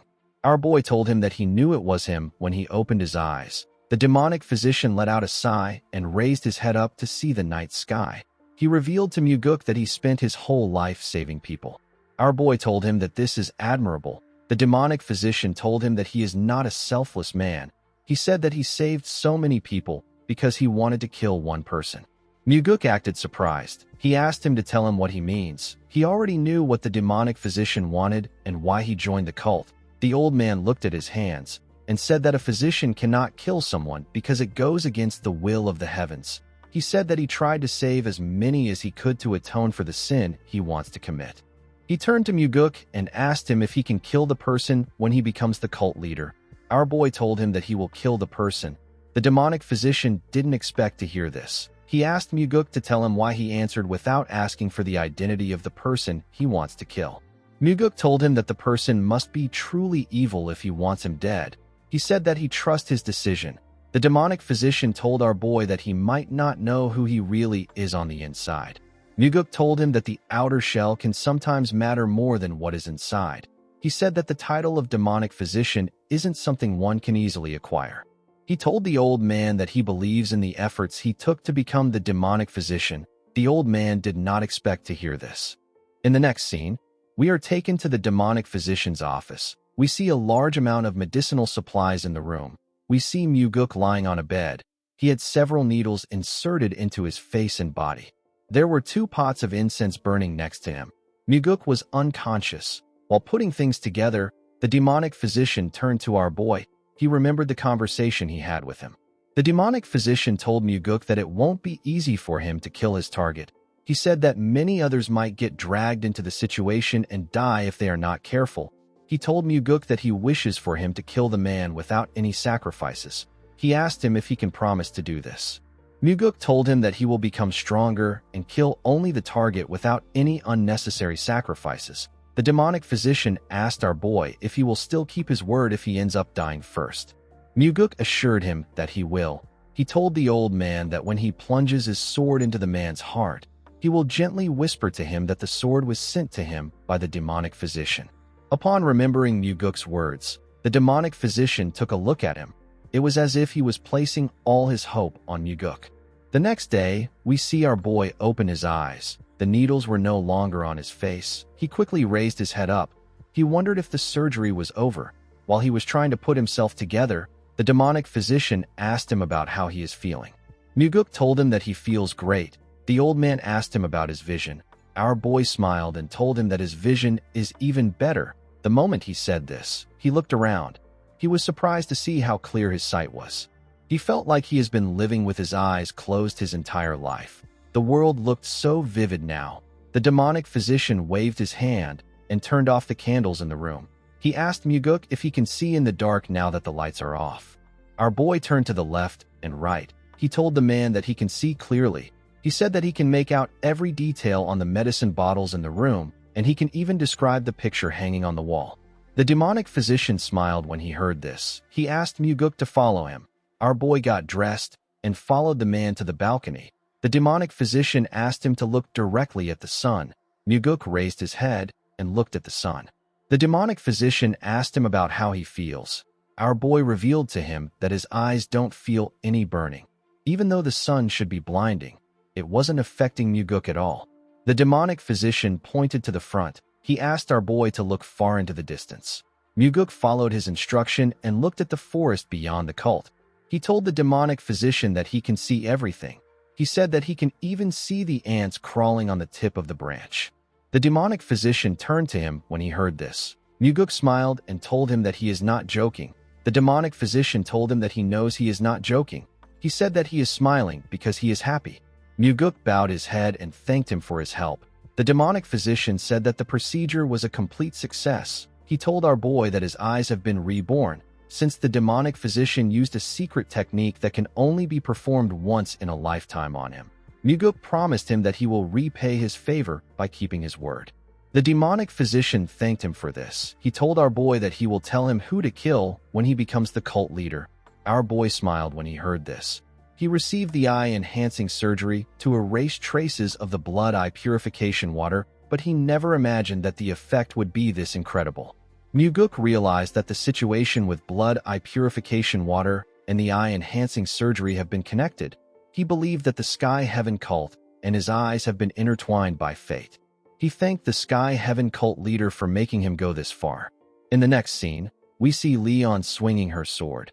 She was practicing the soaring sword art. Each sword swing was clean and elegant. She was fast and precise. While she was training, someone interrupted her and suggested that they play together. The person turned out to be Muguk. Leon told her lord that she needs to practice this technique 20 more times. Muguk asked her to tell him which martial arts requires someone to train 20 times a day. Leon revealed to him that she actually trains 60 times per day. She said that this 20 sets is just for this evening. Muguk told her that she is following a path to illness. The woman said that she is already sick. She said that she is suffering from a condition where she can't sleep unless she trains. Our boy asked her to skip today's training. He told her that she will sleep well if she drinks with him. The woman told him that she will follow him once she is done with this training. Muguk asked her about how many more times she has to practice. Leon told him that she has to practice 8 more times. She told him that it will be longer if he keeps interrupting her. Muguk smiled when he heard this. He watched her thrust her sword really fast. He told her that she didn't rotate her waist properly. He said that the left side is empty. He asked her to make her swings faster this time. Leon perfectly executed the order and made her swings faster. Muguk smiled when he saw this. He moved to the side and sat down. He decided to train the Heavenly Demon Defense Art, since he had nothing else to say. The martial art our boy trained the most while planning to deal with the soul-absorbing supreme demon was the Heavenly Demon Defense Art. The more Muguk mastered it, the more he could feel its depth. The martial art resonated with him on the deepest level. It was to the point where he felt like he was mastering a living, breathing martial art. Muguk got lost in the martial art and focused all his attention on the circulation of his energy. A while later, we see our boy open his eyes. He saw Leon standing next to him. He asked her if she is done. The woman told him that she has completed 20 sets. Muguk stood up and asked her to get a drink with him. He told her that he is starving. Leon told him that this is natural. She revealed to him that he has not eaten in 3 days. Muguk was shocked to hear this. He asked her if she is sure. Leon revealed to him that he has been circulating his energy for 3 days. Our boy couldn't believe what he was hearing. His bodyguard told him that he came to see her 3 days ago. She explained to him that he entered a state of deep meditation and she didn't want to disturb him. Muguk couldn't understand what was happening. He didn't feel like an hour had even passed. He couldn't believe that he fell so deep into a transcendent trance. He didn't even remember anything about the training. He took a deep breath and gently released his energy. A large amount of energy flowed out of him. Muguk was happy to see this. He noticed that his energy flow has become smoother and more precise than before. Upon seeing the look on her master's face, Leon was able to deduce that her master's strength has improved. Muguk told her that it has improved to the point where he would gladly buy her a fancy meal. Leon congratulated her master. Muguk told her that it is all thanks to her. Leon did not expect to hear this. She asked her lord about what he means. Muguk explained to her that he wouldn't have sat down and entered a trance state if she hadn't insisted on completing her training to the end. Leon smiled and told Muguk that he is right. She asked him to buy her some food. Our boy told her that he will buy her whatever she wants. As they walked out of the training ground, Muguk said that she must have been starving too. Leon laughed and told him that it would have been impossible for her not to eat for 3 days. Immediately she said this, she heard her stomach rumble. She realized that she has digested the lunch she ate. Muguk knew that Leon wouldn't have just eaten on her own while he was cultivating. He knew that she would have also stopped training for 3 days in order not to disturb his trance. Our boy smiled and called the woman a sweet idiot. Leon told him that she would have hidden the fact that she ate if she was a real idiot. She said that she told him in order to show him that she is a loyal subordinate. She smiled and said that she saw it as a golden opportunity to score points with him. Muguk smiled when he heard this. He told his bodyguard that she is a real fox. Leon said that she still has many tails that she hasn't shown him. She gently laughed after saying this. Muguk was happy to see her laughing. In the next scene, we are taken to the Heavenly Demon Pavilion. We see a huge man with beards in the throne room. This man is the Sky Heaven cult leader. His name is Nung Paso. He bowed his head and said that he pays his respect to the leader of the divine cult and the supreme ruler of the Murim. He thanked the Heavenly Demon for his invitation. The Heavenly Demon welcomed him to the cult. He asked him about how many years it has been since they saw each other. Paso said that it has been 10 years. The Heavenly Demon asked him about how he has been. Paso told him that he has been well. He thanked him for his concern. The Heavenly Demon turned to the man next to the Sky Heaven cult leader. He thanked the man for traveling such a long distance. The monk with a golden yellow skin said that it was a pleasant journey to meet an old friend. This monk is the demonic Buddha. His name is Geo Rabin. The Heavenly Demon knew that the demonic Buddha wasn't being truthful. He turned to Paso and told him that it is late. He believed that the cult leader must be tired from his journey. He suggested that they call it a day and meet again tomorrow. The cult leader bowed his head and said that he will take his leave. When Paso and Rabin got outside, Rabin said that the Heavenly Demon was cold. He said that the Heavenly Demon should have offered him a cup of tea, even if he is a new supreme from the outer Murim. Paso said that it is already late. Rabin told him that the Heavenly Demon should treat him well because it is late. The cult leader didn't seem to care about this. He asked his friend to stop trying to stir things up. He said that he is not trying to get close to the Heavenly Demon. He begged him to stop. The demonic Buddha told him that this is about his pride and honor. Paso walked forward and asked him to show him the corpse. The demonic Buddha suggested that he takes a look at it tomorrow. He said that he can rest well and see it in the morning. The cult leader said that they can sleep when they are dead. Rabin let out a sigh when he heard this. He didn't understand why everyone around him was so stubborn. He asked the cult leader to follow him. In the next scene, we see Daryong telling Muguk that the Sky Heaven cult leader has arrived. He revealed to him that the cult leader brought the 10 great demons of his cult and 100 elite blood core representing his cult. Muguk was not surprised to hear this. The Sky Heaven cult leader is known as the absolute ruler of the outer Murim. He possesses the heaven-destroying demonic art. It is the strongest outer Murim martial art. There was once a time when the blood cult could rival the heavenly demon divine cult in power. However, ever since they joined the Sky Heaven cult, their power has declined significantly, and they can no longer compare to the heavenly demon divine cult. Daryong revealed to his lord that the Sky Heaven cult leader paid his respects to the heavenly demon and went straight to examine the corpse of the soul-absorbing supreme demon. The scene shifts, and we are taken to the tomb of the soul-absorbing supreme demon. We see Paso place his hand on the corpse. Rabin asked him about how things are. The cult leader revealed to him that the 8 energy meridians are damaged, and the heart is heavily damaged. He said that this happened due to repeated use of soul arts. Rabin asked him if he is saying that Yeso died from energy deviation. Paso said that this is the final cause of death. He revealed to him that the soul-absorbing supreme demon died while fighting someone in the space he created himself. The demonic Buddha asked him if he is saying that he was killed by someone. The cult leader told him that he is certain that someone killed him. He said that what bothers him is the fact that Yeso died despite using soul arts. Rabin asked his friend to tell him who can infiltrate the West Illusion Fort, assassinate the soul-absorbing supreme demon, and then escape. Paso found it odd that his friend was guessing. He raised one finger to signify that the heavenly demon can do it. When Rabin saw his finger, he knew that he was talking about the heavenly demon. He told the cult leader that this is not the case. He explained to him that Yeso was one of their strongest warriors when it came to facing the Orthodox sects. He said that the heavenly demon never disliked the soul-absorbing supreme demon. Paso asked him if there is another suspect, if there is someone more likely to be considered the killer. The demonic Buddha said that there is one person. Paso asked him to tell him who it is. The demonic Buddha said that the heavenly demon's son is a much better suspect. The Sky Heaven cult leader was surprised to hear this. He realized that the demon supremes suspected Muguk from the start. His friend never mentioned anything about our boy on their way there. He did not expect him to drag him into this dangerous situation. He told the demonic Buddha that they can start questioning Muguk tomorrow.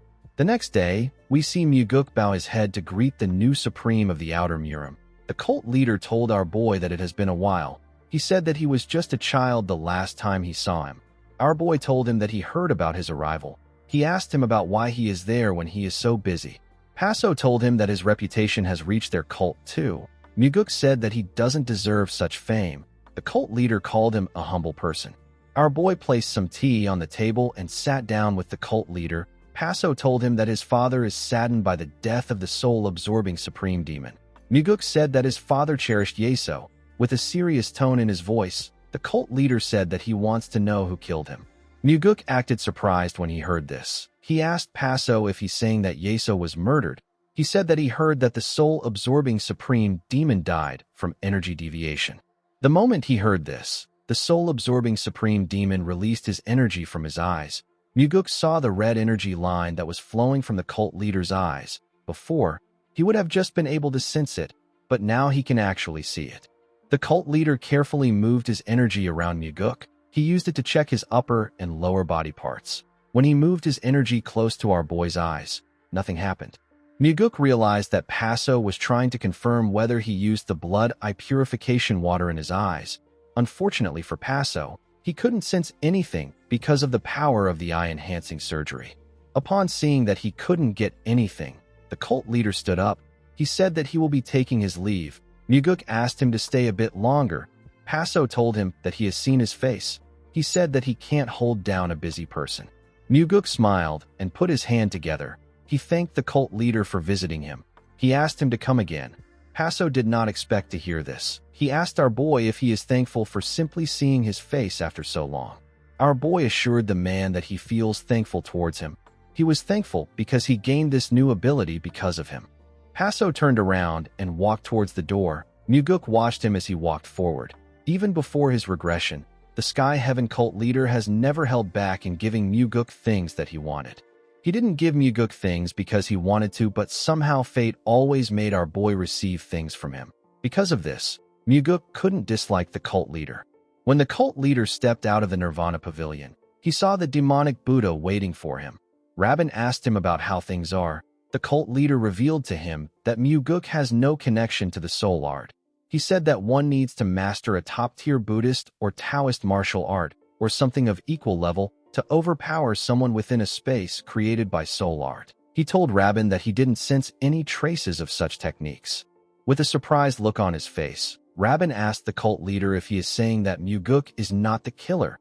Paso said that this is correct. With a serious look on his face, the demonic Buddha asked him if he is certain. The cult leader asked him to tell him why he made him come to the cult if he doesn't trust him. The demonic Buddha realized that he messed up. He told the cult leader that it is a really important matter. He said that he was just trying to double-check. He asked him not to be offended. Paso said that he is sure of it. Rabin asked him to follow him. He said that they need to summon the other demon supremes to discuss everything in front of them. The cult leader said that he is not going. He asked Rabin to tell them what he said. He said that it is the same message. The demonic Buddha asked him if he is certain that this is okay. Paso asked him to tell him why it wouldn't be okay to do this. Rabin decided not to argue. He said that he will meet the other demon supremes. The cult leader watched his friend as he walked down the stairs. After the demonic Buddha left, Paso turned around. He took a look at the Nirvana Pavilion building. With a serious look on his face, the cult leader wondered about how Muguk killed the soul-absorbing supreme demon. In the next scene, we see the Blood Heaven's sword demon talking to Muguk at night. Kiampa told him that they have now shaken off the suspicion of killing the soul-absorbing supreme demon. He carefully looked at our boy. He asked him about how he was able to trick the Sky Heaven cult leader's eyes. Muguk told him that he isn't the killer.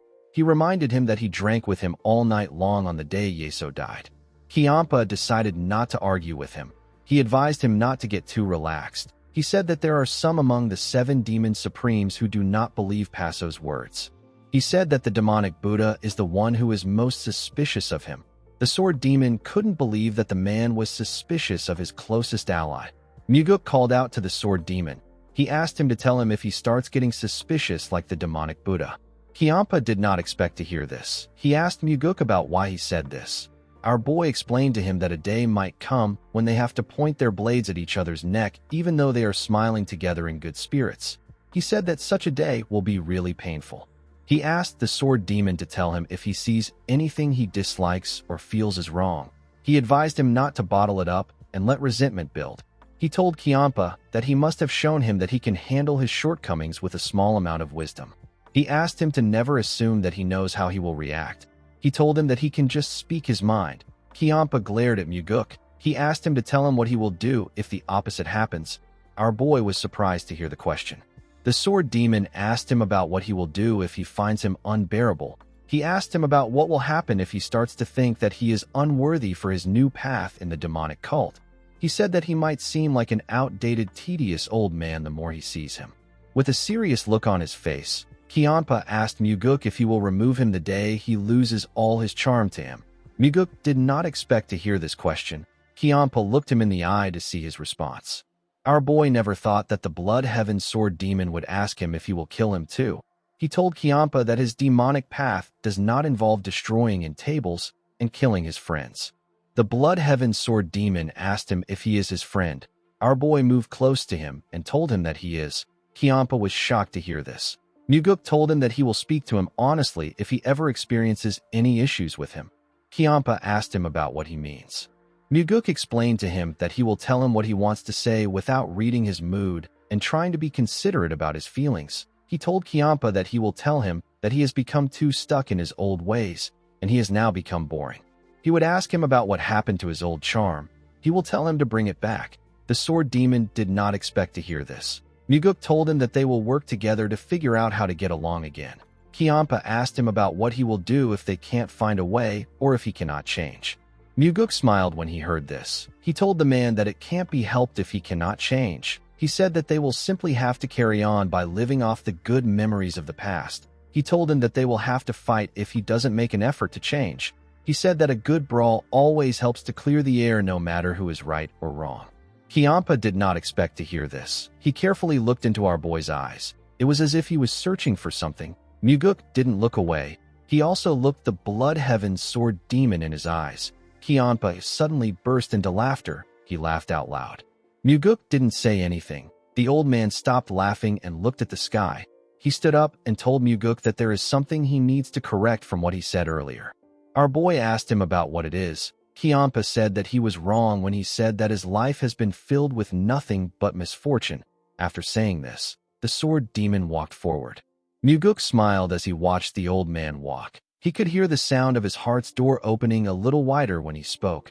He looked at the moon and said that he has decided to keep searching for this sound. Muguk believed that he is growing when he hears other people's heart's door opening. The door was a weapon that was as important to him as the 9 calamities demonic art. As he looked at the moon, he wondered about the kind of sound Mugi is hearing now.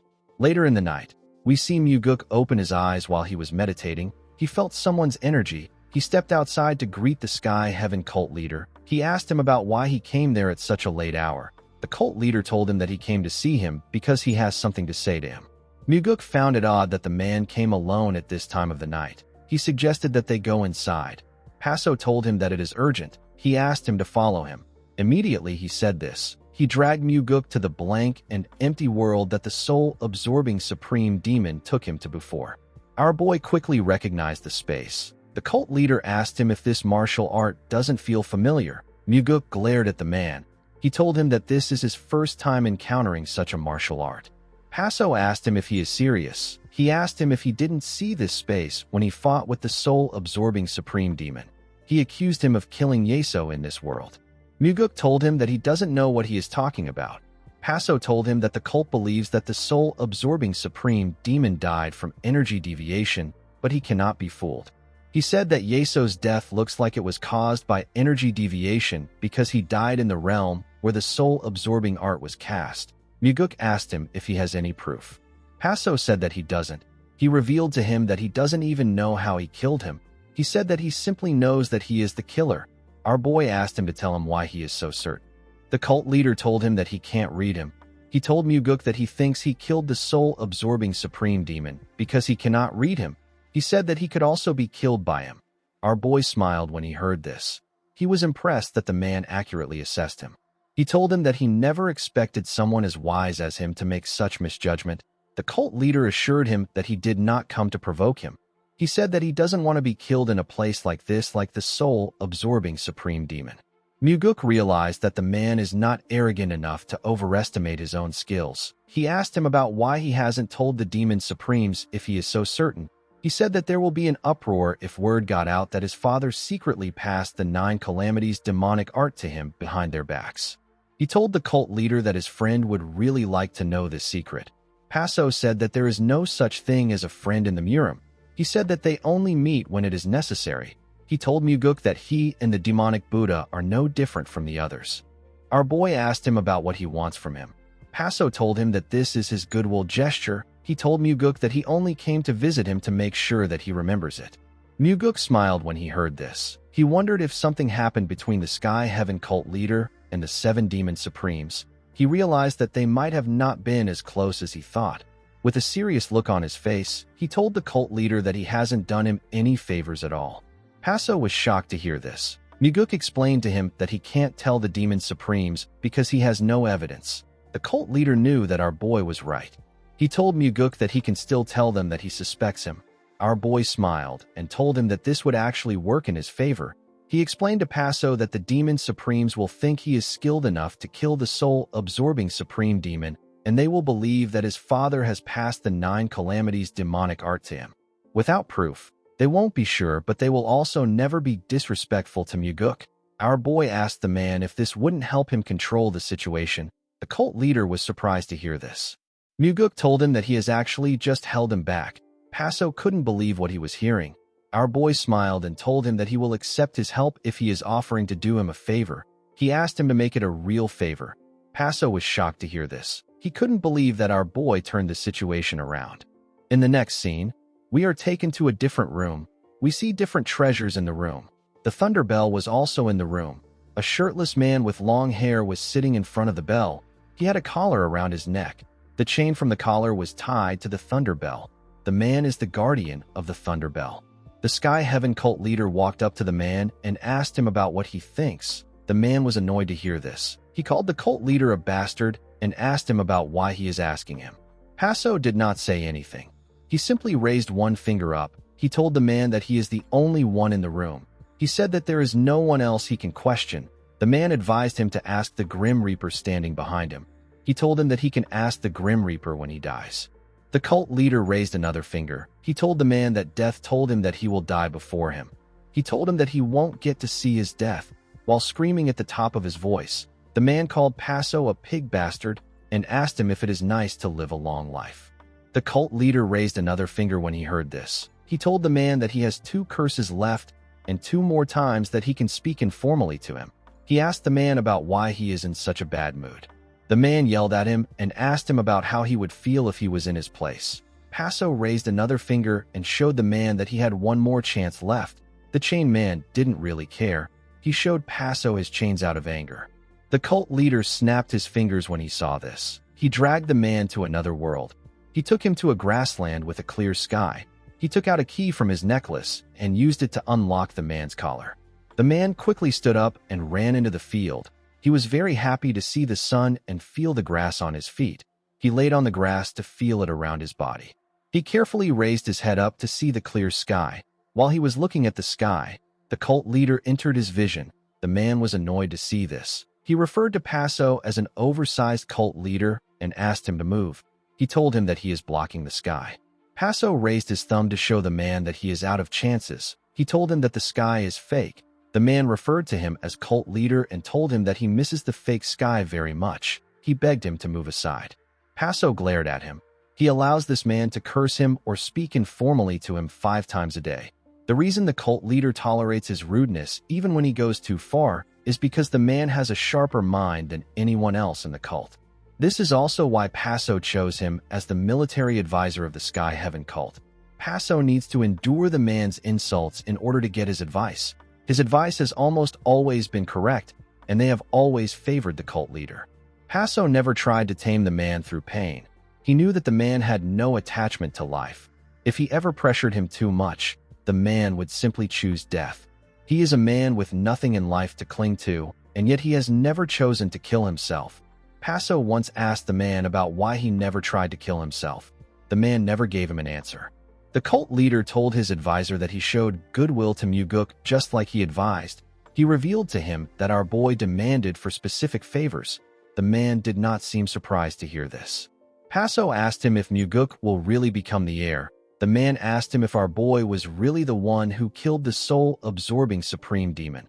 The cult leader said that he is sure of this. The advisor asked him about who will become the heir if it is not someone like Muguk.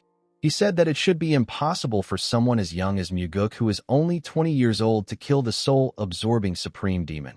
The cult leader said that our boy's skills are great. His advisor asked him if he is afraid that Muguk might kill him too. Paso smiled and said that he will be lying if he says that he is not afraid. He believed that a man who can kill a demon supreme can kill anyone at any time. His advisor said that they have another reason why they must restrain Muguk. The cult leader asked him about the reason. The man asked him if he believes that the heavenly demon doesn't know that his second son killed the soul-absorbing supreme demon. Paso asked him if the heavenly demon really knows. His advisor said that he does. He said that the heavenly demon of this generation is an extraordinary man. He is a man with great ambition. The advisor asked his cult leader if he knows why the heavenly demon is staying silent. The cult leader asked him to tell him why. The man was annoyed to hear this. He asked his cult leader to try to think instead of just stuffing his face with food every day. The cult leader asked him if he just insulted him. The advisor quickly calmed himself. He told Paso that it wasn't an insult. He told him that he was simply asking him to think. Paso said that he doesn't like this. He asked his advisor to do the thinking. He told him that he has no reason to keep him alive if he also does the thinking. The advisor was annoyed to hear this. He calmed himself and explained to Paso that an extraordinary man only stays silent when he is preparing to make a big move. The cult leader asked him if the heavenly demon wants to unify the Central Plains. The advisor said that he doesn't know for sure. He said that the only thing he is certain about is that Muguk was either ordered by the heavenly demon or the heavenly demon decided to let it happen on purpose. The man explained to Paso that the Murim Alliance saw the soul-absorbing supreme demon as the most troublesome demon supreme. They fear him the same way they fear Paso, and yet the heavenly demon allowed his own son to kill the soul-absorbing supreme demon. The advisor said that the heavenly demon intends to replace the 8 demon supremes with his own loyal subordinates. He asked his cult leader about where he thinks the heavenly demon will strike once he is done with the demon supremes. Paso said that the heavenly demon will come for them. His advisor explained to him that the heavenly demon of this generation will not go to war with the Murim Alliance and leave them at his back. The man speculated that the heavenly demon will either use them as a vanguard or eliminate them first before starting the war. The cult leader did not like what he was hearing. His advisor told him that a wind of change is blowing through the divine cult. Anyone who fails to sense it will die. He said that the soul-absorbing supreme demon died because he was too isolated from the world to feel the wind. He told his cult leader that he must decide whether they should hide behind the wall of the 8 demon supremes or the wall of the heavenly demon. Paso asked him if he wants them to choose the heavenly demon. His advisor said that the heavenly demon will win. The cult leader asked him for the reason why he thinks he will win. The man said that the heavenly demon, whose name is Jiao Wujin, is an extraordinary man. He would never start a battle that he had no chance of winning. The advisor told Paso that they need to side with Muguk at all costs. He advised him to win our boy's favor with a gift. Paso asked him about the kind of gift he should give Muguk. The man asked him to give our boy the thing that he least wants to give. He said that they will survive if he is able to do this. Immediately he said this, he told Paso that he has given him enough advice for the day. He asked him to step aside and stop bothering him. When the cult leader moved away, the man began to laugh like a crazy person. It was as if he lost his intelligence. He looked at the blue sky with his face filled with happiness. While he was entranced by the sky, Paso snapped his fingers and told the man that this is enough. Immediately he did this. The man noticed that the sky was slowly disappearing. He begged Paso to give him more time. Unfortunately for him, he got dragged back to reality. The advisor called the cult leader a bastard. He told him that he begged him for more time. The cult leader didn't listen to anything he said. He was thinking about the gift he wanted to give Muguk. In the next scene, we see our boy welcome the cult leader to his place. He asked him if he will come inside. The man said that he can't. He asked Muguk to take a walk with him. The scene shifts and we see the cult leader and Muguk in a desolate desert. There was a heavy wind blowing in the desert. The man told our boy that the place is rather desolate. He said that this is his hometown. Muguk told him that he likes the place because it is quiet. He asked him to invite him there one day. The cult leader told him that he will. He told Muguk that he thought about what he said after he returned. He told him that he is right. He said that he hasn't shown him any true goodwill at all. He put his hand into his clothes and brought out a book. He revealed to Muguk that the book contains a martial art that can create a separate space. He said that only those who have mastered the authentic demonic arts of the blood cult can use this martial art. The martial art is known as the space-time transference illusion art. Our boy carefully looked at the book. He did not expect the cult leader to show him the martial art. Paso revealed to him that he is the only one who can properly use this art now that the soul-absorbing supreme demon is dead. He explained to Muguk that this space can protect him in an urgent situation. The moment he steps into the space, his presence will be erased from the original world. Muguk looked around the desert. He knew that the cult leader was right. This martial art can be used at decisive moments as an evasive skill to escape danger. Our boy carefully looked at the cult leader. It was as if he was trying to understand his intentions. He recalled that he got the first material needed for the Great Regression Technique, which is the Thunderbell from Paso's cult, and he also got the blood eye purification water from his cult too. Now he is getting the space-time transference illusion art from him. Muguk wondered if he was destined to be deeply connected with the Sky Heaven cult leader. Paso didn't know why Muguk was staring at him. Our boy asked him about what he wants. The cult leader looked at the boulders and rocks in the desolate land. He watched the wind turn into a tornado and blow away the things around them. He told Muguk that he no longer wishes to breathe in this dust. Our boy realized that the man wanted to expand to the central plains. Paso told him that he will give him the space-time transference illusion art if he assists him in taking the first step. Muguk told the man that he has no power over this matter. Paso told him that he knows. He said that only the heavenly demon can decide on this matter. Muguk said that the demon supremes also need to be involved. The cult leader told him that this is exactly why he intends on giving him the secret manual. Muguk asked him to tell him what he wants at the moment. Paso revealed to him that he is scheduled to have a meeting with the heavenly demon 2 days from now. He said that he plans to negotiate his cult's entry into the Central Plains. He raised the manual and asked Muguk to stand with him and help him persuade his father when the time comes. He told him that he will give him the manual as long as he gives him his word. He said that the outcome doesn't matter.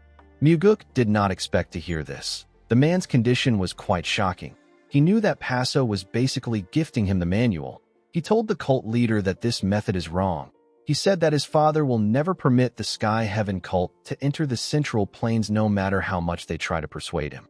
Paso asked him about what they can do. The Heavenly Demon Divine cult does not intend to destroy or eliminate the Sky Heaven cult. It doesn't make sense that they would allow such an existence to remain, an existence that could turn into their enemy at any time behind their backs. The Divine cult understood that they needed to keep their friends close and their enemies closer. They believed that it was better to keep the Sky Heaven cult close at hand and under watch. Muguk wondered about how he should answer the cult leader. Paso stretched out his hand and offered him the manual. He asked him if he can get an answer with it. Muguk accepted it and told him that it will be enough to get an answer. He knew that the cult leader was determined to win his favor. He asked the man about what he will do if he just takes the manual and doesn't provide a proper solution. Paso told him that he will become the cult leader with the worst relationship with his cult and the 8 demon supremes. He said that even the position of the heavenly demon would become out of reach for him. Muguk smiled when he heard this. He revealed to the man that he must intervene in the succession dispute of the West Illusion Fort if he wants to enter the Central Plains. Paso did not expect to hear this. Our boy explained to him that the disciples of the soul-absorbing supreme demon have not perfectly inherited his legacy, so they will need his help. He advised him to choose a successor who wholeheartedly believes in him and is willing to learn martial arts. He explained to him that he will be able to take the first step into the Central Plains if he can become the master of the next soul-absorbing supreme demon. In the next scene, we are taken to the room filled with treasures. We see the cult leader let out a sigh as he sat down. He said that he feels utterly exhausted when something that belongs to him gets taken away. He turned to his advisor and revealed to him that he gave Mu-guk the space-time transference illusion art as he instructed him to. He said that he is still not certain if he made the right choice. The man told him that he did well. Paso was shocked to hear this. His advisor would usually start cursing him around this time. He wondered why he said something so polite. The cult leader felt like he needed to be careful. He knew that the man would curse him at once on days like this. When this happens, he usually feels like killing him with one blow. He asked his advisor if he even knows the kind of proposal that Mu-guk made. The man said that our boy must have asked him to intervene in the West Illusion Fort succession dispute. Paso was surprised to see that he knew. He asked him about how he knew what Mu-guk said. The man told him that this is the best method that is available to them. The cult leader could not believe that he already knew about this. He asked his advisor about why he didn't just tell him. He asked him about why he made him give Mu-guk the space-time transference illusion art. The advisor didn't answer his question. The cult leader stood up and screamed at the top of his voice. He ordered the man to tell him why he made him give away such a precious manual. The advisor turned to him and asked him to tell him what he will do if he doesn't give him an answer. Paso reminded him that he is the cult leader. He asked him if he is ready to die today. The man explained to him that what they are buying isn't Mu-guk's solution. What they bought is an opportunity. The cult leader was surprised to hear this. He asked him about what he means. His advisor explained to him that he got an opportunity to make Mu-guk stand on his side. He told him that he might have to pay the price multiple times in the future if he wants to form a firm alliance. Paso asked him if he really believes that Mu-guk is that great. He asked him if he believes that our boy will become the heavenly demon. His advisor told him that he doesn't know. Paso was shocked to hear this. The man told his cult leader that he cannot possibly know the future. Paso felt like this was a stupid answer. His advisor asked him about why he is worried when he has already given Mu-guk the manual. Paso told him that the manual is precious. The man didn't say anything. The cult leader realized that he needed to calm himself. He let out a sigh and asked the man about what he should do now. The man asked him to befriend Mu-guk and do as he says. The cult leader said that he won't do this. He told his advisor that they don't know the kind of dark ambitions our boy might be harboring. He said that he will only follow his own advice. The man screamed at him and asked him to shut up. Paso was shocked to hear this. His advisor turned to him and called him a pathetic fool. He explained to him that he has already seized the momentum by giving out a gift and receiving a favorable reaction. He asked him about why he keeps doubting like an idiot. He said that this is how he will die with useless suspicions. He asked the cult leader if he knows the common trait that exists among those who die a meaningless death in the Murim. Paso wanted to argue with him, but he calmed himself. He asked the man to tell him the trait. The man told him that the people who die a meaningless death fail to use their heads when they need to, and they use it when they shouldn't. When they should believe to their dying breath, they don't. When they should doubt, they foolishly trust out of nowhere. This is why those people end up dead. While listening to the man, Paso counted the amount of curses he received. His advisor was annoyed to see that he was counting.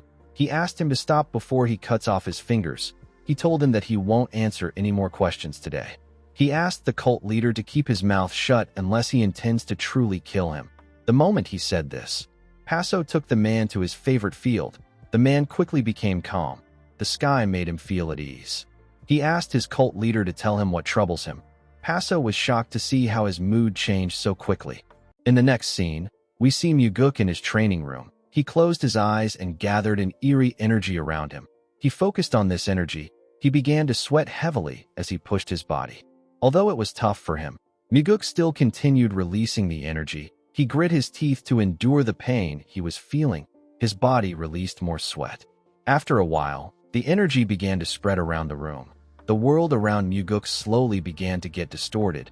He opened his eyes and stood up to see what he had done. He created the blank and empty world that the soul-absorbing supreme demon and the sky heaven cult leader use. Mu-guk was happy with his success. It took him 4 hours to deploy the space-time transference illusion art.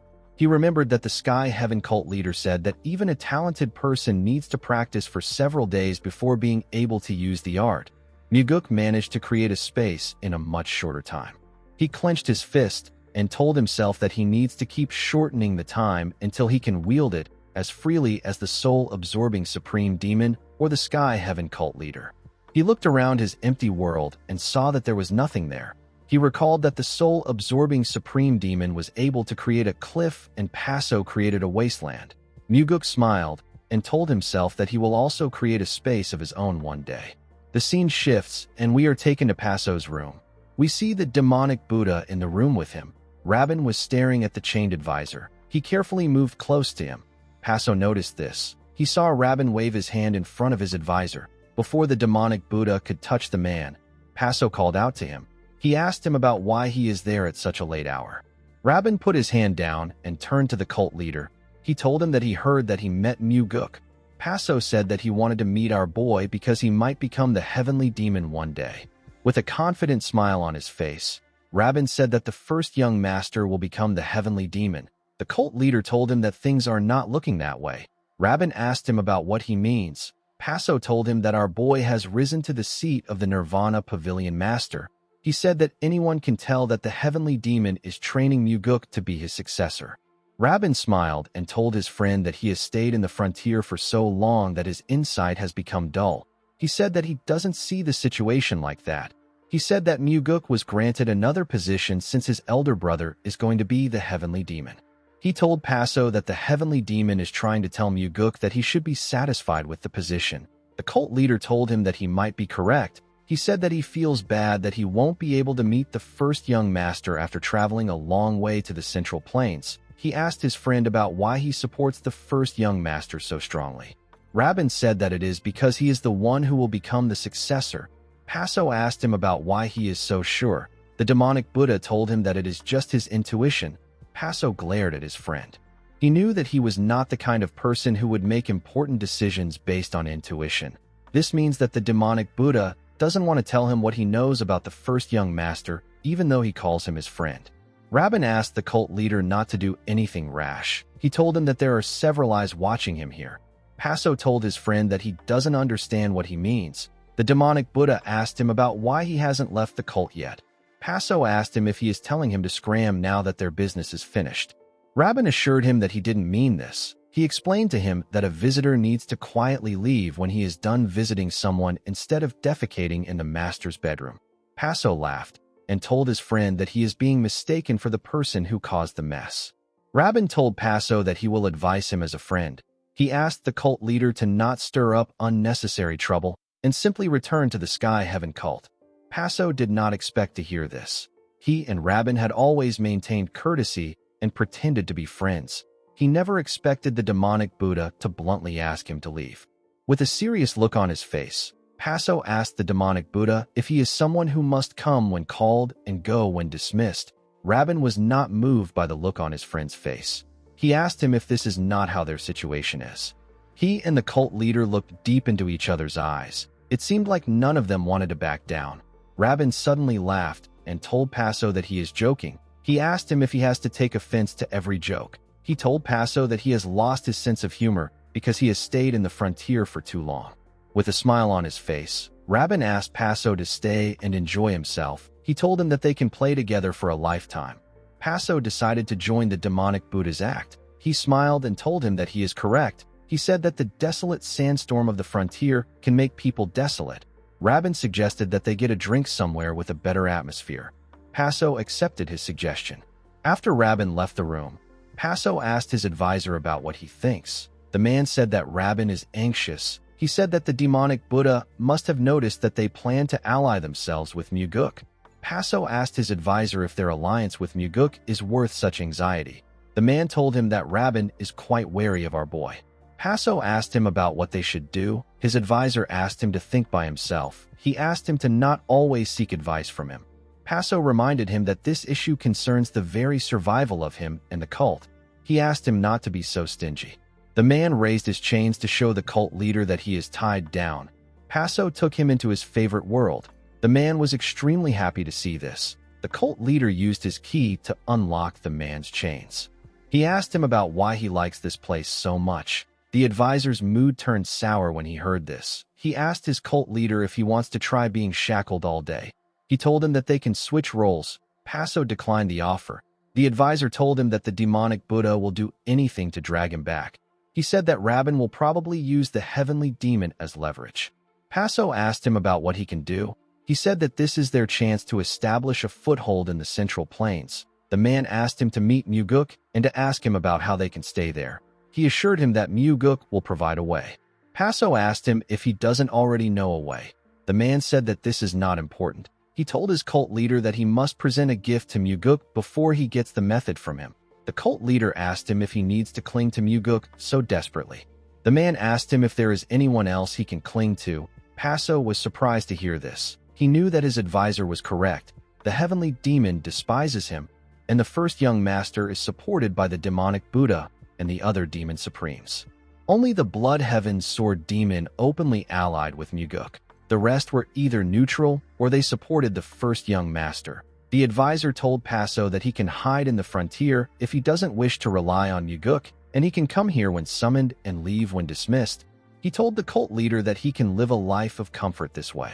Paso asked him not to provoke his pride with his words. The man explained to him that the way to win this fight is simply to choose wisely and believe until the end. He asked his cult leader if this method isn't simple. He said that it is so simple that it is hard to practice. He told Paso that losers never realize that victory depends only on following this principle. Paso was annoyed to hear this. He asked his advisor to end the lectures. The man told him that they should leave just as the demonic Buddha suggested if they cannot uphold this principle. Paso became angry when he heard this. He said that he doesn't want to give Muguk all his things. He told him that it feels like a waste. He revealed to the man that he still regrets giving Muguk the space-time transference illusion art. He said that he couldn't sleep last night because he kept thinking about how he shouldn't have given it away. With a cold gaze in his eyes, his advisor told him that he wasn't able to sleep because he is narrow-minded and greedy. Paso was shocked to hear this. He looked into his advisor's eyes and stopped talking. The man was frustrating him too much. Paso wondered why he had to suffer such rebukes from his advisor. His advisor's words hurt more than Rabin's words did. Yet, Paso felt a strange sense of relief. The cult leader had hidden his nature better than anyone else for so many years. His advisor was the only person who saw him exactly as he is. Paso wondered if this was why he felt an odd sense of kinship from the man. He told his advisor that he can't just give all his treasures away. The man asked him to believe if he is chosen. He asked the cult leader to give it all out. Paso was annoyed to hear this. He said that his treasures are all precious. He didn't want to give Muguk anything. The advisor asked him to return to the cult and sit in front of the divine relic, wipe the dust off, and fiddle with some paper. He told him that this is what suits him best as the cult leader.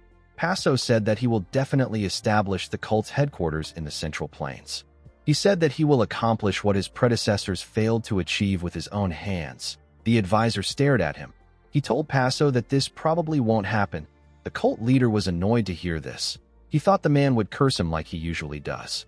The scene shifts, and we are taken to the demonic village. We see the owner of the tavern welcome Muguk to his establishment. Our boy told him that he had to come here because he is very hungry. The man told him that he will prepare all his favorites and ensure that they are made deliciously. Before he left the balcony, the man turned around and told Muguk that he has a question for him. Our boy allowed him to ask his question.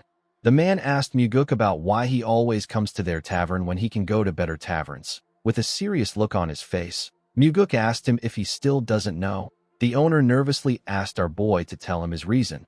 With a serious look on his face, Muguk told the man that this place is good liquor, tasty food, pleasant atmosphere, and they always bring him what he likes even without him asking. Our boy said that the owner of the tavern is also quite handsome. He asked the man if he needs any more reasons to come to this place. The owner smiled and told him that he will make sure his food is delicious as usual. He left the balcony with a smile on his face. Muguk smiled as he watched him leave the balcony. He knew that the owner would not know how important this place is to him. The demonic village is the very foundation for the demonic path Muguk plans to establish. The current Sky Heaven cult leader, the 8 demon supremes, and the villagers are not as important as this place. Muguk knew that he will never be different from the demon supremes the moment he forgets this. Immediately he thought of this. He heard a loud sound come from the village. He quickly looked down. He saw a fat, bald man with crooked teeth yelling at someone. The man asked the person if he is glaring at him. The man who he slapped told him that he wasn't glaring at him. The fat man told him that he was. He called him a lying little bastard and gave him a heavy slap on his face. The man's wife quickly ran to the fat man and begged him to stop. The huge man pushed her back and asked her not to get in the way. The woman fell to the ground. Her child quickly ran to her and asked her if she is okay. Everyone was shocked to see this. The little boy cried in his mother's arms. The huge man was annoyed to see the boy crying. He raised his hand and asked the boy to stop crying. The boy's father quickly held him and begged him not to do this. He tried to push him back. The huge man asked him about what he is doing. The moment he asked this question, he received a powerful blow in his stomach. The punch sent him flying. He slammed his back on the ground. The father was shocked to see what happened. His wife asked him about how he was able to send the huge man flying.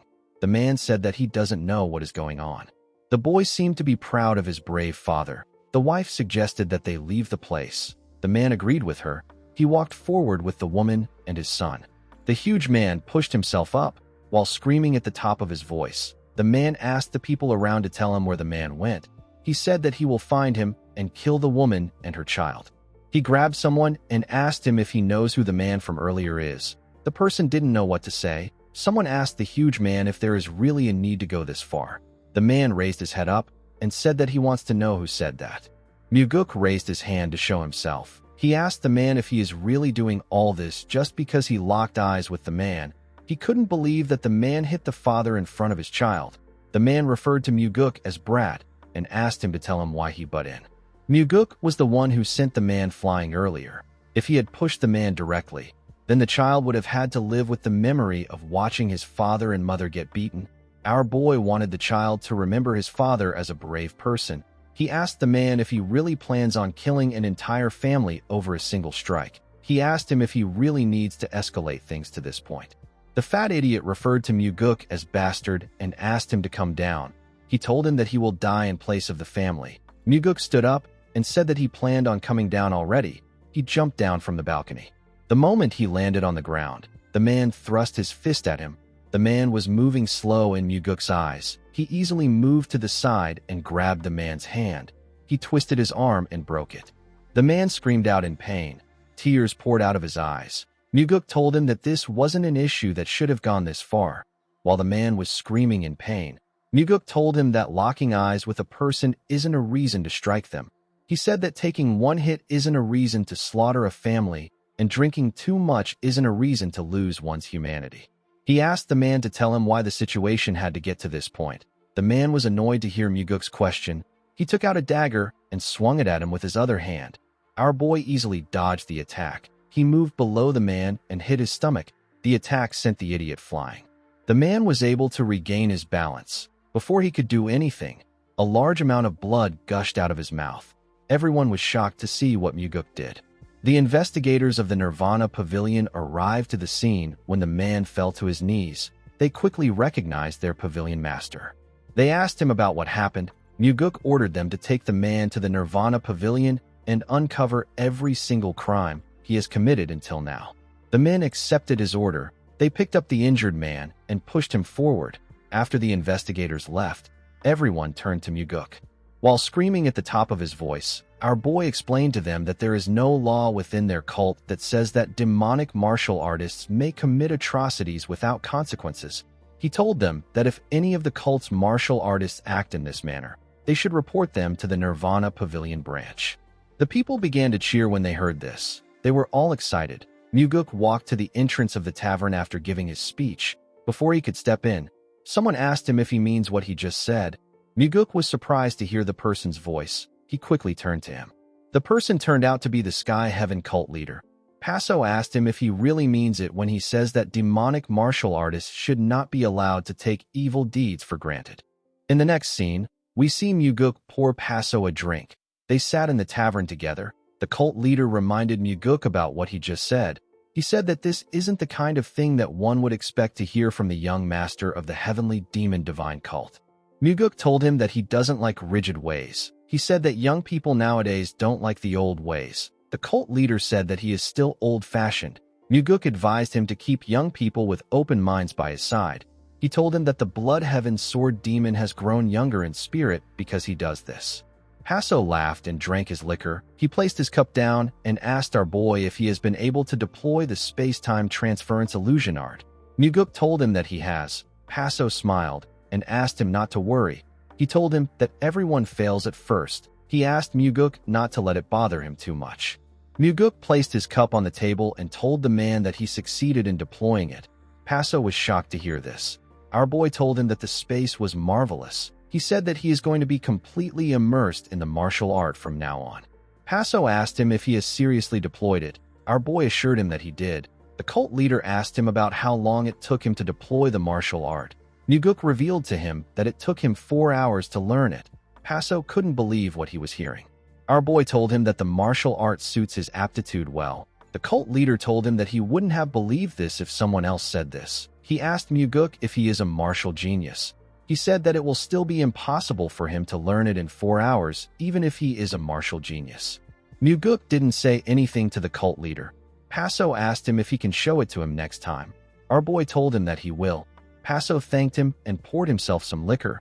He quickly drank the wine. Muguk asked the cult leader to tell him why he came to see him today. Paso revealed to him that he has something he needs his help with. Our boy asked him to tell him. The cult leader revealed to him that the demonic Buddha is trying to send him away. Muguk asked the man to tell him why Rabin is trying to do this. The cult leader told him that it is because of him. He explained to Muguk that Rabin is wary that they might join hands together.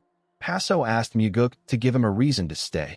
Although the cult leader explained the situation to him, our boy did not believe that this was the only reason why he came to see him. He asked Paso to tell him what he will give him if he helps him.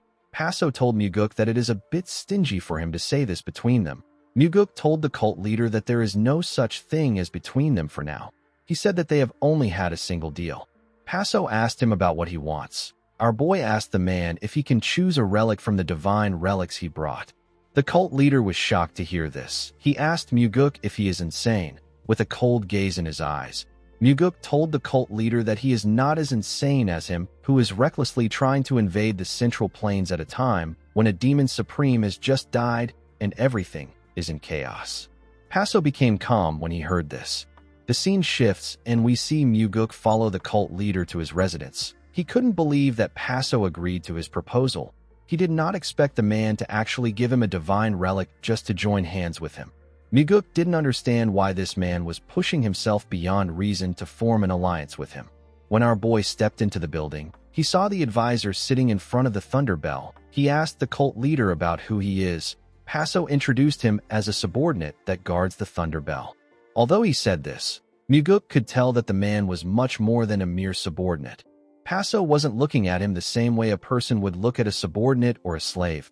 Aside from this, the advisor didn't greet the cult leader when he entered the room. If this man was truly a mere subordinate of the Sky Heaven cult leader, he would not act in this manner. Paso told Muguk that he cannot ask for the Thunder Bell and the Blood Flame if he wants to choose a relic. Our boy told him that he understands. He asked the cult leader if this is truly the famous Thunder Bell of his cult. Paso asked him about how it looks in person. Muguk smiled and said that it is incredible. He carefully looked at the carvings on the bell. He felt like an evil spirit trapped within the Thunder Bell was speaking to him. It was as if the spirit was saying you again. Muguk moved close to it and took a look at the advisor. The man also looked at our boy. Their eyes were locked on each other. Paso interrupted them by asking Muguk to choose a relic. Our boy looked at the boxes placed in front of him. He asked the cult leader to give him the smallest box there. Paso was annoyed to hear this. He squeezed his face like someone who just ate a terrible food. He quickly regained his composure. Muguk noticed this. He could tell that the cult leader wanted to refuse his request. However, the advisor used the frequency whispering technique to send a message to Paso. Muguk couldn't believe that the chain man dared to intervene in the cult leader's decision at such an important moment. With a nervous look on his face, Paso asked Muguk if he knows what he just chose. Our boy told him that he doesn't know. He said that he felt strongly drawn to it. Paso picked up the item inside the box. The item looked like an egg. He pressed a button under the item. It opened up and revealed a red elixir. The cult leader told Muguk that this is the Blood God Pill. He asked him if he has heard of it. The Blood God Pill is renowned not just in the Sky Heaven cult, but throughout the entire Outer Murim as one of the greatest elixirs. Muguk told the cult leader that he knows that it is a truly precious pill. Paso said that precious is not enough to describe it. Our boy asked him about why he hasn't consumed something this valuable. The cult leader said that he was saving it for the future. Muguk told him that the future he is referring to must have been for him. Paso was annoyed to hear this. He quickly calmed himself.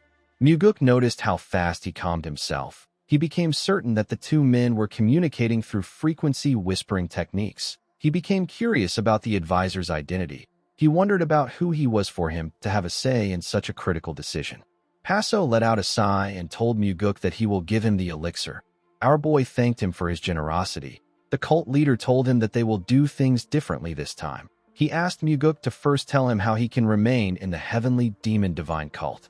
Muguk grabbed the pill and threw it into his mouth. He told the cult leader that this is the way for him to stay. The cult leader and the advisor were shocked to see this. The cult leader asked our boy to tell him what he is doing. Muguk sat on the ground in a lotus position and begged Paso to stand guard while he digests the elixir. The cult leader was annoyed to hear this. He couldn't believe what was happening.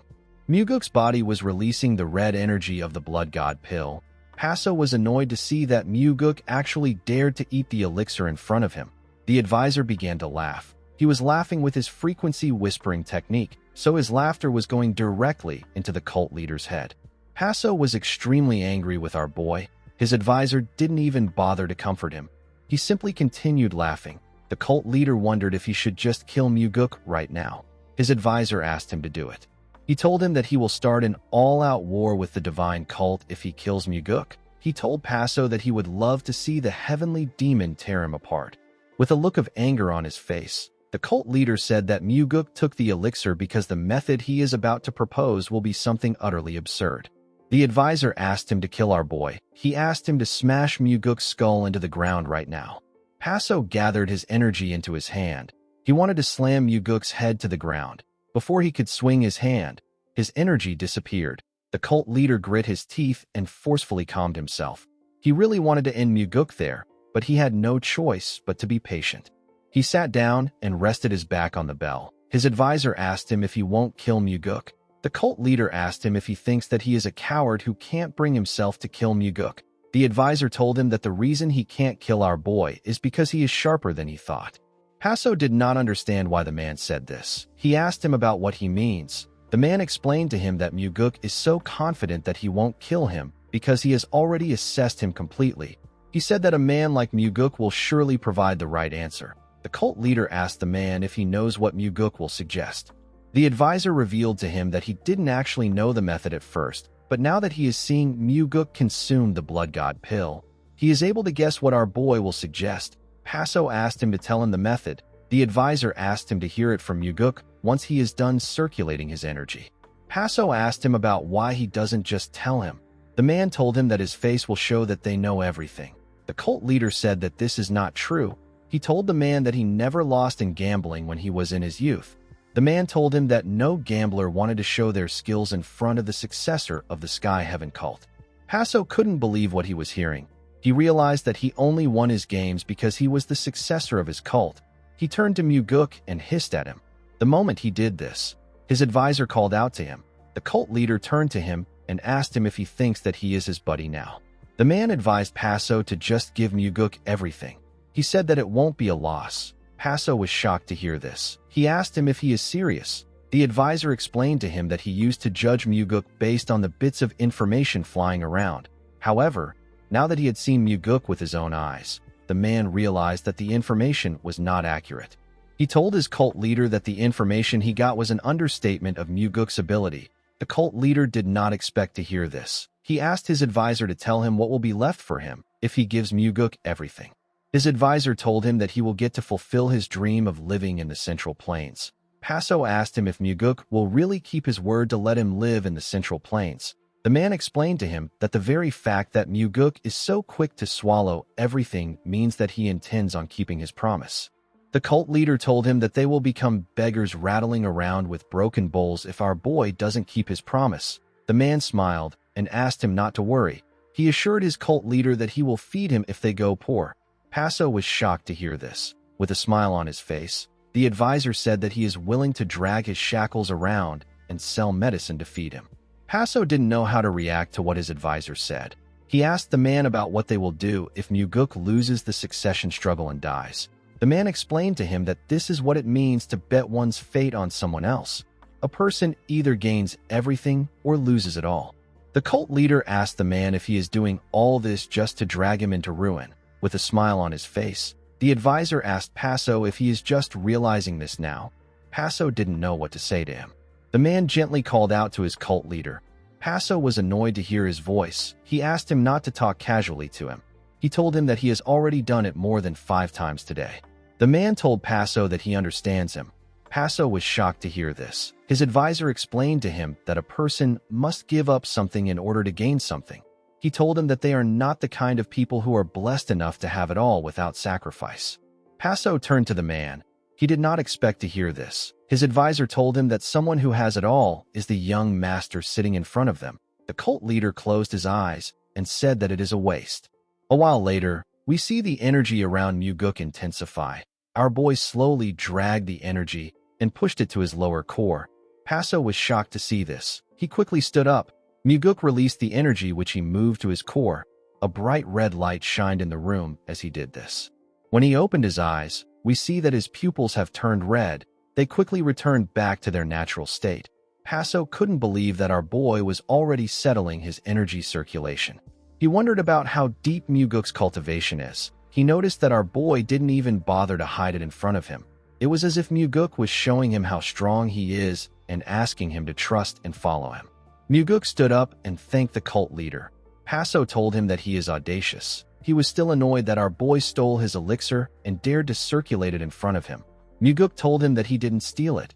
He said that he accepted it as payment.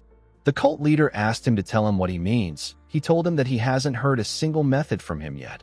Our boy reminded the cult leader that he told him that the method for him to stay here is for him to consume the blood god pill. Paso was surprised to hear this. Muguk asked him to come to the Nirvana Pavilion tomorrow and file a report. He asked him to claim that his elixir was stolen. Until the elixir is found, the cult leader will have every reason to remain here. Muguk reminded the man that he is the master of the Nirvana Pavilion. He told him that he will conduct the investigation as thoroughly as possible until he achieves his goal. Our boy assured him that the date of his return will be decided by the two of them. After Muguk left, the cult leader asked his advisor if he knew about this method. The man told him that he only realized it after Muguk swallowed the blood god pill. Paso took out the elixir's container and asked the man if Muguk knew beforehand that this was the blood god pill. His advisor told him that our boy knew. He asked him if he thinks that Muguk picked it because the container looked pretty. The cult leader asked the man to tell him how Muguk knew. The advisor told him that he is giving Muguk gifts because he is this kind of person. Although he understood his advisor, the cult leader said that the blood god pill was far too precious. The advisor was annoyed to hear this. He told the cult leader that they did not give Muguk the gift because he offered them a solution. Paso told the man that they will both die if he gives away all his treasures like this, and things don't work out. With a smile on his face, the man reminded Paso that he already promised to kill him before he dies. The cult leader lost his mind when he heard this. He screamed at the top of his voice and asked his advisor to shut up. Guys, we have come to the end of our video. If you guys want more of this recap, let me know in the comments section. Don't forget to like and smash that subscribe button for more recaps. See you guys later.